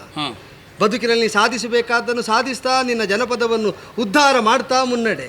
ಧರ್ಮ ತಪ್ಪಿ ಮಾರ್ಗ ಬಿಟ್ಟು ಇದೋ ಗುಡ್ಡದಂತೆ ಬೆಳೆದಿರಬಹುದಾದ ನೀನು ಎದುರಾಗಿ ನಿಂತ ಒಂದು ಗುಡ್ಡವನ್ನೇ ವಿರೋಧವಾಗಿ ಹೊಂದಿದ ಕಾಲದಲ್ಲಿ ಆ ಗುಡ್ಡದೊಳಗಿಂದ ನಾ ಕಾಣಿಸಿಕೊಳ್ತೇನೆ. ಹೌದಾ? ಅಂದರೆ ತನಗೆ ಯಾರೂ ಇಲ್ಲ ಸರಿಸಮರು ಅಂತ ಉಚ್ಛೃಂಖಲ ಪ್ರವೃತ್ತಿಯಿಂದ ಮೆರೆಯುವುದಕ್ಕೆ ತೊಡಗಿ ಅಧರ್ಮಿಯಾಗಿ ಅನ್ಯಾಯಿಯಾಗಿ ಅನಾಚಾರವನ್ನೆಸಗಿದ ಕಾಲದಲ್ಲಿ ಈ ಮಾತನ್ನು ನಾ ವಿನಿಯೋಗಿಸ್ತೇನೆ. ಮತ್ತೆ ನೀ ಮೊದಲೇ ಹೇಳಿಲ್ಲ ಅಂತ ಹೇಳಲಿಕ್ಕಿಲ್ಲ. ಮಾತೆನ್ನುವ ಸಂಕಳೆಗಳಿಂದ ಯಾವತ್ತೂ ಪಡೆಯಬಹುದಾದ ಪ್ರಾಣ ನನ್ನ ಕೈಯೊಳಗುಂಟು, ನಿನ್ನಲ್ಲಿದೆ. ಹೇಗೂ ಪಡೆಯಬಹುದು, ಎಲ್ಲಿಂದಲೂ ಪಡೆಯಬಹುದು, ಯಾಕಾಗಿ ಆದರೂ ಪಡೆಯಬಹುದು. ಆ ಎಚ್ಚರ ಇದ್ದು ನೀನಿನ್ನು ಪ್ರತಿ ಉಸಿರನ್ನು ಆಟ ಆಡಿಸಬೇಕು. ಅರ್ಥ ಆಯ್ತು ತಾನೆ? ಅರ್ಥ ಆಯ್ತು. ನಿನ್ನದು ನನ್ನಲ್ಲಿ, ನನ್ನ ದಯೆ ನಿನ್ನಲ್ಲಿ. ಹೋಗು. ಕೆಲವು ಸಮಯಗಳವರೆಗೆ ನಾನು ಯೋಚನೆ ಮಾಡಬೇಕಾಗುತ್ತದೆ. ಯೋಚನೆ ಮಾಡ್ತಾ ಸಾಕು. ಉತ್ತರೋತ್ತರವಾಗಿ ಇಲ್ಲ, ನಡೆದ ವಿದ್ಯಮಾನಗಳನ್ನು ನನ್ನ ಅಪ್ಪನಿಗೆ ಹೇಳಬೇಕು.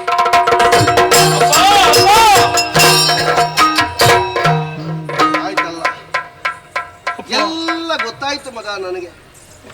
ಅದಕ್ಕೊಂದು ಪರಿಹಾರ ಮಾಡುವ. ತಿರುಗಳುಗಳ ಬಗೆಯಿದಿರದ ವೀರರ ಬಲವದ್ದ ತೆರವಣೆಯನು ಕಲಕಿಕ್ಕಿ ಬೀಳ್ಕೊಟ್ಟು ಮತಿದಲು ಗಯ ಬರೆ ಬಳರಿಪುವ ಚಗಿದನರು. ದೇವರು ಕೇಳಿ ನಿನ್ನಲ್ಲೇ ನ್ಯಾಸವಾಗಿರಿಸಿದ್ದಾರೆ. ಹೌದು, ಇದು ಭಗವಂತನಿಗೆ ಅರ್ಪಿಸಬೇಕಾದಂತಹ ನೈವೇದ್ಯ ಮಗ. ಮತ್ತೊಬ್ಬರ ಇದನ್ನು ಮುಟ್ಟಬಾರದು, ಮತ್ತೊಬ್ಬರಿಂದ ಇದು ಎಂಜಲಾಗಕೂಡದು. ಅದಕ್ಕಾಗಿ ಈ ಕಾಂಚನ ಮಾಲೆ ಯಾರೇ ನಿನ್ನ ಸಮಕ್ಷಮಕ್ಕೆ ಬಂದರು ಅವರ ಅರ್ಧ ಶಕ್ತಿಯನ್ನು ಎಳೆಯುವಂತಹ ದಿವ್ಯ ಶಕ್ತಿ ಈ ಮಾಲೆಗಿದೆ. ನಿನ್ನ ಬದುಕನ್ನು ಕೆಡದಂತೆ ಸಂರಕ್ಷಿಸಿಕೊ. ಉತ್ತರೋತ್ತರವಾಗಿ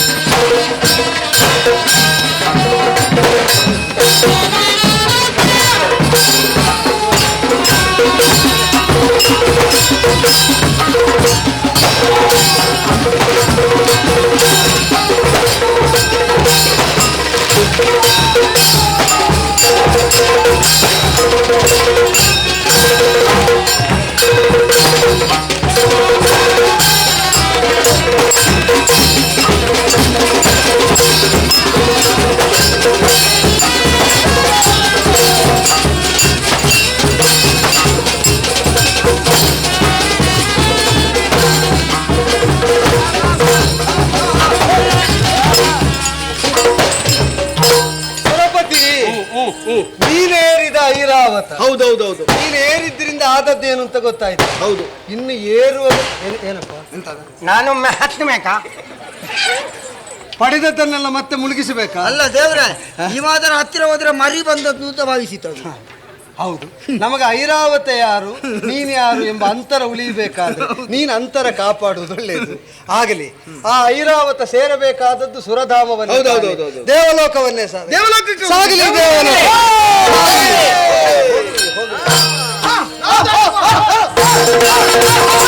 ಪಾರಿಜಾತ, ಮಂದಾರ, ಚೂಡಾಮಣಿ, ಚಿಂತಾಮಣಿ, ಅಪ್ಸರೆಯರು. ಪಾರಿಜಾತ ಬಂತು, ಚೂಡಾಮಣಿ ಬಂತು, ಅದು ಚಿಂತಾಮಣಿಯೂ ಹೌದು. ಮಾತ್ರ ಅಲ್ಲ, ಅಪ್ಸರಾಂಗನೆಯರೆಲ್ಲ ಬಂದಿದ್ದಾರೆ. ಈಗ ಪಾರಿಜಾತ ವೃಕ್ಷ ಇರಬೇಕಾದ್ದು ನಂದನೋದ್ಯಾನದಲ್ಲಿ. ದೇವಲೋಕ ಯಾರಿಗಿದ್ದರೂ ಅವರಿಗೆ ಸಮದದ್ದು. ಚೂಡಾಮಣಿ ಇರಬೇಕಾದದ್ದು ಕೂಡ ಅಲ್ಲೇ.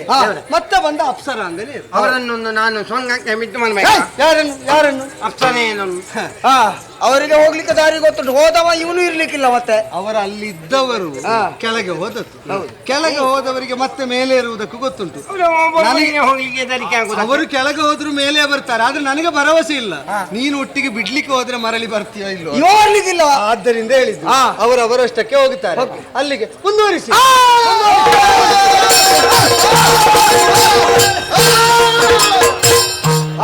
ದೇವ್ರೆ, ಮಾತನ್ನ ಮಾಡಿ ಮಾಡಿ ಹೋದದ್ದೆಲ್ಲ ನಮ್ಮ ಬಂತು. ನಾವು ಇಷ್ಟು ಪ್ರಯತ್ನ ಮಾಡಿದೆ. ಹೌದು, ಇನ್ನೇನಾದ್ರೂ ಇರ್ಬೋದಾ? ಆಯಾಸ ಆದಾಗ ಸ್ವಲ್ಪ ಆಯಾಸ ಅಂತಲ್ಲ, ಮೊದಲಿನ ಹಾಗೆ ಅದು ತಿರುಗುವುದಿಲ್ಲ, ಮೊದಲಿನ ಹಾಗೆ ಕೂಡುವುದಿಲ್ಲ. ಯಾರಿಗೆ? ಈಗ ನೀನು ಮೊದಲು ಯಾವ್ಯಾವ್ದನ್ನೆಲ್ಲ ತಿರುಗಿಸಿದ್ದಿ? ಮೊದಲಿನ ಹಾಗೆ. ಹೌದು, ಈಗ ಮಂದರವನು ಮೊದಲು ಏನೆಲ್ಲ ತಿರುಗಿಸಿದ್ದಿ? ಅವ ಜಾತ್ರೆಯ ಗದ್ದೆಯಲ್ಲಿ ತಿರುಗಿಸ್ತಾ ಇದ್ದ.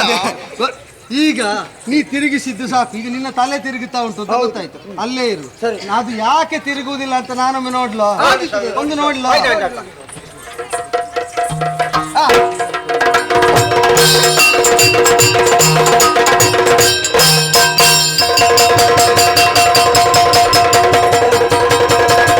ಬೆಳಗುಗೊಂಡಿರಲೆಲ್ಲ ಜಲಗಳಿದ್ದಾಗೆಯ ಹರಿಮೇಲ ಕರಳಿಸಲು ಕರುಣಿ ನಮಗೆ ನಮಗೆ ನಮಗೆ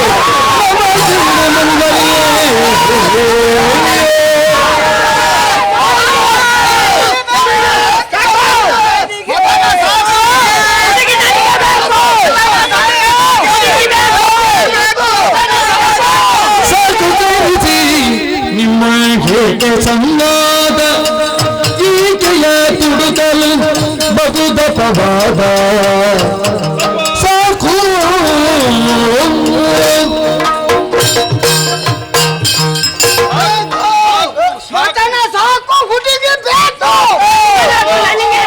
ಅಲ್ಲ, ನಿಮ್ಮದು ಯಾವುದರಲ್ಲಿಯೂ ಗಲಾಟೆ ಇಲ್ಲದೆ ಇಲ್ಲ. ಮಾತಾಡಬೇಡ, ನೀನು ದೊಡ್ಡ ಹಣ್ಣು ಊಟ. ನೀನು ಅವ ಆನೆ ಮೇಲೆ ಕೂತು ಹೌದೇನೋ? ನಿನಗೆ ಬೇಕು ಎಂಬ ಹುಡುಗಿ ಬೇಕು, ಹುಡುಗಿ ಪ್ರತಿಯೊಬ್ಬರಿಗೂ ಆಸೆ ಇರುವುದು ಸಹಜ. ಆದ್ರೆ ನಿನಗೆ ದಕ್ಕುವುದಲ್ಲ, ಅವಳಿಗೆ ಹೆಸರು ಅಂತ ಒಂದು ಇಡಬೇಕಲ್ಲ. ಹೆಸರು ಯಾರು ಇಡುದು? ಹೆಸರಿಡ ಹೆಸರು ಶಂಕರಗಟ್ಟಿ. ಹಾಗಲ್ಲ, ಹೆಸರು ಇಡಬೇಕಾದ್ರೂ ಯೋಗ ಬೇಕು, ಯೋಗ್ಯತೆಗೆ ಬೇಕು. ಹೌದಾ? ಆ ಯೋಗ ಯೋಗ್ಯತೆ ನನಗುಂಟು. ನೀವೇ ಹೇಳಿಕೊಳ್ಳುದಲ್ವಾ? ನಾನೇ ಹೇಳಿಕೊಳ್ಳುವುದಲ್ಲ, ನನಗೆ ಇರುವ ಕಾರಣ ಹೇಳಿಕೊಳ್ಳುವುದು. ನೀನು ಮಾತಾಡಿದ್ರು ನೋಡು. ಅವಳು ಸುಲಕ್ಷಣೆಯಾಗಿದ್ದಾಳೆ. ಎಂತಾಯ್ತಪ್ಪ? ದೇವರು. ಹೌದೇನೋ? ಅವಳು ಸುಲಕ್ಷಣೆಯಾಗಿದ್ದಾಳೆ. ಅಂತಹ ಹೆಣ್ಣಿಗೆ ಲಕ್ಷ್ಮಿ. ಲಕ್ಷ್ಮಿ ನೀನು ದೇವರನ್ನೇ ಹೆದರ್ತೀಯಲ್ಲ. ಲಕ್ಷ್ಮಿ ಬೇಡ, ಅರ್ಥ ಆಯ್ತಲ್ಲ ನಿಮಗೆ? ಲಕ್ಷ್ಮಿ ಎನ್ನುವ ಹಾಗೆ ನಾಮಕರಣ ಮಾಡಿದ್ದೇನೆ. ಸರಿ, ತಂದೆಯಾಗಿಯೋ ಅಣ್ಣನಾಗಿಯೋ ಮಾವನಾಗಿಯೋ ಏನು ಅಂತ ಗೊತ್ತಿಲ್ಲ, ಅಂತೂ ನಾಮಕರಣವನ್ನು ಮಾಡಿದ್ದೇನೆ. ಹೇಳಿದ್ರಲ್ಲಿ ಯಾವ್ದು ಬೇಕಾದ್ರೂ ಹಾಗೆ ಅಡ್ಡಿಲ್ಲ, ನಮಗೇನು ಬೇಸರ ಇಲ್ಲ. ಅವಳಿಗೆ ಮದುವೆ ಅಂತ ಆಗಬೇಕಾದ್ರೆ ಪ್ರಾಯ ಪ್ರಬುದ್ಧಿಯಾದ ಹೆಣ್ಣಿಗೆ ಮದುವೆ ಅನ್ನುವಂತಹ ಸಂಸ್ಕಾರ ಆಗಬೇಕು. ಅದನ್ನ ಅವಳೇ ಸೂಚಿಸಿಕೊಳ್ಳಬೇಕು. ಹೇಗೆ? ಆ ಮಾಲಿಕೆ ತಗೊಳ್ಳಿ. ಪಾಲಿಕೆಯಲ್ಲಿ ತಿರುಗಲಿಕ್ಕೆ ಬಿಡೋದಾ? ಮಾಲೆ ಇವಳನ್ನು ಈ ಮಾಲೆಯನ್ನು ಅವಳ ಕೈಯಲ್ಲಿ ಕೊಟ್ಟರೆ ಅವಳೇ ಆರಿಸಿಕೊಡ್ತಾಳೆ. ಯಾರು ಕೈಯಲ್ಲಿ ಕೊಡುದು? ಯಾರು ಎಂತದ ಬಿಡ, ಹೇಗೂ ಕೈಯಲ್ಲಿ ಕೊಡುದು ನಾನು ಕೊಡ್ಬೇಕಾ? ನೀನು ಕೊಟ್ರೆ ಏನಾಗುತ್ತದೆ? ಈ ಸುಮ ಮಾಲಿಕೆಯನ್ನು ಕೊಡುವಂತಹ ಅಧಿಕಾರ ತಂದೆಗೋ ಸೋದರ ಮಾವನಿಗೋ ಅಲ್ಲ ಅಣ್ಣನಿಗೋ ಈ ಮೂರು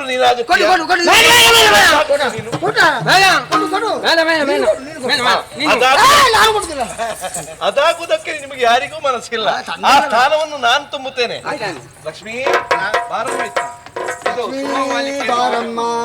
ಯಾರು ಎಂಬ ಹಾಗೆ ಯೋಚಿಸಿ ಆ ಸುಮಮಾಲೆಯನ್ನು ಅವರ ಕೊರಳಿಗೆ ಹಾಕಿ ನೀನು ವರಿಸಿಕೊಳ್ಳಿ. ಈಗ ನೀವು ಅಪ್ಪನಾಗಲ್ಲ, ಅಲ್ಲಿ ಕುಳಿತುಕೊಳ್ಳಿ. ಅಪ್ಪ ಮಾತಾಡ್ಲಿಕ್ಕೆ ಮುಖ ಇಲ್ಲಿ ಬಾ. ಹೆಣ್ಣು ಮಕ್ಕಳ ಮುಂದೆ ಮುಖ ಅಂತ ಹೇಳಿ ಮಾತು ನಾನು ಹೇಳ್ಬೇಕು ಅಂತಿಲ್ಲ, ಈಗ ಅವಳಿಗೆ ಗೊತ್ತಾಗಿ ಆಯ್ತು. ಗೊತ್ತಾದ್ರೂ ತೊಂದನೆಲ್ಲ ನೀನು ಹೇಳಿ. ಇಲ್ಲೊಂದು ದೊಡ್ಡ ಸಮಸ್ಯೆ ಉಂಟಾ ಈಗ? ಎಂತದ್ದು ಸಮೋಸ? ಈಗ ಅವಳು ಈಗ ಬಂದ ಎಂತ ಸಮೋಸ ನಿನ್ನ ತಲೆಗೆ ಅದೇನು ಸಮಸ್ಯೆ? ಅವಳು ಈಗ ಹುಟ್ಟಿ ಬಂದದ, ಹೌದಾ? ನಾವು ಯಾರು, ನಮ್ಮ ಯೋಗ್ಯತೆ ಏನು ಅವರಿಗೆ ಗೊತ್ತಿಲ್ಲ.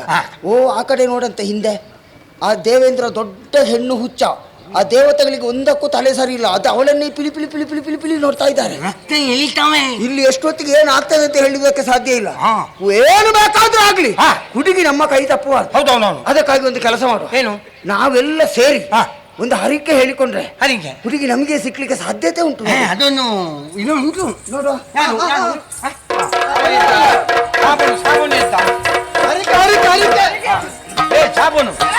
ಎಲ್ಲ ನೋಡಲಿ ವರಿಸಿ ಎಲ್ಲ ಕೂಡಲಿ, ಎಲ್ಲ ನೋಡಲಿ ವರಿಸಿ ಎಲ್ಲ ಕೂಡಲಿ, ವರಿಸಿ ಎಲ್ಲ ಕೂಡಲಿ, ಎಲ್ಲ ನೋಡಲಿ ಎಲ್ಲ ಕೂಡಲಿ.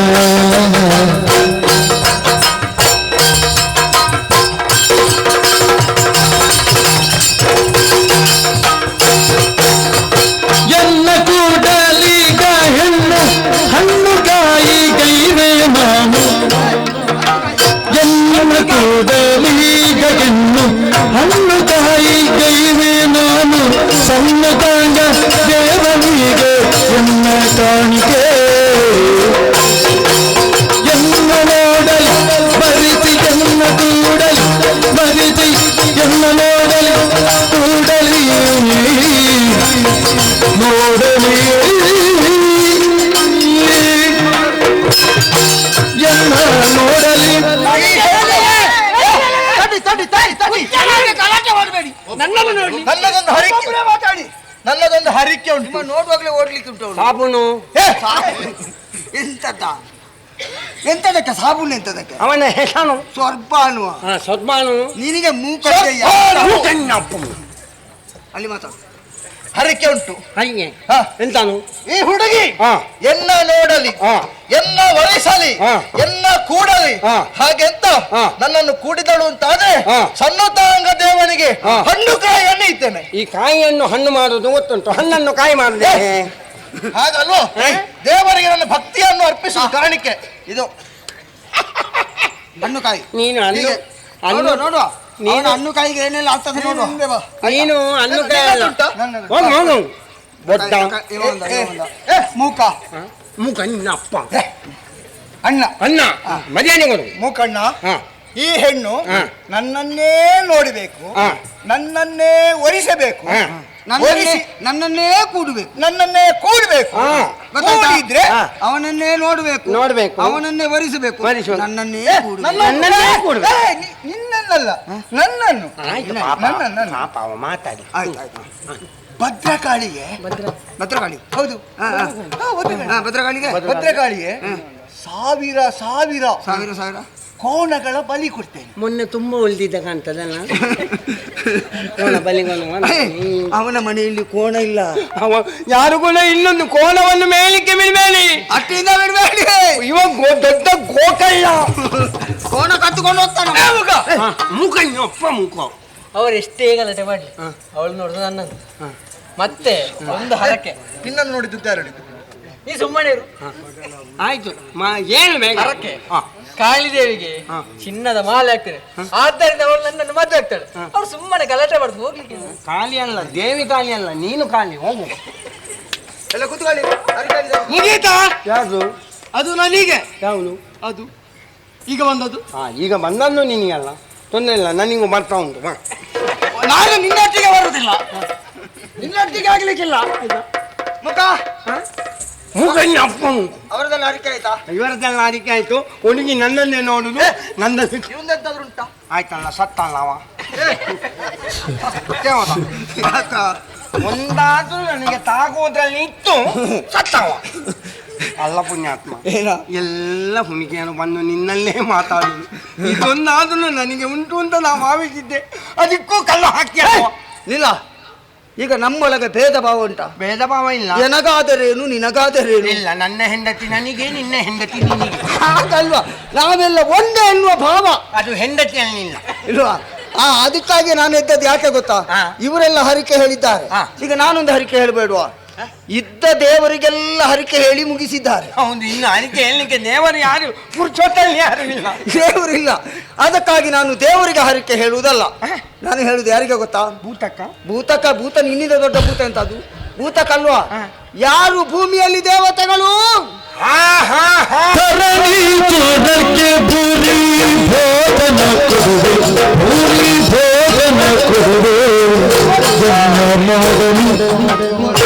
ಎನ್ನ ನೋಡಲಿ ಎನ್ನ ಕೂಡಲಿ ಎನ್ನ ನೋಡಲಿ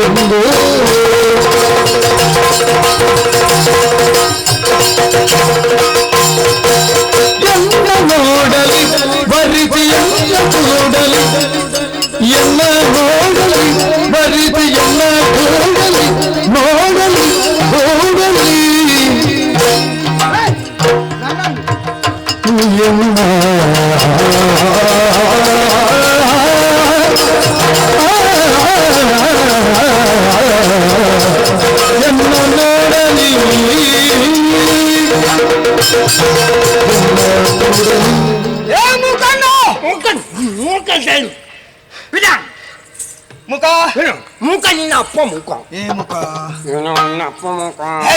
ಹಾಗಲ್ವಾ? ಹಾಗಿದ್ರೆ ಯಾರಿಗೆ ಹರಿಕೆ ಹೇಳುದು? ಯಾರಿಗೆ? ದೇವರಿಗೆ ಅಲ್ಲ ಮಾರ. ನಾನು ದೇವರಿಗೆ ಹರಿಕೆ ಹೇಳುದಿಲ್ಲ. ಮತ್ತೆ ಬೇಡ. ಈ ಭೂಮಿಯಲ್ಲಿ ಕಣ್ಣಿಗೆ ಕಾಣುವ ದೇವತೆಗಳೆಂದ್ರೆ ಅದು ಬ್ರಾಹ್ಮಣ. ಸುರರು. ಎಂತದ ಅಭಿನಯ? ಅದು ಕೆಲವನ್ನೆಲ್ಲ ಮಾಡ್ತಾನೆ. ಹೇಗೆ? ಸುನಲು ಹಾಗಲ್ಲ. ಭೂಮಿಯಲ್ಲಿ ಕಣ್ಣಿಗೆ ಕಾಣುವ ದೇವತೆಗಳು ಬ್ರಾಹ್ಮಣರಿಗೆ ಹರಿಕೆ ಇಡ್ತಾನೆ. ಹೇಳ್ತೀಯಾ? ಏನು ಅಂತ ಹೇಳ್ತೀನಿ? ಬ್ರಾಹ್ಮಣರಿಗೆ ಏನು ಹರಿಕೆ ಇರುದಪ್ಪ? ಏನು ಇವನು ಎನ್ನ ನೋಡಲಿ ಏ ಮೂಕ ನಿನ್ನ ಅಪ್ಪ ನಿನ್ನನ್ನು ಕೂಡುದಲ್ಲ, ನನ್ನ ನೋಡಿದ ಮೇಲೆ ನನ್ನನ್ನು ಕೂಡಬೇಕು. ಅವನು ಇವನು ನನ್ನನ್ನು ನೋಡಿದೆ ಇವನು ನನ್ನನ್ನು ಕೂಡಿದ್ರೆ ಬ್ರಾಹ್ಮಣರಿಗೆ ಹೊಟ್ಟೆ ತುಂಬಾ ಪೂರಿ ಭೋಜನ. ಪೂರಿ ಚಪಾತಿ ಪೂರಿ ಭೋಜನ ಅಲ್ವಾ? ಎಂತದು ಪೂರಿ ಮುಗ್ದರೆ ಚಪಾತಿ? ಪೂರಿ ಅಲ್ಲ, ಪೂರಿ ಪಂಚಭಕ್ಷ ಪರಮಾನ್ನ. ಪಂಚಾಯತಿನ ಪರಮಣ್ಣ ಅಲ್ವಾ? ಪಂಚಭಕ್ಷ ಪರಮಾನ್ನ. ಇಷ್ಟು ಸಾಕಾಗುದಿಲ್ಲ. ಮತ್ತೆ ಬ್ರಾಹ್ಮಣರಿಗೆ ಊಟ ಹಾಕಿದ ಮೇಲೆ ಅದರ ಪರಿಪೂರ್ಣವಾದ ಫಲವನ್ನು ಪಡಿಬೇಕು ಅಂತ ಇದ್ರೆ ಕೈ ತುಂಬಾ ದಕ್ಷಿಣೆ ಕೊಡ್ಬೇಕು. ಲೆಕ್ಕ ಮಾಡಿ ಅಲ್ಲ, ಬಾಚಿ ಕೈ ತುಂಬಾ ದಕ್ಷಿಣೆ. ಜಗತ್ತಣ್ಣ ಕಾಣಿಕೆ ಡಬ್ಬಿ ಎಂತದು? ಯಾಕೆ ಅವ ದೊಡ್ಡ ಕಳ್ಳವ. ಚಿಲ್ಲರೆ ಎಲ್ಲ ತೆಗಿತಾನೆ. ನಿನ್ನ ಅಲ್ಲಿಂದ ತೆಗೆದು ಕೊಡುವುದಾ? ಮತ್ತೆ ನಿನ್ನಲ್ಲಿ ಅಲ್ಲಿಂದ ನಾನು ತೆಗಿಲಿಕ್ಕೆ ಅಲ್ಲಿ ಉಂಟಾ? ಉಂಟು. ನಾನು ಮೊನ್ನೆ ಆಡಿಸಿ. ನೀನು ಆಡಿಸಲಿಕ್ಕೆ ಯಾಕೆ ಹೋದ್ದು? ಮೆಲ್ಲ ಎರಡು ತೆಗೆಯುವ. ಮತ್ತೆ ನನಗೆ ಹೇಳಿ, ಅಲ್ಲಿಂದಲ್ಲ ನಾನು ಗಳಿಸಿದ್ದ ಉಂಟು, ಅದನ್ನು ಲೆಕ್ಕ ಮಾಡದ ಬಾಚಿ ಕೈ ತುಂಬ ದಕ್ಷಿಣೆ. ಸಾಕಾಗುವುದಿಲ್ಲ, ಇನ್ನು ಬೇಕು. ಬ್ರಾಹ್ಮಣರಿಗೆ ಬಂದವರಿಗೆಲ್ಲರಿಗೂ ಗೋದಾನ. ನಿನ್ನ ಮನೆಯಲ್ಲಿಲ್ಲ ಗೋವು? ನಿನ್ನ ಮನೆಯಲ್ಲಿಲ್ಲ? ನನ್ನ ಮನೆಯಲ್ಲಿ ಗೋವಲ್ಲ, ಹಟ್ಟಿಯೇ ಇಲ್ಲ. ಮನೆ ಉಂಟಾ? ಮನೆ ಇಲ್ಲದೆ ಗೋದಾನ ಉಳಿದ ಕಡೆಯಿಂದ ಪಡೆದುಕೊಂಡು ನಾನು ಗೋದಾನ ಮಾಡ್ತೇನೆ. ಸರಿ, ಮುಗಿಲಿಲ್ಲ ಮತ್ತೆ ಭೂದಾನ. ಎಂತದ? ಭೂಮಿ ದಾನ ಮಾಡ್ಲಿಕ್ಕೆ ಭೂಮಿ ಬೇಕಲ್ಲ? ನನ್ನ ಅಪ್ಪ ಅಲ್ಲಿ ಎಷ್ಟು ಮಾಡಿಟ್ಟಿದ್ದಾರೆ ಗೊತ್ತುಂಟ? ಅಪ್ಪ ಮಾಡಿಟ್ಟದ್ದು ನಿನ್ನ ತಮ್ಮನ ಹೆಸರಿಗೆ ಬರ್ದಿಟ್ಟಿದ್ದಾರೆ. ನಿನ್ನ ದುರಭ್ಯಾಸ ಗೊತ್ತುಂಟು, ನೀನು ತಿರುಗಾಟದಲ್ಲಿ ಇರುವುದು ಅಂತ. ಉಂಟಲ್ಲಿ ಅದನ್ನೆಲ್ಲ ತುಂಡು ಮಾಡಿ ಬ್ರಾಹ್ಮಣರಿಗೆ ಹಂಚಿ ಬಿಡ್ತೇನೆ. ಅದರಲ್ಲಿ ತುಂಡು ಮಾಡ್ಲಿಕ್ಕೆ ಎಂತ ಅಂತ ಹಾಗೆ ಗೋದಾನ, ಭೂದಾನ, ಭೋಜನ ಇಷ್ಟನ್ನು ಕೊಟ್ಟೆ ಅಂತಾದ್ರೆ ಇವಳು ನನ್ನನ್ನೇ ನೋಡ್ತಾಳೆ, ನನ್ನನ್ನೇ ಕೊಡ್ತಾಳೆ, ನನ್ನನ್ನೇ ವರಿಸ್ತಾಳೆ. ನಿನ್ನನ್ನು ನೋಡುವುದಲ್ಲ, ನನ್ನನ್ನು ನೋಡುವುದಂತ ನೋಡುವ. ಬಾ ಕೂತ್ಕೊ. ಒಂದು ಸಮಸ್ಯೆ ಆಯ್ತಲ್ಲ. ಎಂತದು? ಈಗ ನಾವೆಲ್ಲ ಹರಿಕೆ ಹೇಳಿದ್ದೆ, ನೀನು ಹರಿಕೆ ಹೇಳುದಿಲ್ವಾ? ನಾನು ಹೇಳಿದ್ದೆ ಅಲ್ಲ, ನಿನ್ನನ್ನೇ ವರಿಸುವುದು ಅಂತ ಇಟ್ಟುಕ. ಆದ್ರೆ ಒಂದು ಸಮಸ್ಯೆ ಉಂಟು. ಏನು? ಇಲ್ಲಿದ್ದವರೆಲ್ಲ ಹರಿಕೆ ಹೇಳಿದ್ದಾರೆ, ನೀನು ಹರಿಕೆ ಹೇಳಿಲ್ಲ ಎನ್ನುವ ಒಂದು ಕಾರಣಕ್ಕೆ ತಪ್ಪಿದ್ರೆ ವಿಷಯ ಹೌದು ಮಾನೆ. ಹೌದು, ಈಗ ಹರಿಕೆ ಹೇಳುವುದು ಹೌದು, ದೇವರಿಗೆ ಪುರುಷಂಚಿತ್ತಲ್ಲ. ಅಲ್ಲ, ಹರಿಕೆ ಹೇಳುವುದು ಅಂತ ನೀನು ಹೊರಟೆ, ನಿನ್ನಲ್ಲಿ ಹರಿಕೆ ಹೇಳಲಿಕ್ಕೆ ಏನು ಉಂಟು ಅಂತ ಬೇಕಲ್ಲ. ನಿನ್ನಲ್ಲಿ ಏನುಂಟಾ? ಇದು ನೀನು ಆಗದ್ದಕ್ಕೆ ನನಗೆ ತಿರುಗಿಸಿದ್ದ. ನಿನ್ನಲ್ಲಿ ಏನಿಲ್ಲ, ನನ್ನಲ್ಲಿ ಏನು ಇಲ್ಲದಿದ್ರು ಇರುವುದುಂಟಲ್ಲ. ಸಾಕಾ? ಅದವನಿಗೆ ಸಾಕು. ಹೌದಾ? ಹಾಗಿದ್ರೆ ನೀನು ಯಾರಿಗೆ ಹರಿಕೆ ಹೇಳ್ತಿ? ನಾನು ಯಾರಿಗೆ ಹೇಳುವುದು ಅಂತ ಆಲೋಚನೆ ಮಾಡೋನು. ನೋಡಮ್ಮ, ಪ್ರಾರಂಭ ಮಾಡು. ಆಲೋಚನೆ ಅಂತ ಕರಿಮುಖನಿಗೆ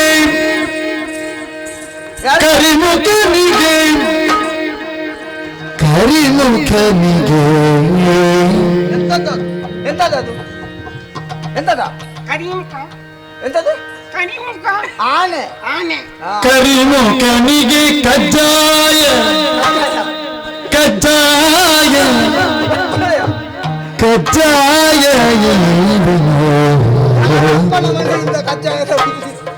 ಕರಿಮುಖನಿಗೆ ಕಜ್ಜಾಯವನೀವೆಯೋ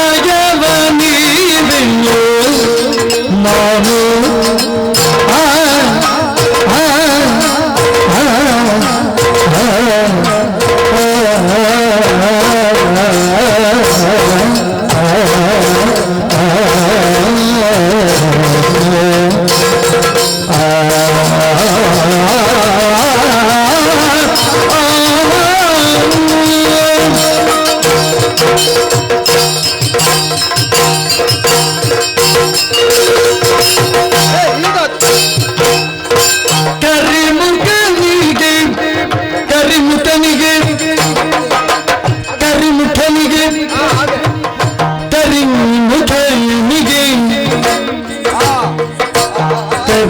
ಮುಖನಿಗೆ ಕರಿ ಮುಖನಿಗೆ ಕಚ್ಚಾಯ ನೀವೇನು ಕಚ್ಚಾಯ ನೀವೇನು ಕಚ್ಚಾಯ ನೀವೇನು ಆ ತರುಣಿಯು ದೊರಕಲು ಎನಗೆ ಈ ತರುಣಿಯು ದೊರಕಲು ಎನಗೆ ದೊರಕಲು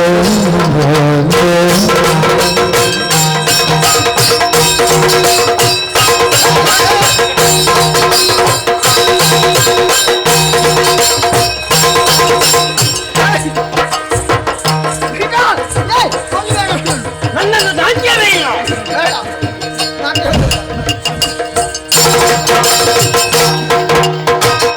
ಬರಿ ಬರಿ ಸುಖ ಸಾಗರದಲ್ಲಿ ಮುಳುಗಿತೆ ಬರಿ ಬರಿ ಸುಖ ಸಾಗರ ಸುಖ ಸಾಗರ ಸುಖ ಸಾಗರದಲ್ಲಿ ಮುಳುಗಿತೆ ಮುಳುಗಿತೆ ಮುಳುಗಿತೆ ಬರಿ ಬರಿ ಸುಖ ಸಾಗರದಲ್ಲಿ ಮುಳುಗಿತೆ ಹಗಿಡಿಯಲು ನಾವು ಎಲ್ಲ ನೋಡಲಿ ಬರಿದಿ ಎಲ್ಲ ಕೂಡಲಿ ಎಲ್ಲ ನೋಡಲಿ ಬರಿದಿ ಎಲ್ಲ ಕೂಡಲಿ ನೋಡಲಿ ಕೂಡಲಿ ನೋಡಲಿ ಎಲ್ಲ ನೋಡಲಿ. ಹೌದಾ, ನೀವು ಒಬ್ಬರು ಒಳ್ಳೆಯವರು ಅಂತ ತಿಳ್ಕೊಂಡದ್ದು, ನಿಮ್ಮ ಚೀಂತ್ರಿ ನೀವು ಬಿಡುದಿಲ್ಲ. ಅವ್ರು ಹೇಳಿದೇನು ಗೊತ್ತಾಯ್ತಾ? ಎನ್ನ ನೋಡಲಿ ಅಂತೆ. ನಿನ್ನ ನೋಡಲಿ ಎನ್ನ ಕೂಡಲಿ ಹಾಗೆ ಹೇಳಿದ್ರು. ಬೇಡ ಬೇಡ ಬೇಡ, ಅದು ತಿರುಗಿಸಲಿ. ನಿನ್ನ ನೋಡಲಿ ನಿನ್ನನ್ನೇ ಕೂಡಲಿ. ಹಾಗೆ ನಿನ್ನ ನೋಡಲಿ ಅವರಿಗೆ ಮನಸ್ಸಿನ ಹೇಳಿಕೆ ಎಲ್ಲ ಕೂಡಲಿ ನಿನ್ನ ನಿನ್ನ ಎರಡು ನಿನ್ನ ನಿನ್ನ ಎರಡು ನಿನ್ನ ನಿನ್ನ ನಿನ್ನ ನೋಡಲಿ ಬರಿದಿ ನಿನ್ನ ಕೂಡಲಿ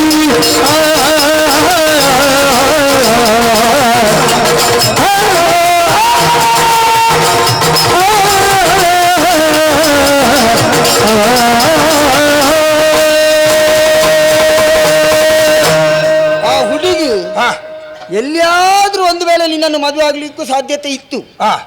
ಈಗ ಖಂಡಿತ ನಿನ್ನನ್ನು ಮದುವೆ ಆಗ್ಲಿಕ್ಕಿಲ್ಲ. ನಿನಗೆ ಎಂತದ್ದು ಹುಚ್ಚಿಡ್ತದ ಇಲ್ಲಿ? ಎಂತದ್ದ ನೀನು ಹುಚ್ಚರ ಹಾಗೆ ಮಾಡುದು? ಒಂದು ಮೂಕ ಅವನಿಗೆ ಒಂದು ಮೂಕನಿಗೆ ಅಪ್ಪ ಮೂಕ ಹಾಗಲ್ವಾ? ಅದು ಗೊತ್ತಾಗಬಾರ್ದು ಅಂತ ನಮ್ಮ ದೌರ್ಬಲ್ಯ. ನಮ್ಮ ದೌರ್ಬಲ್ಯ ಗೊತ್ತಾಗಬಾರ್ದು ಅಂತ ಅವನ ಎದುರಿಗೆ ನೀನು 20 ಬಾರಿ ಮೂಕ ಅಂತ ಹೇಳಿದ್ರೆ ಗೊತ್ತಾಗುದಿಲ್ವಾ? ನೀನು ಮತ್ತೆ ಹುಚ್ಚನಾಗೆ ಮಾಡುದು. ಆಯ್ತು, ಈಗ ನಿನಗೊಂದು ಜಿಜ್ಞಾಸೆ ಬಂತು. ಹರಿಕೆ ಹೇಳುವುದಕ್ಕೆ ದೇವರನ್ನೆಲ್ಲ ಮುಗಿಸಿದ್ದಾರೆ. ದೇವನಿಲ್ಲ ಅಲ್ಲ, ದೇವರಿದ್ದಾರೆ, ಒಬ್ಬರನ್ನು ಬಿಟ್ಟಿದ್ದಾರೆ. ನೀನೊಂದು ಕೆಲಸ ಮಾಡು. ಸುಬ್ರಹ್ಮಣ್ಯ ಸುಬ್ರಹ್ಮಣ್ಯ ಯಾವ ಸುಬ್ರಹ್ಮಣ್ಯ? ಯಾವ ಸುಬ್ರಹ್ಮಣ್ಯ? ವಾಸುಕಿ. ಯಾರು? ವಾಸು ಇಲ್ಲ, ಮತ್ತೆ ಕೀ ಮಾತ್ರ. ಯಾರದು? ವಾಸು ಹೋಗಿದ್ದಾನೆ. ಎಲ್ಲಿಗೆ? ಎಲ್ಲಿಗೆ ಹೋಗ್ತಾ? ಅವ ಕೀ ಇಟ್ಟು ಹೋಗಿದ್ದಾನೆ. ನಾಗರಾಜ. ನಾಗರಾಜ ಅವನದ್ದು ನಡೆಯುವುದಿಲ್ಲ. ಏನು? ಅವ ಈಶ್ವರ ಮಂಗಲ. ಇಲ್ಲಿ ಅವನದ್ದು ಎಂತನಿಲ್ಲ, ಅದಕ್ಕೆ ಅವ ಬರುವುದಿಲ್ಲ ಇಲ್ಲಿಗೆ. ಅವನದ್ದು ನಡೆಯುವುದಿಲ್ಲ. ಈಶ್ವರನ ಅಂಗಲ. ಅದೇ ಗೊತ್ತಾಯ್ತು. ಗುಸ್ಸಪ್ಪ ಗುಸ್ಸಪ್ಪ ಗೊತ್ತಾಯ್ತಾ? ಸುಬ್ರಹ್ಮಣ್ಯ ಸುಬ್ರಹ್ಮಣ್ಯ. ಜನ ಕರೀದ್ಬೇಡ ನೀನು. ಆರುಮುಖ ಬೇಡ. ಆರುಮುಖ ಆರುಮುಖ ಬೇಡ ಬೇಡ. ನಾನು ಅವನ ಅಣ್ಣ. ಕಡ್ಪತಿ. ಕಡ್ಪತಿ ನಿನ್ನ ತಲೆಗೆ ಕಡಿಲಿಕ್ಕ? ಕಡ್ಪತಿ. ಗಣಪತಿ. ಗಣಮುಖನೇ ಗಣಪತಿ. ಗಣಪತಿ. ಕರಿವದನ. ಕರಿವದನ. ಕರಿವದನ. ಕರಿಯವದನ. ಕರಿವದನ. ಕರಿಯುವದನ. ಕರಿವದನ ಅಲ್ವಾ? ಕರಿವದನ. ನೀನು ನನ್ನನ್ನು ಸರಿ ಮಾಡ್ಲಿಕ್ಕೆ ಬರ್ಬೇಡ. ಅದಲ್ವಾ? ಆನೆಯ ಮುಖವುಳ್ಳವ. ನನಗೆ ಗೊತ್ತುಂಟು, ಆನೆಯ ಮುಖವುಳ್ಳವ. ಅವನಿಗೆ ಹರಿಕೆ. ಈಗ ಗಣಪತಿಗೆ ನೀನು ಏನು ಹರಿಕೆ ಹೇಳ್ತೀಯಪ್ಪ? ಏನ್ ಹೇಳುದು? ಏನ್ ಹೇಳ್ತಿ? ಏನು ಹರಿಕೆ ಹೇಳಿದ್ರು ಸಮಸ್ಯೆ ಆಗ್ತದೆ. ಸಮಸ್ಯೆ ಆಗ್ತದೆ. ಯಾಕಂದ್ರೆ ಎಲ್ಲರೂ ಹರಿಕೆ ಹೇಳಿದ್ದಾರೆ. ಹೌದು. ನೀನೇನ್ ಹೇಳ್ತಿ? ಅದಕ್ಕೆ ನಾನೊಂದು ಕೆಲಸ ಮಾಡ್ತೇನೆ. ಏನ್ ಮಾಡ್ತಿ? ನೇರ ಬಲಿಯಣ್ಣನ ಮನೆಗೆ ಹೋಗ್ತೇನೆ. ಬಲಿಯಣ್ಣನ ಮನೆಗೆ? ಯಾಕೆ? ಬಲಿಯಣ್ಣ, ನನಗೆ ಒಂದು ತೆಂಗಿನಕಾಯಿ ಸಾಲ ಬೇಕು, ಕೊಡಿ ಅಂತ. ಈಗ ತಲೆ ಸಾರಿ ಇಲ್ವೇನಾ? ಯಾಕೆ? ಬಲಿಯಣ್ಣನ ಮನೆಗೆ ಹೋಗಿ ಒಂದು ತೆಂಗಿನಕಾಯಿ ಸಾಲ ಕೇಳುದು, ಒಂದು 100 ಕೇಳು, ಹೀಗೆ ಕೊಡ್ತಾರ ಅವರು. ಅದನ್ನ ದೊಡ್ಡ ಪಿಟ್ಟಾಸು ಮಾರೆ. ಹೀಗೆ ಕೇಳಿದ್ರೆ ಕೊಡುದಿಲ್ಲ. ಸಾಲ ಕೇಳಿದ್ರೆ ಪಕ್ಕ ಕೊಡ್ತಾರೆ. ಎಷ್ಟು ಬೇಕಾದ್ರೂ ಕೊಡ್ತಾರೆ. ಈಗ ಕೇಳಿದ್ರೆ ಕೊಡುದಿಲ್ಲ. ಹೀಗೆ ಕೇಳಿದ್ರೆ ಕೊಡುದೇ ಇಲ್ಲ. ಒಂದು ತೆಂಗಿನಕಾಯಿ. ಒಂದು ತೆಂಗಿನಕಾಯಿ ಆಯ್ತು. ದೇವರಿಗೆ ತರ್ತೇನೆ. ತಂದು ದೇವರ ಸೊಂಡಿಲಿನ ಹತ್ತಿರ ಹಿಡಿಯುವುದು. ಆಮೇಲೆ ಅದೇ ತೆಂಗಿನಕಾಯಿಯನ್ನು ಒಡೆದು ಅದನ್ನು ಚೆನ್ನಾಗಿ ಹೆರೆಯುವುದು, ತುರಿಯುವುದು. ಯಾಕೆ? ಅದು ಪಂಚಗಜ್ಜಾಯ ಮಾಡ್ಲಿಕ್ಕೆ. ಪಂಚಗಜ್ಜಾಯ ಮಾಡ್ಲಿಕ್ಕೆ ತೆಂಗಿನಕಾಯಿ ಇದ್ರೆ ಸಾಕಾಗ್ತದೇನಾ? ಮತ್ತೆ ಅವಲಕ್ಕಿ ಬೇಡವಾ? ಅವಲಕ್ಕಿ ಬೇಕು. ಎಲ್ಲಿಂಟು? ಅರವಿಂದವಲ್ಲರ ಆಟದಲ್ಲಿ ಉಂಟು ಅವಲಕ್ಕಿ. ತಂದದ ಅದನ್ನು ಆಯ್ತು. ಬೆಲ್ಲವು ಅದರಲ್ಲೇ ಬರ್ತಾನೆ. ಅದರಲ್ಲೇ ಬರ್ತದ. ಎಲ್ಲ ಆಟ ಆಡಿಸ. ಹೌದಾ? ನಿನ್ನದೇನಿಲ್ಲ. ನನ್ನದು ಇಲ್ಲ. ನನ್ನದು ಹರಿಕೆ ಮಾತ್ರ. ತೆಂಗಿನಕಾಯಿ ಬಲಿಯನ್ನ ಅವಲಕ್ಕಿ ಇದು ಅಲ್ಲಿದ್ದಾಯ್ತು. ಇದನ್ನೆಲ್ಲ ತಂದು ಆ ಬೆಲ್ಲವನ್ನು ಚೆನ್ನಾಗಿ ತುರಿದು ಹಾಕುದು. ಎಲ್ಲಿಗೆ ಹಾಕುದು? ಒಂದು ಪಾತ್ರೆಗೆ ಹಾಕಿ ಆಮೇಲೆ ತೆಂಗಿನಕಾಯಿಯನ್ನು ಹೊಡೆದು ಅದನ್ನು ಕೂಡ ಸರಿಯಾಗಿ ತುರಿಯುವುದು. ಅದು ನಿಂತ ಮಾಡುದಾ? ಹೇಗಾದ್ರೂ ಮಾಡ್ತಾರೆ. ಮಾಡೋದೇ ಮಾಡ್ತಾರೆ ನೋಡುವ. ನನ್ನ ಅಭಿನಯದಲ್ಲಿ ನಿನ್ನದೆಂತದ?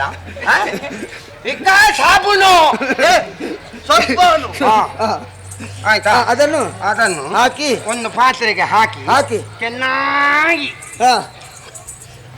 ಎಂತದು? ಏನ್ ಮಾಡುದು? ಹಿಚುಕೋದು. ಅವಲಕ್ಕಿ ಪಂಚಗಜ್ಜಾಯ ಮಾಡ್ಬೇಕಲ್ಲ.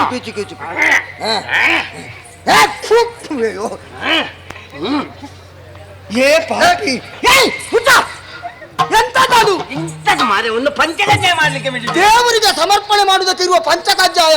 ಇವ ಎರಡು ಕೈಯಲ್ಲಿ ಪಂಚಕಜ್ಜಾಯನ್ನು ಕಲಸಿ ತುರಿಸ್ತಾನೆ ಇಲ್ಲಿ. ಎಂತದ್ದು? ದೇವರಿಗಿದ್ದಲ್ವೇನ? ಈಗ ದೇವರು ನನಗೆ ಎಷ್ಟು ಕೈ ಕಾಲು ಕೊಟ್ಟಿದ್ದಾನೆ?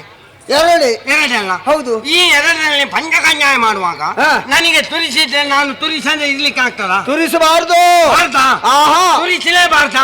ಆಯ್ತು, ನಾನು ಪಂಚಕಜ್ಜಾಯ ಮಾಡ್ತೇನೆ, ನೀನು ತುರಿಸು. ನಾನು ತುರಿಸಲಿಕ್ಕಿರುವವನ ತಂಗಿ. ನಿಮಗೆ ಅದು ಆಗುದಿಲ್ಲ, ಇದು ಆಗುದಿಲ್ಲ. ಇದೆಂತದ್ದು ಈಗ ಹಾಕಿ? ಅದು ಸ್ವಲ್ಪ ನೀರು ಪಾಕಕ್ಕೆ. ಉಪ್ಪು ನೀರು ಪಾಕಕ್ಕೆ. ಏ ಪಾಪಿ, ಅದನ್ನು ದೇವರಿಗೆ ಕೊಟ್ರೆ ದೇವರು ನಿಂತಾರೆ. ದೇವರು ತಿನ್ನುವುದಿಲ್ಲ, ದೇವರು ಮೂಸುವುದು ಮಾತ್ರ. ಪಂಚಕಜ್ಜಾಯ ಮಾಡಿ ಆಯ್ತಾ? ಅದನ್ನು ದೇವರೆದುರಿಗೆ ಕೊಂಡೋಗಿ ಎಂತದ್ದು? ಹಗ್ಗದಲ್ಲಿ ಹೇಳಿದ ಎಂತದ್ದು? ಅದೆಂತದ್ದು? ಎಂತದ್ದು? ದೇವರಿಗೆ ಇದು, ನನಗೆ ಇದು ಅಂತ. ದೇವರಿಗೆ ಏನಿಲ್ಲ, ಇದೆಲ್ಲ ನನಗೆ. ಇಲ್ಲಿಗೆ ಇಷ್ಟು ಮಾಡಿದ್ರೆ ಇವಳು ನನ್ನನ್ನೇ ನೋಡ್ತಾಳೆ, ನನ್ನನ್ನೇ ಕೂಡ್ತಾಳೆ, ನನ್ನನ್ನೇ ವರಿಸ್ತಾಳೆ. ಯಾರನ್ನು ವರಿಸ್ತಾಳೆ ಅಂತ ನಾವು ನೋಡುವ. ಸುಮ್ಮನೆ ಹುಚ್ಚನಾಗೆ ಮಾಡದೆ ಮೂಕನಾಗೆ ಕೂತ್ಕೊಳ್ಬೇಕಲ್ಲಿ. ಅದಕ್ಕೆ ಬಾ, ನಾವಿಬ್ರು ಹುಚ್ಚಾರೆ. ಬಾ ಕೂತ್ಕೊಳ್ಳು. ಆಯ್ತು, ಬಾ. ಏನು ಮಾಡ್ತಾಳೆ ಸುಮ್ಮನೆ ಕೂತ್ಕೊಳ್ಬೇಕು. ಬಂದು ಕಂಡಳು ಸಭೆಯ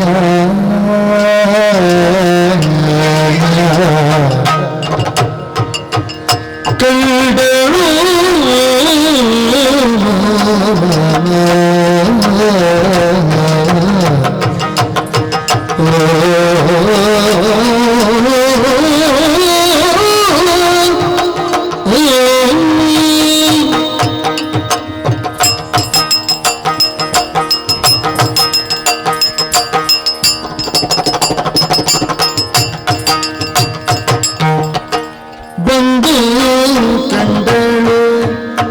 ಸಭೆಯ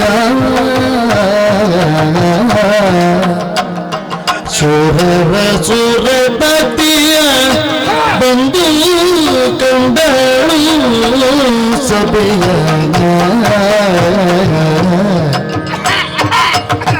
ಮುಂದೆ ರಂಜಿಪ ಇಂದು ಧರ ನರವಿಂದ ಪವ ದೇವೇಂದ್ರ ಸುಮನತ ಬೃಂದ ಸಕಲ ಮುನೀಂದ್ರ ದಿತಿ ಜರುಗುಂದಿ ಪರಮಾನಂದ ದಿರಿ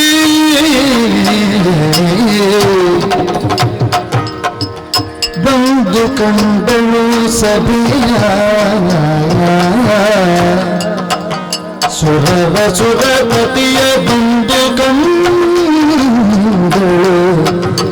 ಸಭೆಯ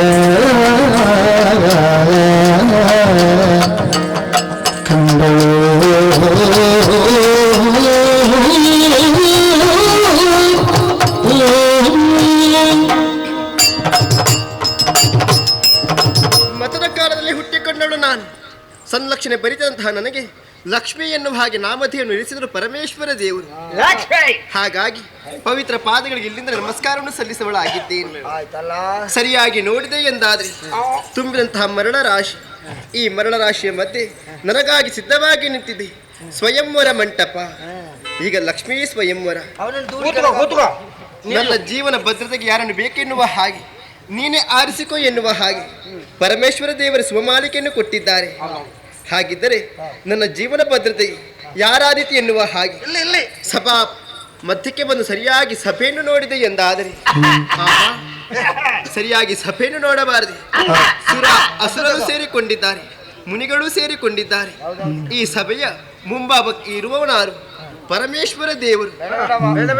ಆತನನ್ನು ಮದುವೆಯಾಗಲು ಸರಿಯಾಗ್ತದೆ ಹೇಳಿ? ಖಂಡಿತವಾಗಿ ಇಲ್ಲವೇ ಇಲ್ಲ. ಸುಮಮಾಲಿಕೆ ನಿತ್ತವ ಆತನಾಗಿದ್ದಾನೆ. ಹಾಗಾಗಿ ಸೋದರ ಭಾವ ಆತನಲ್ಲಿ ಕಾಣ್ತಾ ಇದ್ದೇನೆ. ಅಣ್ಣನೆನ್ನುವಂತಹ ವಿಶ್ವಾಸದಿಂದ ಮತ್ತೊಮ್ಮೆ ತಲೆಯನ್ನು ಬಾಗಿದವಳೆ ಸರಿ. ನಾನು ಒಂದು ಬಿತ್ತು ಹಾಗಂತ ಈ ಕಡೆಗೆ ನೋಡಬಾರದು. ಸೃಷ್ಟಿಕರ್ತ ಬ್ರಹ್ಮದೇವ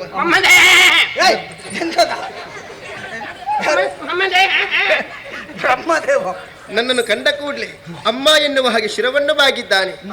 ಮಗನೆನ್ನುವಂತಹ ಮಮಕಾರದಿಂದ ಆಶೀರ್ವಾದವನ್ನು ಮಾಡಿದವಳೆ ಸರಿ. ನಾನು ಆ ಕಡೆಗೆ ನೋಡಬಾರ್ದು. ಸುರಪಾಲ ಎಲ್ಲ ಹುಚ್ಚರು, ಮೂರು ಲೋಕದ ಒಡೆಯ, ಆತನ ಜೊತೆಯಾಗಿ ಸುಮನಸರೂ ಇದ್ದಾರೆ. ನನ್ನನ್ನು ಕಂಡ ಕೂಡಲೇ ಶಿರವನ್ನು ಬಾಗಿ ಕೈಯನ್ನು ಮುಗಿತಾ ಇದ್ದಾರೆ. ಹಾಗಾಗಿ ತಿಳಿದುಕೊಂಡಿದ್ದೇನೆ ನನ್ನ ಕಿಂಕರರು ಎನ್ನುವ ಹಾಗೆ. ಸರಿಯಾಗಿ ನೋಡಿದೆ ಎಂದಾದ್ರೆ ಈ ಪಕ್ಷದಲ್ಲಿ ಯಾರು ನನಗಾಗುವಂತರಿಲ್ಲ. ಈ ಕಡೆಗೆ ನೋಡಬಾರ್ದು. ಈ ಕಡೆಗೆ ನೋಡುವಾಗ ಆಶ್ಚರ್ಯವಾಗ್ತಾ ಉಂಟು. ಜೀವನದಲ್ಲಿ ಯಾವತ್ತೂ ಕಾಣದಿರುವಂತಹ ಚಿತ್ರ ವಿಚಿತ್ರ ರೂಪಗಳಲ್ಲಿ ಕಾಣುವುದಕ್ಕೆ ಸಾಧ್ಯ.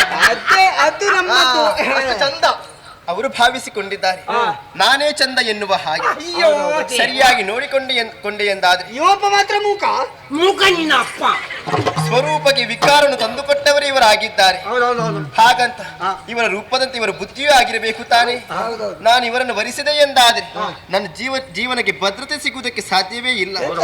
ಅದರಲ್ಲೂ ರಕ್ಕಸರಾಗಿದ್ದಾರೆ, ಅಸುರರು ಆಗಿದ್ದಾರೆ.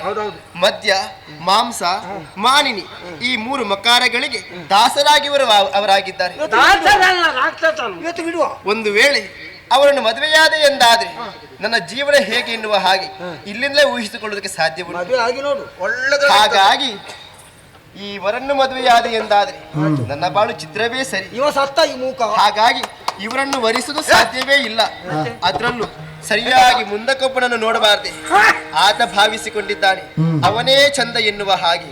ಸರಿಯಾಗಿ ದರ್ಪಣವನ್ನು ತಂದುಕೊಟ್ಟೆ ಎಂದಾದ್ರೆ ಆತನ ಮುಖದಲ್ಲಿ ಬಾಯಿಯಲ್ಲಿ ಉಂಟು ಎನ್ನುವ ಹಾಗೆ ತಿಳಿಯುವುದಕ್ಕೆ ಒಂದು ತಿಂಗಳಾದ್ರೂ ಬೇಕಾದ ಸಿಕ್ಕಲಿಕ್ಕೆ ನಾವು ಬಿಡುವುದಿಲ್ಲ.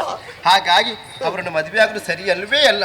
ಹಾಗಿದ್ರೆ ನನ್ನ ಜೀವನ ಭದ್ರತೆಗೆ ಯಾರಾದೀತಿ ಎನ್ನುವ ಹಾಗೆ ಮುಂದೆ ಸರಿಯಾಗಿ ಸುತ್ತಲೂ ನೋಡಬೇಕಲ್ವೇ? ನಾನು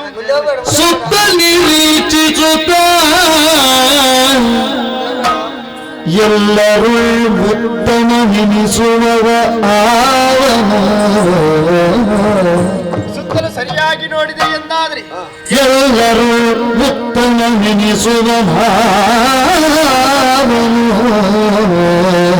ಎಲ್ಲವನ್ನು ತಿಳಿದಿದ್ರೂ ಕೂಡ ಸಭೆಯ ಮುಂಭಾಗದಲ್ಲಿ ಒಬ್ಬ ನಿಂತಾನಲ್ಲವೇ?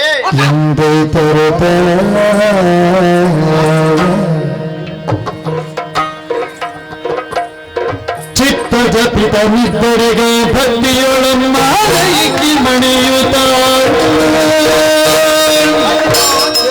ಅಯ್ಯೋ ನಿನ್ನ ಒಂದು ಹಣ ಬರವೇ ಹರಕ್ಕೆ ಕಟ್ಟಿದ್ದೇ ಆಯ್ತು. ಹೋಗು ತಕ ಅಲ್ಲಿ ತಕ ಹೋಗ.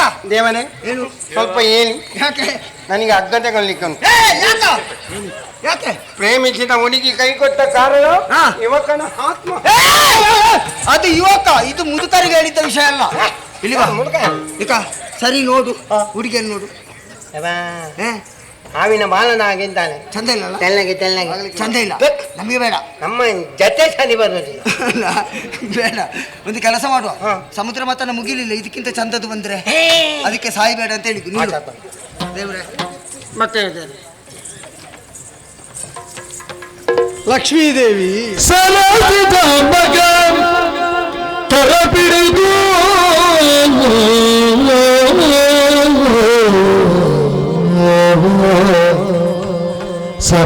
ನಮಗೆ ಕೆರ ಪಿಡಿದು ಕರತಿ ಮನದಿರವ ಪಾಲಿಪೆನೆ ನಾನು ನಿರದವು ತವ ಭಕ್ತ ತಳದಿ ನಿಲಿತಿ ನೀಡು ಚರಣ ಸೇವೆಯ ನಿಂದಳು ಅಂದಳು ಸರದಿ ನಮಗೆ ಕೆರ ಪಿಡಿದು ಕರತಿ ಮನದಿರವ ಪಾಲಿಪೆನೆ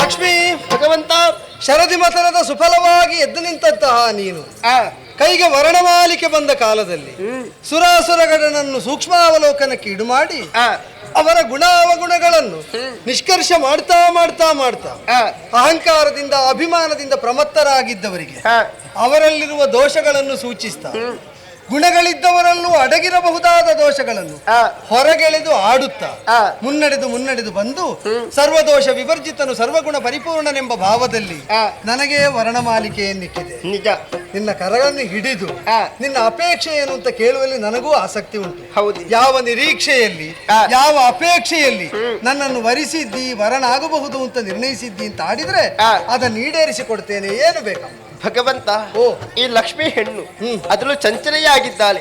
ಸ್ಥಿರವಾಗಿ ಉಳಿಯಬೇಕಿದ್ದರೆ ಸೂಕ್ತ ಸ್ಥಳವೆನ್ನುವುದು ಬೇಕು ತಾನೆ. ಅದು ನಿಮ್ಮಲ್ಲಿ ಎನ್ನುವ ಹಾಗೆ ಕಂಡುಕೊಂಡವಳು ನಾನು. ಹಾಗಾಗಿ ನಿಮ್ಮ ಹೃದಯ ಭಾಗದಲ್ಲಿ ವಕ್ಷಸ್ಥಳ ಇರುವುದಕ್ಕೆ ಸ್ಥಳವನ್ನು ಕರುಣಿಸಿಕೊಡಬೇಕು ನೀವು ನನಗೆ. ತಥಾಸ್ತು. ಅಷ್ಟು ಮಾತ್ರವಲ್ಲ, ಮತ್ತೆ ಅನುದಿನವ ಅನುಕ್ಷಣವು ನಿಮ್ಮ ಪಾದ ಸೇವೆಯನ್ನು ಮಾಡುವುದಕ್ಕೆ ಒಂದು ಅನುಕೂಲವನ್ನು ಮಾಡಿಕೊಡಬೇಕು. ಆಗಲಿ. ಈಶ್ವರನ ಭಾವಕ್ಕೆ ಐಶ್ವರ್ಯ ಅಂತ ಹೆಸರು. ಎಲ್ಲದಕ್ಕೂ ಅಧಿಪತಿ ನಾನು ಅಂತ ತಿಳಿದವರಿಗೆ ನನ್ನ ಭಾವವಾಗಿ ನೀನು ನನ್ನ ಮನಸ್ಸಿನಲ್ಲಿ ಗೋಚರಳಾಗ. ಖಂಡಿತ ನಾನು ಅನುಗ್ರಹಿಸುವುದಕ್ಕೆ ಬಯಸಿದವರ ಮನಸ್ಸನ್ನು ಮನೆಯನ್ನು ಸೇರಿ ಎಲ್ಲವನ್ನು ಸಂಪನ್ನವಾಗಿಸ್ತೀನಿ. ಇನ್ನು ಮುಂದೆ ಸಂಪತ್ತಿನ ಅಧಿದೇವತೆಯಾಗಿ ಹೃತ್ಕಮಲ ವಿರಾಜಿತಳಾಗಿ ಪಾದ ಸೇವಾ ಆಸಕ್ತಿಯನ್ನು ಪ್ರಕಟಿಸ್ತಾ ನನ್ನಲ್ಲೇ ಶುಭ ಆಡಿ ಶ್ರೇಯಸ್ಸುಂಟಾಗಿ ಆಡಿ ಶ್ರೇಯಸ್ಸು. ಜಯ ಜಯ ಜಯ ಸೇರಿಕೋ ಇದೆ.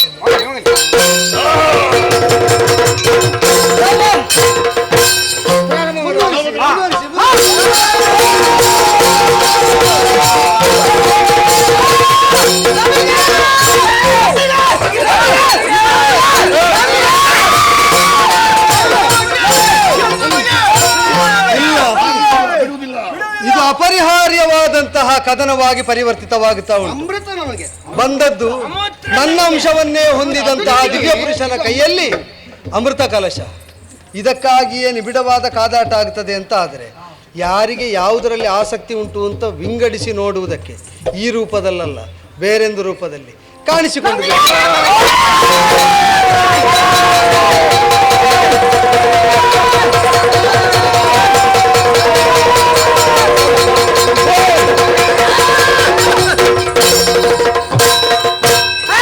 ಸೃಷ್ಟಿ ಮೂರಂ ತಂದೆಡೆಗೆ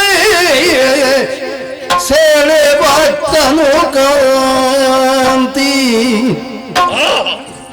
ಸೃಷ್ಟಿ ಮೂರಂ ತನ್ನೆಡೆಗೆ ಸೆಳೆವತನು ಕಾಂತಿ. ಹುಟ್ಟಿಯಡಗುವ ಮಿಂಚು ನಾಚಿ ಪಂಪು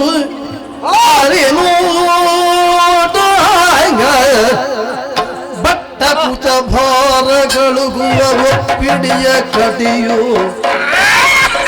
ಶೋಭಿಸುವ ಚಂದ್ರನವ ದಿಟ್ಟಿಸುದ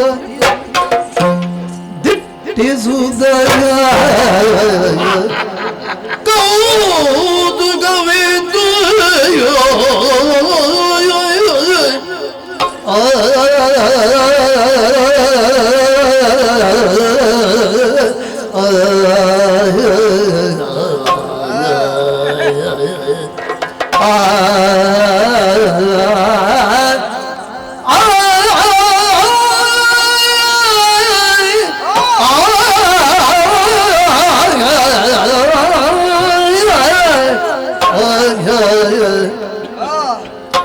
ತವಕಗೊಳ್ಳದಿರಿ ನವಿಹ ಕಡೆಯ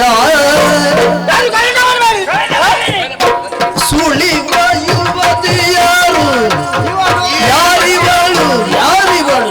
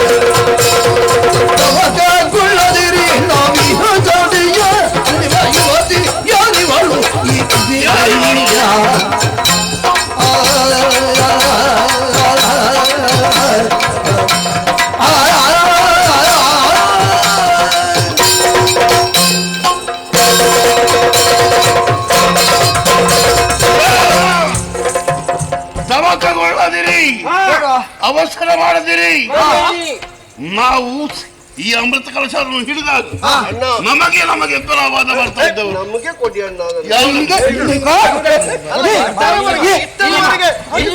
ಬಂದದ್ದೆಲ್ಲ ಸ್ವರ್ಗಕ್ಕೆ ಹೋಗಿದ್ದಿಲ್ಲ. ಇದರಲ್ಲಿ ಒಂದು ಏನು ನಿನಗೆ ಯಾವುದನ್ನಾದ್ರೂ ಉಳಿಸಿಕೊಳ್ಳೋ ಹಣ ಬರ ಉಂಟು ನಿನಗೆ ಎಕ್ಕ ಕೊಡ್ತೇನೆ. ನೀನು ಕುಳಿತೀಯಾ? ದೇವಲೋಕ ನಮ್ಮ ನನ್ಗಣ್ಣ, ದೇವಲೋಕ ನಮ್ಮ. ನಾನು ಅವರಲ್ಲಿ ಮಾತಾಡುದಿಲ್ಲ. ಅವರು ಬೈತಾರೆ ನನಗೆ. ಅಣ್ಣ ನಿನಗೊಂದು ಭಾಷೆ ಉಂಟು ಅಂತ ನಾನು ನಿನ್ನಲ್ಲಿ ಮಾತಾಡುದು.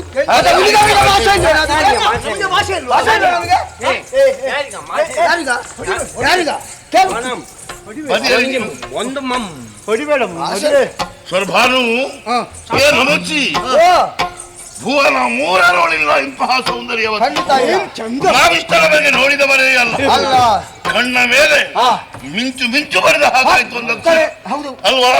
ಏನೋ ಒಂದು ರೀತಿಯ ಗಡಗಡ ನಡುಕ. ಯಾಕೆ ಹೀಗೆ ಅಂತ ನೋಡಿದ್ರೆ ಇವಳು ಮಿಂಚು ಹೌದಾದ್ರೆ ಗುಡುಗು ಬರ್ಬೇಕಿತ್ತು, ಗುಡುಗು ಬರ್ತಿದ್ರೆ ಮಳೆ ಬರ್ಬೇಕಿತ್ತು. ಅದಷ್ಟು ಬರ್ಲಿಲ್ಲ ಅಂತಂದ್ರೆ ಮಿಂಚು ಹೊಡೆದಲ್ಲ, ಮಿಂಚು ಆದದ್ದು ಮಾತ್ರ ಅದು ಇವಳಿಂದ ಅಷ್ಟು ಗೊತ್ತಾಗುವುದಿಲ್ಲ. ಮಾತಾಡಿದ್ರ ನೀನು ಸುಮ್ಮನೆ ಕುಚ್ಕೊಳ್ಳೋ. ನಮ್ಮದು ಪದ್ಯಕ್ಕೆ ನಿನ್ನದೇ ಅರ್ಥ ಅರ್ಥ ನನ್ನದದು. ಹಾಗಾದ್ರೆ ಈಕೆ ಯಾರು? ಏನಾಯ್ತ ಬಂದು ಇವಳ ಹೆಸರು ಏನು? ಸಂಗೀತಕ್ಕೆ ಬೆಂಕಿ ಬಿಡ್ಲಿಕ್ಕೆ ನೀವು ಕೇಳಿ. ಓ ಸಾಲಸಲೋಚನೆ ನಾರಿಸಿರೋರನ್ನೇ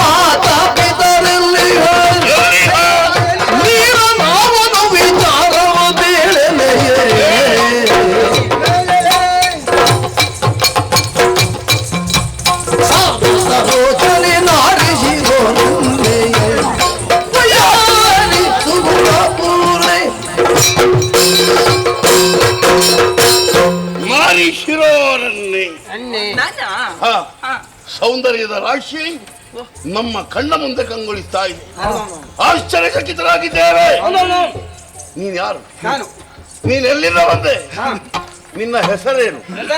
ನಿನ್ನ ಊರಾವು? ನಿನ್ನ ಊರ ಯಾವುದು? ಯಾವುದು? ಇದನ್ನೆಲ್ಲ ತಿಳಿದುಕೊಳ್ಬೇಕೆಂಬ ಆಶೆ ನಮಗಾಗುತ್ತಾ ಇದೆ. ಹಾಗಾಗಿ ನಿನ್ನ ವಿಳಾಸ ಹೇಳಬಹುದೇ? ಪರಿಚಯವ ಆದ್ರೆ ನಿಮ್ಮನ್ನೆಲ್ಲ ಕಾಣ್ತಾ ಇದ್ದೇನೆ. ನೀವು ಯಾರು ಸಾಮಾನ್ಯದವರಲ್ಲ.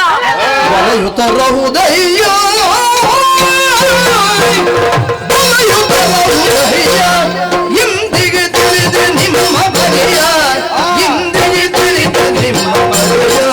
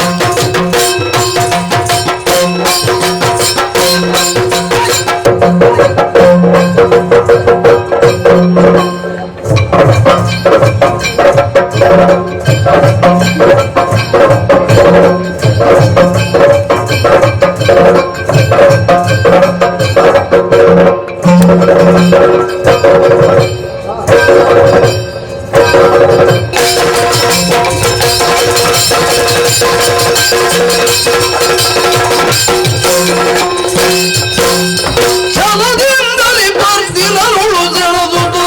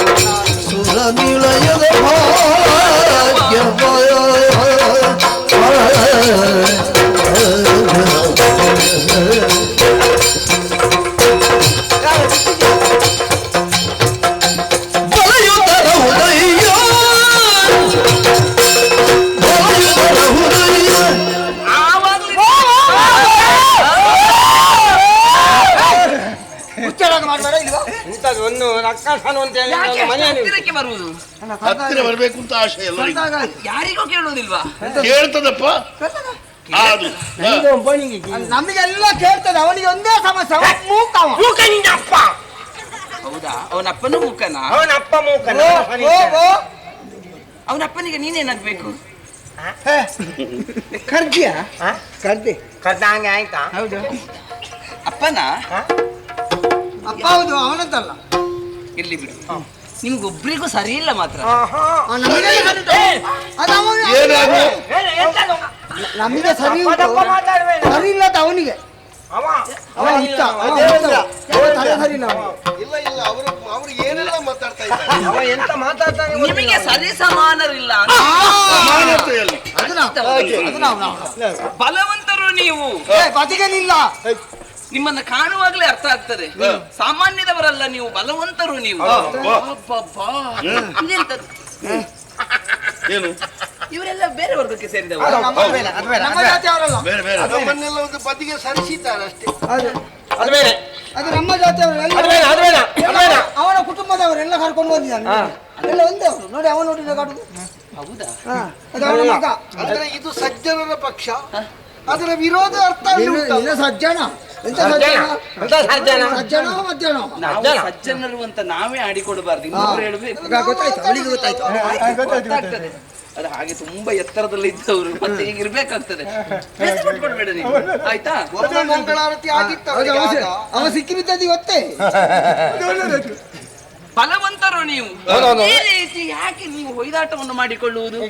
ಎಂತದ ಅದನ್ನು ನೋಡುವಾಗ ಇಲ್ಲೋ ತೋರಿಸಬೇಕು. ಮಲ್ಲ ಮಲ್ಲ ಎಂತದು? ಬಲ ಮಲ್ಲ ಬಲ ಇರುವುದು ಎಲ್ಲಿ? ನೀನ್ ನೆಟ್ಟಗೆ ನಿಲ್ಲು, ತೋಳಿನಲ್ಲಿ. ಹಾಗೆ ತೋರಿಸು. ಅವನನ್ನು ನೋಡಿದ್ರೆ ಒಂದು ಹಲಸಿನ ಮರದ ಹಲಿಗೆಯಾಗಿ ಕಾಣುದಿಲ್ಲ. ಹೌದು, ನಿನಗೆ ನಾಡಿದ್ದು ಕೊಡ್ತೇವೆ ಹೊತ್ತುಕೊಂಡು ಹೋಗ್ಲಿಕ್ಕೆ. ನಿನಗೆ ಹಲಸಿನಂತ ಬೇಕಾ? ಬಲವಂತರು ನೀವು. ನಾನು ಇಲ್ಲಿಗೆ ಬರ್ಬೇಕಂತ ಬಂದದ್ದೇ ಅಲ್ಲ. ನಾನು ಬರ್ಬೇಕು ಅಂತ ಬಂದದ್ದಲ್ವ? ಖಂಡಿತ ಅಲ್ವೇ? ಹಾಗಾದ್ರೆ ನಮ್ಮ ಪುಣ್ಯ ಅದು. ಅದು ವಿಷಯ ಸರಿ. ಅದು ಇಲ್ಲದ್ರೆ ಅವಳು ಆಗ್ಲೇ ಬರ್ಬೇಕು. ಇಷ್ಟು ತಡ ಆಗುವಾಗ ಗೊತ್ತಾಯ್ತು. ಬರ್ಬೇಕಂತ ಬಂದದ್ದಲ್ಲ. ನಾನು ಕೂಡ ಹಾಗೆ ಅಂತ. ಇದು ಬೇರೆಂತ ಇತ್ತು ಮೊದಲು. ನಿನ್ನಲ್ಲಿ ಕೇಳಿದ್ಲ ಅವಳು. ಸುಮ್ಮನೆ ಹಾಯಾಗಿ ಮಲಗಿದ್ದೆ. ಹೇಳಿದ್ಯಾ? ನಾಲ್ಕನೇ ಮನೆಯಲ್ಲಿ ಹೌದಾ? 4ನೇ ಜಾವ ಕನಸು. 4ನೇ ಜಾವದಲ್ಲಿ ಸಮುದ್ರದಲ್ಲಿ ಬಹಳಷ್ಟು ಜನ ಸೇರಿದ್ದಾರಂತ. ಸಮುದ್ರ ಕನಸಿನಲ್ಲಿ ಅಲ್ವಾ? ಕನಸಿನಲ್ಲಿ ಮೀನು ಹಿಡಿಲಿಕ್ಕೆ ಹೋಗಿದಿರ್ಬೋದು ಅಂತ ಭಾವಿಸಿಕೊಂಡದ್ದು ನಾನು. ಬಟ್ಟೆ ಹೋಗಿಲಿಕ್ಕೆ. ಬಟ್ಟೆ ಹೋಗಿಲಿಕ್ಕೆ ಸಮುದ್ರದಲ್ಲಿ ಬಟ್ಟೆ ಹೋಗುವುದಿಯಾಗ ಸಮುದ್ರದಲ್ಲಿ ಬಟ್ಟೆ ತೊಡಿತಾರೆ. ಅವರಿಗೆ ಎಲ್ಲಿ ಆದ್ರೆ ಎಲ್ಲಿ ಆದ್ರೆ ಹಾಗೆಲ್ಲ ತೊಡಲಿಕ್ಕೆ ಆಗ್ತದ? ಎಲ್ಲಿ ಅಂತ ಹೇಳಿದ್ರೆ ಉಪನ್ಯಾಸದಲ್ಲಿ ಬಟ್ಟೆ ತೊಡಿತಾರ.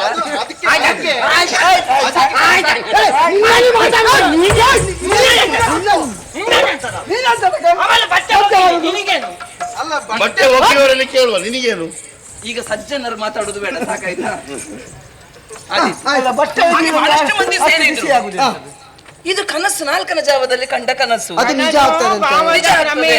ಎಲ್ಲರೂ ಹೇಳುದು, ಹಿರಿಯವರು ಹೇಳುದನ್ನು ನಾನು ಕೇಳಿದ್ದೇನೆ. ನೋಡುವಂತ ಬಂದದ್ದು ಬರುವಾಗ ಇಲ್ಲಿ ಬಂದು ನೋಡುವಾಗ ಅಯ್ಯಯ್ಯೋ, ಅಲ್ಲಿ ನಾನು ಕಂಡ ಕನಸು ಸತ್ಯ. ಕನಸಿನಲ್ಲಿ ಇದೇ ಮುಖ ಕಂಡದ್ದು ನಾನು. ಇಂಥದ್ದೇ ಮುಖ, ಆ ಮುಖ, ಮುಖ, ಈ ಮುಖ, ಮುಖ ಹೋಯ್ತಾ? ಎಲ್ಲ ಮುಖ, ಈ ಮುಖ, ಆ ಮುಖ, ಮುಖ, ಮುಖ, ಈ ಮುಖ, ಮುಖ ಮುಖ ಮುಖ ಮುಖ ಮುಖ ಮುಖ ಮುಖ. ಅಯ್ಯೋ, ಅದಂತೂ ಮರಿಲಿಕ್ಕೆ ಸಾಧ್ಯ ಇಲ್ಲ. ಹಾಗಾಗಿ ಇಲ್ಲಿಗೆ ಬಂದೆ ನಾನು. ಮನೇಲಿ ಒಬ್ಳೆ ಮಲಗಿದ್ದು ನಾನು. ಒಬ್ಬಳೆಯ? ಮತ್ತೆ ಹೌದಾ? ಸಂಸಾರ, ತಂದೆ ತಾಯಿ ಬಂಧು ಬಳಗ, ಅಣ್ಣ ತಮ್ಮ ಅಕ್ಕ ತಂಗಿ, ಏನು ಮಾಡುದು ಬೇರೆ ವಿಷಯ ಯಾರು ಇಲ್ಲ. ಯಾರಿಲ್ಲ ಅಂದ್ರೆ ಓಡಿದ್ರ? ಹುಟ್ಟುವಾಗಲೇ ತಂದೆ ತಾಯಿಯಂದಿರನ್ನು ಕಳೆದುಕೊಂಡವಳು ನಾನು. ಒಳ್ಳೇದಾಯ್ತು, ಒಳ್ಳೇದಾಯ್ತು. ಹಾಗಾದ್ರೆ ಬೆಳೆದದ್ದು ಹಾಗೆ. ಅಯ್ಯೋ, ಎಂತದ್ದು? ಬನ್ನಿ ಇಲ್ಲಿ ಬನ್ನಿ. ಬೇಡ ಬೇಡ ಬೇಡ ಮಾತಾಡಿಸ್ಬೇಡ. ಕೇಳು ಅವ್ರಿಗೆ. ಬೇಡ. ಈಗ ನಾನು ಹುಟ್ಟಿದ ಹೇಗಂತ ಅವ್ರಿಗೆ ಬೇಕು. ಬೇಡ, ನನಗೆ ಗೊತ್ತುಂಟು.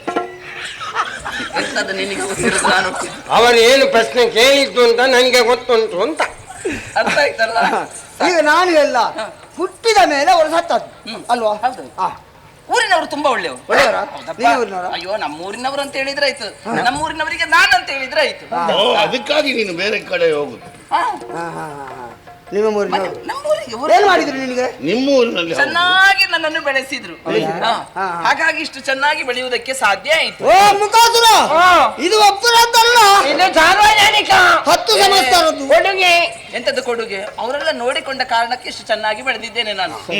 ಹಾಗೆ ಇತ್ತೀಚೆಗೆ ಕನಸು, ಕನಸಿನಲ್ಲಿ ಬರುವವರೆಲ್ಲ ಗಂಡಸರೇ. ಹೌದೇ? ಓ, ಗಂಡಸರಲ್ಲಿ ಗಂಡಸರು ಬರ್ತಾರೆ. ಅದು ಹೆಣ್ಮಕ್ಕಳಿಗೆ ಪ್ರಾಯಕ್ಕೆ ಬರುವಾಗ ಗಂಡಸನ ಬರಬೇಕು. ಅದೀಗ ನಿನಗೊಂದು ವಯಸ್ಸು ಎಷ್ಟಾದೀತು? ನನ್ನ ನೋಡಿದ್ರೆ ಗೊತ್ತಾಗುದಿಲ್ಲ ನಿನಗೆ ಎಷ್ಟಾಗಿದೆ. ಎಂತದ್ದು ನೋಡಿದ್ರೆ ಗೊತ್ತಾಗುದು? ನೋಡಿದ್ರೆ 35 ಹಾಗೆ ಕಾಣ್ತದೆ. ಯಾರಿಗೆ? ನಿನ್ನದಲ್ಲ, ನನ್ನದ್ದು. ಅಷ್ಟಾಗ್ಲಿಲ್ಲ ಆಯ್ತಾ ನನಗೆ? ಮತ್ತೆ ಎಷ್ಟು? 16. 16? 16 ಅಂದ್ರೆ 16 ವಯಸ್ಸು. ಎಂತದ್ದು? ಸೋಡದ ವಯಸ್ಸು. ಏನು ಅದು? ಸೋಡಸಿ. ಅದೇ ಎಂತದ್ದು? ಸಿ ಸೋಡ. ಸಿ ಸೋಡ ಅಲ್ವಾ? ಸೋಡಸಿ. 16 ಅಂದ್ರೆ ಸೋಡಸಿ. 16 ಸೋಡ. ಹಾಗೆ ಇತ್ತೀಚೆಗೆ ಒಂದು ರೀತಿ ಹೊಸ ಅನುಭವ ನನಗೆ. ಏನು ಬೇಕು ಬೇಕು ಬೇಕು ಅಂತ ಅನಿಸುವುದು ನನಗೆ ಕೂಡ ಹಾಗೆ ಅಂತ. ನನಗೆ ಆಗಲ್ಲ, ಏನಾದ್ರು ಕೊಡ್ಬೇಕು ಕೊಡ್ಬೇಕು ಕೊಡ್ಬೇಕು ಅಂತ ಆಗುದು. ನನಗೆ ಪಡಿಬೇಕು ಅಂತ ಆಗುದು. ಆದ್ರೆ ಸಿಗುವುದಿಲ್ಲ. ಏನು ಬೇಡ, ಇಲ್ಲಾದ್ರೆ ಒಂದು ಕಡೆಯಲ್ಲಿ ಸುಮ್ಮನೆ ಹೋಗಿ ಕುಳಿತುಕೊಳ್ಳೋಣ ಅಂತ ಭಾವಿಸಿಕೊಳ್ಳುವುದು. ಕುಳಿತುಕೊಳ್ಳಿಕ್ಕೆ ಆಗುದಿಲ್ಲ ಹೆಚ್ಚು. ಮತ್ತೆ ಮಲಗೋಣ ಅಂತ ಹೋಗುವುದು. ಹಾಸಿಗೆ ಮುಳ್ಳಾಗಿ ಚುಚ್ಚಿದ ಅನುಭವ. ಅಲ್ಲ, ಅನುಭವ ಆಗುವುದು. ನಿದ್ದೆ ಬರುವುದಿಲ್ಲ. ನಾವು ಹೊತ್ತಿಗೆ ಸರಿಯಾಗಿ ಊಟವೇ ಮಾಡುವುದಿಲ್ಲ. ಊಟ ಮಾಡುದಿಲ್ಲ, ಊಟ ಸೇರುದಿಲ್ಲ, ರುಚಿಸುವುದಿಲ್ಲ. ಹೊತ್ತಿಗೆ ಸರಿಯಾಗಿ ಊಟ ಮಾಡುದಿಲ್ಲ.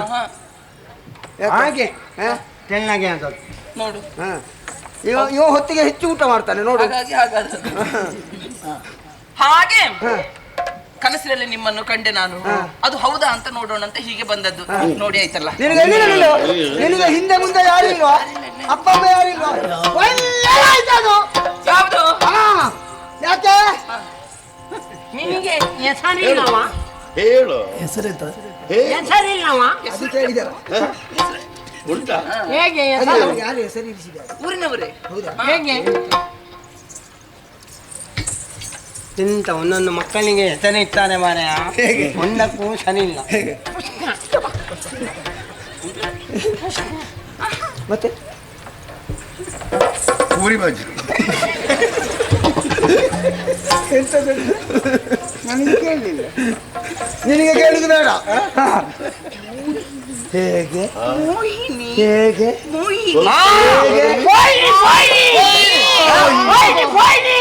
ನಿನ್ನ ಅಪ್ಪ ಹೋಯ್ನಿ.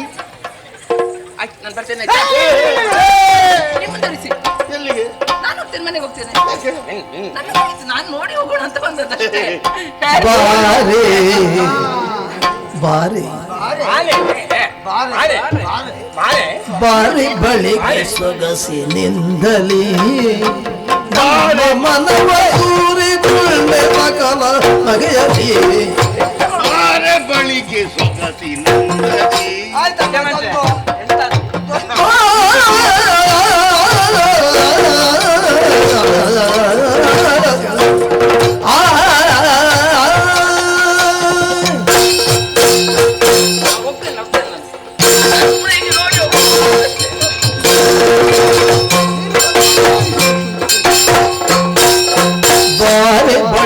ಸೊಗಸಿನಿಂದಲೇ ಬಾರಿ ಬಳಿಗೆ ಸೊಗಸಿನಿಂದಲೇ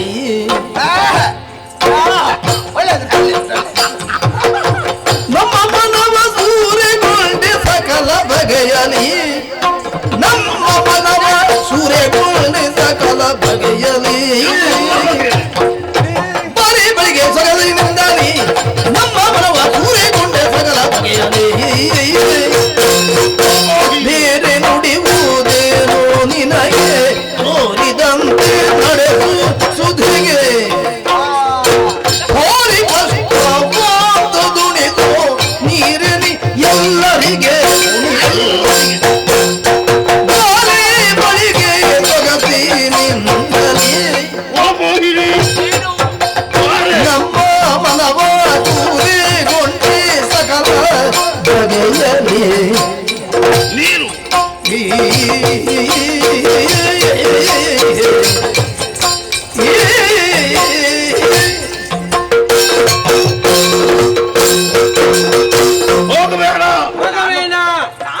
ನೋಡಿ ಹೋಗುವಂತ ಬಂದದ್ದಷ್ಟೇ. ಮೋಹಿನಿ, ನೀವೆಲ್ಲ ಯಾರು ಅಂತ ಗೊತ್ತಾಗ್ಲಿಲ್ಲ, ಏನ್ ಮಾಡ್ತಾ ಇದ್ದೀರಿ ಅಂತಲೂ ತಿಳಿಲಿಲ್ಲ ನನಗೆ. ನಾವೆಲ್ಲ ರಕ್ಕಸರೇ. ಅವ್ರು ಹೌದಾ? ಅವರು ದೇವತೆಗಳು, ಅವರು ದೇವತೆಗಳು. ನಾವೆಲ್ಲ ರಕ್ಕಸರು, ಅವ ಹುಚ್ಚ. ಇವರಿಗೆಲ್ಲ ಅಧಿಪನ.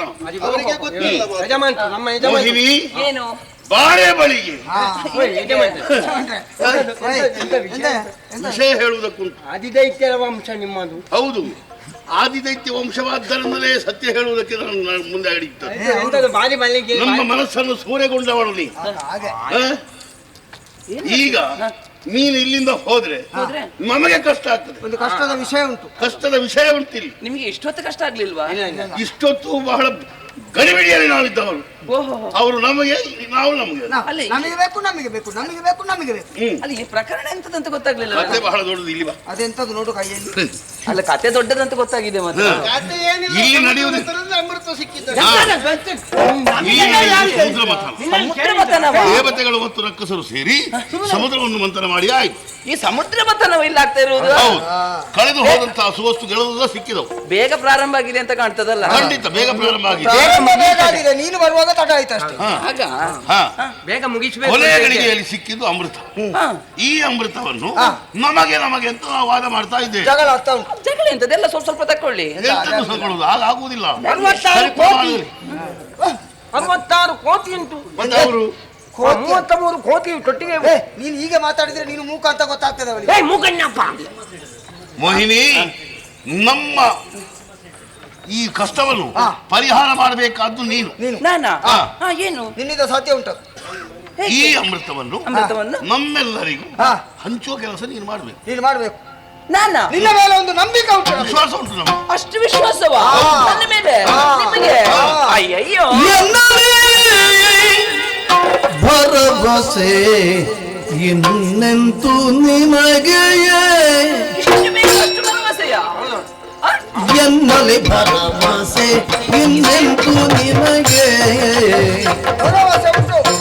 ಭಿನ್ನಾಣ ಚಾತುರ್ಯ ವಂಚನೆಯೊಳಗೆ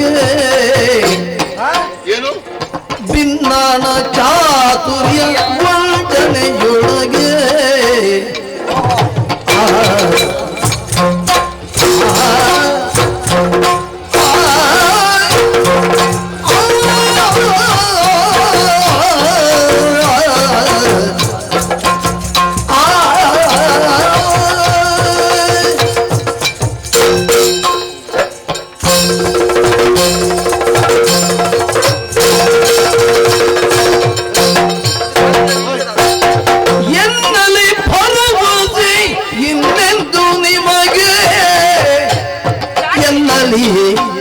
ಭರವಸೆ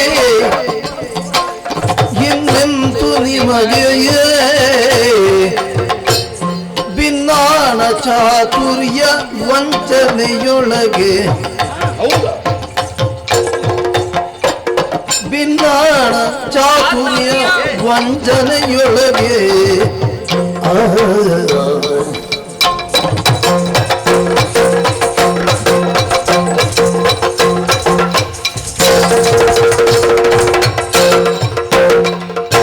ಎನ್ನಲ್ಲಿ ಬರುವುದು ಎನ್ನದು ನಿಮಗೆ ಭಿನ್ನಣ ಚಾತುರ್ಯ ವಂಚನೆಯೊಳಗೆ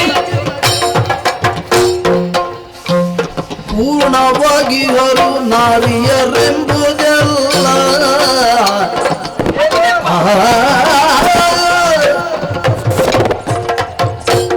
ಪೂರ್ಣವಾಗಿ ಹರು ನಾರಿಯರೆಂಬುದೆಲ್ಲ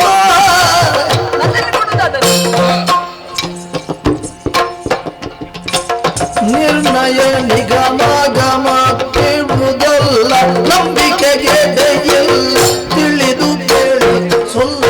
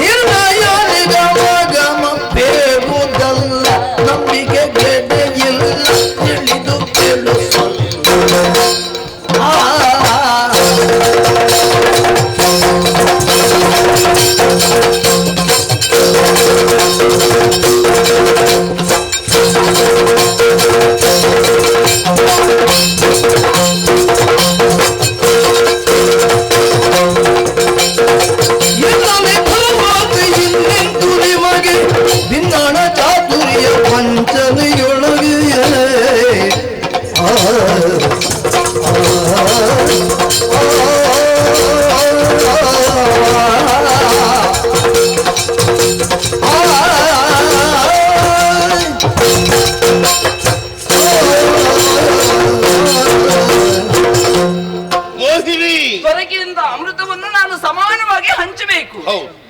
ಇದು ನನ್ನ ಕೈಯಲ್ಲಿ ಕೊಡುವುದಾ? ಹೌದು. ಅಷ್ಟು ವಿಶ್ವಾಸವನ್ನ ನಿನ್ನ ಮೇಲೆ ಭರವಸೆ ಉಂಟು ನಮಗೆ. ನಾನು ಮೋಹಿನಿ ಅಂತ ಹೇಳಿದ್ದಷ್ಟೇ. ಅಲ್ಲ, ನೀನು ಮೊದಲು ಯಾರು ಅಂತ ಗೊತ್ತಿರ್ಲಿಲ್ಲಲ್ಲ, ಕನಸು ಬಿದ್ದು ಬಂದದ್ದಲ್ವಾ? ಹಾಗಿದ್ರೆ ನಮ್ಮಲ್ಲಿ ಏನು ನಿನಗೆ ವಂಚನೆ ಇಲ್ಲ ಅಂತ ಗೊತ್ತಾಯ್ತು. ಈ ಮೊದಲು ನನ್ನನ್ನು ನೋಡಿದ್ದೀರಾ ನೀವು? ನೋಡ್ಲಿಲ್ಲ, ಈಗ ತಾನೇ ನೋಡಿದ್ದಷ್ಟೇ. ಜೀವನದಲ್ಲಿ ಯಾರನ್ನು ನಂಬದೇ ಇದ್ರೆ ಹೆಣ್ಮಕ್ಕಳನ್ನು ನಂಬುತ್ತಾರೋ? ನಿನ್ನ ನಂಬಬೇಕು. ಎಲ್ಲ ಕೊಂಡೋಗಿ ಸ್ವರ್ಗ ಲೋಕದಲ್ಲಿ ಇಡುದಲ್ಲ. ಅಲ್ಲ, ನಾನೀಗ ಸುಳ್ಳು ಹೇಳಿದಾದ್ರು ಸುಳ್ಳು ಹೇಳಲಿಕ್ಕಿಲ್ಲ ನೀವು. ಅಷ್ಟು ವಿಶ್ವಾಸವನ್ನು ನಿಮ್ಮ ಮುಖದಲ್ಲಿ ಅಂತಹ ಒಂದು ಗುರುತೇ ಕಾಣುವುದಿಲ್ಲ. ಹೌದಾ? ನನಗೆ ಬೇಕಾದದ್ದು ಅದೇ, ಗೊತ್ತೇ ಆಗಬಾರ್ದು ಅಂತ. ಹೌದು.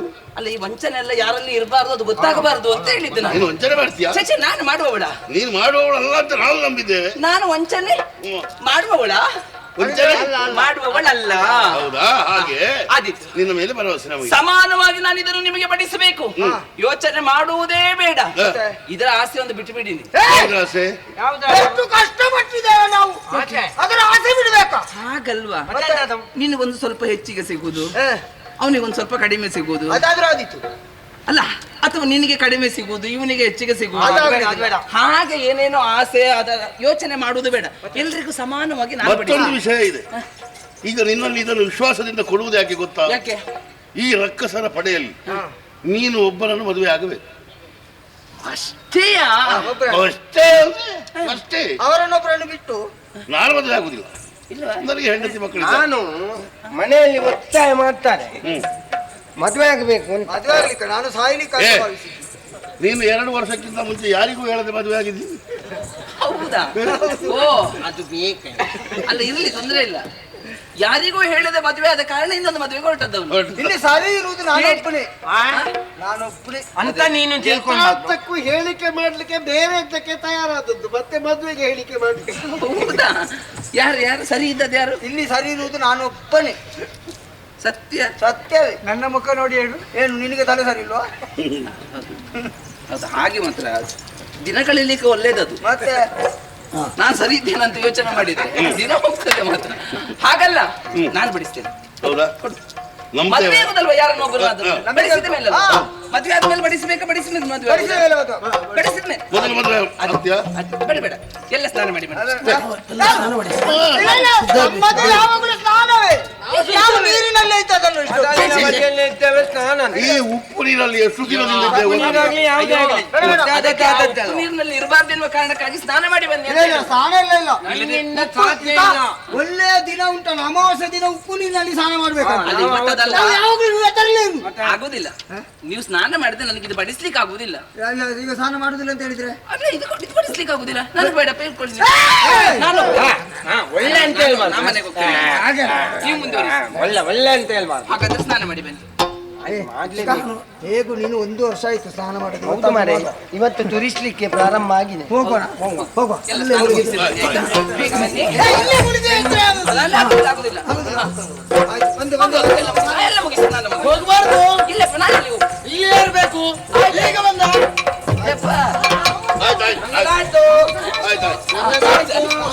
ಆಯ್ತಾ? ನೀವೆಲ್ಲ ಒಂದು ಪಂಕ್ತಿಯಲ್ಲಿ ಕುಳಿತುಕೊಳ್ಳಿ. ಇವರೆಲ್ಲ ಒಂದು ಪಂಕ್ತಿಯಲ್ಲಿ ಕುಳಿತುಕೊಳ್ಳಿ. ಮೂಕ ಇದಿರಲಿ. ಕುಳಿತುಕೊಳ್ಳಿ, ಆಯ್ತಾ? ಸುಮ್ಮನೆ ಅವನಿಗೆ ಯಾಕೆ ಮೂಕ ಅಂತ ಹೇಳುವುದು? ಅಷ್ಟೇ, ಮೂಕನನ್ನು ಯಾಕೆ? ನೀನಲ್ಲ, ನೀನು ಮೂಕ ಅಂತೇಳು, ಕೆಪ್ಪ ಅಂತೇಳು. ಆದಿತ್ತು. ಕುಳಿತುಕೊಂಡಾಯ್ತಲ್ಲ, ಎಲ್ಲಿ ಕಣ್ಣು ಮುಚ್ಕೊಳ್ಳಿ.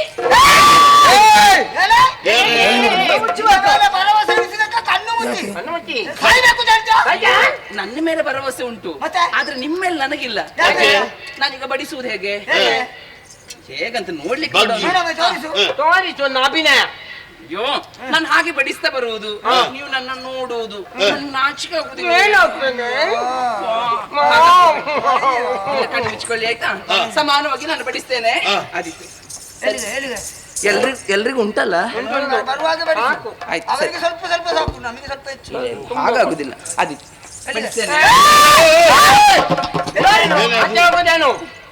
ನಾವು ಹಿರಿಯವರು, ಅಮೃತಪಾನ ಕೊಟ್ಟದ್ದು ನಾವು, ಮೊದಲು ನಮಗೆ ಹಿರಿಯರು ನಾವು. ಇಲ್ಲಿಂದ ಪ್ರಾರಂಭ. ಒಂದು ಪಂಕ್ತಿಯಲ್ಲಿ ಕೂತಿದ್ದೆ, ಮೊದಲು ಅವರಿಗೆ ಬಡಿಸುವುದಕ್ಕೆ ಹೋಗ್ತಾ ಇದೆಯಲ್ಲ. ಆಗುದಿಲ್ಲ.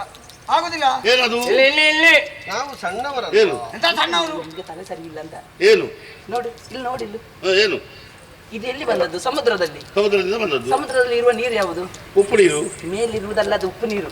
ಉಪ್ಪು ನೀರು ತೆಳ್ಳಗಿರುವುದಲ್ವಾ ಮೇಲೆ? ಮತ್ತೆ ಅಮೃತದಲ್ಲಿ ಉಂಟು. ಅವರ ನಂಬಲಿಕ್ಕೆ ಆಗುದಿಲ್ಲ. ಸರಿ ತೆಳ್ಳಗಿರುವುದಾ? ಎಂತ ವಿಷಯ ಎಂತದು? ತೆಳ್ಳಗುಂಟು ಮೇಲಿರುವುದು. ಮೇಲಿರುವುದು ಇದನ್ನು ನಿಮಗೆ ಬಡಿಸಿದ್ರೆ ಆಗ್ತದೆ. ಸರಿ, ಅವರಿಗೆ ಬಡಿಸೋಣ. ಅದಕ್ಕೆ ಮತ್ತೆ ನಿಮಗೆ ದಪ್ಪದ ಅಡಿ ಉಂಟು. ಅಡಿಯಲ್ಲಿ ಉಂಟ ದಪ್ಪದ? ಯಾವಾಗಾದ್ರೂ ದಪ್ಪದ್ದು ಸಿಕ್ಕಿದ್ರೆ ಆದೀತಾ? ಎಂತದ್ದು ಮೇಲಿರುವುದು ತೆಳ್ಳಗಿರುವುದು, ಅಡಿಗಡೆ ದಪ್ಪದ್ದುಂಟು, ಅದು ನಿಮಗೆ ಸಿಕ್ತದಂತೆ. ಹಾಗಿದ್ರೆ ಹೌದಾ? ಹಾಗೆ ಮೇಲೆ ನೀರೆಲ್ಲ ಅವರಿಗೆ ಆದೀತು, ಬಡಿಸ್ತಾ ಬರ್ತೇನೆ. ಬಡಿಸ್ತೇನೆ ಹಾಗಾದ್ರೆ, ಬಡಿಸ್ತೇನೆ ನಾನು. ಸಣ್ಣವರಿಂದ ಸುಮ್ಮ. ಓ ಆದೀತು ಆದೀತು, ಅಲ್ಲಿಂದ ಬಡಿಸ್ತೇನೆ. ಸರಿ, ಅಲ್ಲಿಂದ ಆಯ್ತಾ? ಅಯ್ಯೋ ಮೊಯ್ನೆ ಆಯ್ತಾ? ಆಗ್ಲಿಲ್ಲ, ಬಡಿಸ್ತಾ ಇದ್ದೇನಲ್ಲ. ಮೊಯ್ನೆ ಆಯ್ತಾ? ಇಲ್ಲ, ಬಡಿಸ್ತಾ ಇದ್ದೇನೆ. ಮೊಯ್ನೆ ಆಯ್ತಾ? ಬಡಿಸ್ತಾ ಇದ್ದೇನೆ. ದೇವತೆಗಳ ಪಂಕ್ತಿಯಲ್ಲಿ ಸ್ವರ್ಭಾನು ಇದ್ದಾನೆ.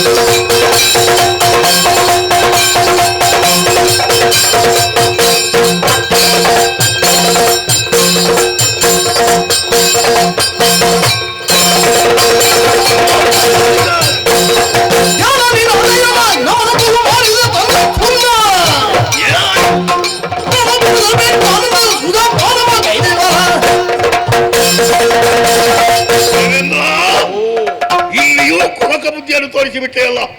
ಮೋಸದಿಂದ ಆ ಹರಿಯನ್ನು ಸ್ತ್ರೀವೇಷ ಮಾಡುವುದಕ್ಕೆ ಹೇಳಿ ಈ ಅಮೃತ ಭಾಂಡದಲ್ಲಿದ್ದಂತಹ ಅಮೃತವನ್ನೆಲ್ಲ ನೀರೇ ಕುಡಿದು ಬಿಟ್ರಿ. ಬಿಡುವುದಿಲ್ಲ, ಬಿಡುವುದಿಲ್ಲ, ಕುಡಿದದ್ದನ್ನು ಕಾಣಿಸ್ತೇನೆ.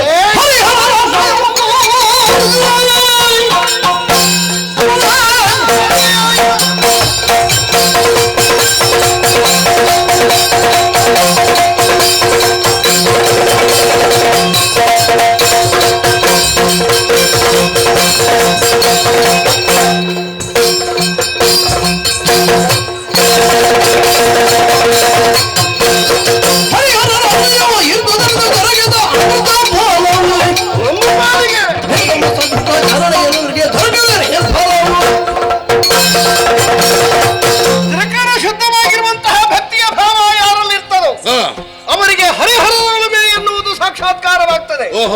ದೇವರುಗಳು ನಮಗೆ ಸುಮುಖವಾದದ್ದರಿಂದ ದುರ್ಬುದ್ಧಿಗಳಾದಂತಹ ನಿಮಗೆ ಪ್ರಾಣಹರಣವಾಯಿತೇ ಬಿಟ್ರೆ ನಾವೇನು ಮಾಡಿದ್ದಿಲ್ಲ. ನಮ್ಮನ್ನು ದುಡಿಸಿ ಈ ರೀತಿಯಾದಂತ ಕೆಲಸ ಮೋಸ ಯಾವುದು? ಮೋಸ ಯಾರು ಮಾಡ್ತಾರೆ? ಇದೆಲ್ಲ ಗೊತ್ತಾಗದೆ ಅಮೃತ ಭಾಂಡವನ್ನು ಮೋಹಿನಿಗೆ ಕೊಟ್ಟಿರಲ್ಲ. ನೀವು ಮಾಡಿದ ದುರ್ಬುದ್ಧಿಗೆ ನೀವು ಅನುಭವಿಸ್ತಾ ಇರುವುದು. ವಿಶ್ವಾಸವಿರಿಸಿ ಕೊಟ್ಟಿದ್ದೇವೆ. ಅವ ಇದು ಅಂತ ಗೊತ್ತಾಗಲಿಲ್ಲ. ಇಲ್ಲದಿದ್ರೆ ಅವನ ತಲೆ ಅಲ್ಲಿಯೇ ಕಳೀತಿದ್ದೆ. ಗೊತ್ತಾಗ್ಲಿಲ್ಲ, ನಿಮಗೆ ತಿಳಿಯುವಂತಹ ಬೌದ್ಧಿಕ ಸಾಮರ್ಥ್ಯ ಇರಲಿಲ್ಲ. ಕುಡಿದದ್ದನ್ನು ಕಾರಿಸ್ತೇನೆ ಈಗ. ಯಾರು? ನಾನು. ಕಾರ್ತದ? ಅದು ಕಾರ್ತದ? ಕುಡಿದಾಗಿದೆ ಅಮೃತ. ಕಾರುವುದಿಲ್ಲ.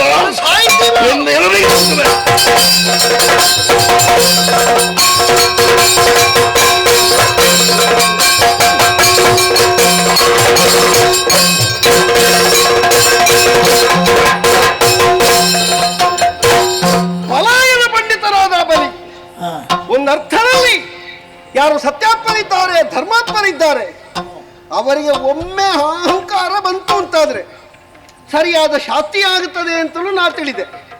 ಮತ್ತೆ ಭಕ್ತಿಯಿಂದ ಮುಂದುವರಿದರೆ ದೇವತಾನುಗ್ರಹ ಆಗುತ್ತದೆ ಅಂತಲೂ ನಾನು ತಿಳಿದೆ. ನೋಡೋಣ, ಸಮುದ್ರ ಮತನ ಹೀಗೆ ಅಂತ್ಯ ಆಯ್ತಲ್ಲ, ನಾವೆಲ್ಲ ಸ್ವರ್ಗ ಸೇರೋಣ.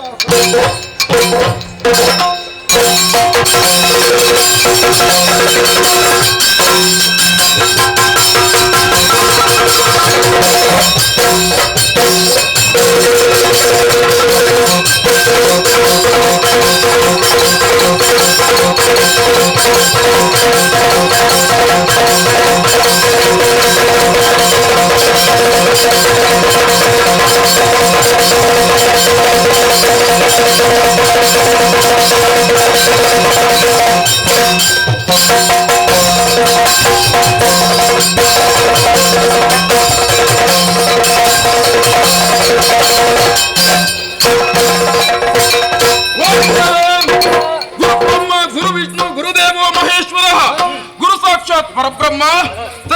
ಶ್ರೀ ಗುರವೇ ನಮಃ. ವಾಲ್ಮೀಕಿ ಮಹರ್ಷಿಗಳ ಆಶ್ರಮವೇ. ನನ್ನಮ್ಮ ಸೀತಾಮಾತೆಗೆ ನಾವೀರುವರು ಮಕ್ಕಳು ಕುಶಲವ ಎನ್ನುವ ಹಾಗೆ ನನ್ನಣ್ಣ ಕುಶತಮಿತ್ತುಗಳನ್ನು ತರುವುದಕ್ಕಾಗಿ ವನಾಂತರಗಳಿಗೆ ಹೋಗಿದ್ದಾನೆ. ಗುರುಗಳು ನನಗೊಂದು ಕರ್ತವ್ಯವನ್ನು ನೀಡಿದ್ದಾರೆ. ಏನು, ಹೂತೋಟವನ್ನು ನೋಡಿಕೊಳ್ಳಿ ಎನ್ನುವ ಹಾಗೆ. ತಡ ಮಾಡುವುದು ಸರಿಯಲ್ಲ, ಆದಷ್ಟು ಬೇಗ ನಡೆಯುವ.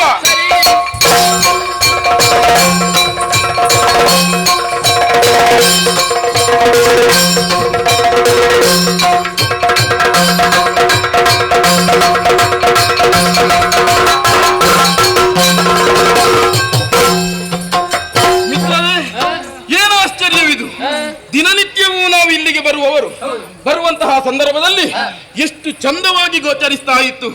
ಆದ್ರೆ ಈ ಸಂದರ್ಭದಲ್ಲಿ ಎಲ್ಲ ಅಸ್ತವ್ಯಸ್ತವಾಗಿದೆ. ಗಿಡಗಳೆಲ್ಲ ಮುರಿದು ಬಿದ್ದಿದೆ. ಕೊಳವನ್ನು ನೋಡಿದೆವು ಎಂದಾದರೆ ಹಾಳಾಗಿ ಹೋಗಿದೆ. ಗಾಡಿ ಹೋಗಿದೆ. ಹೌದಲ್ವಾ? ಹೀಗಾಗುವುದಕ್ಕೆ ಕಾರಣ ಏನು? ಕಾರಣ ಏನೇ ಒಂದಿರಬೇಕು. ಹಾಗಿದ್ರೆ ಇದನ್ನು ಶೋಧನೆ ಮಾಡಬೇಕಲ್ಲ. ಪಾದದ ಗುರುತು ಗೋಚರಿಸ್ತಾ ಉಂಟು. ಇದನ್ನೇ ಅನುಸರಿಸಿ ನಡೆಯುತ್ತೇನೆ.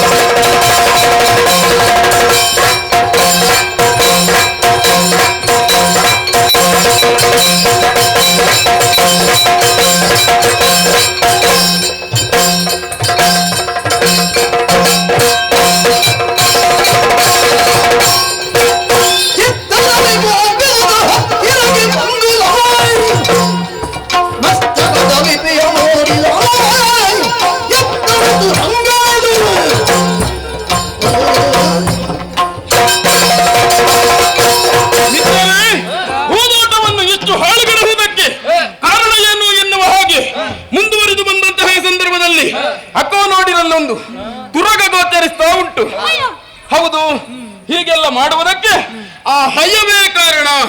ಅದನ್ನು ನೋಡುವಾಗ ಕಾಡಿನ ಕುದುರೆಯಂತಿಲ್ಲ, ನಾಡಿನ ಕುದುರೆಯಂತೆ ಗೋಚರಿಸ್ತಾ ಇದೆ. ಯಾವ ರೀತಿಯಾಗಿ? ಚಿನ್ನಾಭರಣಗಳಿಂದ ಶೃಂಗರಿಸಲ್ಪಟ್ಟಿದೆ. ಅದೇನು, ಅದರ ಹಣೆಯಲ್ಲಿ ಹೊಳೆಯುತ್ತಾ ಉಂಟು. ಲಿಖಿತವಿರಬೇಕು. ಹಾಗಿದ್ರೆ ತಡ ಮಾಡುವುದಲ್ಲ, ಆ ಲಿಖಿತದಲ್ಲಿ ಏನಿದೆ ಎನ್ನುವುದನ್ನು ವಾಚಿಸಬೇಕು. ಹಾಗಾಗಿ ಆ ಲಿಖಿತವನ್ನು ತರುವುದಕ್ಕೆ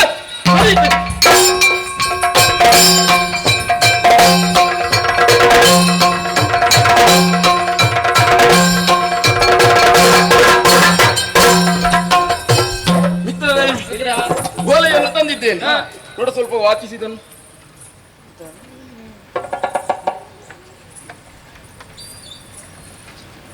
ಇದು ಎಂತದ್ದು ಗೆಳೆಯ? ಏನಿದೆ ಇದರಲ್ಲಿ? ಎಂತ ಬರ್ದಿದೆ ಅಂತ ನನಗೆ ಗೊತ್ತಾಗುದಿಲ್ಲ. ಗೊತ್ತಾಗುದಿಲ್ವಾ? ಇಲ್ಲ. ನೀನು ನನಗೆ ಬರೀಲಿಕ್ಕೆ ಬರುದಿಲ್ಲ. ನಿನಗೆ? ನನಗೆ ಸ್ವಲ್ಪ ಕಣ್ಣಿನ ಸಮಸ್ಯೆ ಉಂಟು. ನನಗೆ ಒಂದು ಅಕ್ಷರ ಗೊತ್ತಾಗ್ತದೆ. ಯಾವುದು? ಆ ಅಂತ ಉಂಟು. ಮತ್ತೆ ನಾನೇ ವಾಚಿಸ್ತೇನೆ. ವೀರ ವಿತರಣ ಶೂರ ವಿಜಯ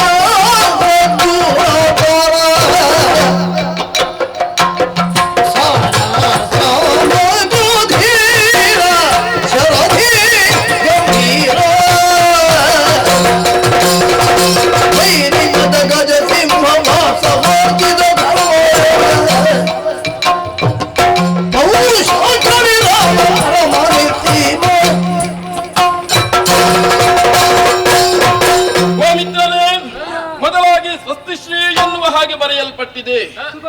ಹೌದಲ್ವೇ? ವೀರನಂತೆ, ಧೀರನಂತೆ, ಶೂರನಂತೆ, ಸಮಸ್ತರಿಂದಲೂ ಪೂಜೆಯನ್ನು ಪಡೆಯುವವ, ವಿಜಯ ಮಾಲಿಕೆಯನ್ನೇ ತನ್ನ ಕೊರಳಲ್ಲಿ ಧರಿಸಿಕೊಂಡವನಂತೆ. ಅಷ್ಟು ಮಾತ್ರವಲ್ಲ, ದೇವತೆಗಳಿಂದಲೂ ಪೂಜೆಯನ್ನು ಪಡೆಯುವವನು ಈತನಂತೆ. ಆ ಅಯೋಧ್ಯೆಯ ಅರಸ ಶ್ರೀರಾಮಚಂದ್ರನಂತೆ. ಮತ್ತೆ ಏನಿದೆ ಇದರಲ್ಲಿ? ಈತನೆದ್ದದ ತುರಗೈದರ ಕೊಟ್ಟಿದರೀಗ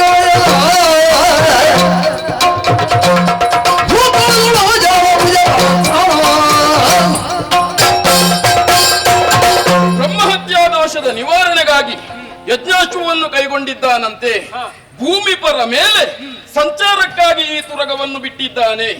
ಇದರ ಬೆಂಗಾವಲಿಗಾಗಿ ಬಂದವ ಶತ್ರುಘ್ನನಂತೆ. ಬಲ ಇದ್ದವರು ಕುದುರೆಯನ್ನು ಕಟ್ಟಿ ಹೋರಾಡಬೇಕಂತೆ.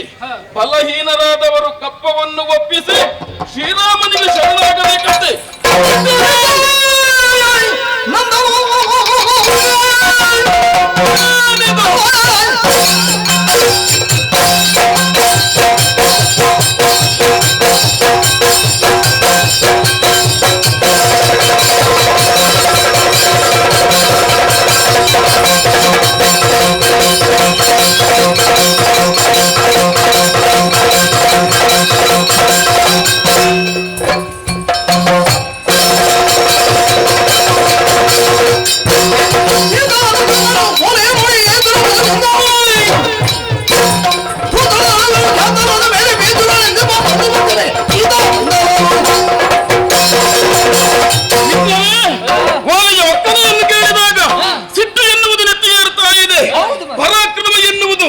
ಅವನಿಗೆ ಮಾತ್ರ ಮೀಸಲ.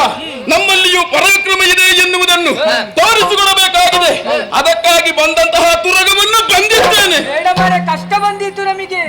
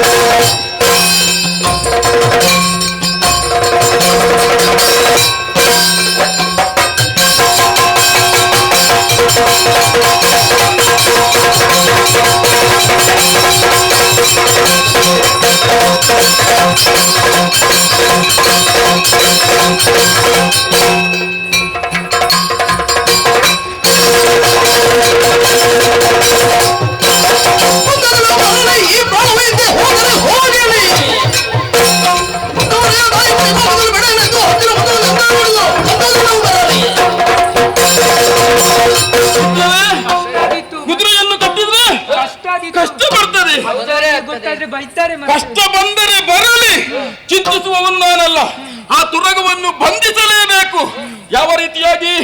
ಗುರುಗಳು ಹಾಗೂ ತಾಯಿ ಕೋಪಿಸಿದ ತೆರನಾಗಿ ಆ ತುರಗವನ್ನು ನಾನು ಬಂಧಿಸ್ತೇನೆ. ಹೌದು. ಎಲ್ಲಿಗೆ? ಹೌದು. ಹಗ್ಗ ತರಲಿಕ್ಕೆ ಹೋಗ್ತೇನೆ. ಎಲ್ಲಿಗೆ ಹೋಗುದೀಗ? ಮತ್ತೆ ಎಲ್ಲಿಂದ? ಹಗ್ಗ ಎಲ್ಲಿಂದ? ಆಶ್ರಮಕ್ಕೆ. ಹೌದು. ಆಶ್ರಮಕ್ಕೆ ಈಗ ಹೋದ್ರೆ ಆ ಕುದುರೆ ನಿಲ್ತದ ಅಲ್ಲಿ? ಮತ್ತೆ ಎಲ್ಲಿಂಟು ಹಗ್ಗ? ಎಲ್ಲಿ ವ್ಯವಸ್ಥೆಯನ್ನು ನಾನೇ ಮಾಡ್ತೇನೆ.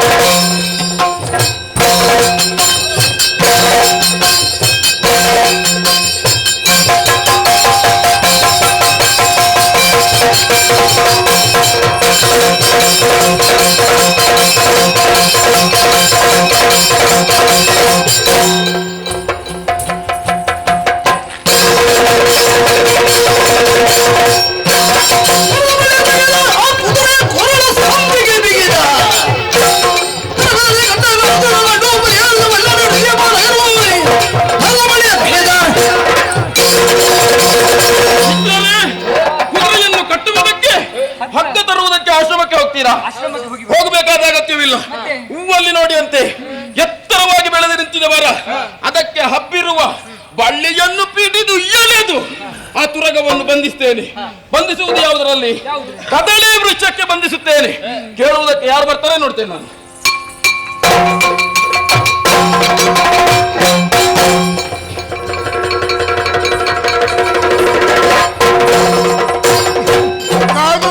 ಸಾಕಾಯ್ತು ಬರ್ರಿ. ಕುದುರೆ ಮೇಯ್ತಾ ಇತ್ತು. ಸ್ವಲ್ಪ ಹೊತ್ತು ಮೇಯ್ಲಿ ಅಂತೇಳಿ ಹಾಗೆ ಕೈಕಾಲನ್ನು ಉದ್ದಕ್ಕೆ ಬಿಟ್ಟು ಅಂಗಾತ ಕಣ್ಣು ಮುಚ್ಚಿ ಕೂತಿದ್ದೆ. ನಾನು ಕಣ್ಣು ತೆರೆಯುವ ಕುದುರೆ ಇಲ್ಲ. ಕೆಟ್ಟ ಬರ್ದಗಸರೆ ಬರ್ತಾನೆ ಪ್ರತಾಪನಗರ ಉತ್ತರ ಬರ್ದಗಸಲೆ ಯಾರಿಲ್ಲ.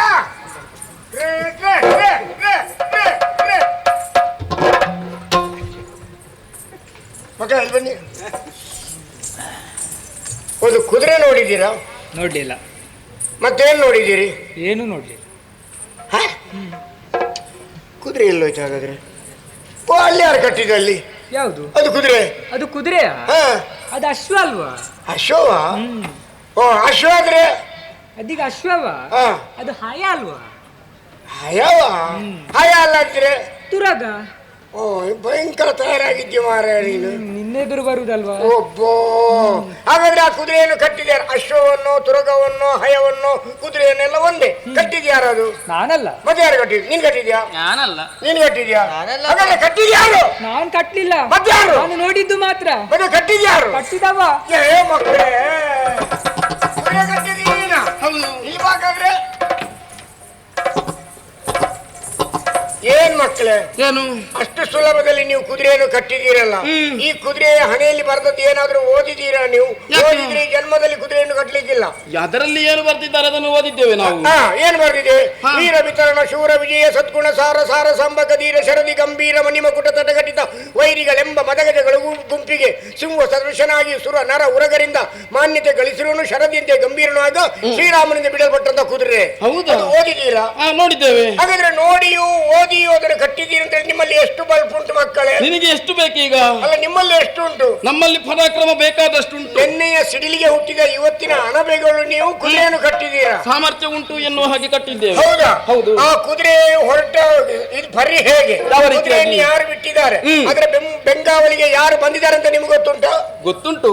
ನೋಡ, ನೀನು ಹೇಳು ನೋಡುವ. ಅಲ್ಲ, ಕುದುರೆ ಹೊರಟದ್ದು ಹೇಗೆ ಅಂತ ಗೊತ್ತುಂಟು? ಯಾವ ರೀತಿಯಾಗಿ? ಎಲ್ಲರ ಕುದುರೆಗೆ 4 ಜನ ಹಿಂದೆ ಹೊರಟದಲ್ಲ ಮಕ್ಕಳೇ. ಮತ್ತೆ ಪಟಕ ನಿಸ್ಸಾಳ ತಮ್ಮಟ ಬೇರಿಗಳ ಸಮುತ್ಕಟನಾದ ಉಗ್ರ ಗಜ ಗಟೆಯ ಗಂಟಾರವ ಚಟುಳ ವಾಜಿಗಳ ಕುರಪುಟದ ರಭಸ ಹರಿಯುವ ಸುಟಿಯ ರಥಚಕ್ರ ಧ್ವನಿ ನಟಕಟಿಪ ಸಮರ ಲಂಪಟರ ಭುಜದ ಹೊಯ್ ಬಲುಭಟರ ಚಾಪಸ್ಪನಂ ಪಟುತರದ ಬೊಬ್ಬೆ ಯಾರ್ಪಟಿಗಳೊಂದಾಗಿ ಇಡೀ ಬ್ರಹ್ಮಾಂಡ ಘಟ ಬಿರಿವ ತರದಿ ಶತ್ರುಗಳನ್ನು ಗೆಲ್ಲಲು ಹೊರಟಿದ್ದು ಶತ್ರುಘ್ನ ಸೇರೆ ಮಕ್ಕಳೇ.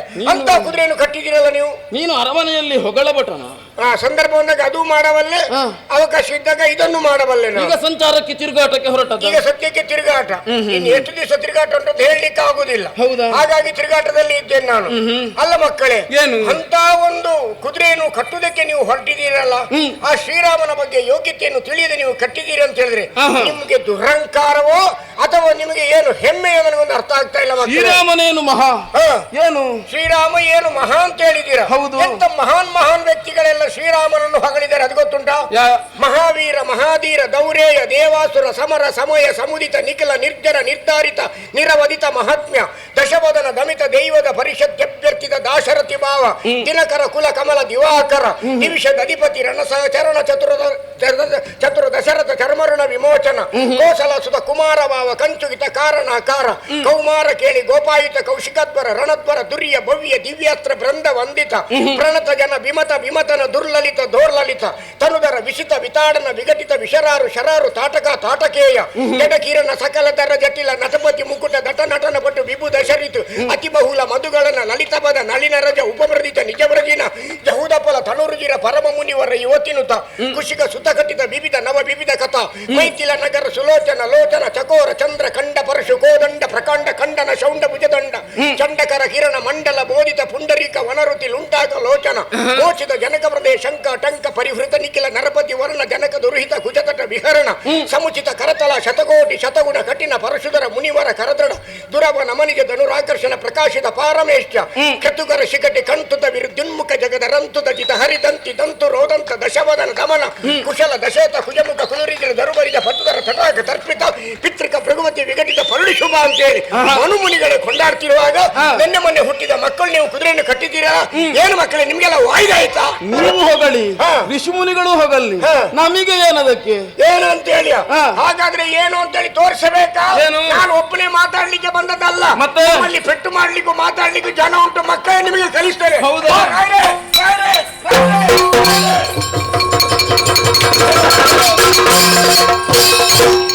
ಇವರೇ ಕುರಿಯ ಕಟ್ಟಿದವರು. ನಯ್ಯ ನೀನು ಅಂಜಿಕಿರುವುದೇ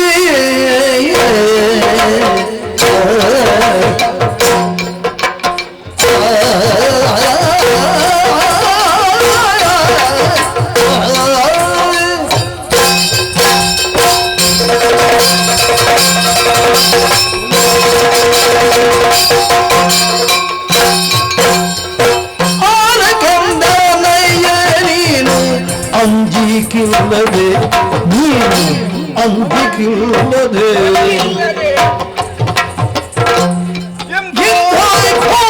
ಕಾಡು ಒಬ್ಬ ಬಂದು ಅಶ್ವ ಕಟ್ಟದೆ, ಇಂಥ ಘೋರ ಕಾಡು ಒಬ್ಬ ಬಂದು ಅಶ್ವ ಕಟ್ಟಿದೆ. ಆರಕಂದನಯ್ಯ ನೀನು ಅಂಜಿಕಿಲ್ಲದೆ ಇಂಥ ಘೋರ ಕಾಡು ಬಂದು ಅಶ್ವ ಕಟ್ಟಿದೆ.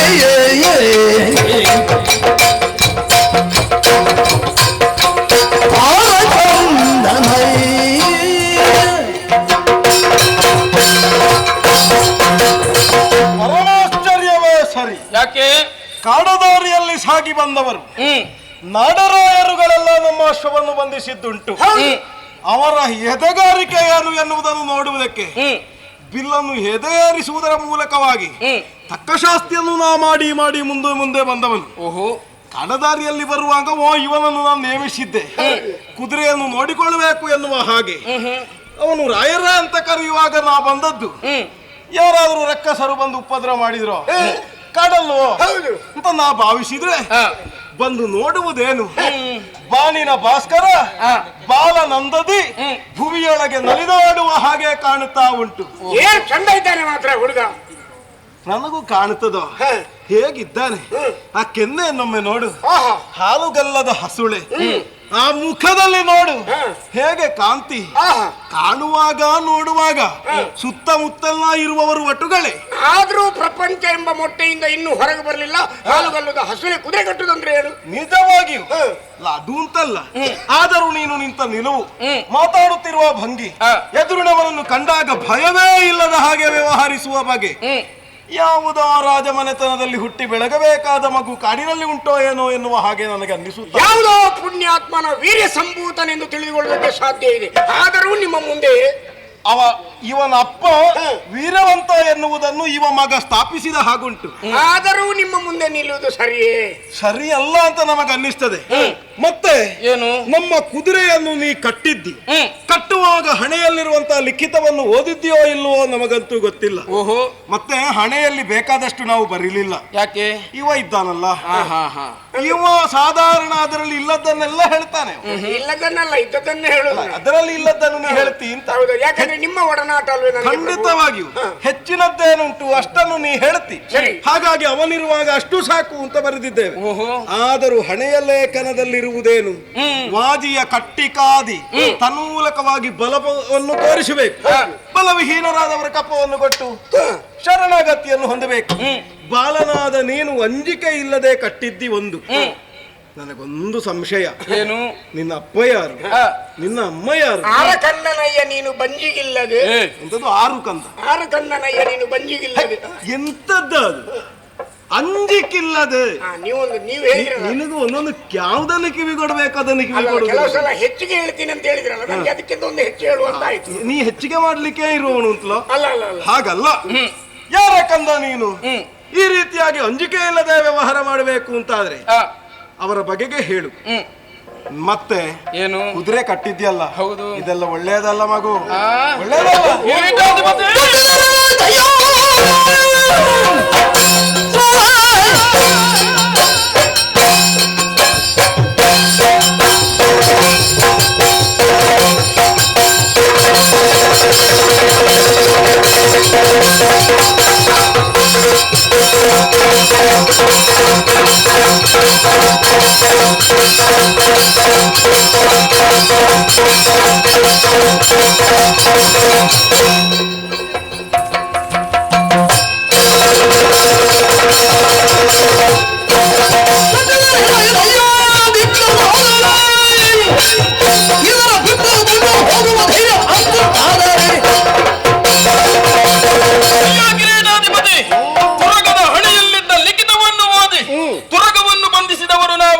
ನೀವು ಓದಿಯೇ ಬಂಧಿಸಿದ್ದಿ? ಹೌದು. ಓದುವಾಗ ಅರ್ಥ ಆಯ್ತಾ ಮಗು ನಿನ್ನ? ಖಂಡಿತ ಅರ್ಥ ಆಗಿದೆ. ಏನು? ಬಲ ಇದ್ದವರು ಕುದುರೆಯನ್ನು ಕಟ್ಟಿ ಹೋರಾಡಬೇಕು, ಬಲಹೀನರಾದವರು ಕುದುರೆಯನ್ನು ಒಪ್ಪಿಸಿ ಶರಣಾಗತಿಯಾಗಬೇಕು ಎನ್ನುವ ಹಾಗೆ ಆ ಸಂದರ್ಭದಲ್ಲಿ ಸಿಟ್ಟು ಎನ್ನುವುದು ನೆತ್ತಿಗೇರಿದೆ. ಯಾಕದು ಸಿಟ್ಟು? ಕುದುರೆ ಕಟ್ಟಿದರೆ ಏನಾಯಿತಯ್ಯ, ಬಿಡಿಸುವ ಬಿಂಕ ಉಂಟು ಎಂದಾದ್ರೆ ಬಿಡಿಸಿ ನೋಡು. ಹುಡುಗನದು ಸ್ವಲ್ಪ ಹೆಚ್ಚಿಗೆ ಆಗ್ತಾ ಉಂಟು. ಸ್ವಲ್ಪ ನಾಡರಾಯನೆಂದು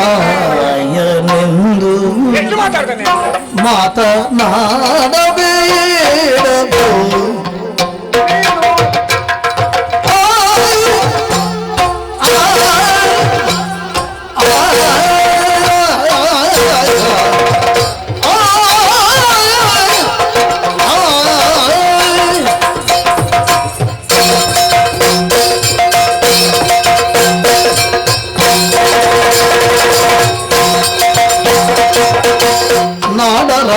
ನಾಡರಾಯನೆಂದು ಮಾತನಾಡಬೇಡದು. ನಿನ್ನ ಕೂಡ ಯುದ್ಧ ಮಾಡುವುದು ತರವಲವೋ, ನಿನ್ನ ಕೂಡ ಯುದ್ಧ ಮಾಡುವುದು ತರವಲವೋ. ನಾಡರಾಯನೆಂದು ಮಾತನಾಡಬೇಡದು. ನಿನ್ನ ಕೂಡ ಯುದ್ಧ ಮಾಡುವುದು ತರವಲ್ಲವೋ.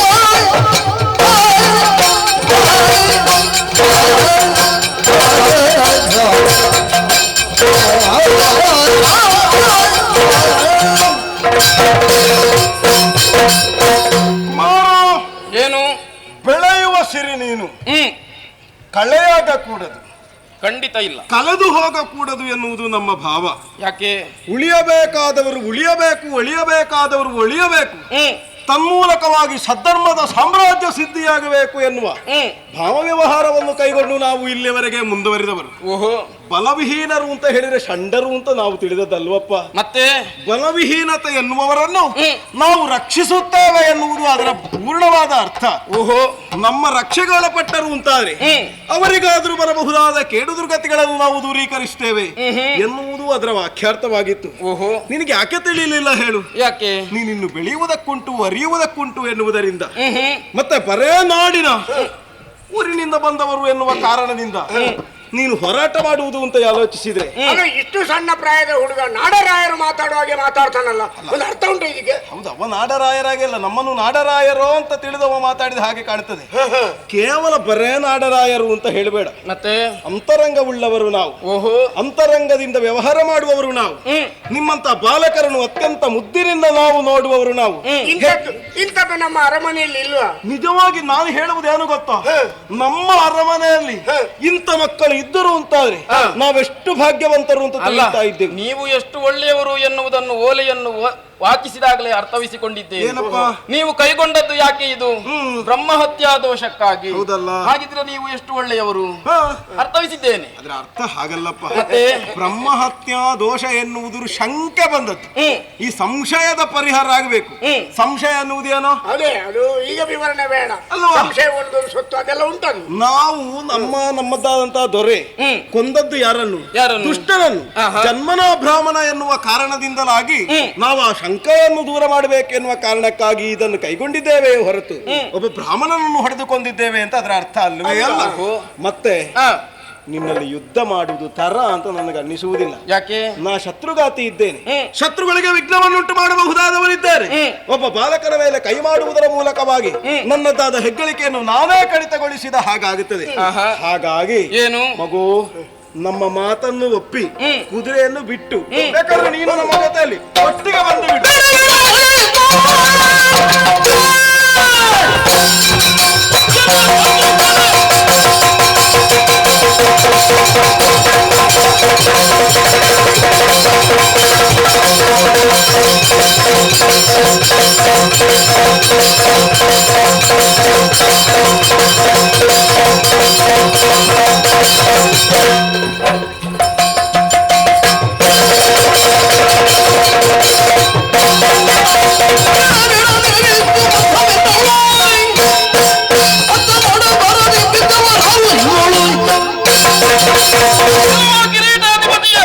ಮಾತನಾಡುವುದರ ಮೂಲಕ ಮೆಲ್ಲನೆ ಜಾರಿಕೊಳ್ಳುವುದಕ್ಕೆ ಪ್ರಯತ್ನಿಸ್ತಾ ಇದ್ದೀಯ.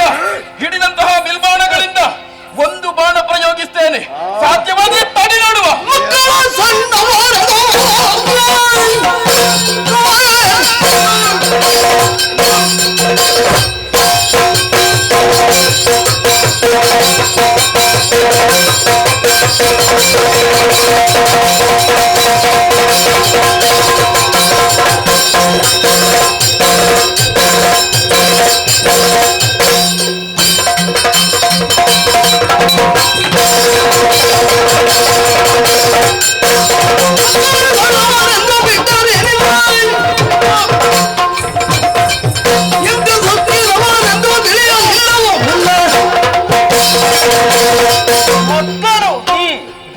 ಕಾರಣದಿಂದ ತಡೆದು ಮಾತಾಡಿದ್ರೆ ಬುದ್ಧಿಯ ಮಾತನಾಡಿದ್ರೆ ಹೌದು ಕಿರೀಟಾಧಿಪತಿಯ ನಿನ್ನ ಭಂಗಿಸುವೆ ಅನ್ನುವಲ್ಲಿಯವರೆಗೆ ಮುಂದುವರಿದೆಯಲ್ಲ. ಸಾಮರ್ಥ್ಯ ಉಂಟು. ಕೆಲವು ಬಾರಿ ಒಂದು ಮಾತುಂಟು. ಯಾವುದು?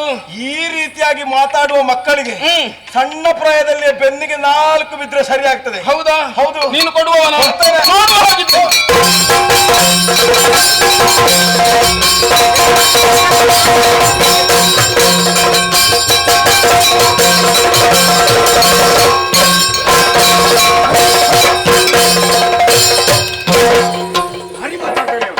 ಭಾರಿ ಮಾತಾಡ್ತಾನೆ. ನಿನ್ನ ಎದುರಲ್ಲೆಲ್ಲ ಮಾತಾಡೋದು. ನಿಮ್ಮ ಎದುರಲ್ಲಿ ಇಷ್ಟು ಮಾತಾಡ್ತಾನಲ್ಲ. ಎದುರಾದ್ರೂ ಮಾತಾಡ್ಲಿ, ನನಗಾದ್ರೂ ಆದೀತು. ಹೌದು, ನಿನ್ನ ಎದುರಲ್ಲಿ ಮಾತಾಡಿದ್ರು ನನಗೆ ಮಾತಾಡೋರು ಆಗುದಿಲ್ಲ ಅಂತ ಹೇಳಿದ್ರು. ಹಾಗಲ್ವಾ? ಅಲ್ಲ, ಇವ ನಮ್ಮ ಮುಂದೆ ಇಷ್ಟು ಆಡ್ತಾನೆ.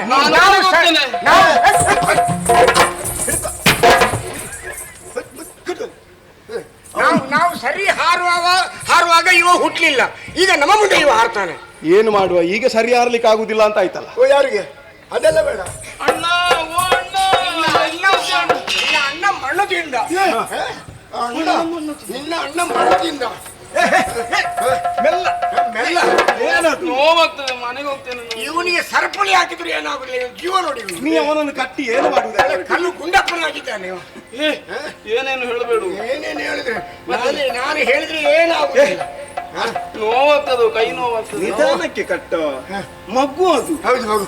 ಇದು ಅವನನ್ನು ಕಟ್ಟಿದ್ಯಲ್ಲ, ನೀ ಯಾಕೆ ಅಷ್ಟು ಅವಸರದಿಂದ ಕಟ್ಟಿದ್ದು? ಕಟ್ಟಿದ್ದು ನನ್ನ ಮನೆಗೆ ಕರ್ಕೊಂಡು ಹೋಗ್ತೀನಿ ನಾನು. ನಿನ್ನ ಮನೆಗೆ? ಹೌದು. ನಿನ್ನ ಮನೆಗೆ ಯಾಕೆ? ನನ್ನ ಮಗಳಿಗೆ ಮದುವೆ ಮಾಡಿಕೊಳ್ಳಿಕ್ಕೆ. ಹುಡುಗ ಚಂದ ಇದ್ದಾನೆ.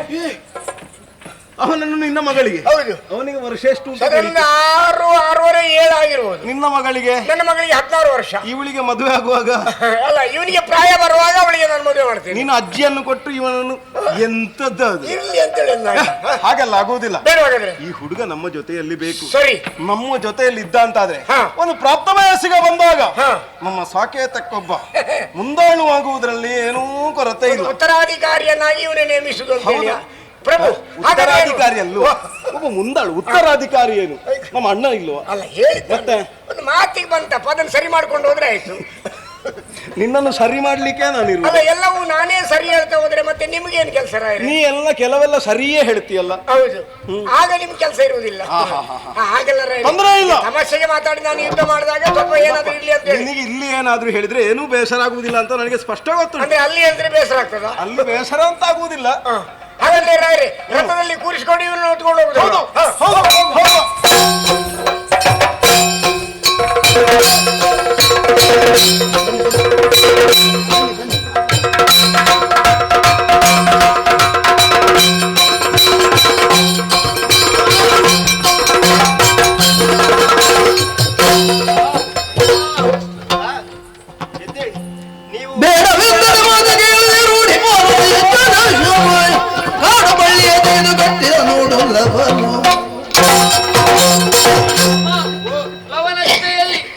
ಹೂವಿನ ತೋಟವನ್ನು ಪರೀಕ್ಷಿಸುವುದಕ್ಕಾಗಿ ಹೋದವರು ನಾವು. ಹೋದಂತಹ ಸಂದರ್ಭದಲ್ಲಿ ಹೂ ತೋಟವೆಲ್ಲವೂ ಹೋಗಿತ್ತು. ಆ ಸಂದರ್ಭದಲ್ಲಿ ಹೀಗೆಲ್ಲ ಆಗುವುದಕ್ಕೆ ಕಾರಣವೇನೆಂಬುದನ್ನು ನೋಡುವುದಕ್ಕೆ ಮುಂದಾಗಿ ಹೋದಂತ ಸಂದರ್ಭದಲ್ಲಿ ಉತ್ತರ ಸಿಕ್ಕಿತಿ. ಭಯ ಒಂದು ಇತ್ತಮ್ಮ. ನಾವು ಎಷ್ಟು ಹೇಳಿದ್ರು ಆತ ಕೇಳಲಿಲ್ಲ. ಸಾಮಾನ್ಯವಾದಂತಹ ಹಯವಲ್ಲ, ಮತ್ತೆ ಶೃಂಗಾರವಾಗಿತ್ತು. ಅದರ ಹಣೆಯನ್ನು ನೋಡಿದೆ ಅಂತ ಆದ್ರೆ ಒಂದು ಲೇಖನ ಇದ್ದಿತ್ತು ಅಮ್ಮ. ಆ ಲೇಖನವನ್ನು ಲವ ನೋಡಿದಾಗ ಅದರಲ್ಲಿ ಏನು ಬರ್ದಿತ್ತು ಗೊತ್ತಿಲ್ಲ. ಆ ಹಯವನ್ನು ಕಟ್ಟುವುದಕ್ಕೆ ಮುಂದಾದ್ರು. ಆ ಸಂದರ್ಭದಲ್ಲಿ ಹಯದ ಬೆಂಗಾಲಾಗಿ ಬಂದವರು ಆತನನ್ನು ಕಟ್ಟಿ ಹಾಕಿಕೊಂಡು ಎಳೆದುಕೊಂಡು ಹೋಗಿದ್ದಾರೆ. ನನ್ನ ಮಗನನ್ನು ಎಳೆದುಕೊಂಡು ಹೋಗಿದ್ದಾರೆ.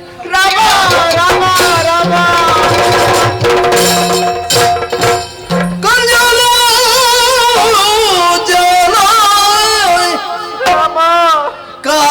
ಕಾರುಣ್ಯಾಂಬುಧೇ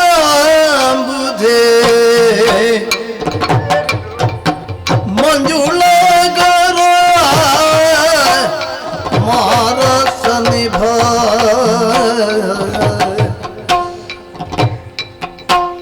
ದೇಶ ಕೋಶವ ಬಿಟ್ಟು ವನವಾದಿಯಾದರು ಲೇಸಕಾನೆನು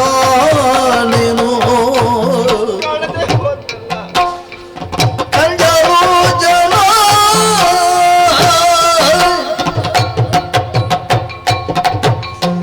ರಾಮ ರಾಮ ರಾಮ ಎಂತಹ ಮಾತನ್ನು ಕೇಳ್ತಾ ಇದ್ದೇನೆ. ಬರಸಿಡಿಲೆ ಬಡಿದಂತಾಯ್ತಲ್ಲ ನನಗೆ. ಅರಮನೆ ವಾಸವನ್ನು ಬಿಟ್ಟು ಈ ಕಾನನಕ್ಕೆ ಬಂದವಳು ನಾನು.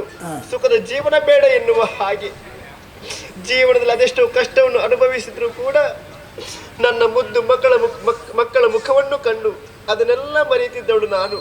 ಆದ್ರೆ ಇಂದಿನ ದಿವಸ ನನ್ನ ಮಗನನ್ನು ಕಟ್ಟಿಕೊಟ್ಟು ಹೋದ್ರೆ ರಾಮ, ಈ ಕಷ್ಟವನ್ನು ಹೇಳೋದಕ್ಕೆ ನನ್ನ ಮಗನಿಲ್ಲದೆ ಹೋದ್ನಲ್ಲ ಕುಶ. ಇಲ್ಲವೈ ಕುಶ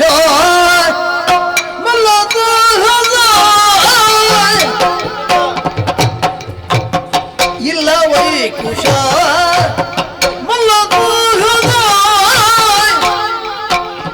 ಎಲ್ಲಿ ಕೈದಿದ ಬಲ್ಲ ಪೌರುಷ ಫುಲ್ಲರಾಯರು ಕೂಡಿದವರು ಎಲ್ಲಿಗೂ ಇವರು ಕೊಲ್ಲುವರೇನೋ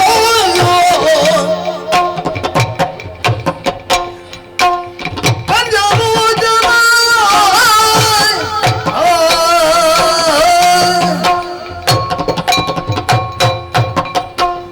ಮುಖದ ಎರಡು ಕಣ್ಣುಗಳನ್ನು ನೋಡಿಕೊಂಡು ಬಂದವಳು ನಾನು. ಲವಕುಶನ ಎನ್ನುವ ಹಾಗೆ. ಆದ್ರೆ ಏನು ಮಾಡುವುದು, ಕುಶನ ಬಳಿಯಲ್ಲಿಲ್ಲದೆ ಹೋದ್ನಲ್ಲ. ಎತ್ತ ಹೋಗಿದ್ದಾನೋ ಏನು. ಆತನಿದ್ದಿದ್ರೆ ಇಂತಹ ಕಷ್ಟ ಬರೋದಕ್ಕೆ ಸಾಧ್ಯವೇ ಇರ್ತಿರ್ಲಿಲ್ಲ. ಛೇ, ಯಾರಲ್ಲಿ ಹೇಳಿ, ಆ ರಾಯರು ನನ್ನ ಮಗರು ಎಲ್ಲಿ ಹೇಳ್ಕೊಂಡು ಹೋಗಿದ್ದಾರೋ, ಏನು ಅನ್ಯಾಯವನ್ನು ಸಕ್ತಾ ಇದ್ದಾರೋ. ಅಯ್ಯೋ ರಾಮ ರಾಮ ರಾಮ. ತನ್ನ ನಾಮತ್ತಿಗೆ ಹೋಗುವ ತನ್ನ ಮಾನವೇ ಮರುಗುವಾಗಿನ ಕುಶಂ ಬಂದು ತಿಂತಿದು ದಿಪ್ಪ ಜನಮೇಯೊಡ ನಿಂತೆಂದನು.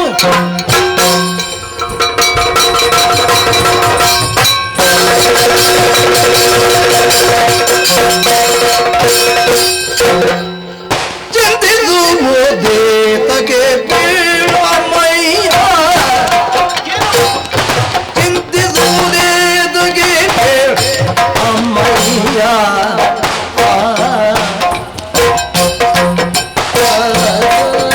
ಆ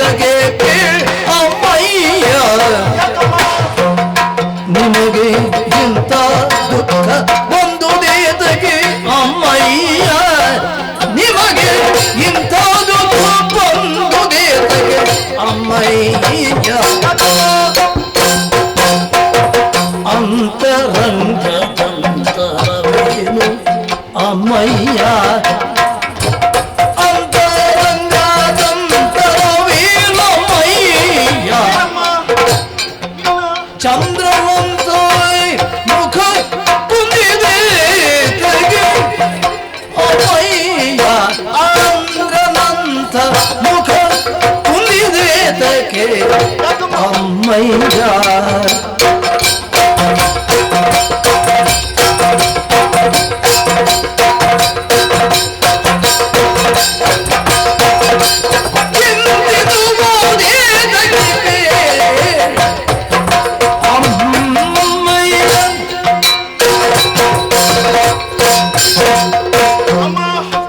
ಪವಿತ್ರವಾದಂತಹ ಪಾದಗಳಿಗೆ ಕುಶನ ಪ್ರಣಾಮಗಳು. ಆಶ್ಚರ್ಯವನ್ನೇ ಕಾಣುತ್ತಾ ಇದ್ದೇನೆ. ಕುಶ ಸಮ್ಮತಿಗಳನ್ನು ತರುವುದಕ್ಕೆ ಬೇಕಾಗಿ ವನಾಂತರವನ್ನು ಸೇರಿಕೊಂಡವ ನಾನು. ಬಂದು ನೋಡಿದ್ರೆ ಚಿಂತಾಕ್ರಾಂತರಾಗಿದ್ದೀರಿ, ದುಃಖಿಸ್ತಾ ಇದ್ದೀರಿ. ಚಂದ್ರನಂತಹ ನಿಮ್ಮ ಮುಖ ಇಂದು ಕಳಾಹೀನವಾಗಿದೆ. ಕಾರ್ಯ ಕಾರಣವಿಲ್ಲದೆ ಈ ರೀತಿಯಾಗಿ ಚಿಂತಾಕ್ರಾಂತರಾಗುವವರು ನೀವಲ್ಲ. ಮಾತ್ರವಲ್ಲ, ಈ ಕಾಲಕ್ಕೆ ಸಮೀಪದಲ್ಲಿ ಲವನು ಕಾಣುತ್ತಾ ಇಲ್ಲ. ಏನೋ ಆಗಿರಬಹುದಿರುವ ಹಾಗೆ ಮುಖವನ್ನು ಸರಿಯಾಗಿ ಅವಲೋಕನ ಮಾಡಿದೆ ಎಂದಾದ್ರೆ ಏನಮ್ಮ ಇದು? ಯಾಕಮ್ಮ ಈ ಕಣ್ಣೀರು? ಯಾಕಮ್ಮ ಕಣ್ಣೀರು ತುಂಬಿದೆ ತಗೆ ಯಾಕಮ್ಮ ಅಮ್ಮಯ್ಯ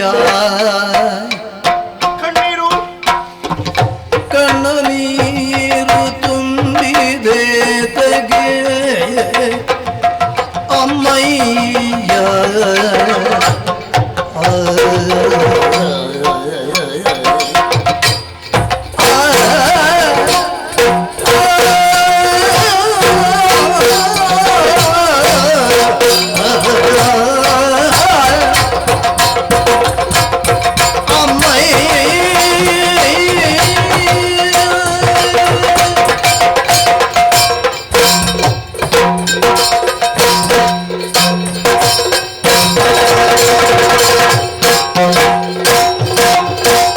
ಕಣ್ಣನೀರು ತುಂಬಿದೆ ತಗೆ ಅಮ್ಮಯ್ಯ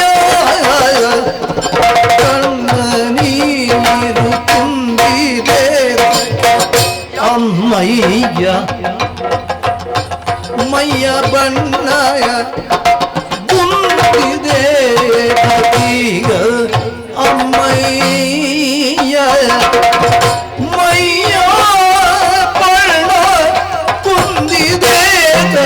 ಈಗ ಅಮ್ಮಯ್ಯ ಕಣ್ಣ ನೀರು ತುಂಬಿದೆ ತಗೆ ಅಮ್ಮಯ್ಯ ಮೈಯ ಕಣ್ಣ ತುಂಬಿದೆ ತಗೆ ಅಮ್ಮಯ್ಯ ಬಣ್ಣಿಸು ನೀ ಬಣ್ಣಿಸದಿರು ಅಮ್ಮಯ್ಯ ಬಣ್ಣಿಸು ನೀ ನೆನ್ನಿಸದಿರು ಅಮ್ಮಯ್ಯ ಮುತ್ತಣ್ಣ ಅಂಜದಿರು ಅಮ್ಮಯ್ಯ ಮುತ್ತಣ್ಣ ಅಂಜದಿರು ಅಮ್ಮಯ್ಯ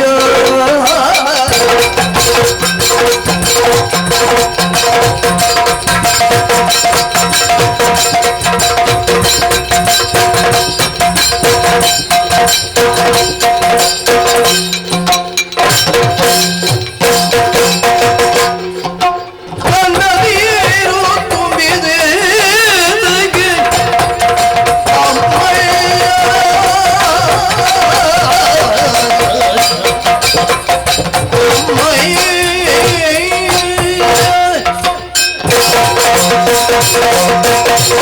ಅಮ್ಮ, ಆಶ್ಚರ್ಯವನ್ನೇ ಕಾಣುತ್ತಾ ಇದ್ದೇನೆ. ಯಾವಾಗಲೂ ನಾನು ಬಂದಾಗ ಪ್ರೀತಿಯಿಂದ ಮಾತನಾಡ್ತಾ ಇದ್ದವಳು ನೀನು, ಪ್ರೀತಿಯಿಂದ ಅಪ್ಪಿಕೊಂಡು ಯೋಗಕ್ಷೇಮ ವಿಚಾರಣೆ ಮಾಡುತ್ತಾ ಇದ್ದವಳು ನೀನು. ಇಂದು ಹಾಗಲ್ಲ, ಧಾರಾಕಾರವಾಗಿ ಅಷ್ಟು ದಾರಿಯನ್ನೇ ಇಳಿಸುತ್ತಾ ಇದ್ದೆ.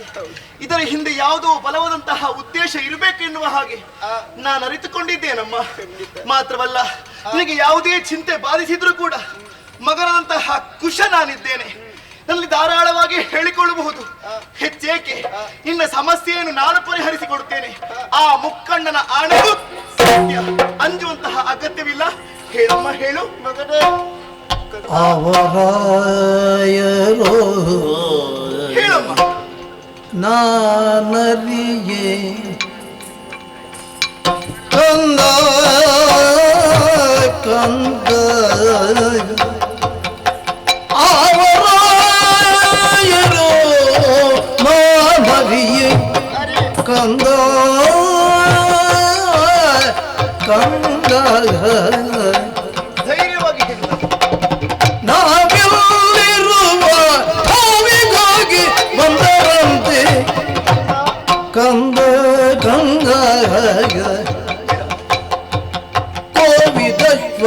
ಕಂದರಂತೆ ಕಂದ ಕಂದ ಕೋವಿ ದೈವ ಕಂದರಂತೆ ಕಂದ ಕಂದ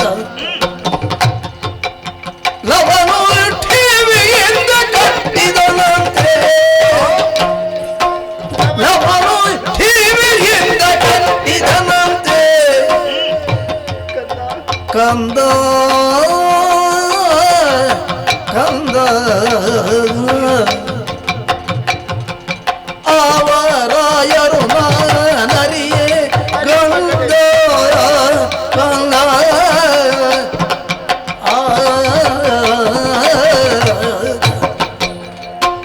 ಕಂದ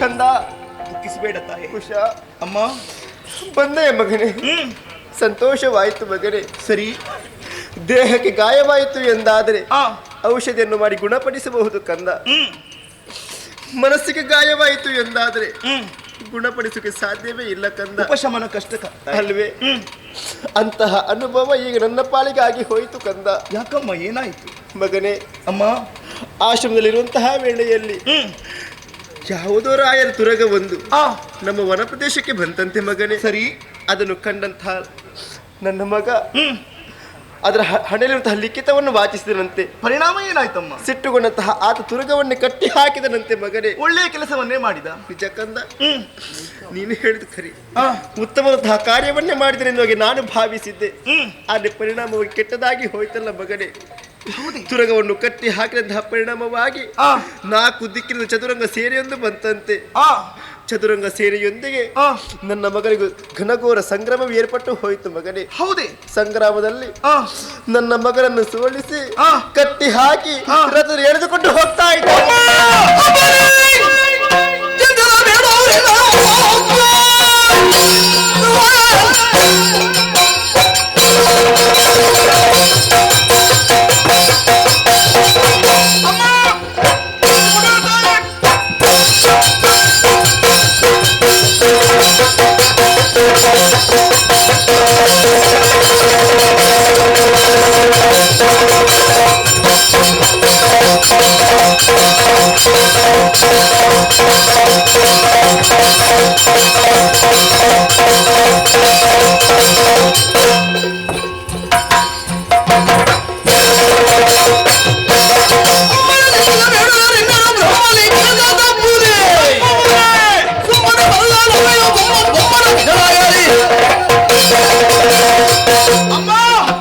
ಚಿಂತಿಸುವಂತಹ ಅಗತ್ಯವೇ ಇಲ್ಲ. ಬ್ರಹ್ಮಲಿಪಿ ಯಾವ ಕಾಲಕ್ಕೆ ತಪ್ಪುವುದಕ್ಕೆ ಸಾಧ್ಯ ಉಂಟು ಹೇಳು. ಬಂದದ್ದು ಒಳ್ಳೆಯದಾಯ್ತು. ಬಂದಂತಹ ನಾಡರಾಯರು ಎಷ್ಟೇ ಸಾಮರ್ಥ್ಯಶಾಲಿಗಳಾಗಿದ್ರು ನಾನು ಪರಾಕ್ರಮಮುಖೇನವಾಗಿ ಅವರನ್ನು ಹಿಮ್ಮೆಟ್ಟಿಸುತ್ತೇನೆ. ಹೆಚ್ಚೇಕೆ ಬೊಮ್ಮನ ಪಿತನೇ ಬರಲಿ ಹಿಂದರಿಯುವುದಿಲ್ಲ. ಹೇಳ್ಕೊಂಡು ಹೋಗಿದರೆ ಭಾವಿಸಿಕೊಂಡಿದ್ದಾರೆ ಯಾರಿಗೊತ್ತು ಮಗನೇ ಅವರನ್ನು.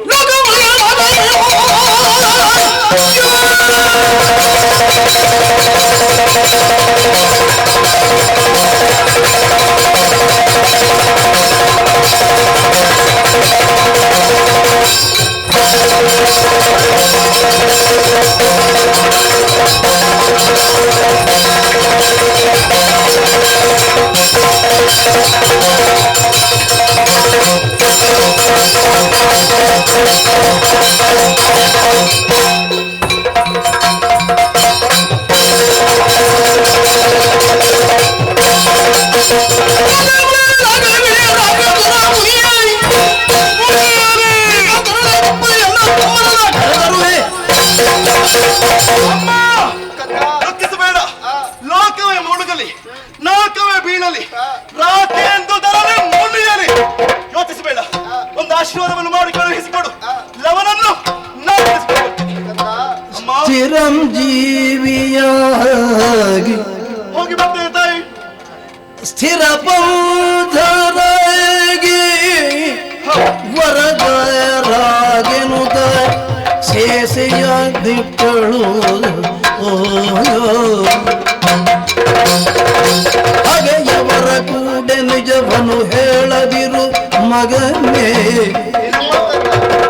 ಹಾಗೆಯವರ ಕೂಡೆ ನಿಜವನು ಹೇಳದಿರು ಮಗನೇ. ಅಗಲದಿರಿ ರಣರಂಗದೊಳ ಖಗಮೃಗಂಗಳ ಕೋಟಲಿಗೆ ಎಚ್ಚರಿಕೆಯೊಳಿರಿ ಖಗಮೃಗಂಗಳ ಕೋಟಲಿಗೆ ಎಚ್ಚರಿಕೆಯೊಳಿರಿ ಜಗವುಳ್ಳ ತನಕ ಬಾಳಿರಿ ಎಂದಳ್ಳೋ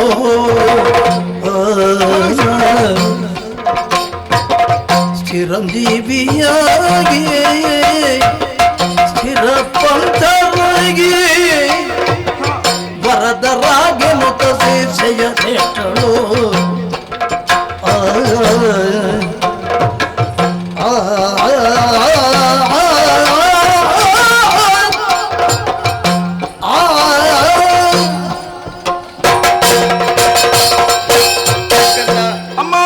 ಮಾತಿ ಕೇಳುವಾಗ ಮನಸ್ಸಿಗೆ ತುಂಬಾ ಸಂತೋಷವಾಯ್ತು ಕಂದ. ಆಗ್ಲೇಬೇಕು ತಾನೆ. ಧೈರ್ಯ ಇನ್ನೂ ಈಗ ಬರ್ತಾ ಉಂಟು ಮಗನೇ. ದುಃಖಿಸಬೇಡ ತಾಯಿ. ಇಲ್ಲ ಮಗನೇ, ನಾನಿದ್ದೇನೆ. ಸಂತೋಷವಾಯಿತು. ಆದ್ರೆ ಒಂದು ಮಗನೇ, ಏನಮ್ಮ? ಸಮರಕ್ಕಾಗಿ ಹೊರಟು ನಿಂತವ ನೀನು. ಹೋಗುವಂತಹ ಕಾಲಕ್ಕೆ ಒಂದೊಡೆ ಹಿತವಚನ ಹೇಳಬೇಕಾದ ತಾಯಿಗೆ ನನ್ನ ಕರ್ತವ್ಯವೇ ಮಗನೇ. ಕೇಳ್ತೇನೆ ತಾಯಿ. ಕಂದ ಅಮ್ಮ, ಸಮರ ಕ್ಷೇತ್ರದಲ್ಲಿ ವೈರಿಗಳ ಜೊತೆಯಾಗಿ ಯಾವತ್ತು ಸತ್ತಿನ ಮಾತನ್ನು ಹೇಳಬೇಡ ಮಗನೇ. ಅಷ್ಟು ಮಾತ್ರವಲ್ಲ, ಮತ್ತೆ ತಮ್ಮನನ್ನು ಬಂಧ ಮುಕ್ತಗೊಳಿಸಿದಂತಹ ಬಳಿಕ ಆತನನ್ನು ಬಿಟ್ಟು ಯಾವ ಕಾಲಕ್ಕೆ ಕೂಡ ನೀವು ಜೊತೆಯಾಗಿ ಸಮರನ್ನು ಹೂಡಬೇಕು. ದುಷ್ಟ ಪ್ರಾಣಿಗಳ ಬಗ್ಗೆ ಎಚ್ಚರಿಕೆಯಲ್ಲಿ ಇರಬೇಕು ಕಂದ. ನೀವು ಸೂರ್ಯ ಚಂದ್ರ ಇರುವಲ್ಲಿವರೆಗೆ ನಿಮ್ಮ ಕೀರ್ತಿ ಅನ್ನೋದು ಉತ್ತಂಗಕ್ಕೆ ಇರಲಿ ಮಗನೇ. ಕಂದ, ಹೋಗಿ ಬರ್ತೇನೆ ತಾಯಿ. ಆಯುಧವನ್ನು ಕೊಟ್ಟಿದ್ದೇನೆ, ಹೋಗಿ ಬಾ ಕಂದ. ನಿಮ್ಮ ನಿರೀಕ್ಷೆಯಲ್ಲಿ ನಾನು ಇರ್ತೇನೆ ಮಗನೇ. ಹೋಗಿ ಬಾ, ಹೋಗಿ ಬಾ, ನಿರೀಕ್ಷೆಯಲ್ಲಿ ಇರ್ತೇನೆ ಮಗನೇ.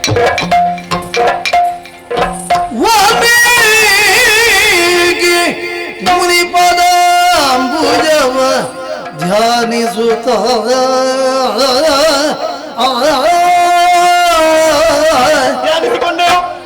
ವಾಲ್ಮೀಕಿ ಮುನಿಪದಾಂಬುಜವ ಧ್ಯಾನಿಸುತ್ತ ದಲ್ಮೆಯಿಂದ ಅಷ್ಟ ದಿಕ್ಕುಗಳಿಗೆ ವಂದಿಸುತ್ತ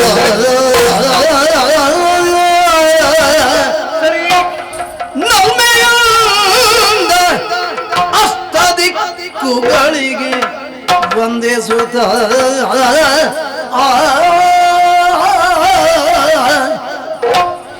ಅಮ್ಮ ಜಾಲಗಿಗೆ ರಘುತ ಕ್ಷಣವೇ ಬಂದ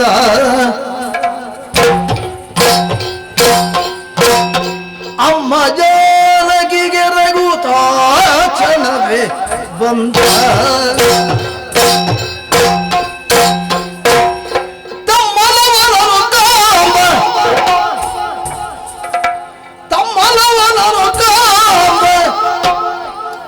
ಕಡುತವಕದಿಂದ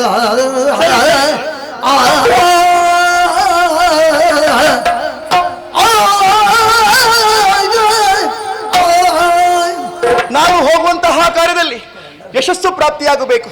ಅದಕ್ಕೆ ಬೇಕಾಗಿ ವಾಲ್ಮೀಕಿ ಮಹರ್ಷಿಗಳ ಪದಾಂಬುಜವನ್ನು ಧ್ಯಾನಿಸಿಕೊಂಡೆ.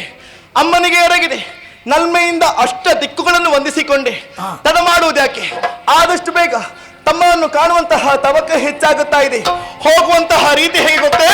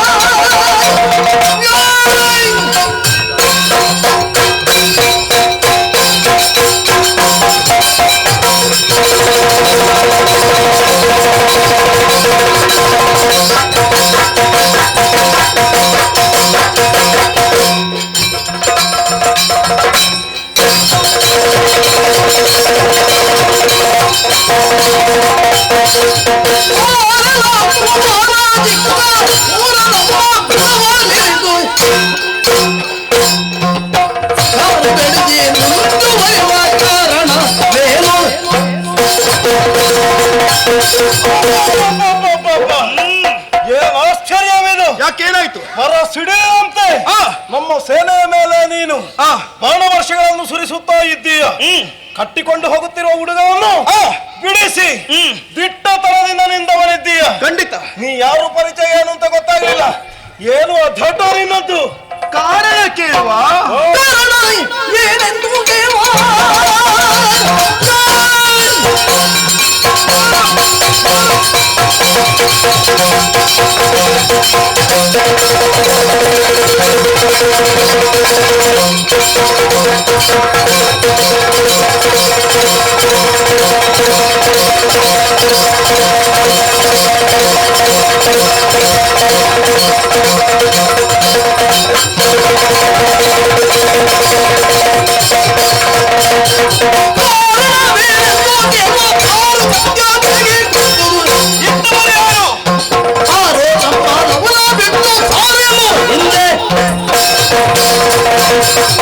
ನಾನು ಯಾರು, ಏನು, ಹೇಗೇನುವಂತಹ ಪ್ರಶ್ನೆಯನ್ನು ಮಾಡುತ್ತಾ ಇದ್ದೆ. ಏನು ಅಧಟು? ಈ ಕಾರಣ ಕೇಳುವಂತಹ ಪಾರುಪತ್ಯವನ್ನು ಕೊಟ್ಟವರು ಯಾರು? ಮರು ಪ್ರಶ್ನೆ, ನಾನು ಅವನನ್ನ ಕುಶನಿದ್ದೇನೆ, ಅವನು ಬಿಡಿಸಿಕೊಂಡು ಬರೋದಕ್ಕೆ ಬೇಕಾಗಿ ಹೀಗೆ ಬಂದದ್ದು. ಮತ್ತೊಂದು ಮಾತು, ಏನು? ಕೇವಲ ಲವನನ್ನು ಬಿಡಿಸಿಕೊಂಡು ಹೋಗುವುದಲ್ಲ, ಆ ಹಯವನ್ನು ಒಪ್ಪಿಸತಕ್ಕದ್ದು. ಲವನನ್ನು ಹಯವನ್ನು ಬಿಟ್ಟು ಸಾಳತ್ತ.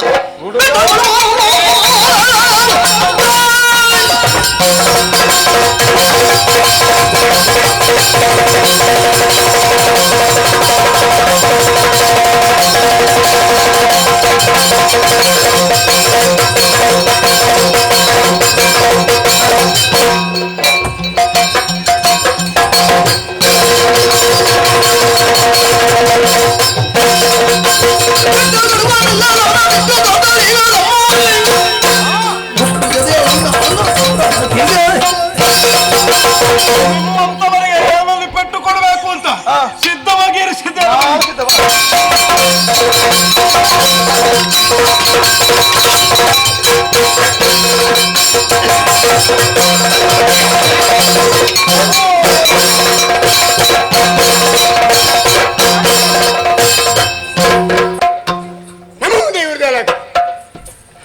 ಬಿಡಬೇಡಿ, ಬಿಡಬೇಡಿ, ಹೊಡೀರಿ ಅವರಿಗೆ. ಇನ್ನು ಯಾವತ್ತೂ ಮಕ್ಕಳು ನಮ್ಮ ಎದುರಿಗೆ ತಿರುಗಿ ನಿಲ್ಬಾರ್ದು. ಹೊಡೀರಿ, ಬಡೀರಿ, ಇನ್ನು ಯಾರು ಈ ರೀತಿ ಮಾತನಾಡಬಾರದು. ಸಂತೋಷ ಆಯ್ತು. ಯಾರಿಗೆ? ಸಂತೋಷ ಆಯ್ತು. ಯಾಕೆ? ಹೇಳುವುದೆಲ್ಲಿಗೆ? ದರಾಶಾಯಿಗಳಾಗಿದ್ದಾರೆ ಅವರು. ಹೌದಾ? ಭಾರಿ ಒಳ್ಳೆದಾಯ್ತು. ಅವ್ರು ದರಾಶಾಯಿ ಆದದ್ದು. ಇಂತಹ ಕೆಲಸಗಾರ ಇರಬೇಕು. ಯಜಮಾನ ಸಾಯುವಾಗ ಒಂದು ಹನಿ ಕಣ್ಣೀರು ಹಾಕದೆ ಒಳ್ಳೆಯದಾಯ್ತು ಅಂತ ಹೇಳ್ತೀಯಲ್ಲ, ಯಾಕೆ? ಉಪಕಾರ ಸ್ಮರಣೆ ಇಲ್ವೇನು? ಅನ್ನದಾತ ಅಲ್ವಾ ನಿಮಗೆ? ಅನ್ನ ಸುಮ್ಮನೆ ಕೊಡ್ಲಿಲ್ಲ ಅವರು. ರಾತ್ರಿ ಆಗಲು ದುಡಿದಿದ್ದೇನೆ, ಅದಕ್ಕೆ ಅನ್ನ ಕೊಟ್ಟದ್ದು ಅವರು. ಇಷ್ಟು ಸಮಯ ಇರಿಸಿಕೊಂಡ್ರಲ್ಲ, ಅದಕ್ಕಾದ್ಮ ಕೃತಜ್ಞತೆ ಬೇಡುವ. ಹೌದು, ಅವರು ಹೇಗೆ ಸತ್ತಿದ್ದಾರೆ ಅಂತ ಒಮ್ಮೆ ನೋಡಿ ಬರ್ತೀವಿ. ಜೊತೆ ಮಾಡಿ ಕಳಿಸಬೇಕು ಅಂತ ನಮಗೂ ಆಸೆ ಉಂಟು. ಹೌದಾ? ಜೊತೆಯಾಗಿ ಯಮಸದನವನ್ನು ಸೇರಿಕೊಳ್ಳಿ, ಮಾತಾಡಬಹುದು. ಅದಾಗಲೇ ಪ್ರಯೋಗ ಮಾಡ್ಬೇಕಿತ್ತು, ಈಗ ಆಗುದಿಲ್ಲ ಅದು. ನನ್ನ ಕಾಣುವಾಗ ಹಾಗೆ ನಾನು ದಿಢೀರ್ ಪಕ್ಷಾಂತರ. ಈಗ ಪಕ್ಷಾಂತರ ಇಷ್ಟು ಬೇಗ? ಪಕ್ಷಾಂತರ ನಾನು ಹೇಗೆ ನಂಬುವುದು? ಎಲ್ಲಿಗೂ ನಂಬುವುದು. ನಮ್ಮಿಂದ ಇನ್ನೊಬ್ಬರು ಬಲಿಷ್ಠರು ಬಂದರು ಅಂತಾದ್ರೆ ದಿಢೀರ್ ಪಕ್ಷಾಂತರ ಮಾಡಿ ಹಾಗೆ ಇಲ್ಲ, ಅದೇ ನಿಧಾನವಾಗಿ. ಅದ್ಯಾಕೆ? ಹೋಗುವುದು ಖಂಡಿತ. ಯೋಚನೆ ಮಾಡಿ. ಹೌದು, ಈಗ ದಿಢೀರ್ ಪಕ್ಷಾಂತರ ಮಾಡಿದ ಯಾಕೆ ಅಂತ ಹೇಳಿದ್ರೆ, ನಾನು ಸದಾ ನಿಮ್ಮ ಜೊತೆಯಲ್ಲೇ ಇರ್ತೀನಿ. ಅಲ್ಲ, ಸದಾ ನಮ್ಮ ಜೊತೆಯಲ್ಲಿ ಇರಬಹುದು, ಆದ್ರೆ ನೀವು ಇದ್ದು ಮಾಡುವುದೇನು ಅಂತ ಬೇಕಲ್ಲ. ಏನಿಲ್ಲ, ಅದೇ ಬೇಡ ಅಂತ. ಅದಲ್ಲ, ಹಾಗಲ್ಲ. ದಂಡಪಿಂಡಗಳು ಬೇಡ ನಮ್ಮಲ್ಲಿ. ದಂಡಪಿಂಡಗಳು ಬೇಡ, ಬಂಡ ತಿಂಡಗಳು ಬೇಡ. ನಾನೀಗ ಒಂದು ನಿಮಗೆ ತೀರ್ಮಾನಕ್ಕೆ ಬಂದೀನಿ, ನಿಮ್ಮ ಜೊತೆಯಲ್ಲಿ ಇರುದು. ಈಗ ನೀವು ಆಯಾಸಗೊಂಡಿದ್ದೀರಿ, ನಿಮ್ಗೊಂದು ಸಣ್ಣ ಮನೋರಂಜನೆ. ಮನೋರಂಜನೆ? ಹೌದು. ನಾನು ಕೇಳಿದ್ದೇನೆ, ಪ್ರತಿಯೊಬ್ಬರಲ್ಲಿಯೂ ಪ್ರತಿಭೆ ಎನ್ನುವುದು ಇರ್ತದಂತ. ಹೌದು. ನಿನ್ನಲ್ಲಂತಹ ಪ್ರತಿಭೆ ಉಂಟಾ? ಪ್ರತಿಭೆ ಉಂಟು, ಅವಕಾಶ ಇಲ್ಲದೆ ಸಾಯ್ತಾ ಇದ್ದೇನೆ ನಾನು. ಆದ್ರೆ ಒಂದು ಸಿಕ್ಕಂತಹ ಅವಕಾಶವನ್ನು ಉಪಯೋಗಿಸಿಕೊಳ್ಳುವುದು ಜಾಣತನ. ಸಮಯ ಬೇಕಲ್ಲ. ನೋಡೋಣ. ಈಗ ನಾನು ಇದನ್ನು ತೋರಿಸ್ತೇನೆ, ನೀವು ಒಂದು ಲೆಕ್ಕ ಮಾಡಿದನು. ಎಷ್ಟು ಲೆಕ್ಕ ಮಾಡಿ? ಒಂದು ಎರಡು ಮೂರು ನಾಲ್ಕು ಐದು. ಒಂದು ಎರಡು. ಅಲ್ಲ, ಆಗಲ್ಲ, ಇಲ್ಲಿಂದ ನೇರ ನೇರ ಮುಂದುವರ್ಸ್ಕೊಂಡು ಹೋಗಿ. ಒಂದು ಎರಡು ಮೂರು ನಾಲ್ಕು ಐದು ಆರು ಏಳು ಎಂಟು ಒಂಬತ್ತು ಹತ್ತು. ಕೆಳಗಿಂದ ಲೆಕ್ಕ ಮಾಡಿ. 10 9 8 7 6. ಸರಿಯಾ? ಇನ್ನೊಮ್ಮೆ ಲೆಕ್ಕ ಮಾಡಿ. 10 9 8 7 6. ಇಲ್ಲಿ 5 ಇಲ್ವಾ? 11 ಹೇಗಾಯ್ತು? ಲೆಕ್ಕ ಮಾಡಿ. 10 9 8 7 6. ಇಲ್ಲಿ 5 ಇಲ್ವಾ? 11 ಹೇಗಾಯ್ತು? ಈಗ ಲೆಕ್ಕ ಮಾಡು. 1 2 3 4 5 ಆ ಕೈ ಕೊಡು 1 2 3 4 ಇಲ್ಲ 5 5 10 ಆಗಿಲ್ವಾ? ನಾನು ಅಲ್ಲಿಂದ ಕೆಳಗಿಂದ ಕೇಳಿದ್ದು, ಮೇಲಿಂದ ಅಲ್ಲ. ಇಲ್ಲ ಇಲ್ಲಿಂದ ಕೇಳಿದ್ದು. ಅಲ್ಲಿಂದ ಅಲ್ಲ, ಅದು ಮೊದಲು ಸುರಿಗೆ ಲೆಕ್ಕ ಮಾಡಿ ಆಗಿದೆ ನಾನು. ಅದೆಲ್ಲ ಬೇಡ. ಈಗ ಎಷ್ಟಾಯ್ತು? 11 ಆಯ್ತಾ? 11 ಒಂದು ಹೇಗೆ ಬಂತು, ಒಂದು ಹೆಚ್ಚು ಹೇಗೆ ಬಂತು, ಹೇಗೆ ಬಂತು ಯೋಚನೆ ಮಾಡಿ. ಅಣ್ಣ, ಅವಕಾಶ ಇಲ್ಲ ಅಂತ ಹೇಳುವುದವನೇ ಓಡಿ ಸಿಕ್ಕ ಅವಕಾಶದಲ್ಲಿ ನೋಡು ಸಣ್ಣದೊಂದು ಹೇಳಿ ಓಡಿ ಹೋದ. ಹೌದೌದು, ಅವನಿಗೂ ಬೇಡ ಅಂತ ಅನ್ನಿಸಿದೆ ಅಷ್ಟೇ. ಯಾಕೆ ಈಗ ಬಿಟ್ಟದ್ದವನನ್ನು? ಇವ ಹೋಗಿ ಹೇಳಬೇಕಲ್ಲ. ಹೌದು, ಯಾರಾದ್ರೂ ಬೆಂಗಾವಲಿಗೆ ಬರ್ಬೇಕಲ್ಲ. ಖಂಡಿತ ಆ ನಿರೀಕ್ಷೆಲಿರೋಣ ಬಾಹಿ.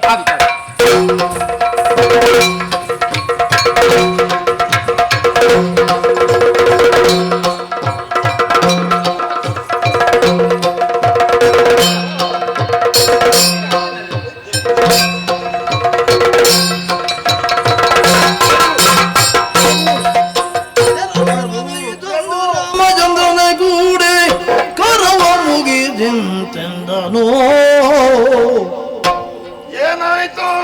ವಿಶ್ವನಾಯಕ ಕೇಳು ವಿಶ್ವಮೇಧದ ಗದರ ವಿಶ್ವದಿಂದದೆ ಹೋಗಿ ಸಕಲ ಲೋಕಗಳ ಆತರನ್ನರಗಿರಿದು ಅಲ್ಲಿ ಕಪ್ಪುವ ತಳೆದು ಬರುತ್ತಿರಲು ವಾಲ್ಮೀಕಿ ಮಣಿಪನಾಭವೈ.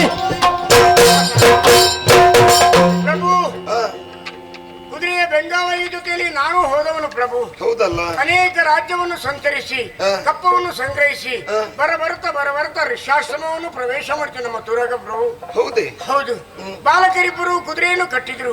ಬಿಡಿಸಿಕೊಳ್ಳಲಿಕ್ಕೆ ಹೋದಂತ ನಮ್ಮ ಅಯೋಧ್ಯೆಯ ಸಮಸ್ತ ಸೇನೆಯೆಲ್ಲವೂ ತರಾಶಾಯಿ ಆಯ್ತು ಪ್ರಭು. ತರಾಶಾಯಿ ಆದ್ರು ಪ್ರಭು. ಹೌದೇ? ತರಾಶಾಯಿ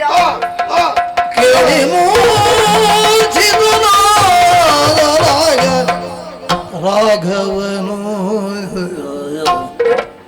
ಕಾಳಗರಿ ತನ್ನವರು ಮಾಡಿದ ವಾರ್ತೆಯನು ಮಖತುರಗದೊಡನೆ ಶತ್ರುಘ್ನ ಬಲ ಸಹಿತ ಅಖಿಲ ದೇಶದೊಳಿಪ ಅರಸುಗಳ ಸಹಿತ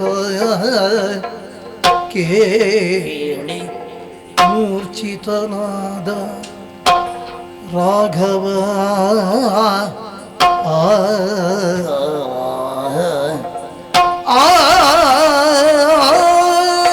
ಲಕ್ಷ್ಮಣ,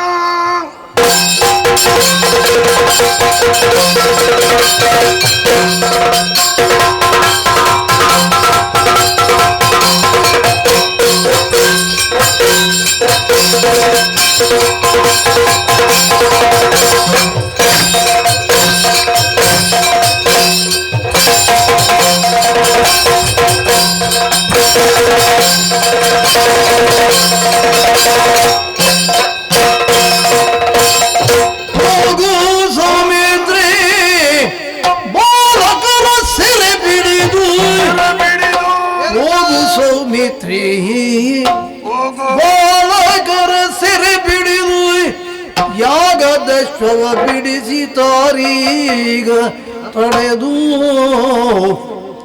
ಸೌಮಿತ್ರಿ.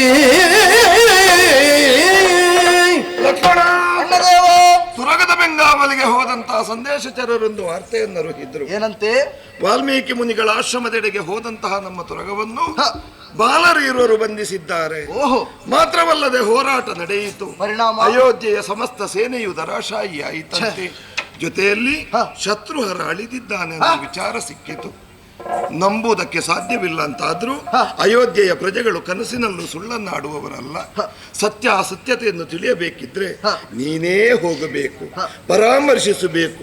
ಆದರೆ ಒಂದು, ಬಾಲಕರನ್ನು ದಂಡಿಸಿ ಕೊಲ್ಲಬೇಡ, ಅವರನ್ನು ಸೆರೆ ಹಿಡಿದು ತುರಗವನ್ನು ಬಿಡಿಸಿಕೊಂಡು ಬರುವೆಯಾ ನೀನು? ಒಂದು ಆಶೀರ್ವಾದ ಮಾಡಿ ಹೋಗಿ.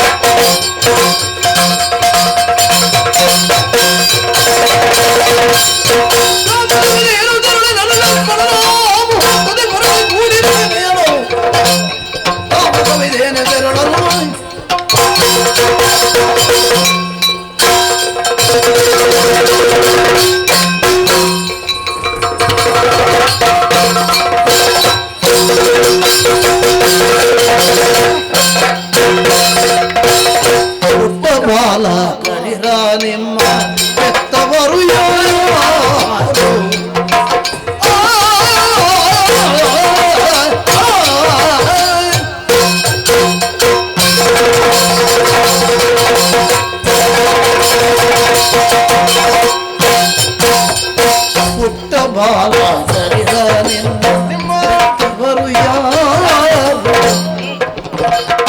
ಕಟ್ಟಿಕೊಂಡ ನಮ್ಮ ಕುದುರೆ ಬಿಟ್ಟರೆ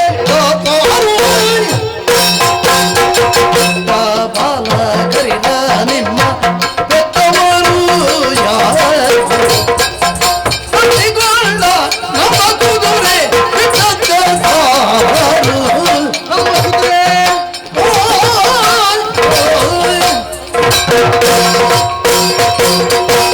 ಪುಟ್ಟ ಬಾಲಕರು ನಮ್ಮ ಸೇನೆಯನ್ನೆಲ್ಲ ಸೋಲಿಸುತ್ತಾ ಮುಂದತ್ತಿ ಬರುತ್ತಿರುವುದನ್ನು ಕಂಡರೆ ನಿಮ್ಮ ಪರಾಕ್ರಮಕ್ಕೆ ಮೆಚ್ಚಲೇಬೇಕು. ಶಹಬ್ಬಾಸ್. ಆದರೂ ನನಗೊಂದು ಅನುಮಾನ, ಏನು? ಈ ರೀತಿಯಾದಂತಹ ಪರಾಕ್ರಮವನ್ನು ತೋರಿಸಬೇಕು ಅಂತಾದ್ರೆ ಯಾರು ನೀವು? ಯಾರ ಮಕ್ಕಳು? ನಿಮ್ಮ ಪೆತ್ತವರು ಯಾರಯ್ಯ? ನಮ್ಮ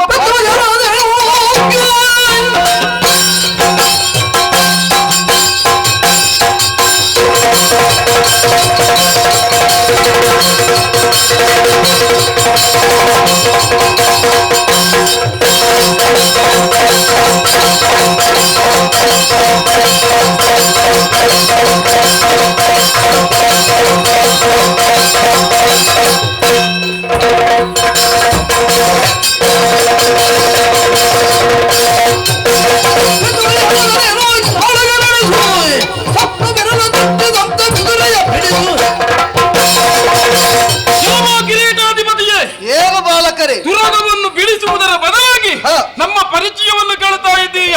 ನಿನಗೆ ಪರಾಕ್ರಮ ಉಂಟು ಎಂದಾದರೆ ತುರಗವನ್ನು ಬಿಡಿಸಿ ನೋಡುವ.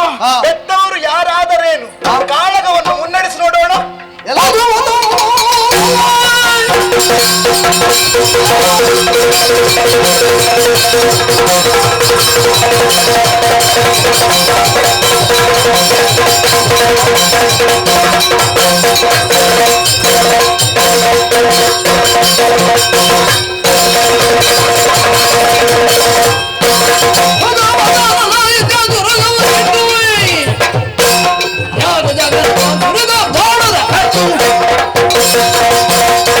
ಮಾತಾಡುವುದಕ್ಕೆ ಅವಕಾಶವನ್ನು ಕೊಟ್ಟರೆ ಪುಟ್ಟ ಬಾಲಕರು ಎಂಬ ಹಾಗೆ ವಿನೋದದಿಂದ ವರ್ತಿಸಿದರೆ ಬಾಯಿಗೆ ಬಂದ ಹಾಗೆ ಮಾತಾಡ್ತಾ ಇದ್ದೀರಾ.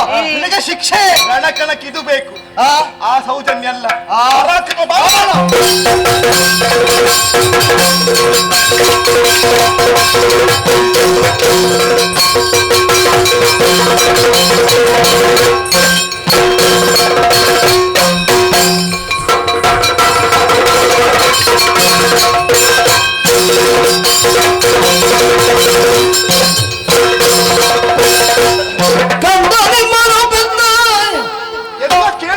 ತಂದೆ ತಾಯಿಗಳು ಯಾರು ಬಂದುದಿಲ್ಲ ನೀವು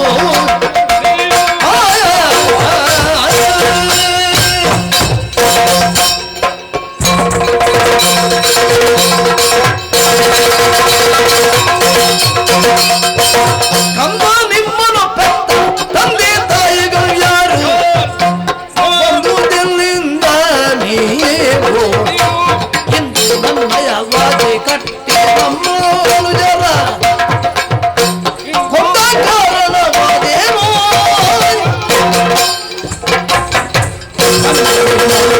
ತಂದೆ ತಾಯಿಗಳು ಬಂದುದಿಲ್ಲಿಂದ ನೀವು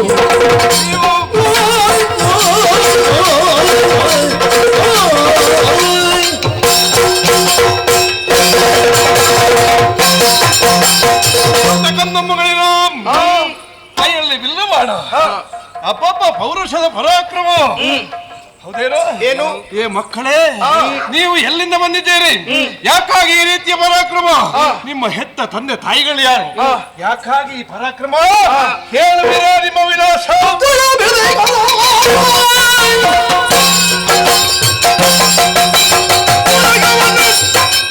ಹೋಗಬೇಕಿದ್ರೆ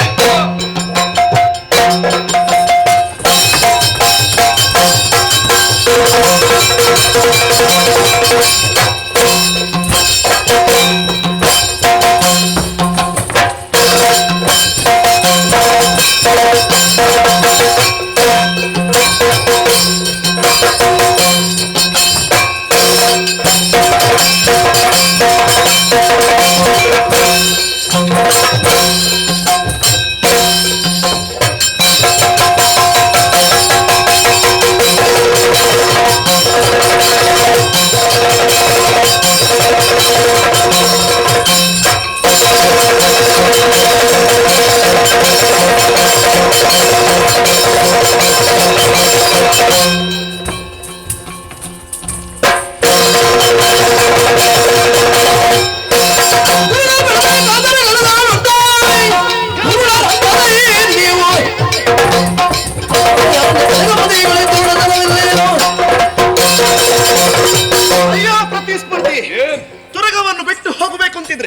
ಅಲ್ಲ ಬಿಡಿಸಿಕೊಂಡು ಹೋಗಬೇಕು ಅಂತಿದ್ರೆ ಹಲವಾರು ಕೆಲಸಗಳುಂಟು. ಸಂಗ್ರಾಮಕ್ಕೆ ಬಂದವ ನೀನು, ಇನ್ನೊಂದು ಪೌರುಷ ಪರಾಕ್ರಮ ಉಂಟು ಅಂತಾದ್ರೆ ಅದನ್ನು ಪ್ರಕಟೀಕರಿಸು. ಅದಲ್ಲ ಬದುಕುವ ಆಸೆ ಉಂಟು ಅಂತಾದ್ರೆ ಶರಣಾಗತಿಯನ್ನು ಹೊಂದು ಬದುಕುವುದಕ್ಕೆ ಅವಕಾಶವನ್ನು ಕಲ್ಪಿಸಿಕೊಟ್ಟೇನು. ಇಲ್ಲವಾದ್ರೆ ನನ್ನ ಬಾಣಕ್ಕೆ ನಿನ್ನ ಪ್ರಾಣ ತುತ್ತಾದೀತು. ಬಿಡುವ ಪ್ರಶ್ನೆ ಇಲ್ಲ ಎಂಬುದಾಗಿ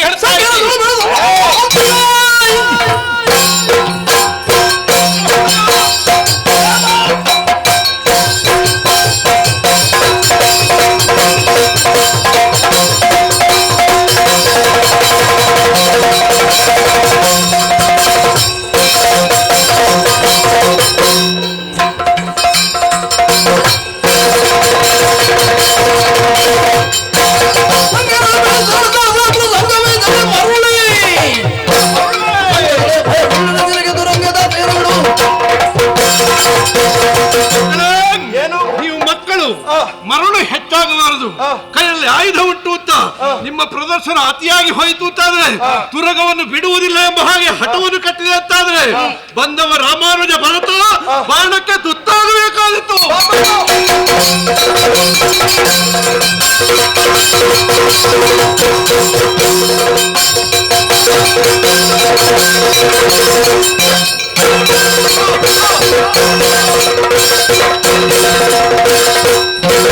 ಸಂಗರದಿ ಮೈ ಮರೆದು ನೆಂಬುದು ಕೇಳಿ ಅರಟೊಳಗೊಂದು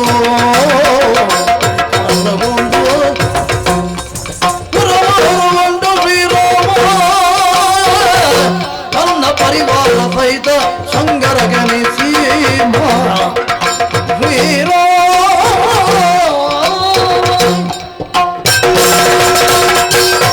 ಎಂತಹ ಕರ್ಣಕಠೋರವಾದಂತಹ ವದಂತಿಯನ್ನು ಕೇಳಿದೆ ನಾನು. ಅಯೋಧ್ಯೆ ಅರಮನೆಯ 3 ವಜ್ರ ಕಂಬಗಳೂ ಧರಾಶಾಹಿಯಾದವು. ಬೇಕೆ ಇನ್ನೂ ಯಾಗ ಬೇಕೇ ನನಗೆ? ಯಾವ ಮಣ್ಣಲ್ಲಿ ನನ್ನ ತಮ್ಮಂದಿರು ಮಣ್ಣಾಗಿ ಹೋಗಿದ್ದಾರೋ ಅದೇ ಮಣ್ಣಲ್ಲಿ ನಾನೂ ಮಣ್ಣಾಗಿ ಹೋಗ್ತೇನೆ ಅನ್ನುವ ತೀರ್ಮಾನವನ್ನು ಕೈಗೊಂಡು ರಥವನ್ನು ಸಿದ್ಧಪಡಿಸುವುದಕ್ಕೆ ಹೇಳಿದ್ದೇನೆ. ತೆರಳುತ್ತೇನೆ ರಣಕ್ಷೇತ್ರ.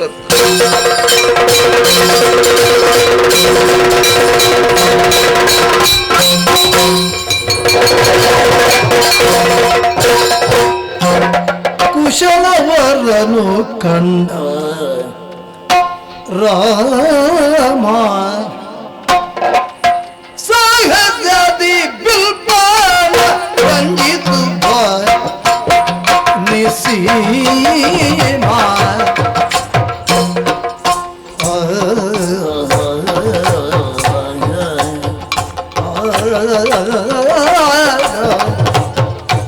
ಕುಶಲವರನು ಕಂಡ ರಾಮ ಸಾಹಸದಿ ಬಿಲ್ಪಾನ ರಂಜಿತು ನಿಸೀಮ ರಣದಿ ಬಿದ್ದವರನ್ನು ನೋಡಿ ರಣದಿ ಬಿದ್ದವರನ್ನು ನೋಡಿ ಸತ್ತ ಹೆಣಗಳ ತಿಂಬ ಭೂತಂಗಳ ನೋಡಿ ಋಣಗಳು ಕವಿದೊಂದು ಗೂಡಿ ಲಕ್ಷ್ಮಣನ ಕಾಣುತ್ತ ಮನದಲ್ಲಿ ಚಿಂತೆ ಮಾಡಿ ರಾಮ ಸಾರದಿ ಬಿಲ್ಬಾಣ ಇದು ಅನಿಸಿ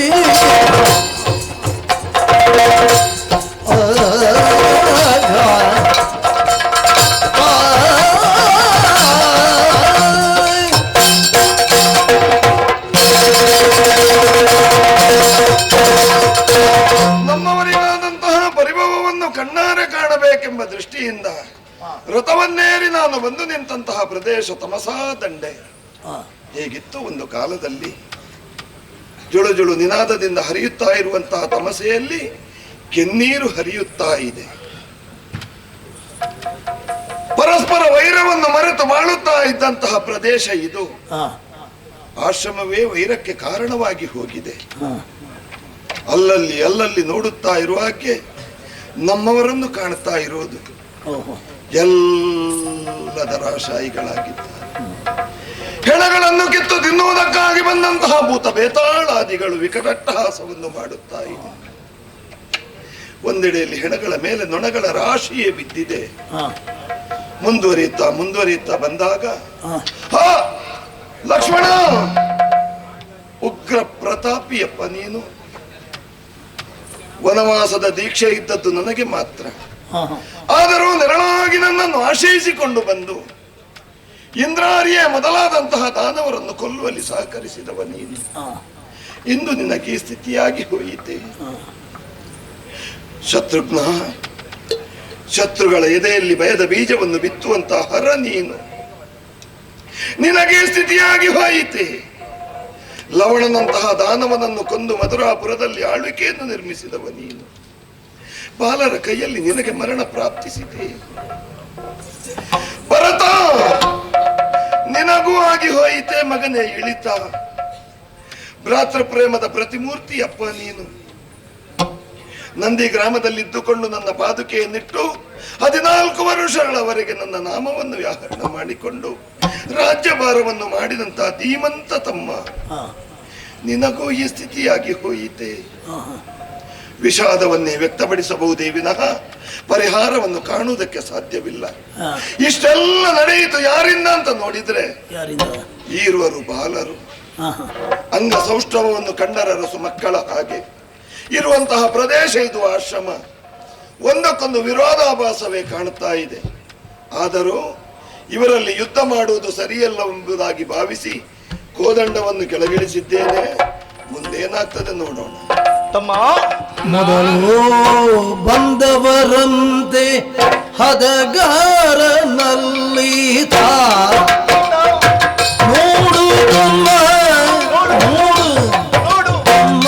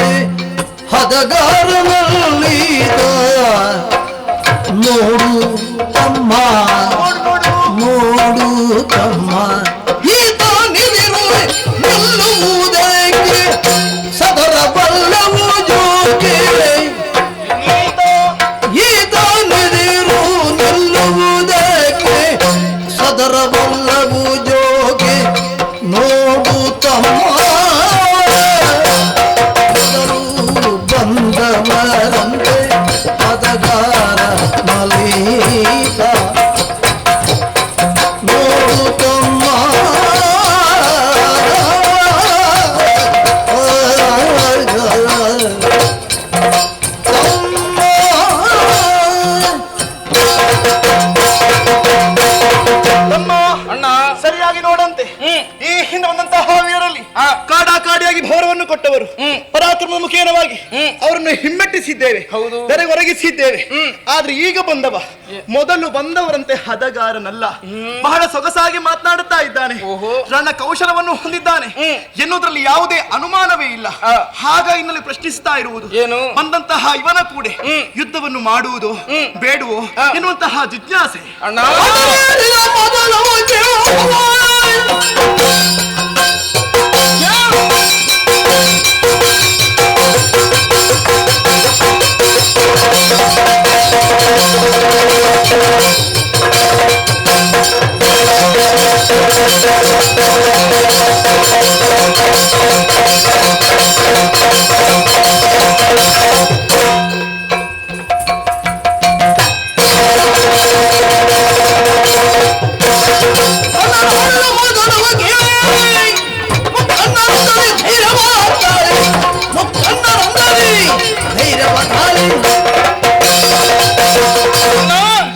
ಎಂತಹ ಮಾತುಗಳನ್ನು ಆಡುತ್ತಾ ಇದ್ದೆ, ಇವನನ್ನು ಕಂಡಾಗ ನಾನಾ ರೀತಿಯಾಗಿ ವರ್ಣಿಸ್ತಾ ಇದ್ದೀಯ.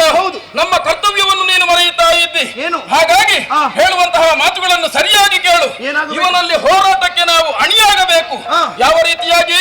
ನಮ್ಮ ಗುರುಗಳನ್ನು ತಾಯಿಯನ್ನು ಮನಸಾರ ಧ್ಯಾನಿಸಿ ಈರ್ವರು ಜೊತೆಯಾಗಿ ಒಂದು ಬಾಣವನ್ನು ಪ್ರಯೋಗಿಸುವ.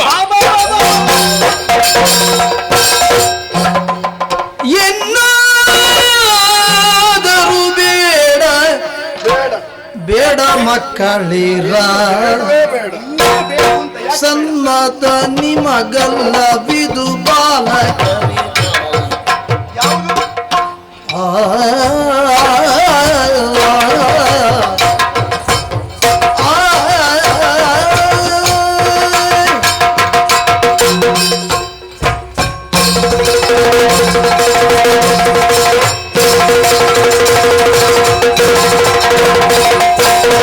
ಇನ್ನಾದರೂ ಬೇಡ ಬೇಡ ಮಕ್ಕಳಿರ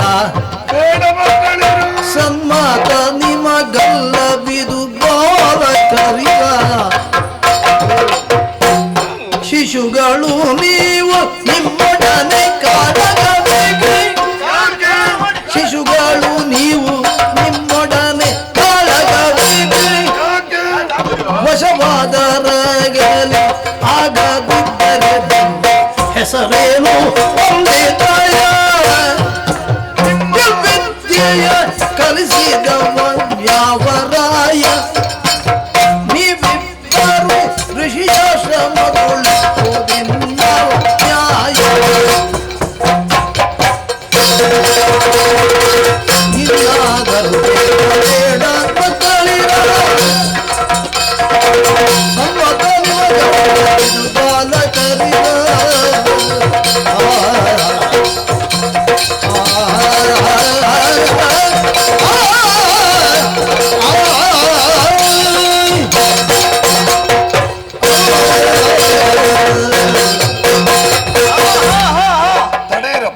ಮಾಡಿ ಮಾಡಿ ಯುದ್ಧ ಮಾಡಿ. ಇನ್ನಾದರೂ ಬೇಡ ಬೇಡ ಮಕ್ಕಳಿರ ಮಗು ಎಣ್ಣೆ ಮಕ್ಕಿಗಳಂತೆ ಬಾನಂಗಳದಲ್ಲಿರುವಂತಹ ರವಿ ಶಶಿಯರೇ ಶಿಶುರೂಪದಿಂದ ಧರೆಗಿಳಿದು ಬಂದ ಹಾಗೆ ಗೋಚರಿಸುತ್ತಾ ಇದ್ದೀರಿ. ಹಾಗೆಂದು ನೀವು ಮಾಡಿದಂತಹ ಕಾರ್ಯಗಳು ಅಮೋಘವಾದದ್ದು. ಯಾರಾದರೂ ನೀವು ಬೆರಗಾಗಿ ಕಾಣಲೇಬೇಕು. ಎಂತಹ ಕಾರ್ಯವನ್ನು ಮಾಡಿದ್ರಿ. ಬಂದಂತಹ ಸೇನೆಯನ್ನೆಲ್ಲ ಚಾನಹಾನಿಗೈದ್ರಿ. ಬರುವಾಗ ಎಷ್ಟು ಸೇನೆ ಇತ್ತು, ಆನೆಯೂ ಇತ್ತು. ಈಗ ಸೇನೆಯೂ ಇಲ್ಲ, ಆನೆಯೂ ಇಲ್ಲ, ಎಲ್ಲ ದರೆಗೊರಗಿದ್ದೆ. ಆನೆಯನ್ನು ನೋಡಿದ ಮೇಲೆ ಎಲ್ಲರೂ ಮಲಗಿದ್ರು. ಮಗು, ಇಂತಹ ಸ್ಥಿತಿ ನಿರ್ಮಾಣ ಇಲ್ಲಿ ಆಗ್ತದೆ ಅಂತ ನಾನು ಭಾವಿಸಿರ್ಲಿಲ್ಲ. ನಾನೇ ಸೇನೆ ಕೊನೆಯವರೆಗಿರಬಹುದು ಅಂತ ಭಾವಿಸಿಕೊಂಡದ್ದು. ಏನು ಮಾಡೋಣ, ಬೆರಳೆಣಿಕೆಯವರಿದ್ದಾರೆ ಖಾಲಿ. ಮುಗಿಸಬೇಕಾದ ಹೊತ್ತಿನಲ್ಲಿ ನೀವು ಮುಗಿಸ್ತಾ ಇರ್ತಿದ್ರೆ ಎಲ್ಲವೂ ಇರ್ತಾ ಇತ್ತು. ಅದೇ ನಾವು ಮುಗಿಸಬೇಕು ಅಂತ ಕಾಯುವುದಿಲ್ಲ. ಮೊದಲು ಬಂದವರೇ ಮೊಸರು ಕುಡಿಕೆಯನ್ನು ಮಾಡಿದ್ರೆ ಕೊನೆಗೆ ಬಂದವರು ಏನು ಮಾಡುವುದಕ್ಕಾಗ್ತದೆ ಹೇಳಿ. ಮೊಸರು ಕುಡಿಕೆ? ಹೌದು. ಹಳ್ಳಿಯಲ್ಲೊಂದು ಆಟ ಇದೆ. ಎತ್ತರದ ಕಂಬಕ್ಕೆ ಮಡಿಕೆಯೊಂದನ್ನು ಕಟ್ಟಿ ಬಡಿಯುವುದು. ಅದಕ್ಕೆ ಪ್ರಥಮ ಹೋದವನೇ ಒಡೆದು ಹಾಕಿದ್ರೆ ಮತ್ತೆ ಹೋದವರಿಗೆ ಏನು ಉಂಟಲ್ಲಿ ಹೇಳಿ. ಖಾಲಿ ಮಡಿಕೆಯ ಚೂರು ಅಲ್ವಾ? ಅದಕ್ಕೆ ಮೊಸರು ಕುಡಿಕೆ ಅಂತ. ಹೌದಾ ಮಕ್ಕಳೇ, ಅಮೋಘವಾದಂತಹ ಸಹವಾಸವನ್ನು ಸಾಹಸವನ್ನು ನೀವು ಮಾಡಿದ್ದೀರಿ. ನನ್ನ ಬಾಲ್ಯದ ನೆನಪಾಯಿತು ನನಗೆ. ಒಂದು ಕಾಲದಲ್ಲಿ ಋಷ್ಯಾಶ್ರಮದಲ್ಲಿ ನಡೆಯುತ್ತಿರುವಂತಹ ಯಜ್ಞಭಂಗ, ವಿಶ್ವಾಮಿತ್ರರೇ ಬಂದು ನನ್ನನ್ನು ಕರೆದುಕೊಂಡು ಹೋಗಿದ್ರು ಲಕ್ಷ್ಮಣನ ಜೊತೆಯಲ್ಲಿ ಯಜ್ಞ ಸಂರಕ್ಷಣೆಯನ್ನು ಮಾಡುವುದಕ್ಕಾಗಿ. ಹೋಗಿ ಮಕ ಸಂರಕ್ಷಣೆಯನ್ನು ಮಾಡಿದವ ನಾನು. ಈಗ ಬೇಸರವಾಗ್ತಾ ಇದೆ. ಯಾವ ಮಕ ಸಂರಕ್ಷಣೆಯನ್ನು ನಾನು ಮಾಡಿದ್ನೋ ಅದೇ ರಾಮ ಕೈಗೊಂಡಂತಹ ಮಕ ಋಷಿಮುನಿಗಳ ಆಶ್ರಮದಲ್ಲಿ ಭಂಗವಾಗಿ ಹೋಯಿತು ಅನ್ನುವಾಗ ಬೇಸರವಾಗ್ತದೆ. ನೀವು ಮಾಡಬೇಕಾದ ಕಾರ್ಯವಲ್ಲ, ಆದರೂ ಮಾಡಿದ್ದೀರಿ. ತಪ್ಪು ಅಂತ ಹೇಳುವುದಲ್ಲ, ಕ್ರಮ ಸರಿಯಲ್ಲ. ಬಂಧಿಸುವುದಕ್ಕೆ ನಿಮಗೇನು ಅಧಿಕಾರ ಇದೆ ಹೇಳಿ? ಹಣೆಯ ಲೇಖನವನ್ನು ವಾಚಿಸಿ ಕುದುರೆಯನ್ನು ಕಟ್ಟಿದ. ಬಲ್ಪುಳ್ಳ ಬಟರು ಕಟ್ಟಿ ಕಾದುವುದು ನಮ್ಮಲ್ಲಿ ಇಲ್ವಾ? ಬಲು ಇಲ್ವಾ? ಬಲು ಇರಬಹುದು. ನೀವು ಬಟರೇ, ಬಾಲರಲ್ಲವೇ? ಒಂದು ವೇಳೆ ಯಜ್ಞವನ್ನು ನೀವು ನಮ್ಮನ್ನು ಸೋಲಿಸಿದ್ರಿ ಎಂಬ ಹಾಗೆ ಭಾವಿಸಿಕೊಳ್ಳಿ. ಯಜ್ಞವನ್ನು ಭಂಗಗೊಳಿಸಿ ಅಥವಾ ಬಂದವರನ್ನು ಸೋಲಿಸಿ ಅಲ್ಲಿಗೆ ಅವರನ್ನು ನೀವು ಗೆದ್ದಿರಿ ಅಂತಾದ್ರೆ ಮುಂದೆ ಏನು ಬೆಳವಣಿಗೆ ಗೊತ್ತಾ? ಅದು ಗೊತ್ತಿಲ್ಲ. ಯಜ್ಞವನ್ನು ನೀವು ಮುಂದುವರಿಸಬೇಕು. ಅದರಲ್ಲಿ ಹಾಗೆ ಬರೀಲಿಲ್ಲ. ಬರ್ದದ್ದನ್ನು ಮಾತ್ರ ಓದಿಕೊಂಡು ಬರುವುದು ನಮಗಷ್ಟೇ ಕೆಲಸ ಮಕ್ಕಳೇ. ಅಥವಾ ನೀವು ಸೋತಿರಿ ಅನ್ನೋ ಹಾಗೆ ಭಾವಿಸಿಕೊಳ್ಳಿ. ಕಪ್ಪ ಕಾಣಿಕೆಯನ್ನು ಒಪ್ಪಿಸಬೇಕು ನೀವು. ನಾವು ಸೋಲುದಿಲ್ವಲ್ಲ, ಭರವಸೆ ಉಂಟಲ್ಲ. ಭರವಸೆ ಯಾವ ಕಾಲಕ್ಕೂ ಉಳಿಯುವುದಿಲ್ಲ ಮಕ್ಕಳು. ಆತ್ಮವಿಶ್ವಾಸ ಕೆಲವೊಂದು ಕಾಲದಲ್ಲಿ ನಮ್ಮ ಆತ್ಮವಿಶ್ವಾಸವೇ ನಮ್ಮನ್ನು ಕುಗ್ಗಿಸ್ತದೆ. ನಾನು ಅದು ಮಾಡ್ತೇನೆ ಇದು ಮಾಡ್ತೇನೆ ಮಾಡಿದ್ರೆ ಮತ್ತೆ ಮಾಡಬಾರದನ್ನೆಲ್ಲ ಮಾಡಬೇಕಾದ ಸ್ಥಿತಿ ಬರ್ತದೆ. ಆದ್ದರಿಂದ ಮಕ್ಕಳೇ, ಮಾಡಿದ ಕಾರ್ಯ ತಪ್ಪು ಆದರೂ ನಿಮಗೆ ಇಂಥ ವಿದ್ಯೆಯನ್ನು ಕಲಿಸಿದ ಗುರು ಯಾರು? ಋಷಿ ಆಶ್ರಮ ಇದು. ಒಟುಗಳ ಹಾಗಿರಬೇಕಾದ ನೀವು ವಸನಾಭರಣಗಳನ್ನು ಧರಿಸಿಕೊಂಡದ್ದು ನೋಡಿದ್ರೆ ಅರಸು ಮಕ್ಕಳ ಹಾಗೆ ಕಾಣ್ತಾ ಇದ್ದೀರಿ. ಒಂದಕ್ಕೊಂದು ಸಂಬಂಧ ಕಾಣ್ತಾ ಇಲ್ಲ. ಇರಸರಿಕೆಯೂ ಹಾಗಿಲ್ಲ. ಋಷಿ ಆಶ್ರಮದಲ್ಲಿ ಹೀಗೆ ಯಾಕೆ? ವಿದ್ಯೆ ಕಲಿಸಿದ್ದು ಯಾರು? ತಂದೆ ತಾಯಿ ಯಾರು? ಅಪ್ಪ ಅಮ್ಮ ಯಾರು? ಹೇಳ್ಬೋದ ಮಕ್ಕಳೇ? ಬಂದವರು ಇದೇ ಪ್ರಶ್ನೆ ಕೇಳಿದ್ದು. ಅದೇ ಇರುವುದು ಮಧ್ಯದಲ್ಲಿ, ಬೇರೇನಿರುವುದಿಲ್ಲ. ನಾವು ಮಕ್ಕಳು ಅಂತ ಹೇಳಿದ್ರಲ್ಲ, ಅದಕ್ಕೆ ಉತ್ತರ ಕೊಡ್ತೇವೆ ನಾವು. ಮಕ್ಕಳು ಮಕ್ಕಳು ಮಕ್ಕಳು ನಾವು ನಿಮ್ಮೊಡನೆ ಕಾಲದಗೆ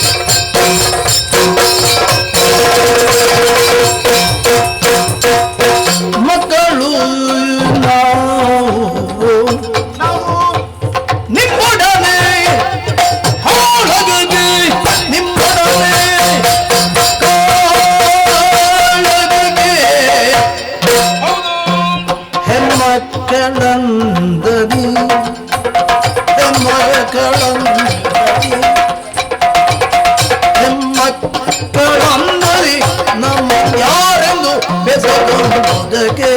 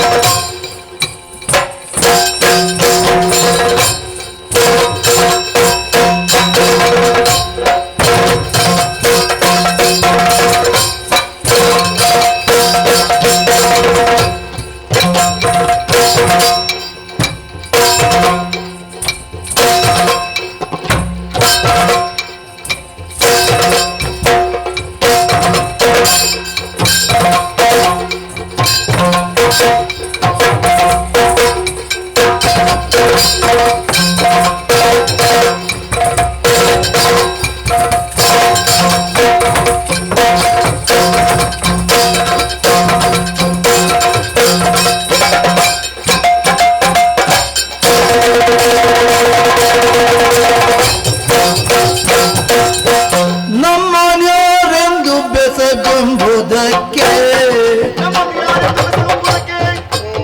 ನಮ್ಮೊಡನೆ ನಂತೆ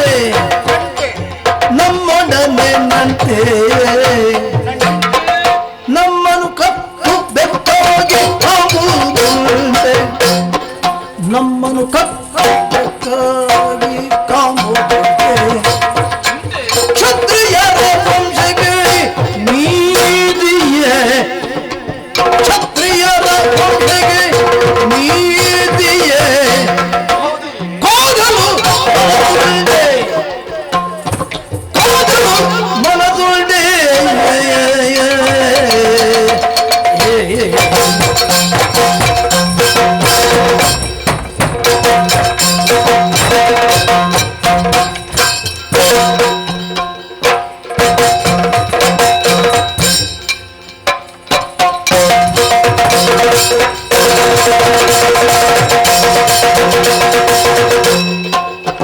ನಮ್ಮನ್ಯಾರೆಂದು ಬೆಸಗೆಂಬುದಕ್ಕೆ ನಮ್ಮೊಡನೆ ನಂಟೆ ನಮ್ಮನು ಕಪ್ಪು ಬೆಕ್ಕಾಗಿ ಕಾಂಬುದುಂಟೆ ಕ್ಷತ್ರಿಯರ ವಂಶಕ್ಕೆ ನೀತಿಯೇ ಕೂದಲು ಮನದುಂಟೆ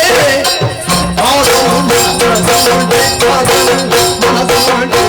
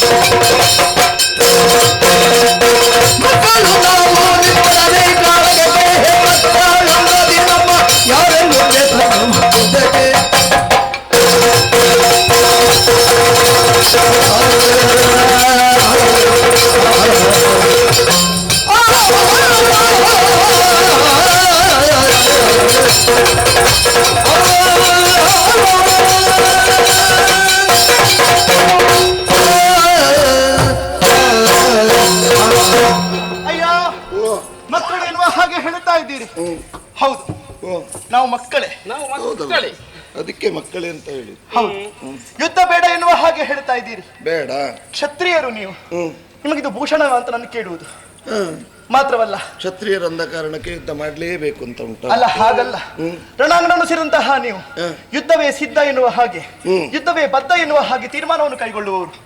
ನಾವು ಬಂದಾಕ್ಷಣ ಯುದ್ಧ ಬೇಡ, ಸಾಕು, ನಿಲ್ಲಿಸಿ ಅಂತ ಹೇಳ್ತಾ ಇದ್ದೀರಿ. ನಿಮ್ಮನ್ನು ಕಾಣುವಾಗ ನನಗೊಂದು ನೆನಪಾಗುವುದು. ಏನು? ಈ ಹೆಣ್ಣು ಮಕ್ಕಳಿಗೆ ಒಂದು ಸ್ವಭಾವ ಉಂಟು. ಹೆಣ್ಣು ಮಕ್ಕಳಿಗೆ ಏನು ಒಂದು ವಿಶೇಷವಾದ ವಸ್ತು ಅಥವಾ ವ್ಯಕ್ತಿ ಅಥವಾ ಯಾವುದೊಂದು ದೃಶ್ಯ ಇದನ್ನು ಕಂಡಾಗ ಕಕ್ಕು ಬೆಕ್ಕಾಗಿ ನೋಡುವುದು. ಈ ಆಶ್ರಮದಲ್ಲಿ ತುಂಬಾ ಹೆಣ್ಣು ಮಕ್ಕಳಿದ್ದಾರೆ. ಯಾವುದು? ಇಲ್ಲಿ ಇಲ್ಲ, ಮತ್ತೆ ಋಷಿವಧುಗಳಿದ್ದಾರೆ. ಹಾಗೆ ಗೊತ್ತಾ? ಹೌದು ಹೌದು, ಗುರುಗಳು ಆಗಾಗ ಹೇಳ್ತಾ ಇದ್ರು ಹೆಣ್ಣು ಮಕ್ಕಳ ಸ್ವಭಾವ ಹೀಗೆ ಅಂತ. ಗುರುಗಳು ಹಾಗೆ ನೀವು ಕಕ್ಕು ಬೆಕ್ಕಾಗಿ ನಮ್ಮನ್ನು ಕಾಣುತ್ತಾ ಇದ್ದೀರಿ. ಇದು ಭೂಷಣವ ಅಂತ ಕೇಳುವುದು. ಅಘಟಿತವಾದಂತಹ ಘಟನೆಯನ್ನು ನೀವು ಮಾಡಿದ ಕಾರಣ ಆಶ್ಚರ್ಯವಾಯಿತಷ್ಟೇ. ದಿಗ್ಭ್ರಮೆಗೊಂಡಿದ್ದೀರಿ. ಮಾತ್ರವಲ್ಲ, ನಿಮ್ಮ ಬಗ್ಗೆ ನಾವು ಕೇಳಿ ಬಂದೆವು. ಚತುರ್ಸಾಗರವನ್ನು ಆಳುವಂತಹ ದೊರೆಗಳು ನೀವು ಸ್ವಾಮಿ. ಒಂದು ವೇಳೆ ನಿಮ್ಮವರಿಗೆ ಇಂತಹ ಸ್ಥಿತಿ ಆದ್ಮೇಲೆ ಅದನ್ನು ಕೇಳುವುದಕ್ಕೆ ನೀವು ಬಂದ್ರಿ, ನಿಮ್ಮವರ ಕೂಡ ಯುದ್ಧದಲ್ಲಿ ನಾವು ಸೋತು ದರಾಶಾಯಿಗಳಾಗುತ್ತಾ ಇದ್ರಿ, ಕೇಳುವುದಕ್ಕೆ ನೀವು ಬರ್ತಿದ್ರಾ? ನಮ್ಮಲ್ಲಿ ಯಾರು ದೂರನ್ನು ಕೊಡುತ್ತಾರೋ ಅಂತವರ ಸಮಸ್ಯೆಯನ್ನು ನಾವು ಪರಿಹರಿಸ್ತೇವೆ. ನೀವು ಕಟ್ಟುವ ಮೊದಲು ನಮ್ಮಲ್ಲಿ ಕೇಳಿದ್ದೀರಾ? ಕೇಳಿಲ್ಲ. ಮತ್ತೆ ಬಿದ್ದ ಮೇಲೆ ಕೇಳುವುದೇ? ಅಲ್ಲ, ಕೇಳಿದ್ದು. ಒಂದು ವೇಳೆ ಇಂತಹ ಸಮಸ್ಯೆ ಒದಗಿ ಬರ್ತಾ ಇದ್ರೆ ಕೇಳುವಂತಹ ಸ್ಥಿತಿಯಲ್ಲಿ ನೀವು ಇರ್ತಿದ್ರಾ ಅಂತ. ಅವಶ್ಯಕತೆ ಬಿದ್ರೆ ಯಾವಾಗ ಬೇಕಾದ್ರೂ ಕೇಳ್ತೇವೆ ನಾವು. ಅದೇ ನಮ್ಮ ಅವಶ್ಯಕತೆಗೆ ನಾವು ಕೇಳುವುದಿಲ್ಲ ಅನ್ನುವ ಕಾರಣಕ್ಕೆ ನೀವು ಮನಸ್ಸು ಬಂದ ಹಾಗೆ ಮಾಡಿಕೊಂಡು ಹೋಗಬಾರದು. ನಿಮ್ಮ ಪ್ರಶ್ನೆಗಳಿಗೆ ಉತ್ತರವನ್ನು ಕೊಡ್ತೇವೆ. ಹಿಂದೆ ಬಂದವರಿಗೆ ಬಾಣಗಳ ಮುಖೇನವಾಗಿ ಉತ್ತರ ಕೊಟ್ಟದ್ದು. ಅಪ್ಪ ಯಾರು, ಅಮ್ಮ ಯಾರು, ಗುರುಗಳು ಯಾರು, ಹೀಗೆಲ್ಲ ಪ್ರಶ್ನಿಸಿದ್ರು. ಬಾಣಗಳ ಮುಖೇನ ಉತ್ತರ. ನಿಮಗೆ ಹಾಗಲ್ಲ. ಮತ್ತೆ ನಿಮ್ಮನ್ನು ಕಂಡಾಗ ಉತ್ತರ ಕೊಡಬೇಕು ಅಂತ ನಾವು ಭಾವಿಸಿಕೊಳ್ಳುವುದು. ಕೊಡಬಹುದು. ಅಪ್ಪ ಯಾರು ಅಂತ ಕೇಳಿದ್ರಲ್ಲ, ನಮ್ಮ ಜನ್ಮಕ್ಕೆ ಯಾವನು ಕಾರಣೀಕರ್ತನೋ ಅವನೇ ನಮ್ಮಪ್ಪ. ಯಾರು ಹೇಳಿದ್ರು? ಅಮ್ಮ ಹೇಳಿದ್ದು. ಅಲ್ಲ ಅಲ್ಲ, ಹೇಳಿ ಯಾರು ಹೇಳಿದ್ದು? ನಮ್ಮ ಜನ್ಮಕ್ಕೆ ಕಾರಣೀಕರ್ತಳು ನಮ್ಮ ತಾಯಿ, ಅಂದ್ರೆ ಹೆತ್ತವಳು. ನಮಗೆ ವಿದ್ಯೆ ಕಲಿಸಿದವರು ಅವರೇ ನಮ್ಮ ಗುರುಗಳು. ಅವನ ತಮ್ಮ, ನಾನು ಅವನ ಅಣ್ಣ. ಕುದುರೆ ನಮ್ಮಲ್ಲಿ ಬಿಟ್ಟು ಕೊಡ್ತೀರಾ? ಇಲ್ಲ, ಬಿಟ್ಟು ಕೊಡುವ ಮಾತಿಲ್ಲ. ನಿಮಗೆ ಪೆಟ್ಟಲ್ಲದೆ ಬೇರೆ ಮತ್ತಿಲ್ಲ.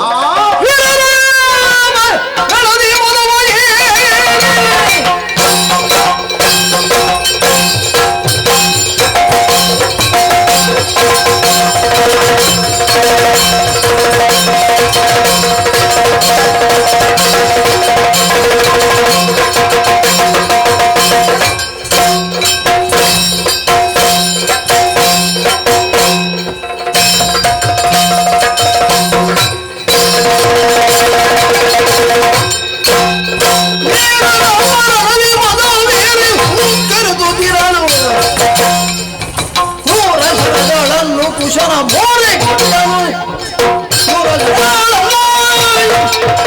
ಕುಶನ ಮೋರೆ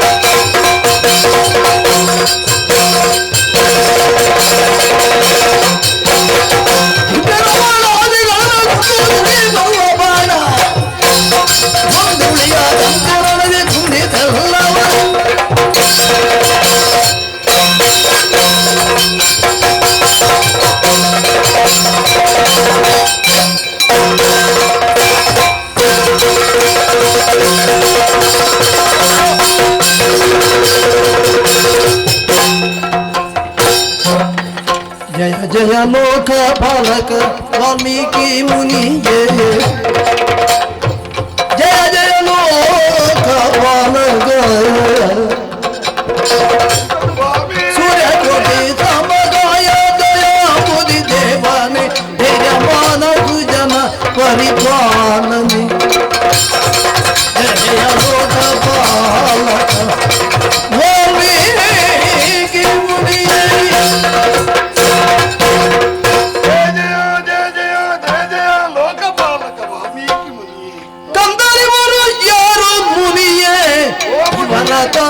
ಕಾಯ್ಗವ್ಯಾರು ಮುನಿಯೇ ಮಂದಿರ ಬೆಡೆಯಲ್ಲಿ ಮುನಿಯೇ ಇವರ ನಿಂದ ಊರು ಯಾವುದು ಮುನಿಯೇ ಕಂಡವರಿವರ್ಯಾರು ಮುನಿಯೇ. ರಣಕ್ಷೇತ್ರದಲ್ಲಿ ನೀವು ಮಧ್ಯಪ್ರವೇಶ ಮಾಡಿದಾಗ ಆಶ್ಚರ್ಯವಾಯಿತು ಸ್ವಾಮಿ. ಆಶ್ರಮ ನಿಮ್ಮದು ಅಂತ ಗೊತ್ತಿತ್ತು. ನೀವಿದ್ದೋ ಈ ಕೃತ್ಯ ನಡೆಯಿತಲ್ಲ ಅನ್ನೋ ಹಾಗೆ ವಿಷಾದವಾಗ್ತಾ ಇದೆ. ಆದ್ದರಿಂದ ಕೇಳ್ತೇನೆ, ಕಂದರಿವರು ಯಾರು ಮುನಿಯೇ ಹೇಳಬಹುದೇ? ಇವು ಯಾರು ಅಂತ ಗೊತ್ತಾಗ್ಲಿಲ್ಲ. ದಾನವಾದಕ ಕೇಳುವ ಮಾತು ನಿನಗೆ ಏನಾಗಬೇಕಿವರು ಜಾನಕಿಯ ಸುತರು, ಏನಾಗಬೇಕಿವರು ಜಾನಕಿಯ ಸುತರು.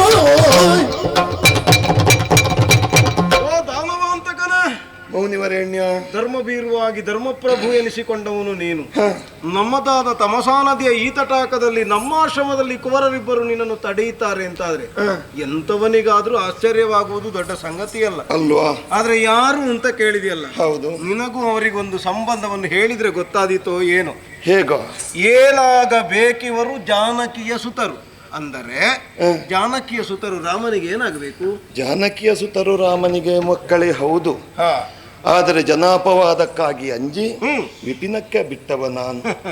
ಆ ಮಕ್ಕಳು ಇಲ್ಲಿ.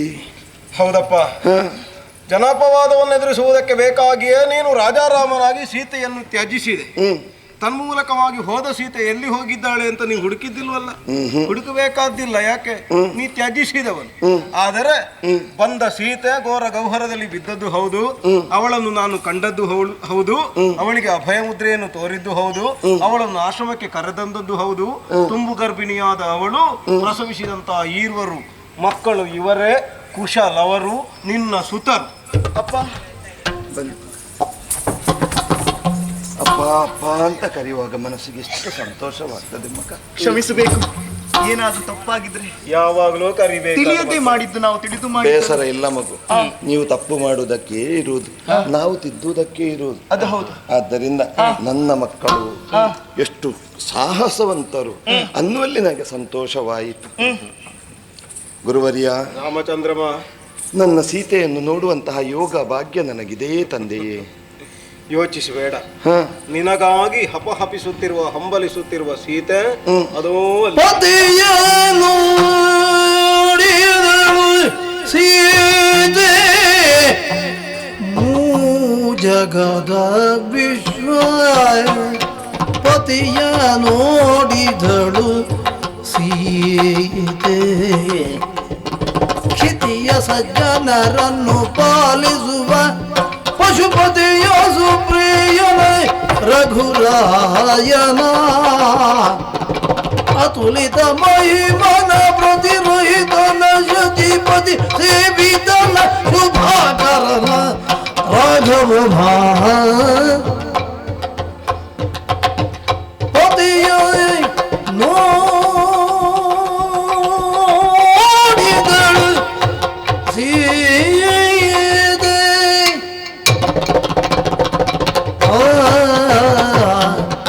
ಸ್ವಾಮಿ, ಸೀತಾ, ನಿಮ್ಮ ಈ ದಿವ್ಯ ಮಂಗಳ ರೂಪವನ್ನು ಕಂಡಾಗ ನನ್ನ ಕಣ್ಣುಗಳೇ ಪಾವನವಾಯಿತು ಸ್ವಾಮಿ, ಪಾವನವಾಯಿತು. ಮತ್ತೊಮ್ಮೆ ನಿಮ್ಮನ್ನು ನೋಡ್ತೀನಿ ಎನ್ನುವ ಹಾಗೆ ನಿರೀಕ್ಷಣೆ ಇಟ್ಟುಕೊಂಡವಳೆ ನಾನಲ್ಲ. ನನ್ನ ಮಕ್ಕಳಿಂದಾಗಿ ಮಗದೊಮ್ಮೆ ನಿಮ್ಮನ್ನು ನೋಡುವಂತಹ ಆ ಸಂತೋಷದ ಭಾಗ್ಯವನ್ನು ತಂದು ಕೊಟ್ಟಿದ್ದಾರೆ. ಜೀವನದಲ್ಲಿ ಇದಕ್ಕಿಂತ ದೊಡ್ಡ ಭಾಗ್ಯ ಬೇರೇನು ಬೇಡ ಸ್ವಾಮಿ. ನನ್ನ ಜೀವನವೇ ಪಾವನವಾಯಿತು, ಪಾವನವಾಯಿತು. ಸೀತಾ ಸ್ವಾಮಿ, ಹೇಳು, ಕಣ್ಣೀರು ಇಳಿಸ್ತಾ ಇದ್ಯಾ? ನಿಜ. ಕಣ್ಣೀರನ್ನು ಇಳಿಸುವುದಕ್ಕೆ ಇನ್ನೂ ನಿನ್ನ ಕಣ್ಣಲ್ಲಿ ನೀರು ಉಳಿದಿದೆಯೇ? ಕರಿ ಕಳಂಕವಿಲ್ಲದಂತಹ ಜೀವನವನ್ನು ಮಾಡಿದವಳು ನೀನು. ಗೊತ್ತಿದ್ದು ಜನಾಪವಾದಕ್ಕಾಗಿ ಅಂಜಿ ನಾನು ಸೀತಾರಾಮನಾಗಿ ಬಾಳುವುದಿಲ್ಲ, ರಾಜಾರಾಮನಾಗಿ ಬಾಳ್ತೇನೆ ಅನ್ನೋ ತೀರ್ಮಾನವನ್ನು ಕೈಗೊಂಡು ತುಂಬು ಗರ್ಭಿಣಿಯಾದಂತಹ ನಿನ್ನನ್ನು ವಿಪಿನಕ್ಕೆ ಅಟ್ಟಿದಂತಹ ಪಾಷಾಣ ಹೃದಯ ನಾನು. ಏನು ಮಾಡೋಣ ಹೇಳು? ಪ್ರಜೆಗಳಿಗಾಗಿ ರಾಜನಲ್ಲದೆ ರಾಜನಿಗಾಗಿ ಪ್ರಜೆಗಳಲ್ಲ. ಆ ತೀರ್ಮಾನದಿಂದ ಹಾಗೆ ಮಾಡಿದೆ. ಆದರೆ ಪ್ರಸವಿಸುವುದಕ್ಕಾಗಿ ವಾಲ್ಮೀಕದಿಂದ ಹುಟ್ಟಿ ಬಂದಂತಹ ವಾಲ್ಮೀಕಿ ಒಂದು ರೀತಿಯಲ್ಲಿ ಭೂಜಾತೆ ನೀನು, ವಾಲ್ಮೀಕದಿಂದ ಹುಟ್ಟಿ ಬಂದವರು ಅವರು. ಅಣ್ಣನ ಮನೆಯಲ್ಲಿ ತಂಗಿಗೆ ಬೆಸಲಾಗುವುದಕ್ಕೆ ಅವಕಾಶ ಕಲ್ಪಿಸಿದ ಹಾಗೆ ದೇವರು ಒದಗಿಸಿಕೊಟ್ಟು ನಮ್ಮ ದುಃಖಗಳೆಲ್ಲ ಕಷ್ಟಗಳೆಲ್ಲ ದೂರವಾಗುವಂಥ ಕಾಲ ಈಗ ಒದಗಿ ಬಂದಿದೆ. ದುಃಖಿಸಬೇಡ ಗುರುವರಿಯ. ರಾಮಚಂದ್ರಮ, ರಾವಣಾದಿ ಅಸುರರನ್ನು ಕೊಲ್ಲಬೇಕಾದಂಥ ಅನಿವಾರ್ಯ ಸ್ಥಿತಿ ಬಂದ ಕಾರಣ ಅವರನ್ನು ವಧಿಸಬೇಕಾಗಿ ಬಂತು. ಆದರೆ ಶಂಕೆಯೊಂದು ಮೂಡಿ ಬಂತು. ಬ್ರಹ್ಮಹತ್ಯೆಯ ದೋಷ ನನ್ನನ್ನು ಬಾಧಿಸ್ತಾ ಇದೆಯೋ ಅನ್ನೋ ಹಾಗೆ ಶಂಕೆಯನ್ನು ತಳೆದಾಗ ಅಶ್ವಮೇಧವನ್ನು ಮಾಡಬೇಕೆಂಬುದಾಗಿ ಗುರು ಹಿರಿಯರ ಅಂಬೋಣವಾಯಿತು. ಆದರೆ ಅದೊಂದೇ ಉದ್ದೇಶವಲ್ಲ. ನಮ್ಮಪ್ಪನಾದಂತಹ ದಶರಥ ಚಕ್ರವರ್ತಿಗೆ ಮನಸ್ಸಿನಲ್ಲೊಂದು ಆಸೆ ಇತ್ತು. ರಾಮರಾಜ್ಯವನ್ನು ಕಾಣಬೇಕು.